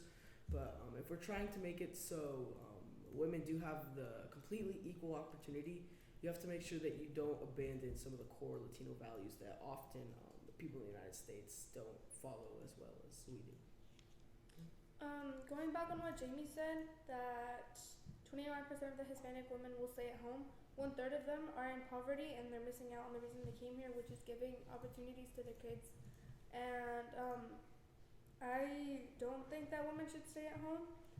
If they have kids, they should take care of them. Yes, they should stay home, but I don't think that they should stay home and cook and clean.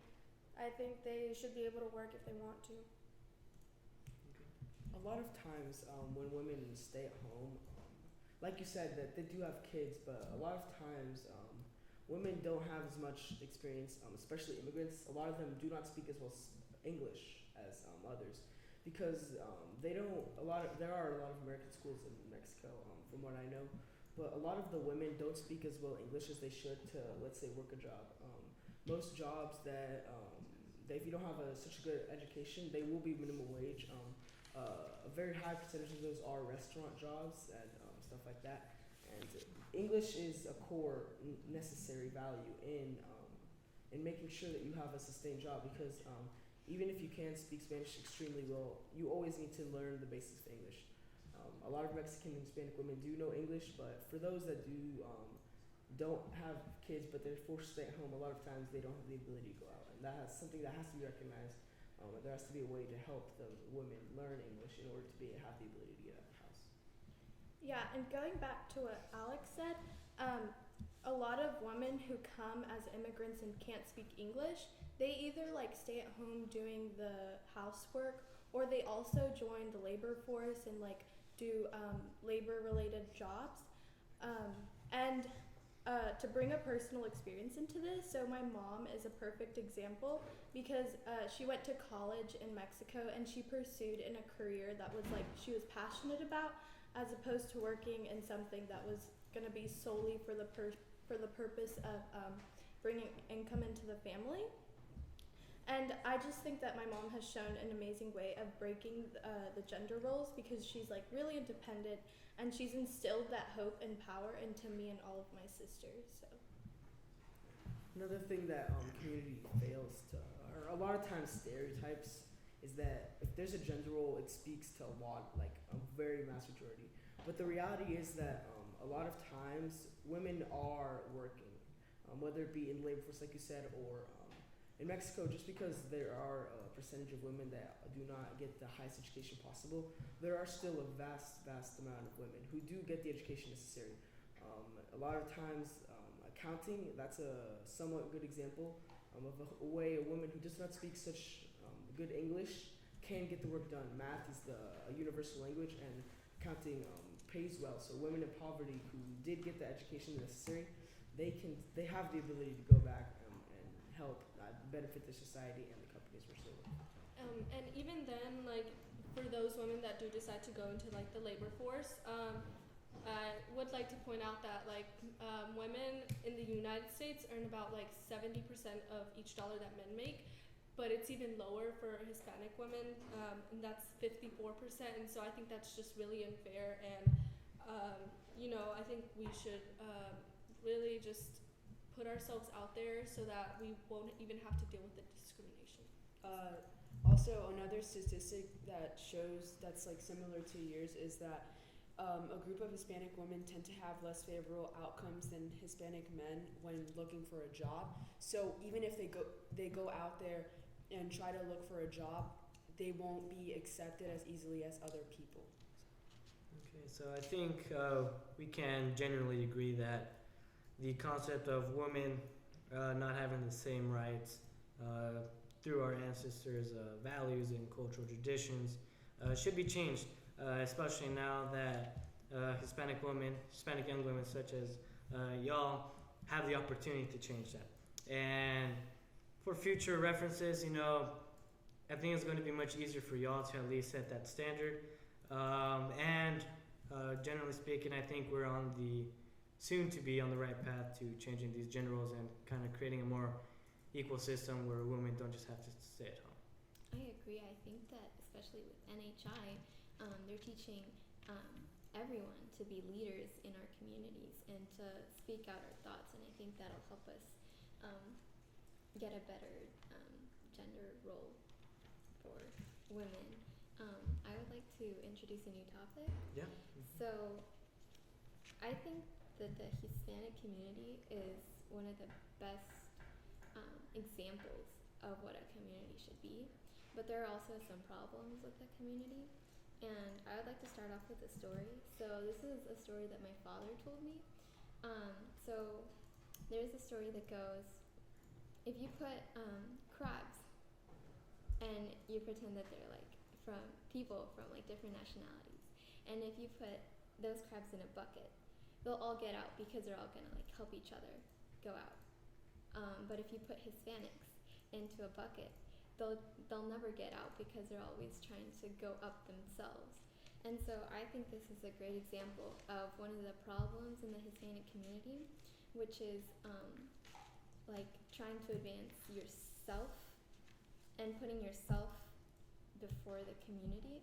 And I think that's good in some ways, like trying to advance in your career or something like that.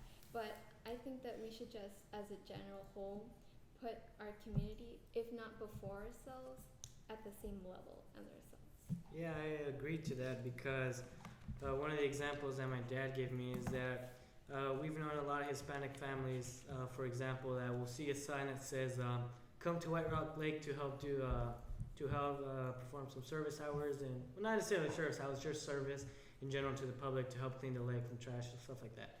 And my dad gave me the example saying that most Hispanics would just kind of drive by and say, "Man, it's not my problem. I'll let someone else do it."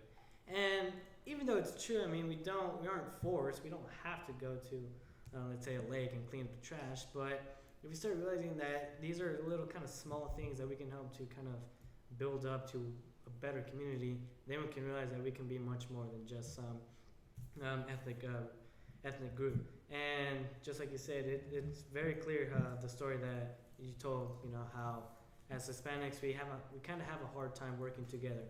And it's kind of ironic because we have all these cultural traditions, we have all these parties, all these things that we've been doing for years, but when it comes down to the real stuff, when it comes down to important topics, we kind of just back out and say, "That's not my problem, I'll just deal with myself." And I think the problem that with that isn't just being selfish. A lot of times it's, especially now, most Hispanics in the U.S. right now are first generation. The immigration level is rising, but I think that the idea that that's not my problem came from having to work extremely hard to get where we are today. Our parents obviously have to work hard.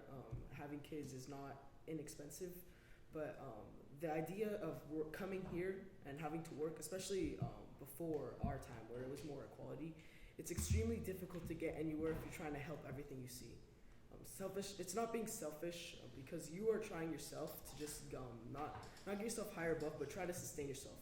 Like you can't help other people if you don't have the money to help them or you don't have the ability to help them. And a lot of times Hispanics especially develop the idea that if I don't have the time to do this, I'm not going to try to do it, because it's not because you don't want to help them, it's because you need to make sure that you are where you need to be to get your life where it has to be. And a lot of times you strive to be as high as possible because you see some extremely wealthy families, yourself and your family, and you say, "I think I can achieve that," and you keep trying to go higher and higher when sometimes you're ending yourself getting not as well as you could be. But that takes away from the ability to help and enjoy some of the smaller luxuries in life. I really agree with that. For example, like if you're in a boat and and you're drowning, like how can you save other people if you yourself are drowning? And so I think that it's necessary to elevate ourselves to a higher standard so that we're able to help other people. And people might not even notice that they're doing this because it's just like so deeply ingrained from like generations and generations. I also wanted to add on like with my own personal experience.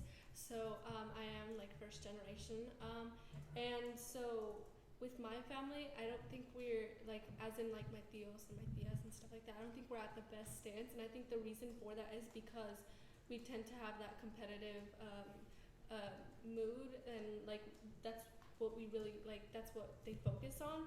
So like a lot of the times they focus on, oh, like I make more money than you, or like oh, my child is succeeding more than yours, you know what I mean? And like although it's not like they like flat out tell them that, you can see it within the way they talk or within the way they really just act. And I think that we really should just abandon that because it'll only separate us more. And a lot of times that roots back to if like for example I am also first generation, it roots back to when you go back to Mexico when you're visiting. It's not always wanting to win. It's more long distance whenever that happens, because when you go back to your family, you just want to appreciate having them there. A lot of times coming to the U.S. is a very risky move. It's expensive, but if it pays off. And a lot of times families who did not make the move, either because they didn't think they could afford it, they didn't think they had the right stuff to make the jobs, that doesn't make them jealous. It just makes them see the U.S. culture being engraved little by little. Obviously, for example, when a lot of Mexicans in our age, they don't speak as good Spanish as their parents, because a lot of parents want them to learn English because they want their kids to be as well engraved into the American society as the kids who were generations root back. And that a lot of times that affects how Hispanics back in Mexico or in any other country, how they see them, because they see the American ideas being rooted into their minds, but the parents also trying to subtly not abandon the Hispanic view, and that's really hard for parents. Not always financially having to try to get them the most luxurious items, the newest iPhone, stuff like that, but also emotionally, because a lot of times you don't want to abandon your perspective, but you also don't want your child to be left out and stereotyped just because they're Hispanic. Yeah, and I completely agree to that, and I think it's just the idea of the parents, wanting you to give an opportunity, because I think there are more jobs or more opportunities out there that would be that would kind of look to you if you're able to speak two languages, English and Spanish, because I don't think the average American could do that. And my parents have been pushing me that ever since, and they pushed me to French, and now I speak 3 languages. So it is a nice idea from our parents who do. So now that we discussed things that we should probably change with the ideas of women having equal opportunities as the man, and having kind of the sense of working together as a community, I want to bring up the idea of what would be some things that, let's say, Alejandra, what would be some things that you would like to keep that you are currently experiencing from your cultural traditions? So I think one of the good things about our community and culture is that our families, whether it's like aunts, uncles, grandparents, we're like super tight knit, and I'm pretty sure it's that same way for all Hispanic families. It's a thing that's like one of our key essential things of being like Hispanic, and I think that's something really important that we should keep, because if you look at like other ethnicities and other races, they're not as big as having like really close family connections as we are. So I think that's a really like important thing that we should pursue. Something that really enhances that and shows the dedication is when families move to the United States. Personally, my family is still very closely with our aunts, my uncles, my aunts, my cousins, all in Mexico. We're still all very, very close. We talk regularly, and even it shows to see how powerful it is, because even Americans and people, citizens of the United States that have been here for generations, they can live down the street from their grandma or grandparents or aunt and uncle, and they don't even talk. They don't communicate at all. I'm sure they might go over for Thanksgiving, something like that, but it's not as true a connection as it is with Hispanic families, because they really they take the time to visit. I don't know about other families, but my family tries to visit at least once or twice a year to Mexico, just so we can make sure we're not leaving our family behind, even though we're moving away. We try to make sure we connect, and we don't stop the connection even after we leave. Okay, so Alexia, what would be I guess I would say a personal connection or a personal tradition that you would like to keep that has stayed with you from your cultural roots? Something that I would like to keep is having quinceañeras. I personally am having my quinceañera in a couple months, and I think it's gonna be really fun because a lot of my friends invite me to theirs, and it's a really fun thing because you get to bond with your family and your friends, and you see them like grow up, and you remember them how they used to be when you first met them, and now they're growing up, and they're turning into like a woman. They can work now, they can do all these things. And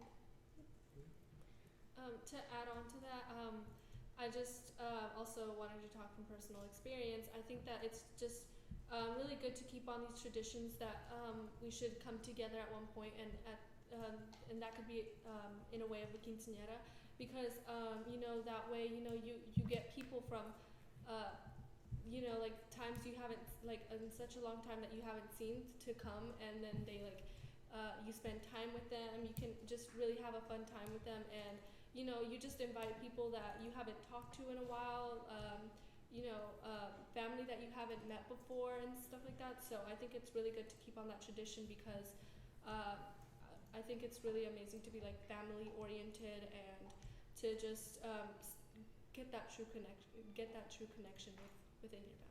Also, adding on to that, it just keeping those traditions alive just enhances the bond between our culture, just like within ourselves, like just visiting families that like you haven't seen it for a while, and just just bonding and having a good time.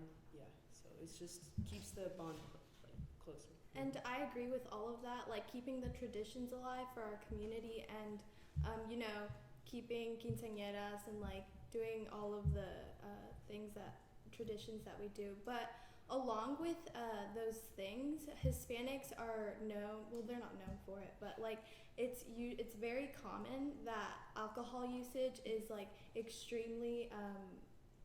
It's like really bad, and it's like yeah, there's a lot of alcohol usage in many of the parties that are hosted by Hispanic communities. So I think going back to things that we should abandon, I think that's one of the things that we should abandon because if we keep on like doing things like that, it allows for other people to perpetuate our like generalizations and stereotypes of like Hispanics being, oh, you know, like always being drunk or like something like that.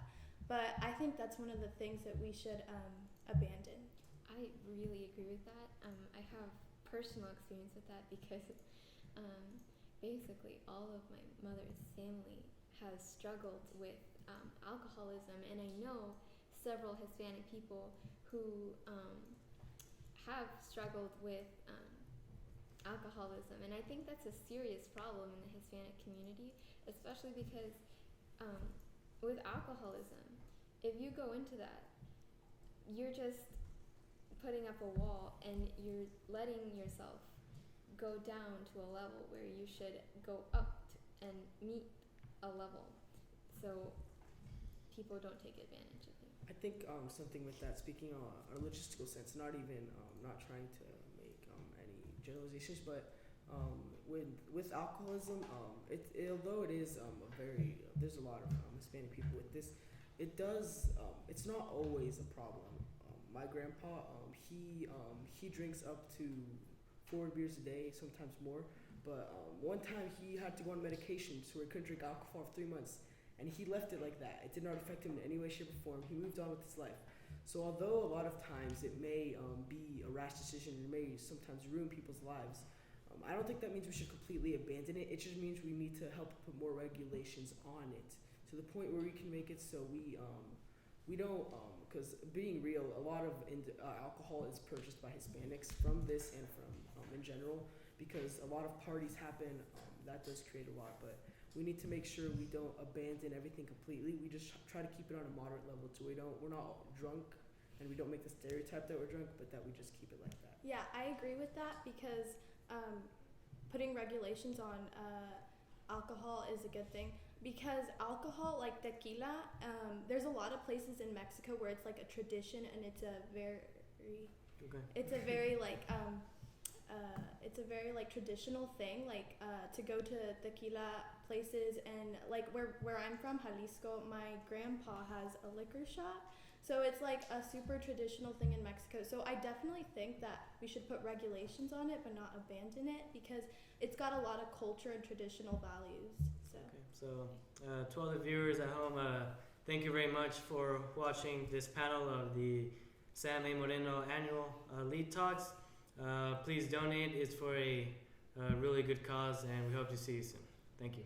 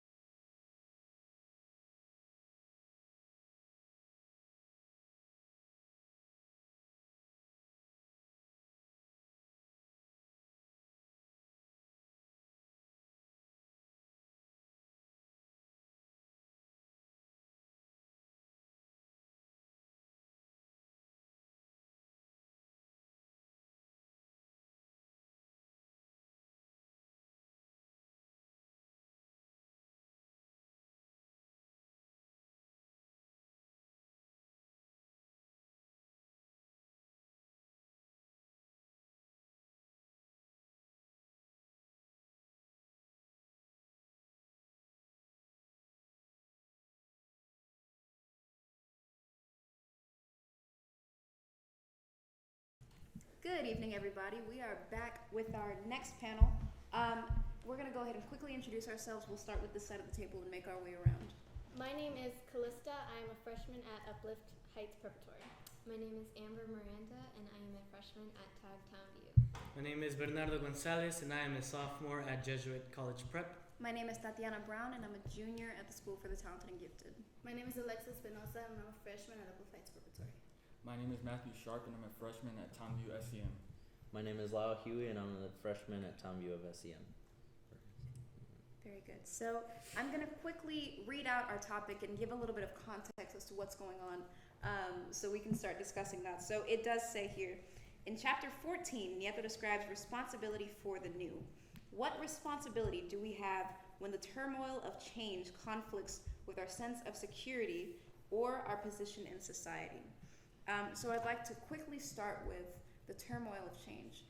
In my opinion, I think the context that he's trying to apply to this is that when things change within a society contains a body of people. Everybody responds to things in a different way. And so when you have a big, flip in events, there's often a big emotional response because of that, in addition to an economic response, a cultural response, and so on and so forth. So with Ernie, for example, something that happened to him was when he was going to educate himself outside of Mexico and in the United States. The being exposed to a new culture almost gave him a sense of, or his family almost applied a sense of disgrace to him because they felt like he was leaving and never to return. And they didn't see that his moving to the United States was so that way he could adjust himself and better himself with the use of the education system here. And so when he's talking about the turmoil of change, he's talking about the emotional trouble that comes with making a big change in your life. He's talking about the cultural conflicts, the identity conflicts, which is a really big deal in Third Reality. He talks about the financial conflicts that he had, so on and so forth.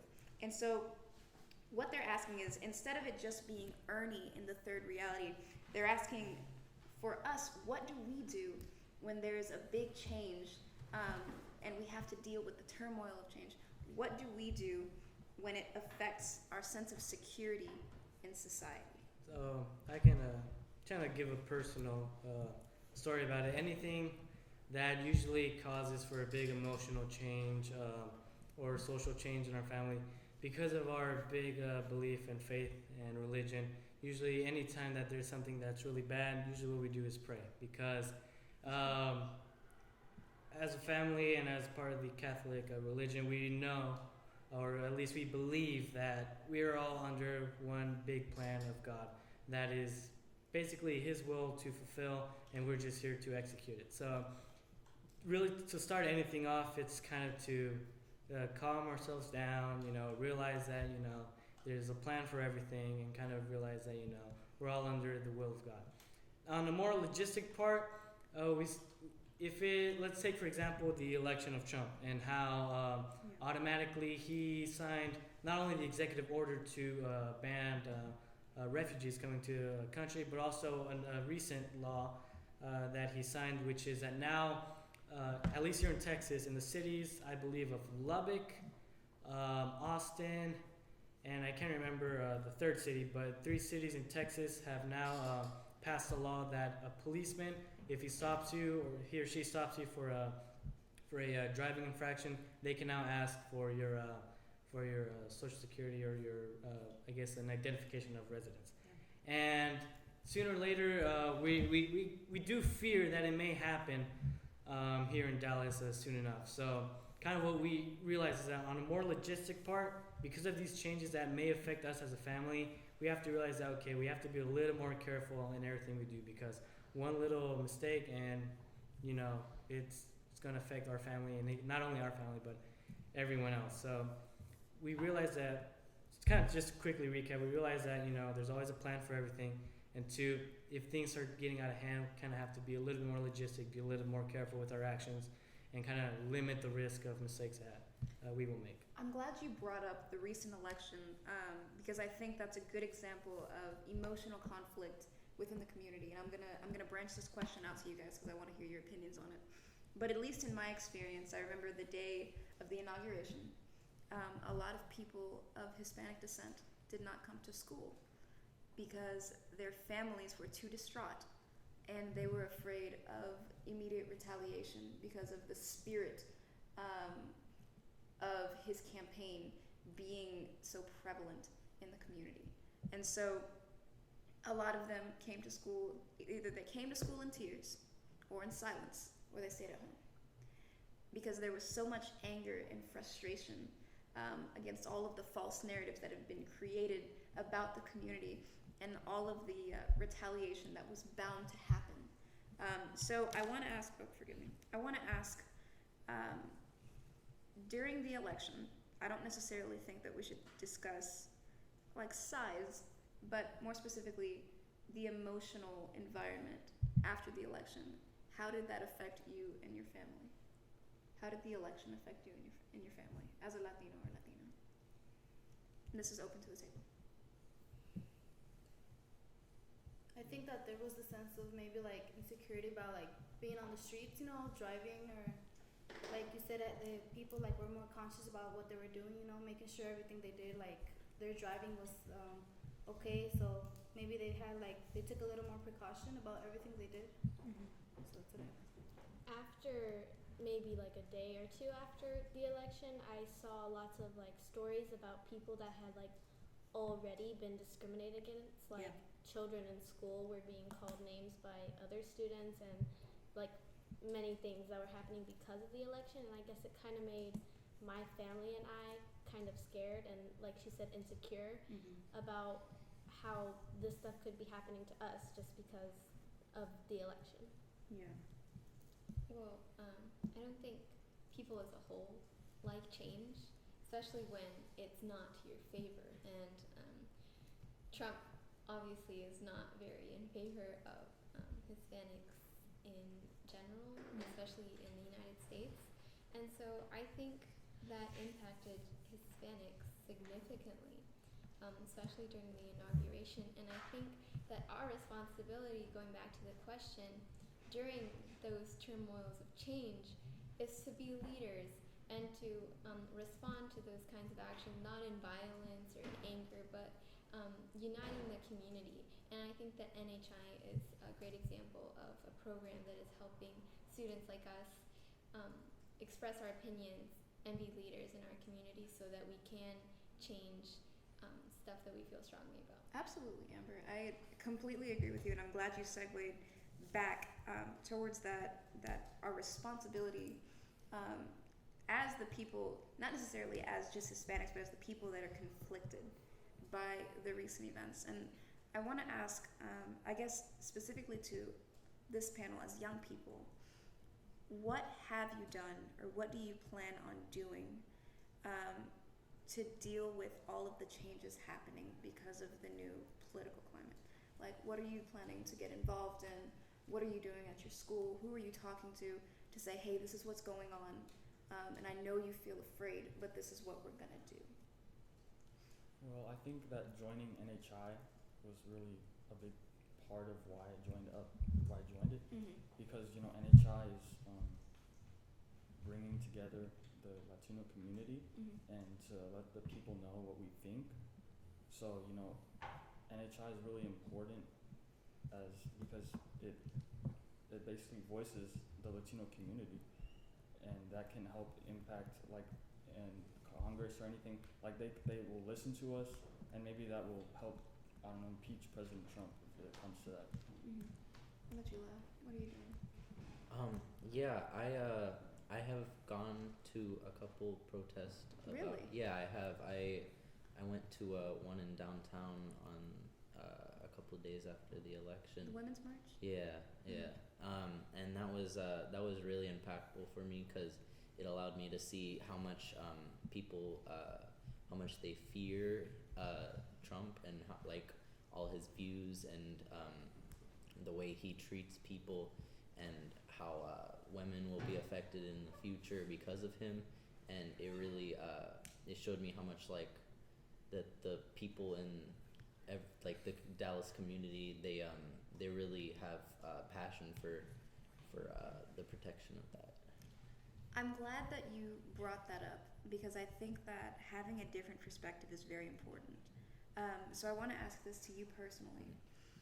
What is it like advocating for a cause that isn't directly your struggle? Like, obviously, you're a male, for those who didn't know. And you went to a women's march to advocate for their struggle. Yes. Same thing with the differentiability with the whole Hispanic issue. What is it like to be an advocate from the outside looking in? It's really it's eye-opening for me because it allows me to see the hard troubles that they go through because of people being, you know, sexist or discriminating against them because that they're women, and like the jobs that they get sometimes is less, they pay less because they're women, and I feel like that is not right and it needs to be changed. It really does. Yeah. I totally agree with what you said. I think it's important to get different perspectives on a topic so that you're not just super closed-minded to say, oh, this is my opinion and like that's the bottom line. I think that getting different perspectives is really important in uniting our communities and making us work better as a whole, just as opposed to individual parts. Yeah. And I think that one of the ways to help do that is to join not only programs like NHI, but all kinds of groups all over your spectrum, so that you can have positions of influence, and you can start changing stuff. And talking about influence, I think there's always potential for progress. I mean, we've seen it since the 1860s, you know. People back then used to think slavery was the norm, and obviously we kind of come to the realization that's not what we assume now. They abolished slavery and it's gone. It did still hinder for a while with discrimination and racism, but I think that ever since the civil rights movement, it's at least simmered down, you know. We can't say that it will always be a perfect, you know, like a utopia where everything will always be just as fine, but at least there has been progress. For women, back in I believe the mid-90s, women weren't allowed to vote. Honestly, we come to the realization that that's not necessarily the right way to think about it. And we've made progress, and bills and amendments and all sorts of laws have been passed that now allow women to vote. Talking about equal pay, I'm not too sure what the exact cause is for the unequal pay, whether it's an average or whether it's just the actual action of not giving equal pay, but regardless of what the cause is, the thing is that it's there's an imbalance in pay.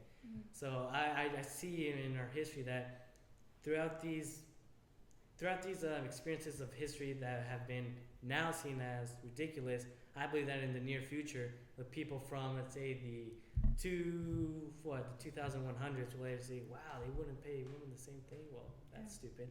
Kind of like the way we think, wow, they enslaved black people? That's stupid. So I think there's always progress in the sense that we've been doing it in the past years of history. Maybe we don't see it now, but I believe that for the near future, we will at least make a lot of progression just based on what has happened. And that can also go for Latinos and immigrants, you know. People see as immigrants like, they're just coming here to steal jobs and all that.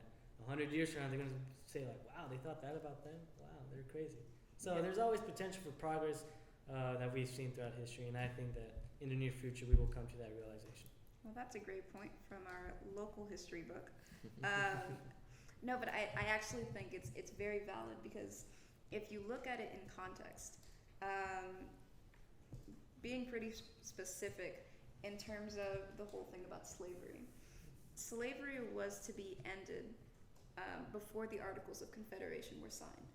And then there was opposition because there were two states in the South, specifically the Carolinas, and they said, well, and this was also back when you needed a unanimous vote before anything was approved, let alone the Articles of Confederation, which would regulate American society. But the Carolinas were like, no, we need slavery, we need agriculture, and we're gonna go broke if we don't have people doing the work for us. And so they agreed to keep slavery, and slavery wasn't to be reconsidered for another 20 years after that. And then they followed up with, later, they reconsidered, nothing happened obviously. And then it wasn't until almost exactly 100 years later that they had to have the Civil War, which isn't entirely about slavery, if I may add that. But it wasn't until that conversation was brought up that they were like, oh snap, this might be a problem. And so I find it interesting how moral context changes with time. And usually what happens is it's a generational thing. So you'll see like in the older generations who were alive during the Civil Rights Movement and had opinions before the Civil Rights Movement, they typically tend to be a little bit more stern.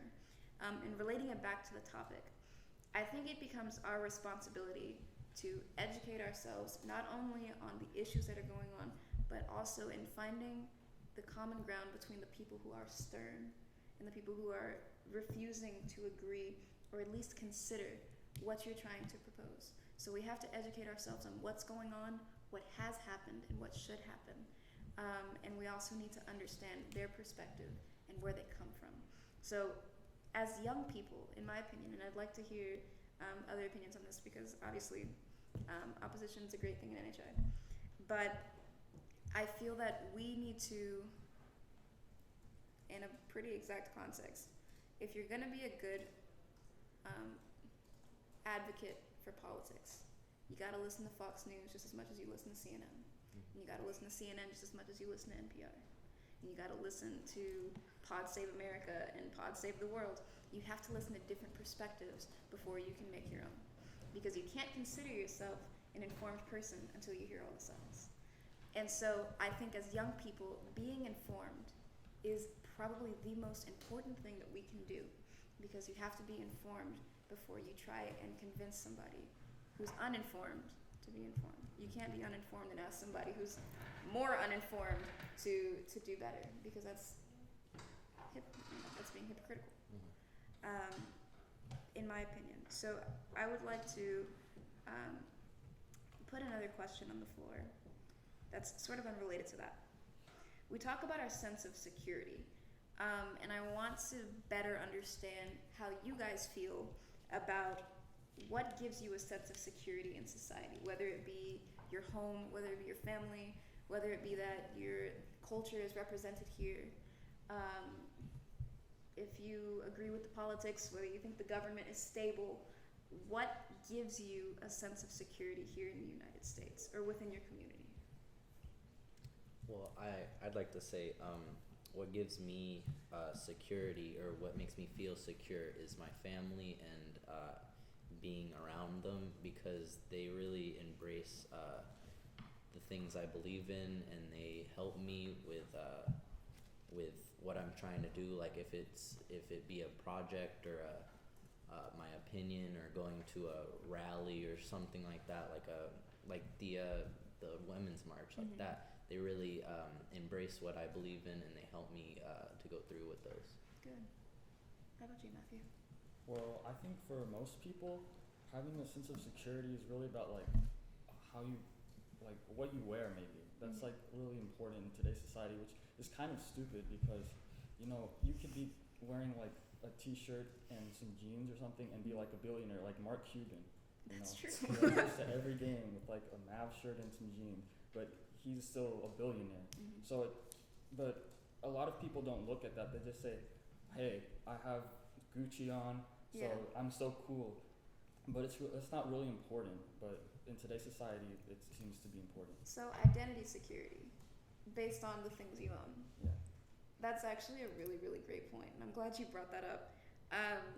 And I want to get your opinion on it as well, in terms of what makes you feel secure.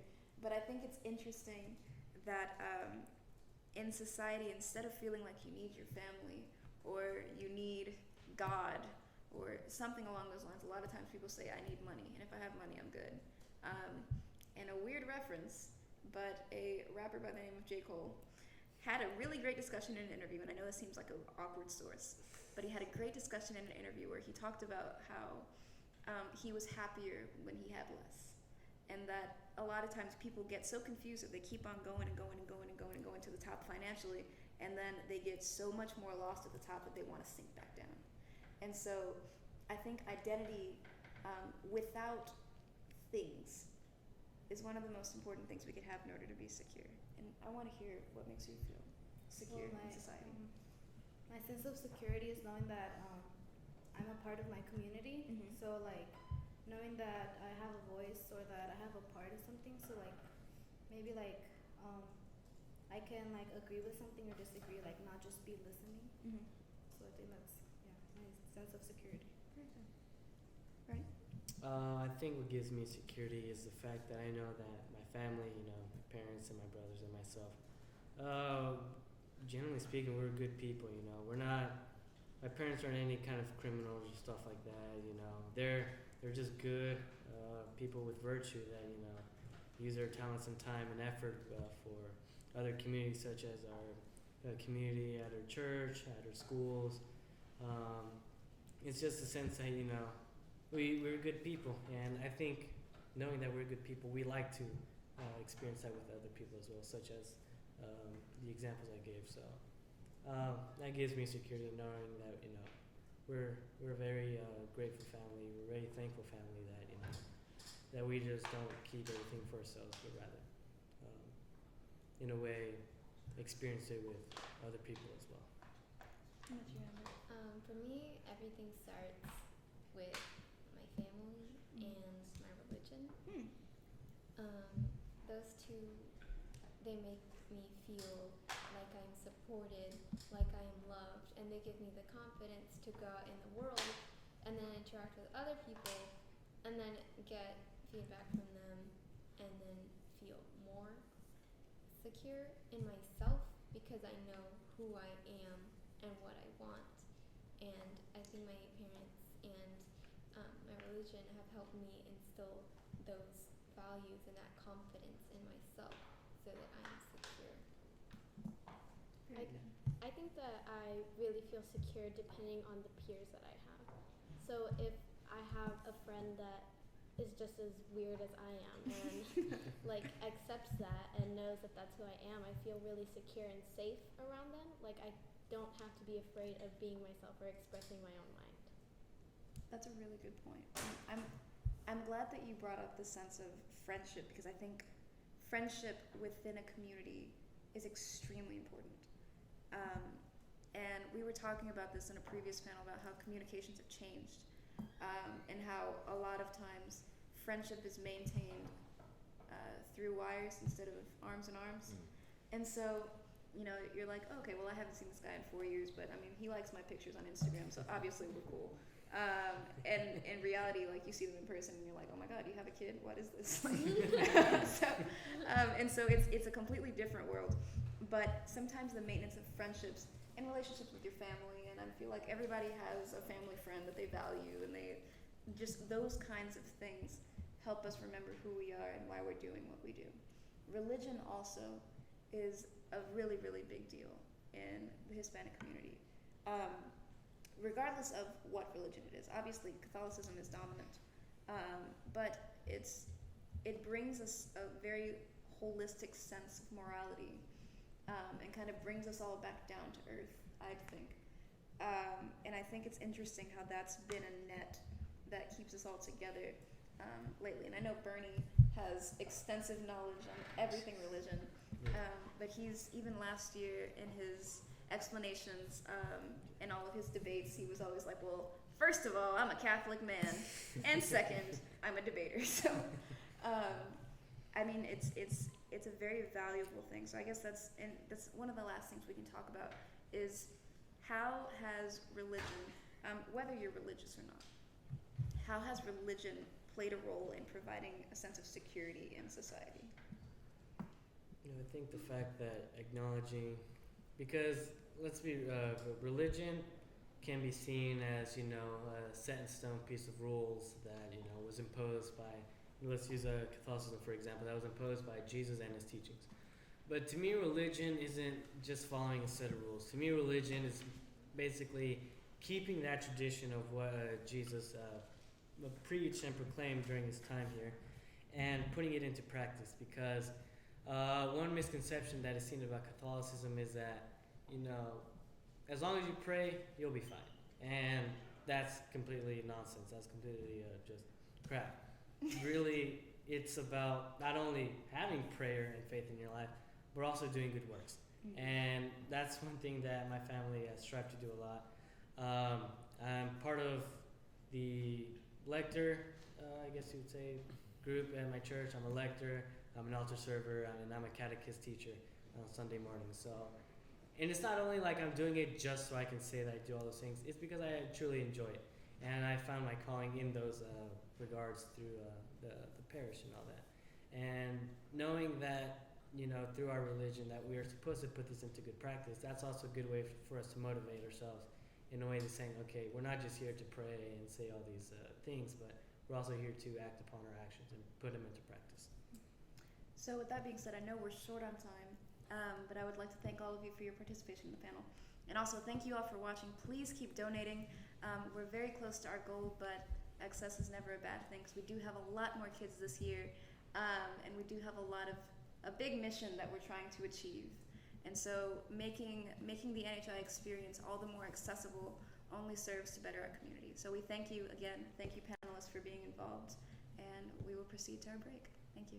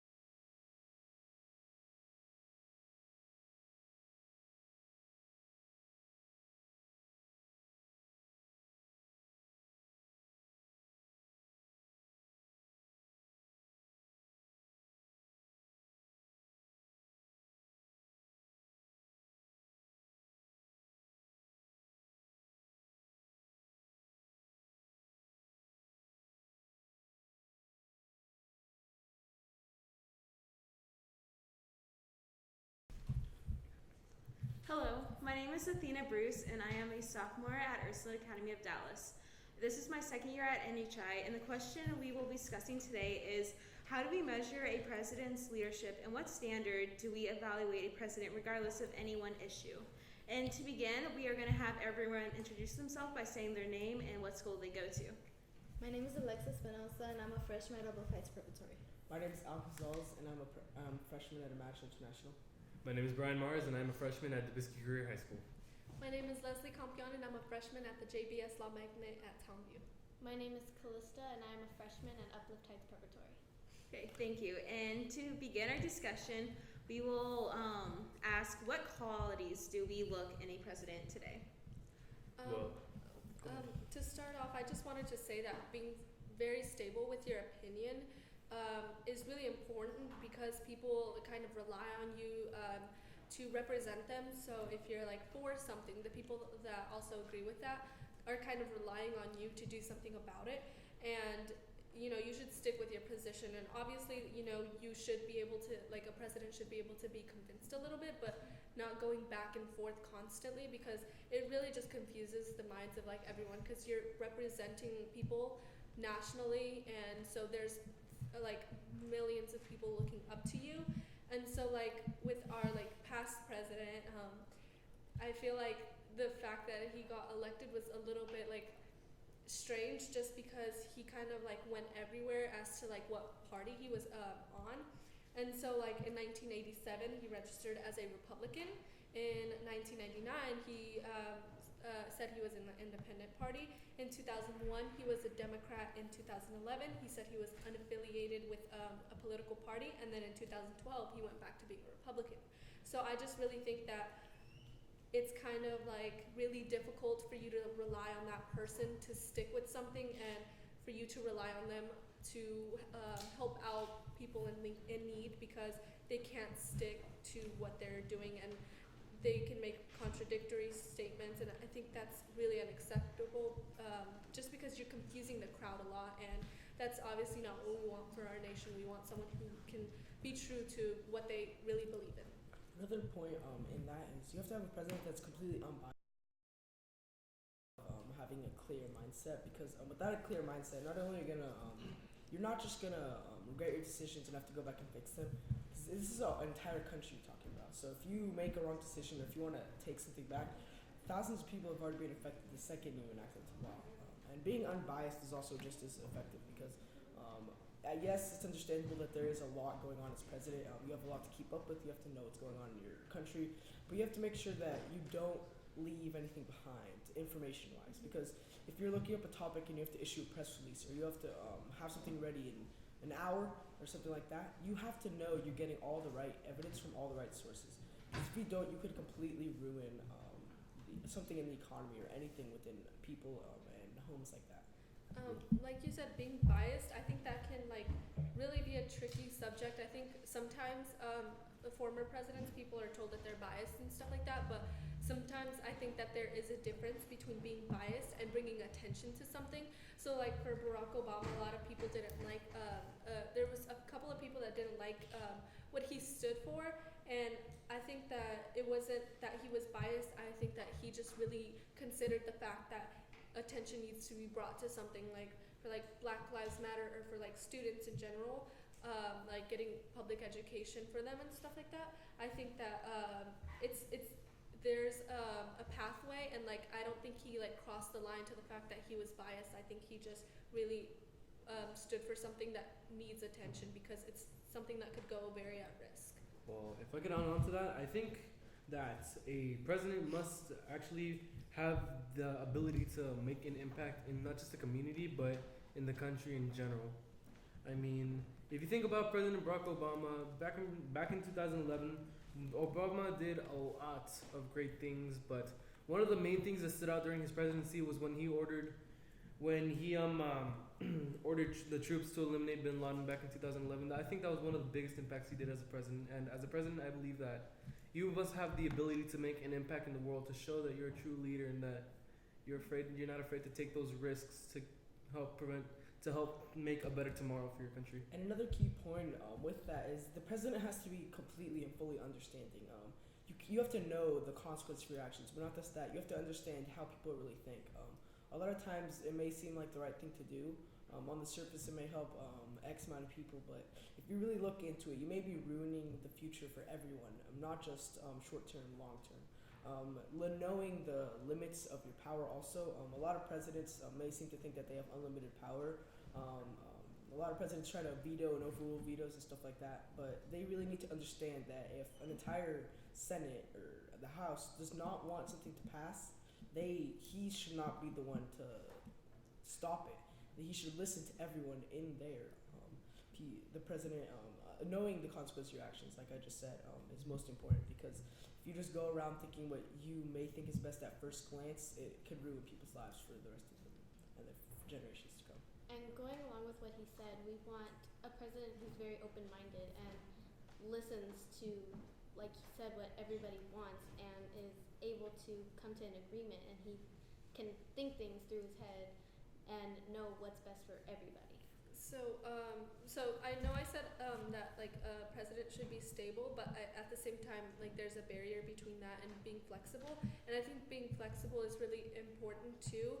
Like obviously you shouldn't be like flipping back to like different choices and different beliefs, but you should also be able to be convinced to a certain extent, and be open-minded and not stubborn, because you are representing a whole bunch of people who have differences, like who are very different from you. So like Trump, he has a lot of people that are minorities, and I think that he should like kind of take that into note, just because he is representing the United States, and the United States is very diverse because of what we represent. And so we really, I really just think that being able to be convinced to a certain extent is really important. And I also wanted to add on back to what you said about like Obama ordering the troops back. I think that also with being president, it takes strategy, and you have to be up to date with things. So like maybe Obama like based his decision to send the troops back by past decisions made by other people, and I think that you should really be up to date, because if you know like what happened in the past, you know if it worked or if it didn't, and so you can really see like, oh, if this didn't work, then why am I gonna do this now? So you have to really be up to date with history and like really find out a strategy to work with, and you can do that just by looking back at the past. Adding on to what you just said, I think that a president should actually be up to date, like with all the current events that are happening in not just the country but in the world. Because in case of something like were to happen like around like right now in the United States, tensions are still high with North Korea and with Russia. I think that the president should be up to date with what's happening right now, like to try and settle things down. Like I believe they shouldn't be afraid to just try and settle things with other countries, to try and build partnerships with others, to try and help this country grow and to make it better than it already can. Because after all, the president must uphold their office. They must show that they're a good leader, that they're willing to help their country grow and to be able to make this country better than it was yesterday. Another thing, building off of that, is that the president can't think just about the international community. Yes, knowing the consequence that what you do may have on the international community, and you have to be globally minded. You can't do something and think purely about the United States or purely over one exact thing that's going to happen. But you have to know that if you do something, it's going to have international consequences, and you need to know what those are. Yes, a lot of times you do need to do something that may harm other countries, but the president always needs to find the perfect situation in which it only damages something if it's going to end out good. A lot of times countries and people do grow from their failures and from their losses. If a country does need to be put on sanction or something like that, the president must know exactly what he's doing, and if he needs to help them get back on their feet, that is something he's open to. He needs to know that if he does something, it's never the end. Even if it seems like the end, something's going to come back, an amendment's going to change, a country's going to try to declare war, something like that. Something always comes back, and the president needs to be aware of what most likely is going to happen if they're prepared for that. Yeah, and I also, everyone pretty much knows that like the United States is like at a certain standard to which a whole bunch of countries look at us because of what we've done so far, what we've done in the past.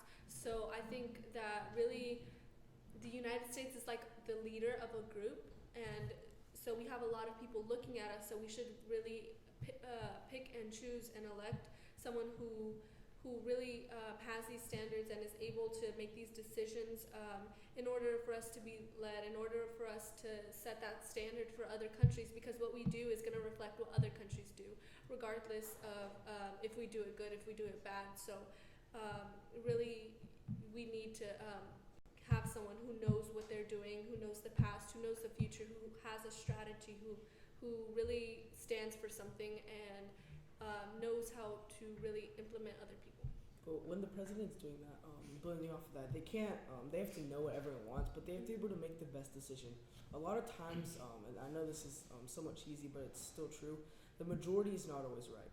There may be a small action that it may like slow down the internet or something like that, and it may think it's harming them, but really it's either to keep them safe or to secure them. There are obviously a very, very diverse amount of opinions, so the president needs to know what's going on, what needs to be done in order for the United States to thrive, whether it be on the city level, a state level, or an international level with other countries. But then going off of knowing what's going to happen, you can't always be the nice guy on campus. The United States is a world superpower. We didn't get here by handing out our money, although we are trillions in debt. We didn't get here by handing everything out, sending our troops diddly-daddly wherever we wanted to. We need to make sure we are going completely secure where we are and diversify ourselves correctly, because if we don't do that, we're going to end up failing miserably and eventually losing one of the top superpowers in the world, and could lead to wars within other countries after they lose our support. I'd like to add on to something you both said, yours with history and yours with our country growing. I'd like to add that back when this country was first still growing out, back when we had only the 7 colonies, and then we had our first settlement of Jamestown, Virginia. Back then, they didn't really know what to do. At first, they just thought it'd be easier just to build a couple houses and build a town, and then from there they could grow even more. But then after the winter came, they really didn't have much to do. I mean, the crops weren't growing and anything like that wasn't happening. So it's important that a president would know their history. Their history, and by meaning like what happened back, the failures that they've had. With those failures, they can help them grow more, and have more knowledge of what's been happening back in the past years and the current years to be coming. Also, that if a president were to do anything, like you said, anything negative, they have to know the consequence of what's going to happen. Either it being them launching a missile, even if it's just a test. A country could see that as an act of war, and next thing we know, we have World War III in our hands, and then all of a sudden, everything could turn bad. But a president must know what they're doing at all times and be up to date. Not just up to date, but they have to know the consequences of their actions. If they want to send some troops into a country, they have to have a reason why they want to send them in. Not just because they want to secure a country or anything. They have to have a reason of why they want to send those troops in. Because after all, those are our troops. We're sending our troops into foreign soil to most likely risk their lives taking over a country that we probably won't even need. So then again, we just need to know, a president needs to know the consequences of what he's going to do, and has to have a reason to why he wants to do something, not just wanting to do something just so he can prove that the United States is big, bad, and everything, just prove that we have power. We have to show that as a president that you know what you're doing, that you have control of situations, and that you sometimes may have the upper hand. And like he said, with strategy, or like with both of you said, with strategy, we can have that as a successful president. I agree with what you say. I think that a president should understand that just because they have the power to declare war or to do something, it doesn't mean that they should do it. So they should know their information, like you said, like the past, and understand what's best for the country, not just know what they believe in. It has to be like unbiased.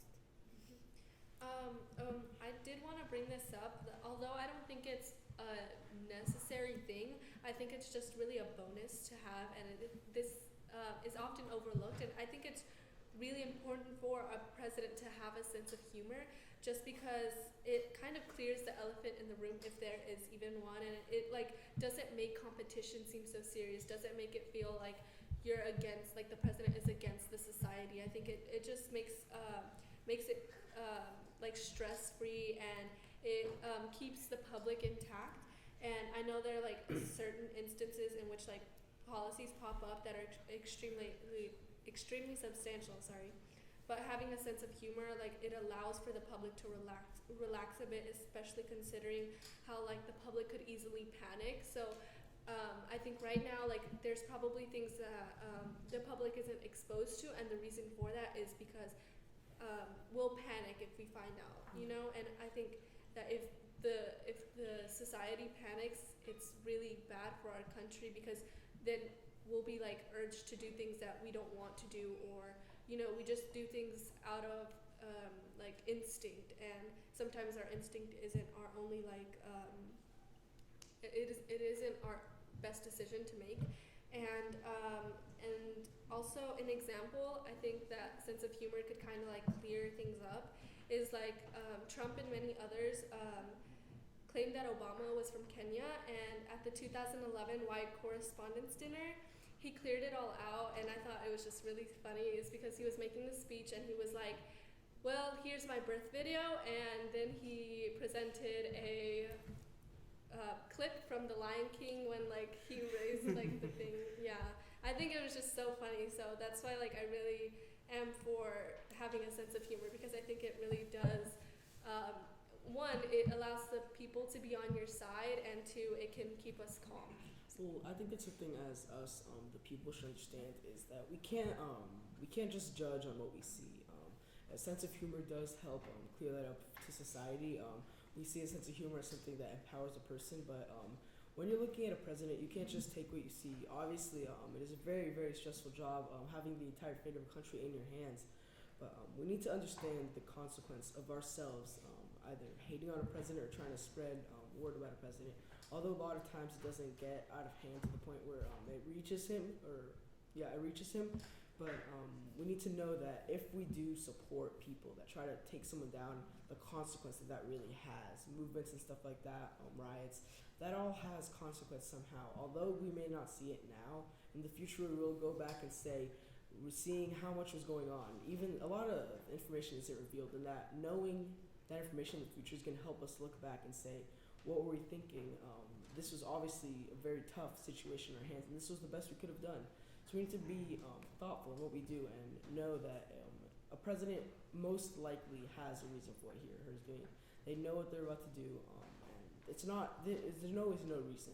The reason, although may not seem good at the time, it always comes back either good or there's always a way to fix it as the president or the legislation of the United States. I would like to I'm sorry. I would like to elaborate on what you said. I thought that was a very good point. So like the humor of a president, that shows that they're in control of the situation by making the tone lighter, and that relaxes the public, which it's good because it shows that the president is in control of everything and he knows what he's doing. I also agree with you because not only does it show the things that both of y'all explained, it also gives the president sort of a relatedness. So people know that the president is just a person, just like them, and it might encourage people to try and do what he does. Like I know a branch of the question is, how does the image of the president affect children wanting to be like him? And if they constantly are hearing people say negative things about the president, then they might be discouraged to be president. But if they see that he's funny or similar to them, it could encourage future generations to want to do things like that. I'd like to agree with you as well, due to the fact that a president should have the quality of to be able to make the room laugh, just so they can lighten the mood. Like, there could be a really serious moment where when you need to be serious, you need to be serious, but when you can be more of a playful, silly person, like you can just lighten the mood up a bit. Like, for example, I remember I was in school in 8th grade and I was watching Obama's farewell address, and at one point he went Obama out and dropped the mic. Yeah, that really lightened the mood up, not just in the room he was in, but also in my classroom, because that really made us smile and it made us laugh, knowing that our president, that though he was leaving, that he still had the sense of humor, and we knew that he was still he was still a human being. He wasn't just a president, but he was chill about stuff, like even if it was serious, he'd make it serious, but then he tried to make a funny situation out of it. Yeah, and I think obviously like there are certain standards as to which like what time you should be serious or not, but it really just does lighten the mood, and it, like she said, it makes you have that connection with the people, and you really do want to have that connection because they're the ones who are the ones in need or who want something, and if you have that connection with them, they won't feel obligated to be quiet or not say anything about it. They won't feel obligated to respond so negatively about the government, and so it not only does it create like a positive reaction within the room, but within the nation as a whole. So and obviously that's really difficult to do, but that sense of humor allows you to do that. So. And I think something that we've understated as a whole is the relationships within the government itself. We've talked a lot about how having to have the right connection with the people and having to make sure that not only improved and show a good image to teens and children and to adults, but you need to make sure that with the legislators and everyone in the government, you have to make sure that they know that you know what you're doing, because they very clearly reflect onto the state government your views, or they have to try at least somewhat to make sure you know what you're doing. Because if they don't see that you know what you're doing, states may try to do their hardest to go against the federal government. And going against the federal government is obviously not the right way to go. Although some may think it is, if you secede from the government, it creates a very, very panicked situation in the whole United States. And that's something that you don't need. As the president, you need to make sure you're in control of the entire situation, and knowing that if you don't show your right presentation to everyone, or if you don't show the right side to everyone, that you may not end up in the right state that you want to be as the president. If I may add something right quick, I think that another way that a president would show good leadership is that he's connected with not just himself and his cabinet members, but with his citizens as well. Because not only does the president need to show that he's a good leader, he needs to show that he cares about his citizens, that he can hear their voice, that he knows what they want. And if it's something in his power that he could probably do, that I suggest that he should take in consideration what they want. Like, if it's something ridiculous, of course not, but if it's something like of a serious term, like, I'm not sure what a citizen would want, but if it was like a serious term that citizens would want, and there was petitions about it, and there was protests about it. I think it's something the president should look into, and he should be in touch with his citizens so that he can show them that he's listening to them, that he knows what they want, and he's seen that they've been protesting and talking and writing about this, and he could probably either put a stop to. If it's a negative thing, he could put a stop to it. If it's a positive thing, he can carry on the motion. Being aware is always the best way to go for anybody, not just the president. If you're the editor of a newspaper or a news site, you always have to know what's going on in the full story. The president, it's easy to do that because you usually have all the facts presented to you. Because obviously the president, everyone wants you to make the right guess for everyone, the right choice. So it's easiest to do it as president, but even as citizens, we have to make sure we know everything before we do something to the country as a whole. Going on what you said, I agree with you that a president has to be open-minded. So like they should pass laws or do things that not only like that are his opinions so that will make the country better, but like that it's also what the people think. So he should be like listen to them and have an open mind about all that. I'd like to add on to that right quick. Like you said that a president should be able to pass laws, but I believe that those laws wouldn't just benefit himself, but they should benefit not just himself as a whole, but America as a whole. It should be a law or an act that would benefit the whole country in general. Like it would be a positive thing that could help benefit the country in a Not good just way. for his interest, yeah.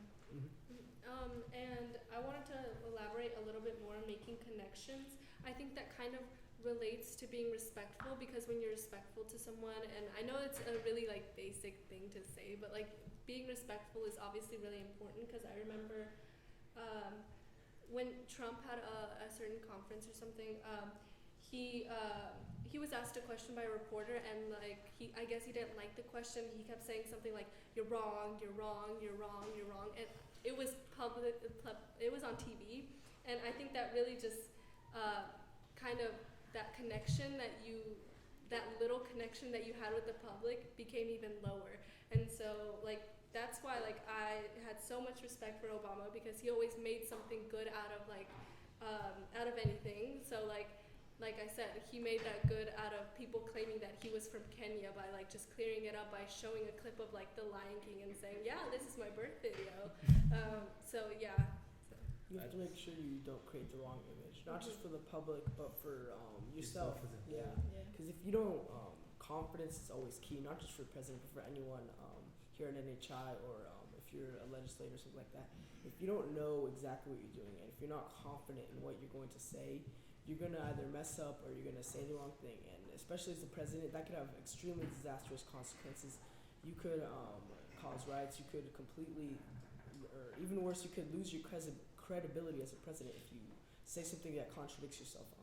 Having everything lined up with yourself, not taking images from other people to establish onto yourself is most important. And then you don't have to worry about is this how I see myself? You always know what you see yourself as and how other people see you, so you know exactly what to do to maintain the right image, to keep the image for the kids and for everyone else in the world. Going back to what was said a little bit earlier about relationships that the president has, I think it's really important that they do have good relationships with the people and the people that they work with. For example, I'm pretty sure everybody saw the Obama and Joe Biden memes that were going around everywhere. And it was really nice to see that he worked well with the people that he had to work with, and it made us kind of feel better about ourselves, knowing that they became so close and they made our country work and they were happy about what they were doing. And it kind of makes people be a little bit more ease, kind of like the sense of humor aspect of a good president. I'd like to add something on really quickly. I'd say that a president, like you said, should be respectful to not just his cabinet members or anyone he works with, but to his citizens in general. Like you said in the press conference, how Trump was saying that the reporter was wrong about a certain question that he didn't like. I think that a president shouldn't really be so self-conscious on what he thinks, that if he thinks something's wrong, he couldn't be like, you're wrong, you're wrong, you're wrong. He could be like, oh, could you please explain to me more why you think this, and try and start like a conversation on what the reporter's opinion was, and then he could add his own opinion towards it instead of saying that he's wrong, because that more gives it an attitude that he thinks that everyone else is wrong, but he's always right. you understand what I'm trying to say. I think that's really crucial for the president, especially because creating, not just creating the right image, but showing that you have a human side. If you show you're wrong every now and then, that's not the worst thing in the entire world. It shows them you're human. Although it's good to avoid mistakes, it's if you make one, you can't do anything about it then.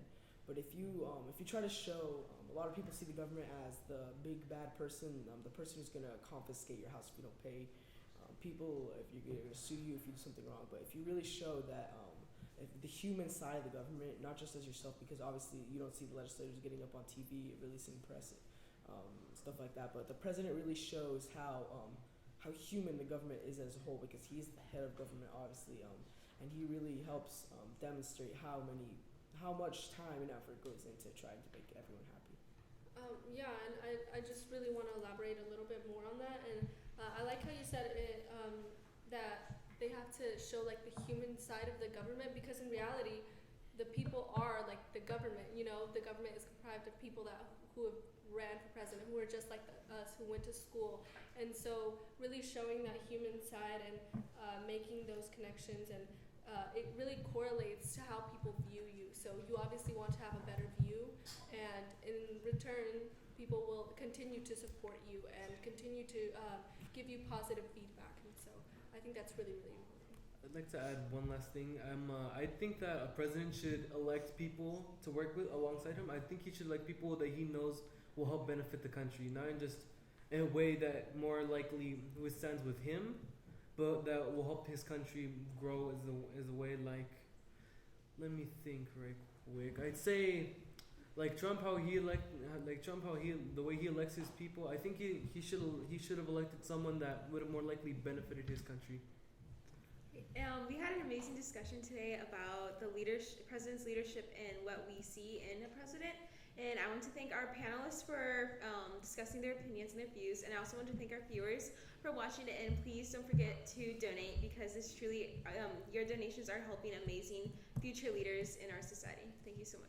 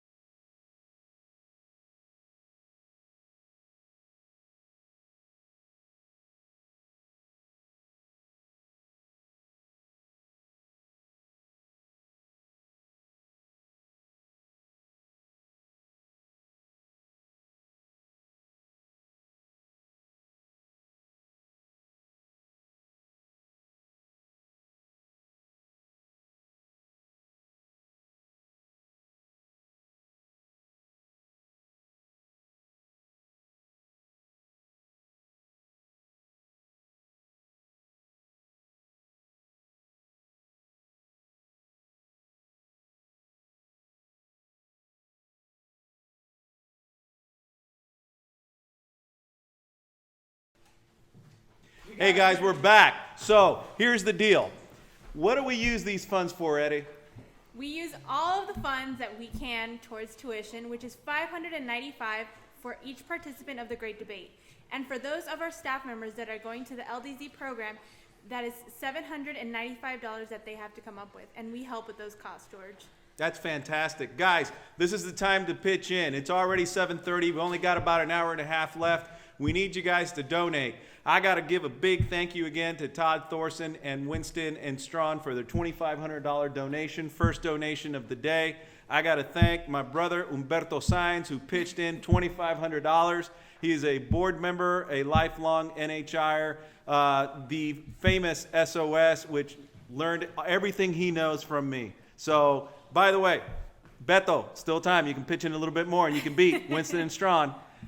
Guys, really, seriously, we've got to make our mark. We've got a record number of kids who are participating this year, which is fantastic for our community here in Dallas. But we've got to help these kids be able to afford these programs. You've seen how much these programs have meant to them. You've seen what it's done to them.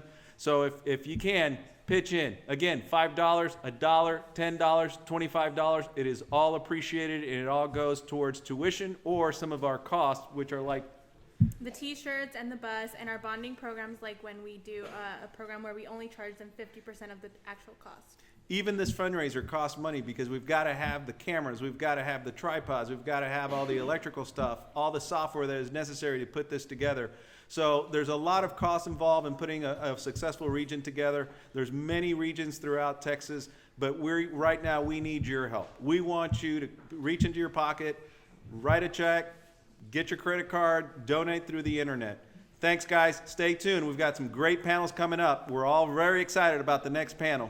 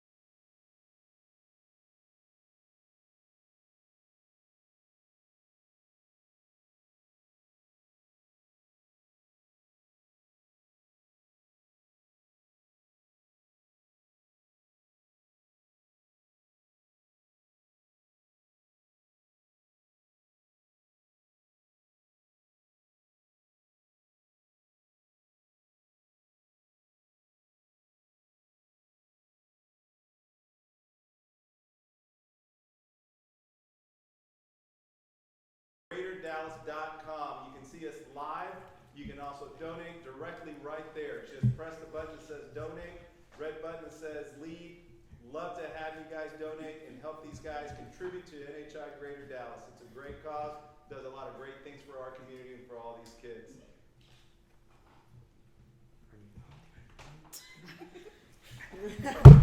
You got a $50 bill, give it to NHI. You got a $20 bill, give it to NHI. You got a $10 bill, give it to NHI. You got a $5 bill, give it to NHI. You got a Chick-fil-A card, give it to NHI. You need to donate now. Yo soy NHI.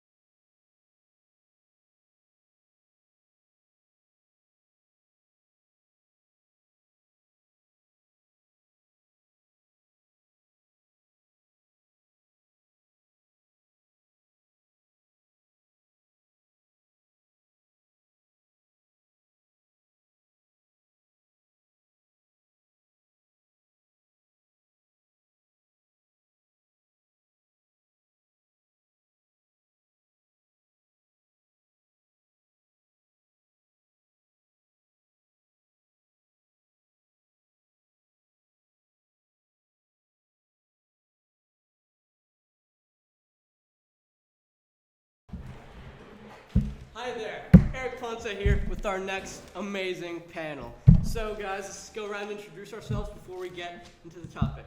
Start with you, Christine. My name is Christine Camarillo and I go to the Tag Magnet at Tangi. Hello, I'm Eduardo Gamis and I go to Forney High School. Hello, my name is Maximiliano Barajas and I go to Uplift Heights Preparatory. My name is Sarah Sandoval and I attend the School of Business and Management at Townview. I'm a freshman. My name is Karina Dueñas and I go to Cristo Rey Dallas. All right, we got a great cast of characters right here. So we're going to get into our topic. So our panelists have been posed with the question, in the post-millennial world, do tools like the internet, smartphones, etc. eliminate the need for community? So first, guys, I want you guys to tell me a little bit about how tools like the internet and smartphones have affected your lives. I believe that like smartphones or internet period, it lets me know more about the world, like, cause not one person's gonna go read a newspaper, but you can just watch it on your phone, see everything about the world, or find the new trends or topics that's going around. Yeah, and I think that relates a lot to how the trends relate to social media, because a lot of the social media that we get, to get into,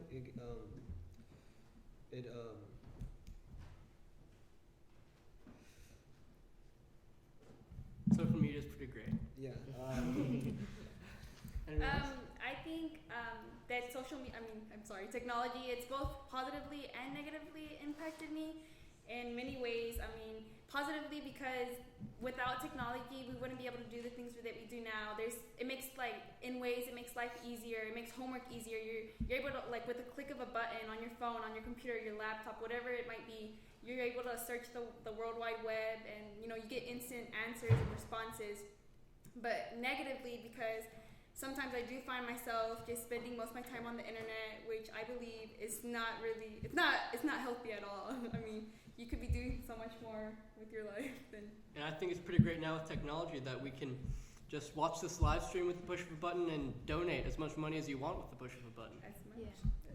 And in addition to all that, I think that also in school, new advancements and inventions like Google Classroom and Google Drive has also made it easier to collaborate with each other through technology. Yeah, for like example, my class, whenever we're doing notes, we make this OneDrive and we share it with everyone, but we all have this system where, we'll copy this slide down, and then the day before the test, we all compare our notes that we have or ideas, so we can all pass the test. Or even with this new program, I just recently started using it at my school that I attend. We use this thing called Google Classroom, and it's like it keeps you up to date on what you have to do. The teacher's able to post all the newest assignments, due dates, and that way it just helps you remember to meet those deadlines, keeps you on track, and it just makes school easier. So I think a lot of people who are before our generation would think that those things are making us lazy. What do you guys think about that? I don't think it's making us lazy because, it helps us communicate faster, so we can probably get more work done, or instead of waiting for someone to run across the whole school to tell you this, you can just send them a message saying, you gotta do this, and just quickly communicate with each other and probably get more work done. Yeah, I agree with that. I think it really depends on the person that does that, because a person will decide what he wants to do on the internet. He can choose to do anything that will not be beneficial to him, or he can do something that will be beneficial to him and will help him in his future. Like, for example, you can go on social media, and you can watch memes and stuff, right? But then you can also go on the internet, and that can actually help you, because the internet is a very vast source of information, and all that information cannot be kept in one person. That's why we put it on the internet, and it was really quick access to all the information. I agree. It doesn't make you lazy necessarily. In my opinion, it just makes stuff more efficient, more easier. And it just lets you get things, like Eduardo said, it helps you to get it done more faster. If you need to meet a deadline, you're able to efficiently with technology that we now have. Yeah, I agree. And I also think the internet provides the opportunity to make more progress, which is the opposite of laziness, because now you have all of these sources for information and places that you can go to make the progress that you need to. And then also take, for example, you can say for many kids that don't have the transportation or the money to go to a big college, you can still do online courses which can probably give you the same degree and same benefits. Well, I feel like students rely most on like the internet. Like if they have homework, they just go and search it up and try to find the answer, and then actually trying to like solve it by themselves. Going back to what she said, I think that the reason for the internet is really like I invent an idea or make a concept, put it out in the internet, and then I want to spread it out so everybody else can share my opinion too. It's really like putting a persuasive argument into this place where other people can see how you feel. Right. So with that, I think we need to sort of pivot to the next part of the question, which is, do tools like that eliminate the need for community? So what would you guys define as a community? To me, community, it's a feeling of fellowship with others, and it's a result of sharing something in common, something that, brings us all together as one, and it's just that, that fellowship, like I said, togetherness. Well, then with that, the internet would be a community, because in the internet there's like a lot of inside jokes and like a lot of inside ideas that only you share with that person, with other people in that community or the internet. And I mean, there can be the internet community, like communities for schools or neighborhoods, and you can just quickly post an idea or post anything you basically have on your mind, and people can elaborate from that and probably make the idea or something better and a better result. So then, do you guys think that there's anything lost when we have a community on the internet instead of in real life?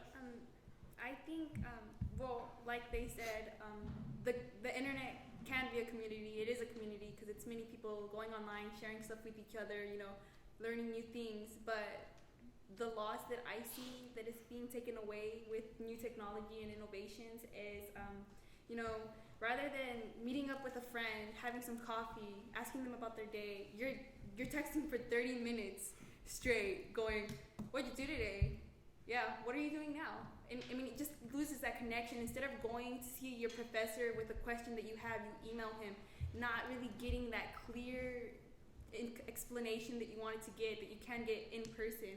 So I believe that, it kind of just loses that interaction, that connection that you get whenever you're actually in person, like hands-on, instead of behind a screen, scrolling down, scanning the screen with your eyes. See, but I also believe that you can ask your professor a question and be like, "Is it cool if we meet up?" It's a matter of decision of your own if you want to get that really clear concept that you were talking about. I agree. I think that through the internet and internet communities, the personal connection is lost, but there's also a lot of things gained because you have access to so many resources. And as he was saying, you do have the choice to make the personal connection if that's what you feel that you need to be a part of the community and make that personal connection defined. But if the personal connection isn't as important as just collaborating and that's something that you can do over the internet, then the choice is up to you. Going back to what she said, I believe that the internet is also, it is a community, but the internet is kind of like its own community, separate from the real world. Like it creates like these two different worlds and separates them. And if you're a part of one community only, it's very hard to communicate with the other, and it really diverges them. I feel like social media and like technology eliminates the need for community, because I think it's better to spend time more together, and like from social media they'll know who you are from the social media, but not like the real you in person. Yeah, so you never really know what's behind the actual screen. There can be those, what are they called? The catfishes. The catfishes. You really don't 100% know what's behind that screen. And it's not always a bad thing. Sometimes there is truth behind it, but just like I said, that actual interaction, it feels nice. It's totally different from just texting. Actually being able to talk to a person, look them in the eye, hear their voice.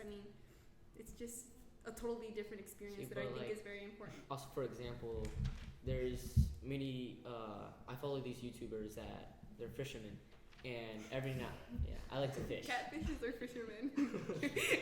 Fishermen. But every now and then they post a video saying they're gonna have a meetup, so all their fans and everyone that follows them, they will meet, and they have like they create their own community, coming together and talking, and the famous people actually interact with their fans, showing that it attracts them more, saying that we're not just gonna video and never meet y'all, we're actually gonna try, communicate, and reach out to everyone. I think now we're kind of getting into a little bit of discussion about the will and like, you know, what you want to do. But the question asks the need for community. So does social media eliminate the need? Not at all. I mean, even with the new innovations that we're coming up with, I mean, because technology is always, it's going to continue to grow, and we live in an industrial world where things revolve day by day, little by little, and I mean, just because we're growing with our technology doesn't mean that we don't need community. We still need to have that sense of togetherness that, you know, that we get through community, that feeling that you belong, that you could help make a difference in the world.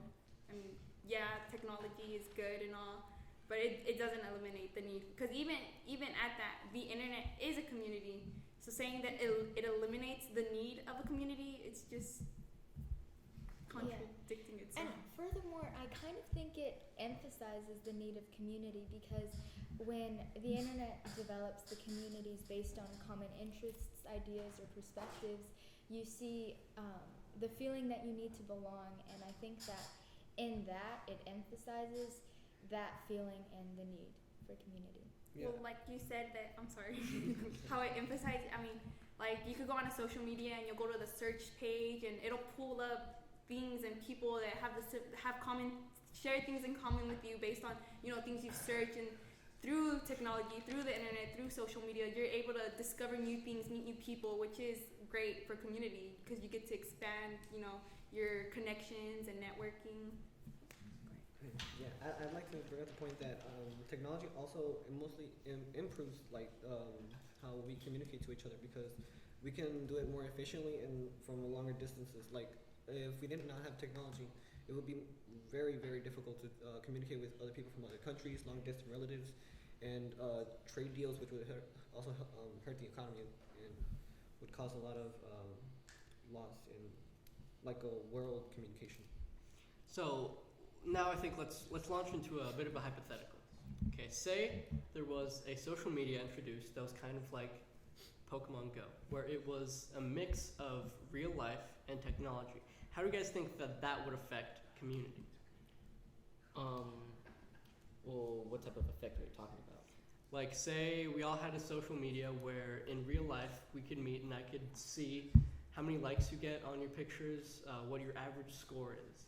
So let's say that happened. Would you actually be able to find this person like a Pokemon? No. No. But let's just say that somehow the mixture of technology that we have on our phones and real life interaction, let's say that happened. How would that affect communities?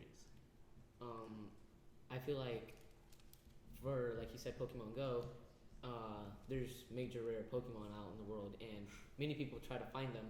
And then there's many apps that have been created, a bunch of algorithms trying to find the Pokemon, and someone can post from New York City saying, oh, there's a certain Pokemon here, and everyone who reads it in that area or finds out, everyone's going to go rush into it because they want to catch it. So with them rushing to it, they meet new people, gets them outside, and yeah. Well, that's a good thing too, because like you said, a lot of people think that technology makes you lazy, but that app, Pokemon Go, is an exercise. It's a workout. I mean, like you said, they'll rush to that one spot just to find that rare Pokemon, that thing that you want to know, you want to get to know it. And through that, like you said, you meet new people, you build a new community. I think it also can hurt like your actual whole life, because I think you brought up the point that like you would have ratings or something, and that really closely relates. It's theoretical. That could. Well, like it really close relates to a show that I watched once called The Black Mirror. Oh, that's a good show. and there were these people that were getting affected by their ratings and were like kind of like shunned, like as if they were not part of this the rest of the community. Like they were like segregated from the rest of the community. Right. So, do you guys think that this mix of real life and technology would be better than just plain old regular life? Sorry. Go ahead. Well, I think the mix between real life and technology is inevitable because technology is going to continue to advance, but I think it's up to the people and, humanity to make technology, like the mix, a good thing. Because if we use the ratings to judge people and to segregate people, then of course that'd be horrible. But if we use it to bring the community closer together, it could have a really good effect. And even though if the ratings are bad and they segregate that show or something, they still have the actual fans. Like they still have their little community, even though they're not with the big one. With like she said, I feel it probably will eventually happen where they mix that technology with real life, and I mean, like you said, it's really up to the people how they use it, how they decide to use that power that they have, that because I mean, technology is a power. It's a powerful tool that it keeps growing and growing each day, and I mean, eventually it will evolve with people, and people. I mean, it's just that they have to keep eye and watch out for how they use it, because it can become too much, because even now people are just constantly behind that screen watching all these kinds of things on the internet, and that's just what you have to be mindful of, is to not know how to use it, know how to integrate it with your life, and just. So do you guys think that that's a scary thing or something we should be afraid of? Yes. Definitely. There's actually, I would like to say that back to what you said. You said something about how a person can have like a fan base or something, and then, but what if the person is an individual who is shunned by all? Like in the show, going back to the show, there was this man that had there was a 5-star rating, and then he had 3.6. He had 3.6, and people didn't really like him for some reason. So they wouldn't even really look at him. They would just judge him based on the rating, because they didn't look at his personality at all. They just looked at his rating, and they were like, I don't like you.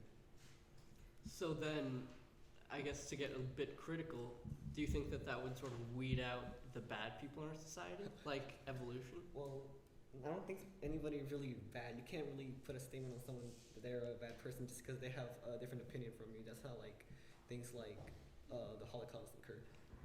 And also, it's not about bad opinions or anything. It's you get different perspectives from everyone around the world, the community, basically. As long as you don't act upon these opinions that you think both these things are wrong, you just have the opinions, and then once you have a unified decision, then you can act upon it.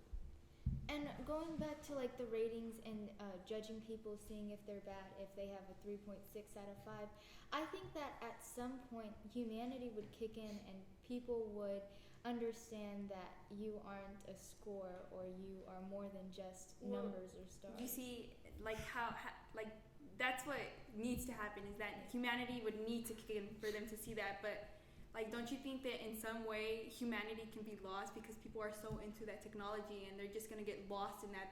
All they know is, because I mean, in the future, if that is to happen, these children that are being born into that generation, that's all they're going to know. All they're going to know are those ratings. They're not going to know what humanity is. They're going to get lost in all of that. Do you guys think humanity has already been lost with technology? No, not as of now. No. Because you do have some people trying to keep in the humanity, in the internet by itself. They still have modern day topics about what's happening in this country or in this country, so they still talk about modern day things, and they don't want to. There's people that obviously know that humanity could be lost, but they're trying to make sure it's always going to be there. And that's what we have to do. We just have to make sure that doesn't happen in the near, it can be the near future, the far future, whenever it may be. We need to make sure that we're being mindful and we keep watch of that, how we use the internet, how we evolve it into our world. Alrighty guys, I think I'm going to post one last question for you guys. So, we're defined here as millennials and as post millennials. In your lifetimes, how have you seen technology grow, and how has that affected you? I believe that the effect on me, it's like I've become a little bit more reliant on the internet than probably like old textbooks and human resources. But then also again, human resources can be posted on the internet and all over. And just seeing when I was born, and I was like little, my sister had the first iPod, and I was super addicted to it because I always wanted to play it. But then coming now a couple years later, they've already had new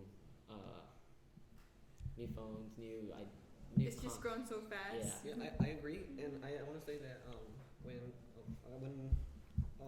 these types of technologies are made, they make us like more dependent on them to entertain us rather than us creating our own ideas of how to be entertained. Like often than not, like I mostly nowadays go on my Xbox instead of going outside. And back like when I was younger, I used to always go outside play soccer or sport or like some other like games. But it becomes really addicting also as well when it's really all you do, and it can also make you more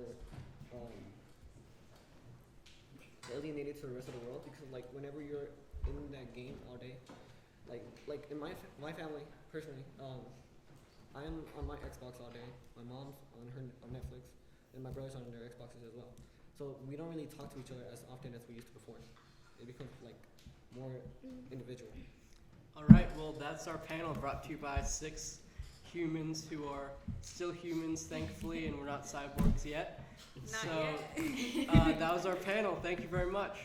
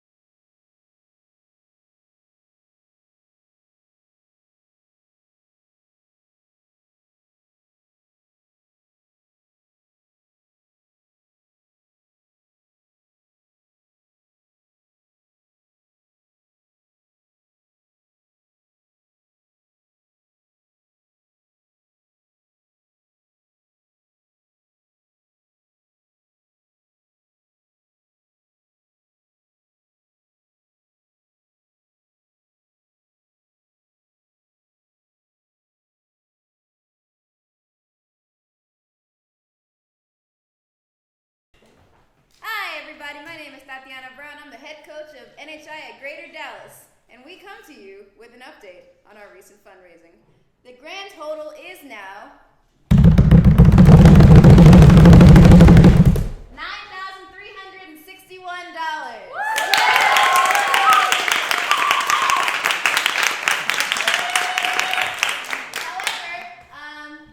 If I do the math correctly, we need 639 more dollars. We need 639 more dollars to reach our goal, and we should be able to achieve that. So please, by all means, please help us keep going. Give whatever you can. I think the minimum is $10. Please, please, please. I mean, we'll start at 10, but please donate as much as you can. All of us would take greatly from this, myself included. Last year, I needed that last little push, and it got me by, and I was able to go to California for my second year program, the LDZ. All of these kids, with an exception of a few, would be going to their LDZ and the Great Debate.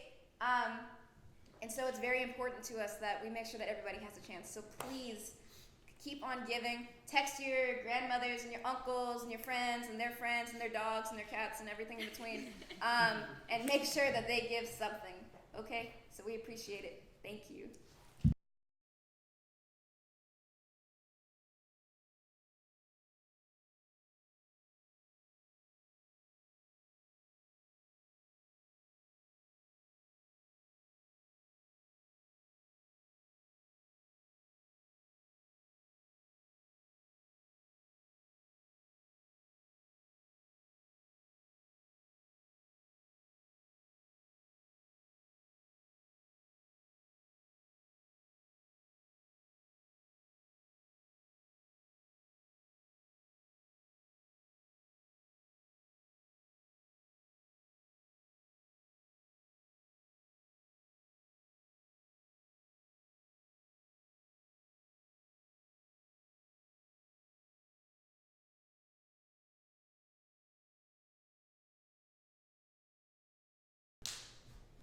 And we're back. This is another panel. I'm Samantha Pozo, a junior at Ursuline Academy, and I would like my fellow panelists to introduce themselves.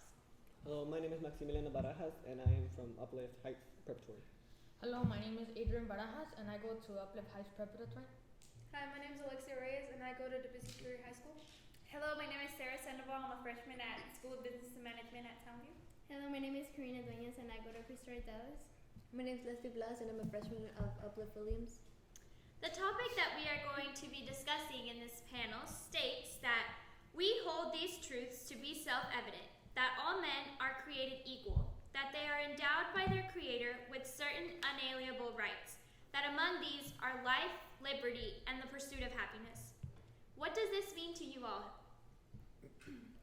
I believe that this question has to be separated into different topics, since there are multiple rights, which are life, liberty, and the pursuit of happiness. And for me, life means that everyone has the right to live, that there's no persecutions going around, and because of your race or your political beliefs or your religious beliefs.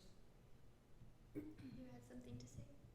Well, I think that the Constitution of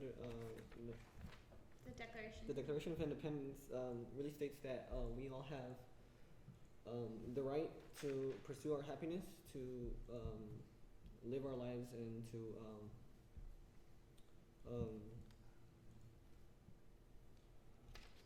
and that we have one of these unalienable rights we were given at birth. They cannot be taken away from us. So you mentioned the right to the pursuit of happiness. So when it was included into the Declaration of Independence in 1776, this meant prosperity and thriving in terms of land. What does this pursuit of happiness mean today, and do you think that modern society allows you to pursue this happiness?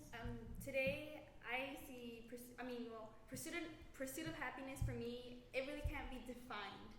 I think that everyone has their own idea of happiness, it's just them living their lives as best as they can to the fullest, what makes them happy. And like since they are unalienable rights, I mean this is something it cannot be taken away from you. It shouldn't be taken away from you because you're born with it. It's a God-given right. I agree with that, but there are some things that like shouldn't be allowed because you cannot expect for the government to allow you to cause crimes because it's what you want to do and it makes you happy. So there are certain guidelines that you must follow in the pursuit of happiness. For example, like you can't go out murdering people just because it makes you happy. That's why the Constitution protects people also because that is also in the pursuit of life because it protects you from living. So you can't be murdered, you can't be convicted of all these, not convicted, persecuted all these crimes. So these are what are known, you brought it up, unalienable rights. They cannot be taken away from you. Why do you think that these three specific things, life, liberty, and happiness, were what was included as unalienable rights?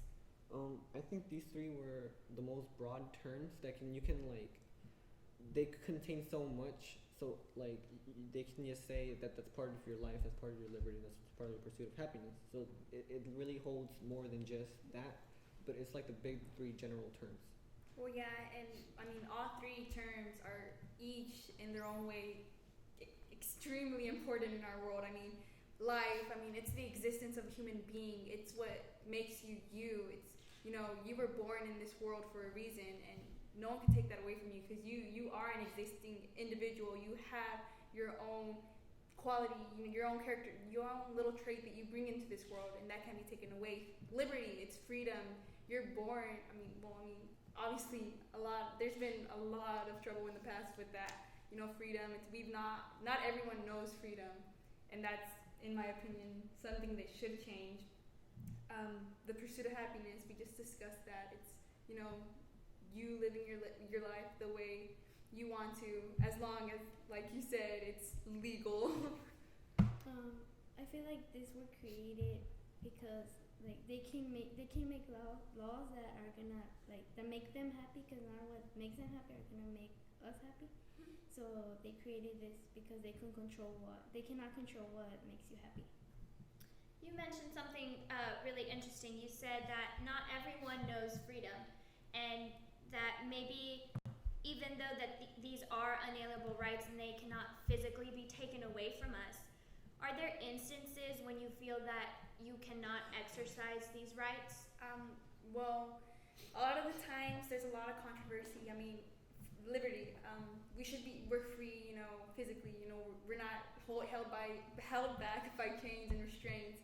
But that's not the only kind of freedom there is. There should be the freedom to speak, the freedom, free will, all these things. And like the freedom to speak, for example, we should have the freedom to voice our own opinion. And a lot of the times we're like crucially critiqued and criticized, and really, there's people that get into trouble because they voice their opinion on maybe presidency, the Congress, things like this. And that's where I see that free will and that liberty is kind of being stripped away from us. I disagree with her. In the Bill of Rights, the First Amendment says that we have the right of the freedom of speech, but that means that the government can stop you from speaking your mind, but that doesn't mean that you can't be criticized. You have the right to your opinion, but if you get criticized for it or they disagree with you, that's also their own right. I feel like not everybody's able to experience freedom because they're either judged by their race, their culture, or their religion, and so I think it makes them feel like they don't belong here. Okay, so the Executive Order 13769, titled Protecting the Nation from Foreign Terrorists, or also known as the Muslim Ban, prohibits Syrian refugees from entering this country because of suspected terrorism. But according to the FBI, 94% of terrorist attacks in the U.S. from 1980 to 2005 have all been caused by non-Muslims, meaning that it's 9 times more likely for a non-Muslim to be a terrorist than a Muslim. And according to a report done by the Huffington Post, there are more Jewish acts of terrorism in the U.S. than Islamic. For the same reason, we cannot blame the entire religion of Judaism or Christianity for crimes done by people under these labels. Yeah, so that's a very interesting thing to take into account that even though these are unalienable rights, there are people out there that cannot practice these unalienable rights, and it's something that we really need to be grateful for when we can practice our rights. What are some of the things or the factors that you think facilitate your exercise of these rights? I believe authority has a lot to do with it. People with authority often choose to discriminate against people because of their race, religion, and Gender. Gender, yes, thank you. And this can cause like the person that is being convicted of this to like feel like they don't belong to society, and they feel like they're not a part of like the community around them.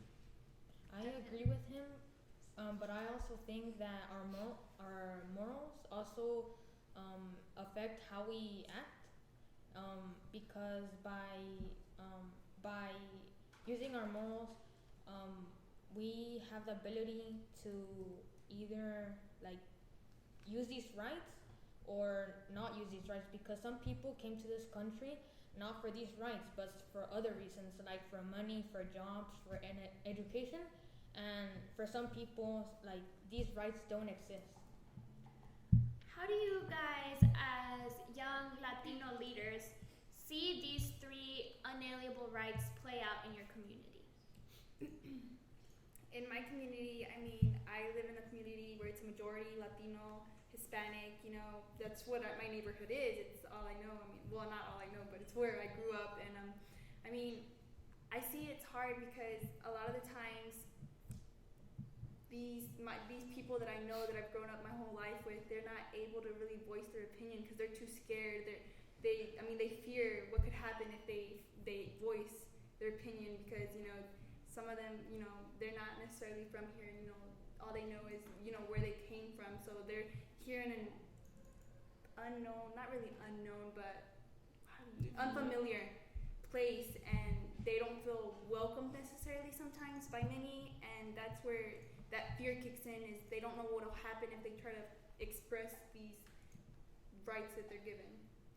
Do you think that NHI helps you exercise these rights, or facilitates you know, going back into your community and telling people about these rights?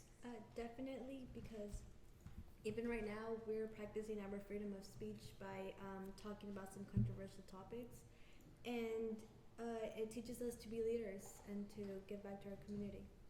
Yeah, I like to agree with that, because it really gives us like the intelligence and like the reason to like communicate. And once we communicate in this situation, we are more likely to communicate to our parents and voice our opinions of what we think on a lot of these controversial topics. Go ahead. I also think that it facilitates, because being around with like Latino community here, it helps us practice it, and then we can express ourselves and be able to take it to our community. I'm definitely loving the program so far. We're all, you know, first year here at NHI, excluding you, of course. But like, I mean, so far I'm loving it, because I mean, we're all 15 years old, freshmen in high school, and a lot of the times, because of our age, you know, people, or, you know, even grown-ups, you know, others, they criticize, they just don't think we know what we're talking about. I mean, so really, sometimes teenagers' voices and kids, their voices aren't really heard. And this program, it's just so wonderful. I mean, I feel comfortable voicing my opinion, and everyone's, you know, being able to contribute and bring something to the table. And I mean, I'm learning new things as I go along, and I think it's really helpful. I mean, because y'all do teach to give back to the community, to take what we're learning and show others how to use it. I would like to point out that in our topic, it says that all men are created equal. They are endowed by their creator. It doesn't really say in specific, like Jesus or whoever, each religion specific What do you guys think about that? Go ahead. It says creator, so it can be used loosely. I think it was just to talk about, well, that was created during a time where it was a patriarchy and they were religious. They came from Europe because they were persecuted. So when they use creator, I think that they mean anything that you want to, your Christian God, your Islam God, your Jewish God, or just the universe in general. And see, I actually like that they use that term creator because, like you said, it's really loose. You know, you yourself can give it whatever definition, whatever meaning you want to put and give it. You know, because that's one of our rights. You know, freedom of religion. And here I see where this could be played into that because everyone has different beliefs. There's different communities out there in the world. They believe in different things, creators, maybe not even a creator, but whatever it is that they believe, why and how they were brought to this earth. It just lets you know that it's talking about you. It's not just a specific community, a specific religious group. Yeah, I think it's a way that it unites us all, and I feel like that's very comforting to know that we are all kind of included into what they consider these unalienable rights. So I know there was recently a panel about media and technology, and I would like to hear how you guys think the media portrays or deals with these topics of life, liberty, and happiness. Well, life, liberty, and happiness with media playing into it. Life, I guess, in a way, you're on your media, right? And you're showing the world your, parts of your life, and you're letting it be known that you are an existing human being. Like I said in the beginning, that's what life is. It's an existing human being, or maybe not even human being, but obviously it's pertaining to human beings. But so that's in the context of life, and then liberty because on social media, people voice their opinions. They say what they think and what they're feeling, and their beliefs and their viewpoint mindset on things. And then pursuit of happiness. We all find that. We find certain joys in that stuff that we go and we search. We could learn new things. We could even through media, you could find ways to be happy. You search something up and you're like, wow, I love this thing, or I didn't know this, let me try it out. And then through that, you're like, wow. Or maybe even, for jobs, media helps you.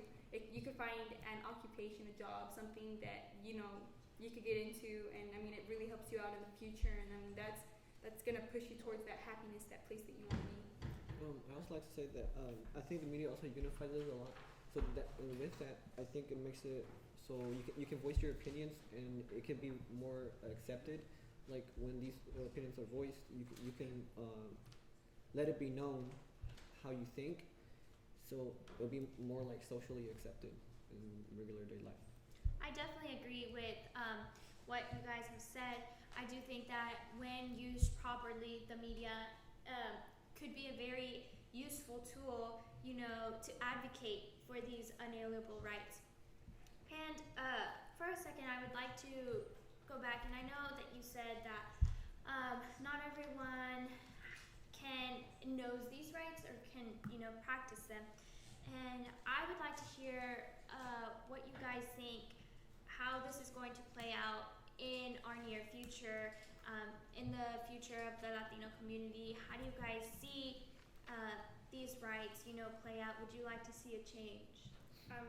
I, for one, would definitely like to see a change. I'm not saying that all these rights are taken away, but there is for sure a discouragedness in there that people, like I said, they fear to practice these rights, or maybe it's not being, broadcasted enough, and people aren't really coming out of their shells. And that's what I think that needs to happen, is that we all need to come together as one, practice these rights and let people know that we know our rights and we know that we are equals.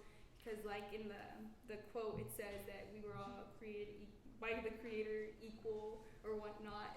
But yeah, that's definitely something I would like to see, is us growing and using these rights and just not protesting necessarily, but you know what I'm trying to say. To add on to what she said, it says that all men are created equal. And when it says men, again, I'm gonna like take it loosely. That refers to mankind, which includes men and women and all humans. And I think that it'll be more progressive. Women will have more rights. They won't be seen as subhuman as we are seen now, but more equal to men, and that we won't be judged. Well, man, like mankind, it's actually spelled M-A-N, different from M-E-N, which is subjected to just males. And I think they did this because, of course, back in 1776, the rights of women were not really protected. They were really like gendered, and I think it should be changed into like saying something more vague to describe all people, because this really pushes like into what it makes it seem like only men have these rights, and that is not true, and that's why we have to change it into a more broad term. And especially since it was, the Declaration of Independence, it was created so long ago, and you're right, it's spelled M-E-N rather than M-A-N, which wouldn't be all-inclusive to male and women, and that I think that is something that they should change, or something they should consider, because, it's just, it lets you know, let women and men know that it's not just one gender, it's not just them, it's not just man or woman, it's both together. And I mean, I'm not saying that, because there is obviously a difference in how they perceive women and men. I'm not gonna get too much into that, but I mean, definitely I think they should consider changing it to let the world know. I mean, it's all inclusive. Like you said, make us feel included in this. I would also like to see it progress.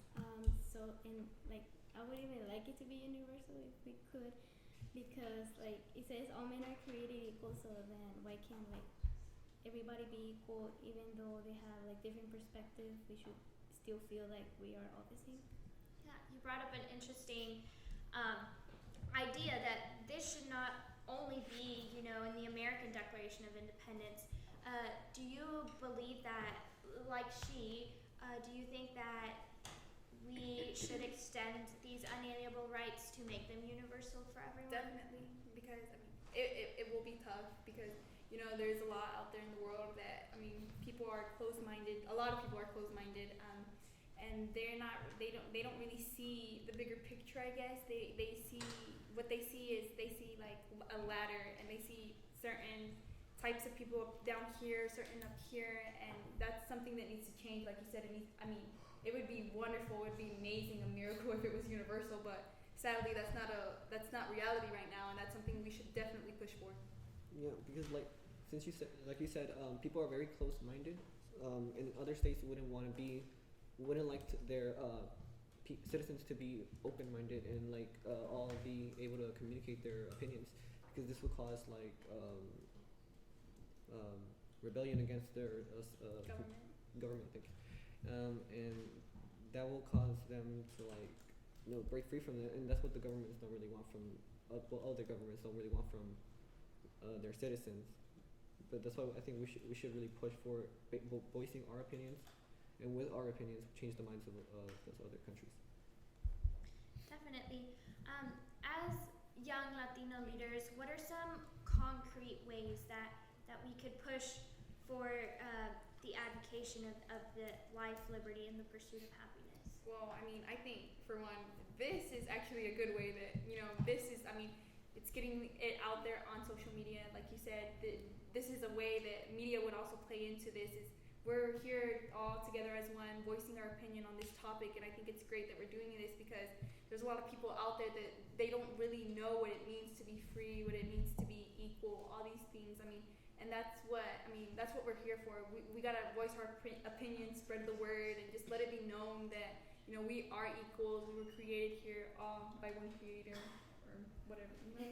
And I think that we can also practice it at school, because since there's not always going to be all Latino community, there's going to be a diversity, and so we could make them feel like they're part of our community, and not for them to not be scared of being themselves. Well, I think that's all we have time for. What a great discussion. To those of you that are still watching, thank you so much. Please, please, please donate if you know anyone. Send out information, please. We need to get to our last push. Our goal is 10 So please, please, please, I encourage you all to donate. Thank you so much and continue watching.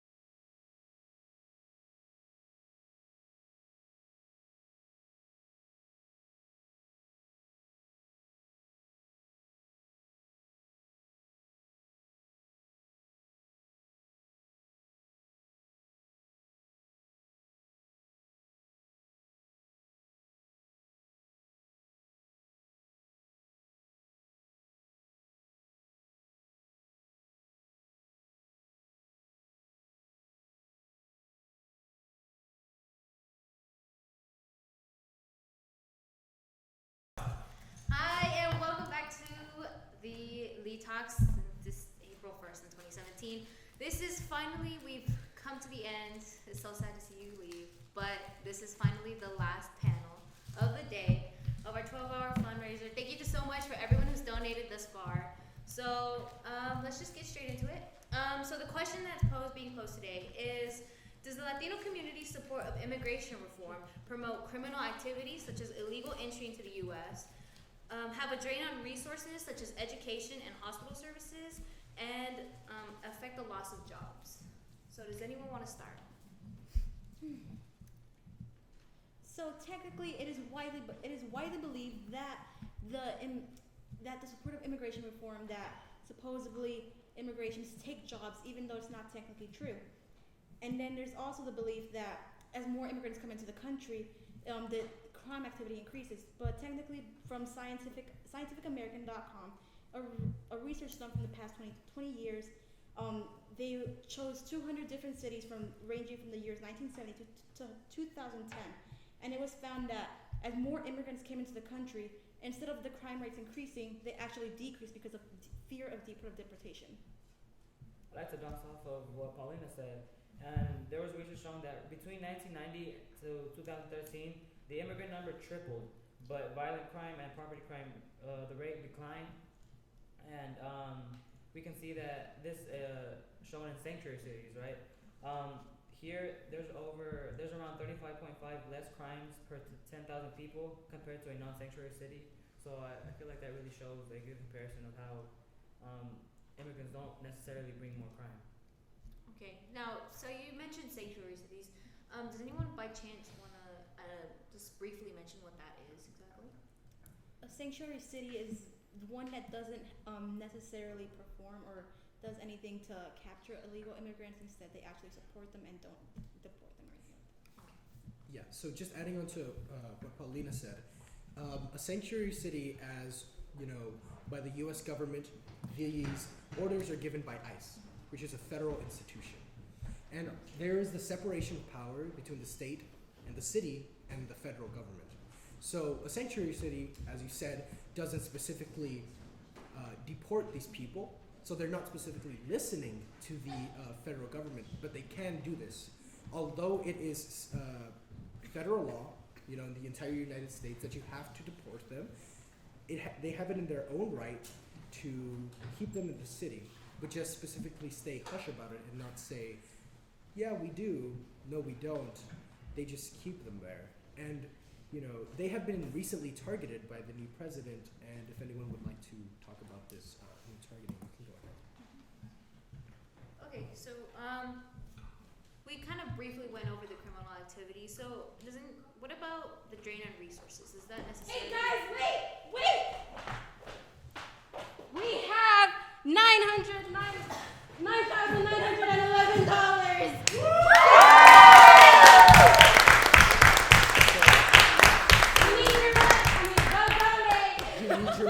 We need your money. Okay, so as you can see, we're very, very close to our goal. So it would mean very much to us if you can go help us finish it out. We're this close. Please, this is all we need. Okay, but going back to the topic at hand. Back on the. Okay, so what are there specific numbers on the draining of resources? Like, is this really what is being promoted throughout the local community? Okay, so technically, in the first generation of immigrants, once they come, the government actually spends $57 billion on them. But once the second generation comes, they actually gain money back from their improved education and tax-paying ability, which they actually benefit. Like, they actually receive at least $30 billion per family per year. Okay. Also, 51% of households, immigrant households, live off of welfare, but they pay $20 billion to $30 billion back in welfare that they don't even use. So they're really just paying back the government for the welfare and more. Okay, so that's more on like government resources, but what about education? How is education being affected by the support of the immigration reform? Well, it's leading to more. It's giving a chance to more people so they can get a formal education and actually finish college. Since not a lot of Latinos are known to graduate from college because of the lack of wealth. So in the United States, basically with education reform, since the United States doesn't specifically have an official language, although it is mandated that most of them, you know, teach English, with the increase of immigrants in the United States, there's more of this, in my opinion, American values of accepting everyone, of letting them express who they are. And although in the education system, some people might say that they're teaching them Spanish and English with the, you know, bilingual courses, stuff like that, I think it's really showing the advantages of our society, how we're embracing these differences and making them an asset and not a deficit. Okay, now it's important that you mentioned that asset deficit differentiation. So, when looking at, the question states if would the support promote criminal activity and all this other stuff, but what are some good things that are being led back into the community through the immigration? Well, there are many more traditions being introduced to the U.S. as new cultures are coming in, and there's, like I said, the criminal activity has actually been decreasing since more immigrants keep on coming to the country. Yeah, building off of that, I feel like the cultural development of the United States, the idea of kind of our culture being cemented into the United States, the idea of the United States being a quilt, and the Hispanic or Latino culture putting their own little square with their own stitching in the United States is something that is really brought upon. Also, with like the increase of the Latino community, like Angel did say, Spanish is being taught more in schools because the United States does not currently have an official language, and encouraging people to study Spanish happens more and more because more people speak Spanish in the United States. So I would rather speak 2 languages where I could get a higher pay than a single language where I can't communicate with anybody that walks through the door of my workplace. Not only is there the richness of culture, right? There's also the contribution of actual money. Studies find that immigrants contribute around a $15 billion investment a year to Social Security through payroll taxes, which are basically benefits that we really don't receive. Under the 1996 welfare law, immigrants do not qualify for welfare or food stamps or actually Medicaid, but they do. The only thing that they can receive is schooling and emergency medical care. So I mean, there is that asset. I also know that over the years we've contributed around $300 billion to the Social Security Trust Fund, which is nearly 10%. So it really shows a lot. So when you're saying, just going back to the topic itself, it said immigration reform, but it never really stated legal or illegal. And usually what is said with illegal reform, well, with illegal immigration in general, is that when there's illegal people coming into our country, there's going to be more crime. There's going to be more, like as they said in Europe, in Germany, for example, where they said, these Syrian refugees are coming to our country and they're taking advantage of our citizens. And in the United States, that clearly isn't true with the statistics that we have proven and showed. And with legal immigration, if you not vet them, but if you show them and you allow people into the country that are going to be beneficial to the country, how is that going to be a deficit for the country? So when you're really looking at the question, both ways, legal and illegal immigration, have both shown to be positive for the United States. So I don't think there should be any question as to why there should be immigration reform to make it a better process. And people that say that illegal immigration should be stopped, well, yeah, you can stop it, but let these people enter the country legally and make it easy for them to enter the country. Then they will have to stop crossing the border, going across the river, risking their lives to get into this country. If you let them do it legally, then they'll be a better asset to the community because they'll be able to pay their taxes more. They'll be able to, they already do, they'll be able to be parts of the community and they can contribute further to our society.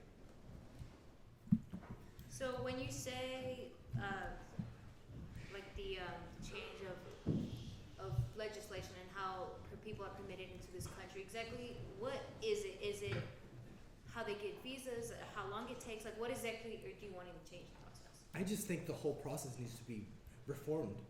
For example, I have an uncle. His name is Marin. He's pretty cool. So he has been trying to get a visa for 15 years. And he's been doing so many applications. He's a hardworking man. He works every single day. He works in construction, that stereotype. But that's the only thing he can do because he's not a legal resident. And he's trying his hardest to become a legal resident, but application fees are so expensive, he can't pay them. He can only pay for one every 2 years. And once you have that, it takes you 2, 3, 4, so long, to 10 years to get a response from the government. It's such a bureaucratic system. There's so much paperwork that it's impossible most of the time to get into the country legally. Or if you get into the country legally, you're wealthy. That's how you can get into the country easily. Because you can buy a visa, you can buy a passport, you can just enter the country, go through an airport, and you don't have to do the things that, for example, my uncle has to do in order to be able to sustain himself. He is always in fear of, being deported.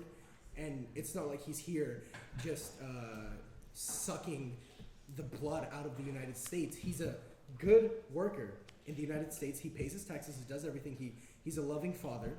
But it's just that the system is so broken that he can't become a legal resident. And I think that really shows how we desperately need immigration reform here in the United States. I completely agree with you. I think amongst all of us, I feel like we can relate to that story. Whether it's our family members, our parents, our uncles, maybe a cousin, it's something that many people can relate to. It's something many people want to change and feel that needs to be changed. Okay, so it looks like we're running out of time. They're telling us to wrap it up now. Thank you for joining us. please continue to donate. It's not too late. We have like 10 minutes left, so every minute counts. Thank you, and I hope you have a good evening.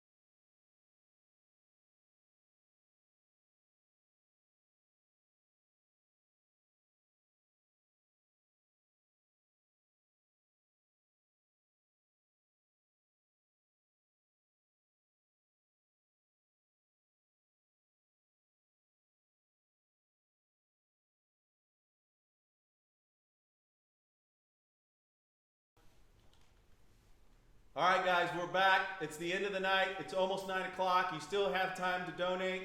I'd like to thank a lot of the people who contributed and made this possible. I cannot thank Winston and Strawn enough, especially Todd Thorson.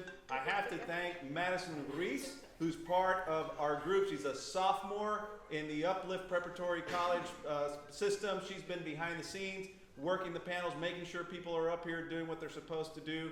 Thank the guys, our Geek Squad behind the cameras, Andrew Perez, Brian Sanchez, Jose Torrealba, all the parents deserve a big round of applause. Thank you, Mrs. Reese, Miss Ponce, Miss Bruce. I mean, they've been here all day, just about all day, from early in the morning. Great time, great event that we've had, very successful. We're about to give the reveal. Guys, other folks we need to thank? Just everybody in general, the coaches for being here all day, the participants for being out here all day. Yeah.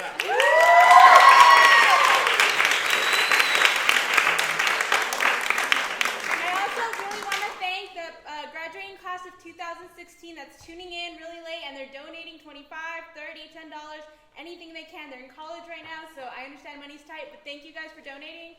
And let's keep it going. Come on, we have a couple minutes left. Come on, let's break it. Let's get to $12,000. We can do it. We got about 2 or 3 minutes left. We can do this. Thank you, guys. Live from Dallas, it's Saturday night!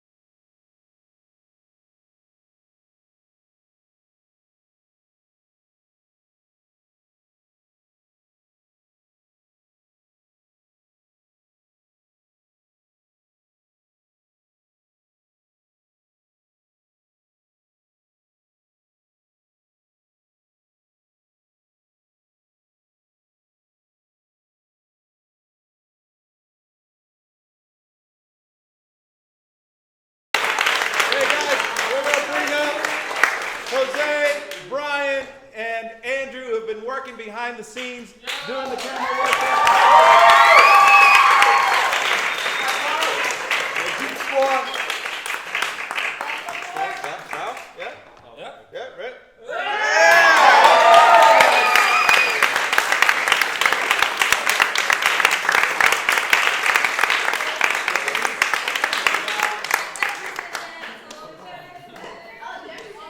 Our assistant PAs and PA, Erendira and Jessica, thank you guys.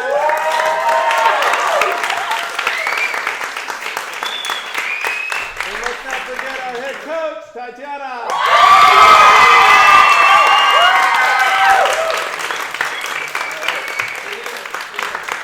Thank you everybody for your contribution. It's been a wonderful night. Thank you guys. Thank you.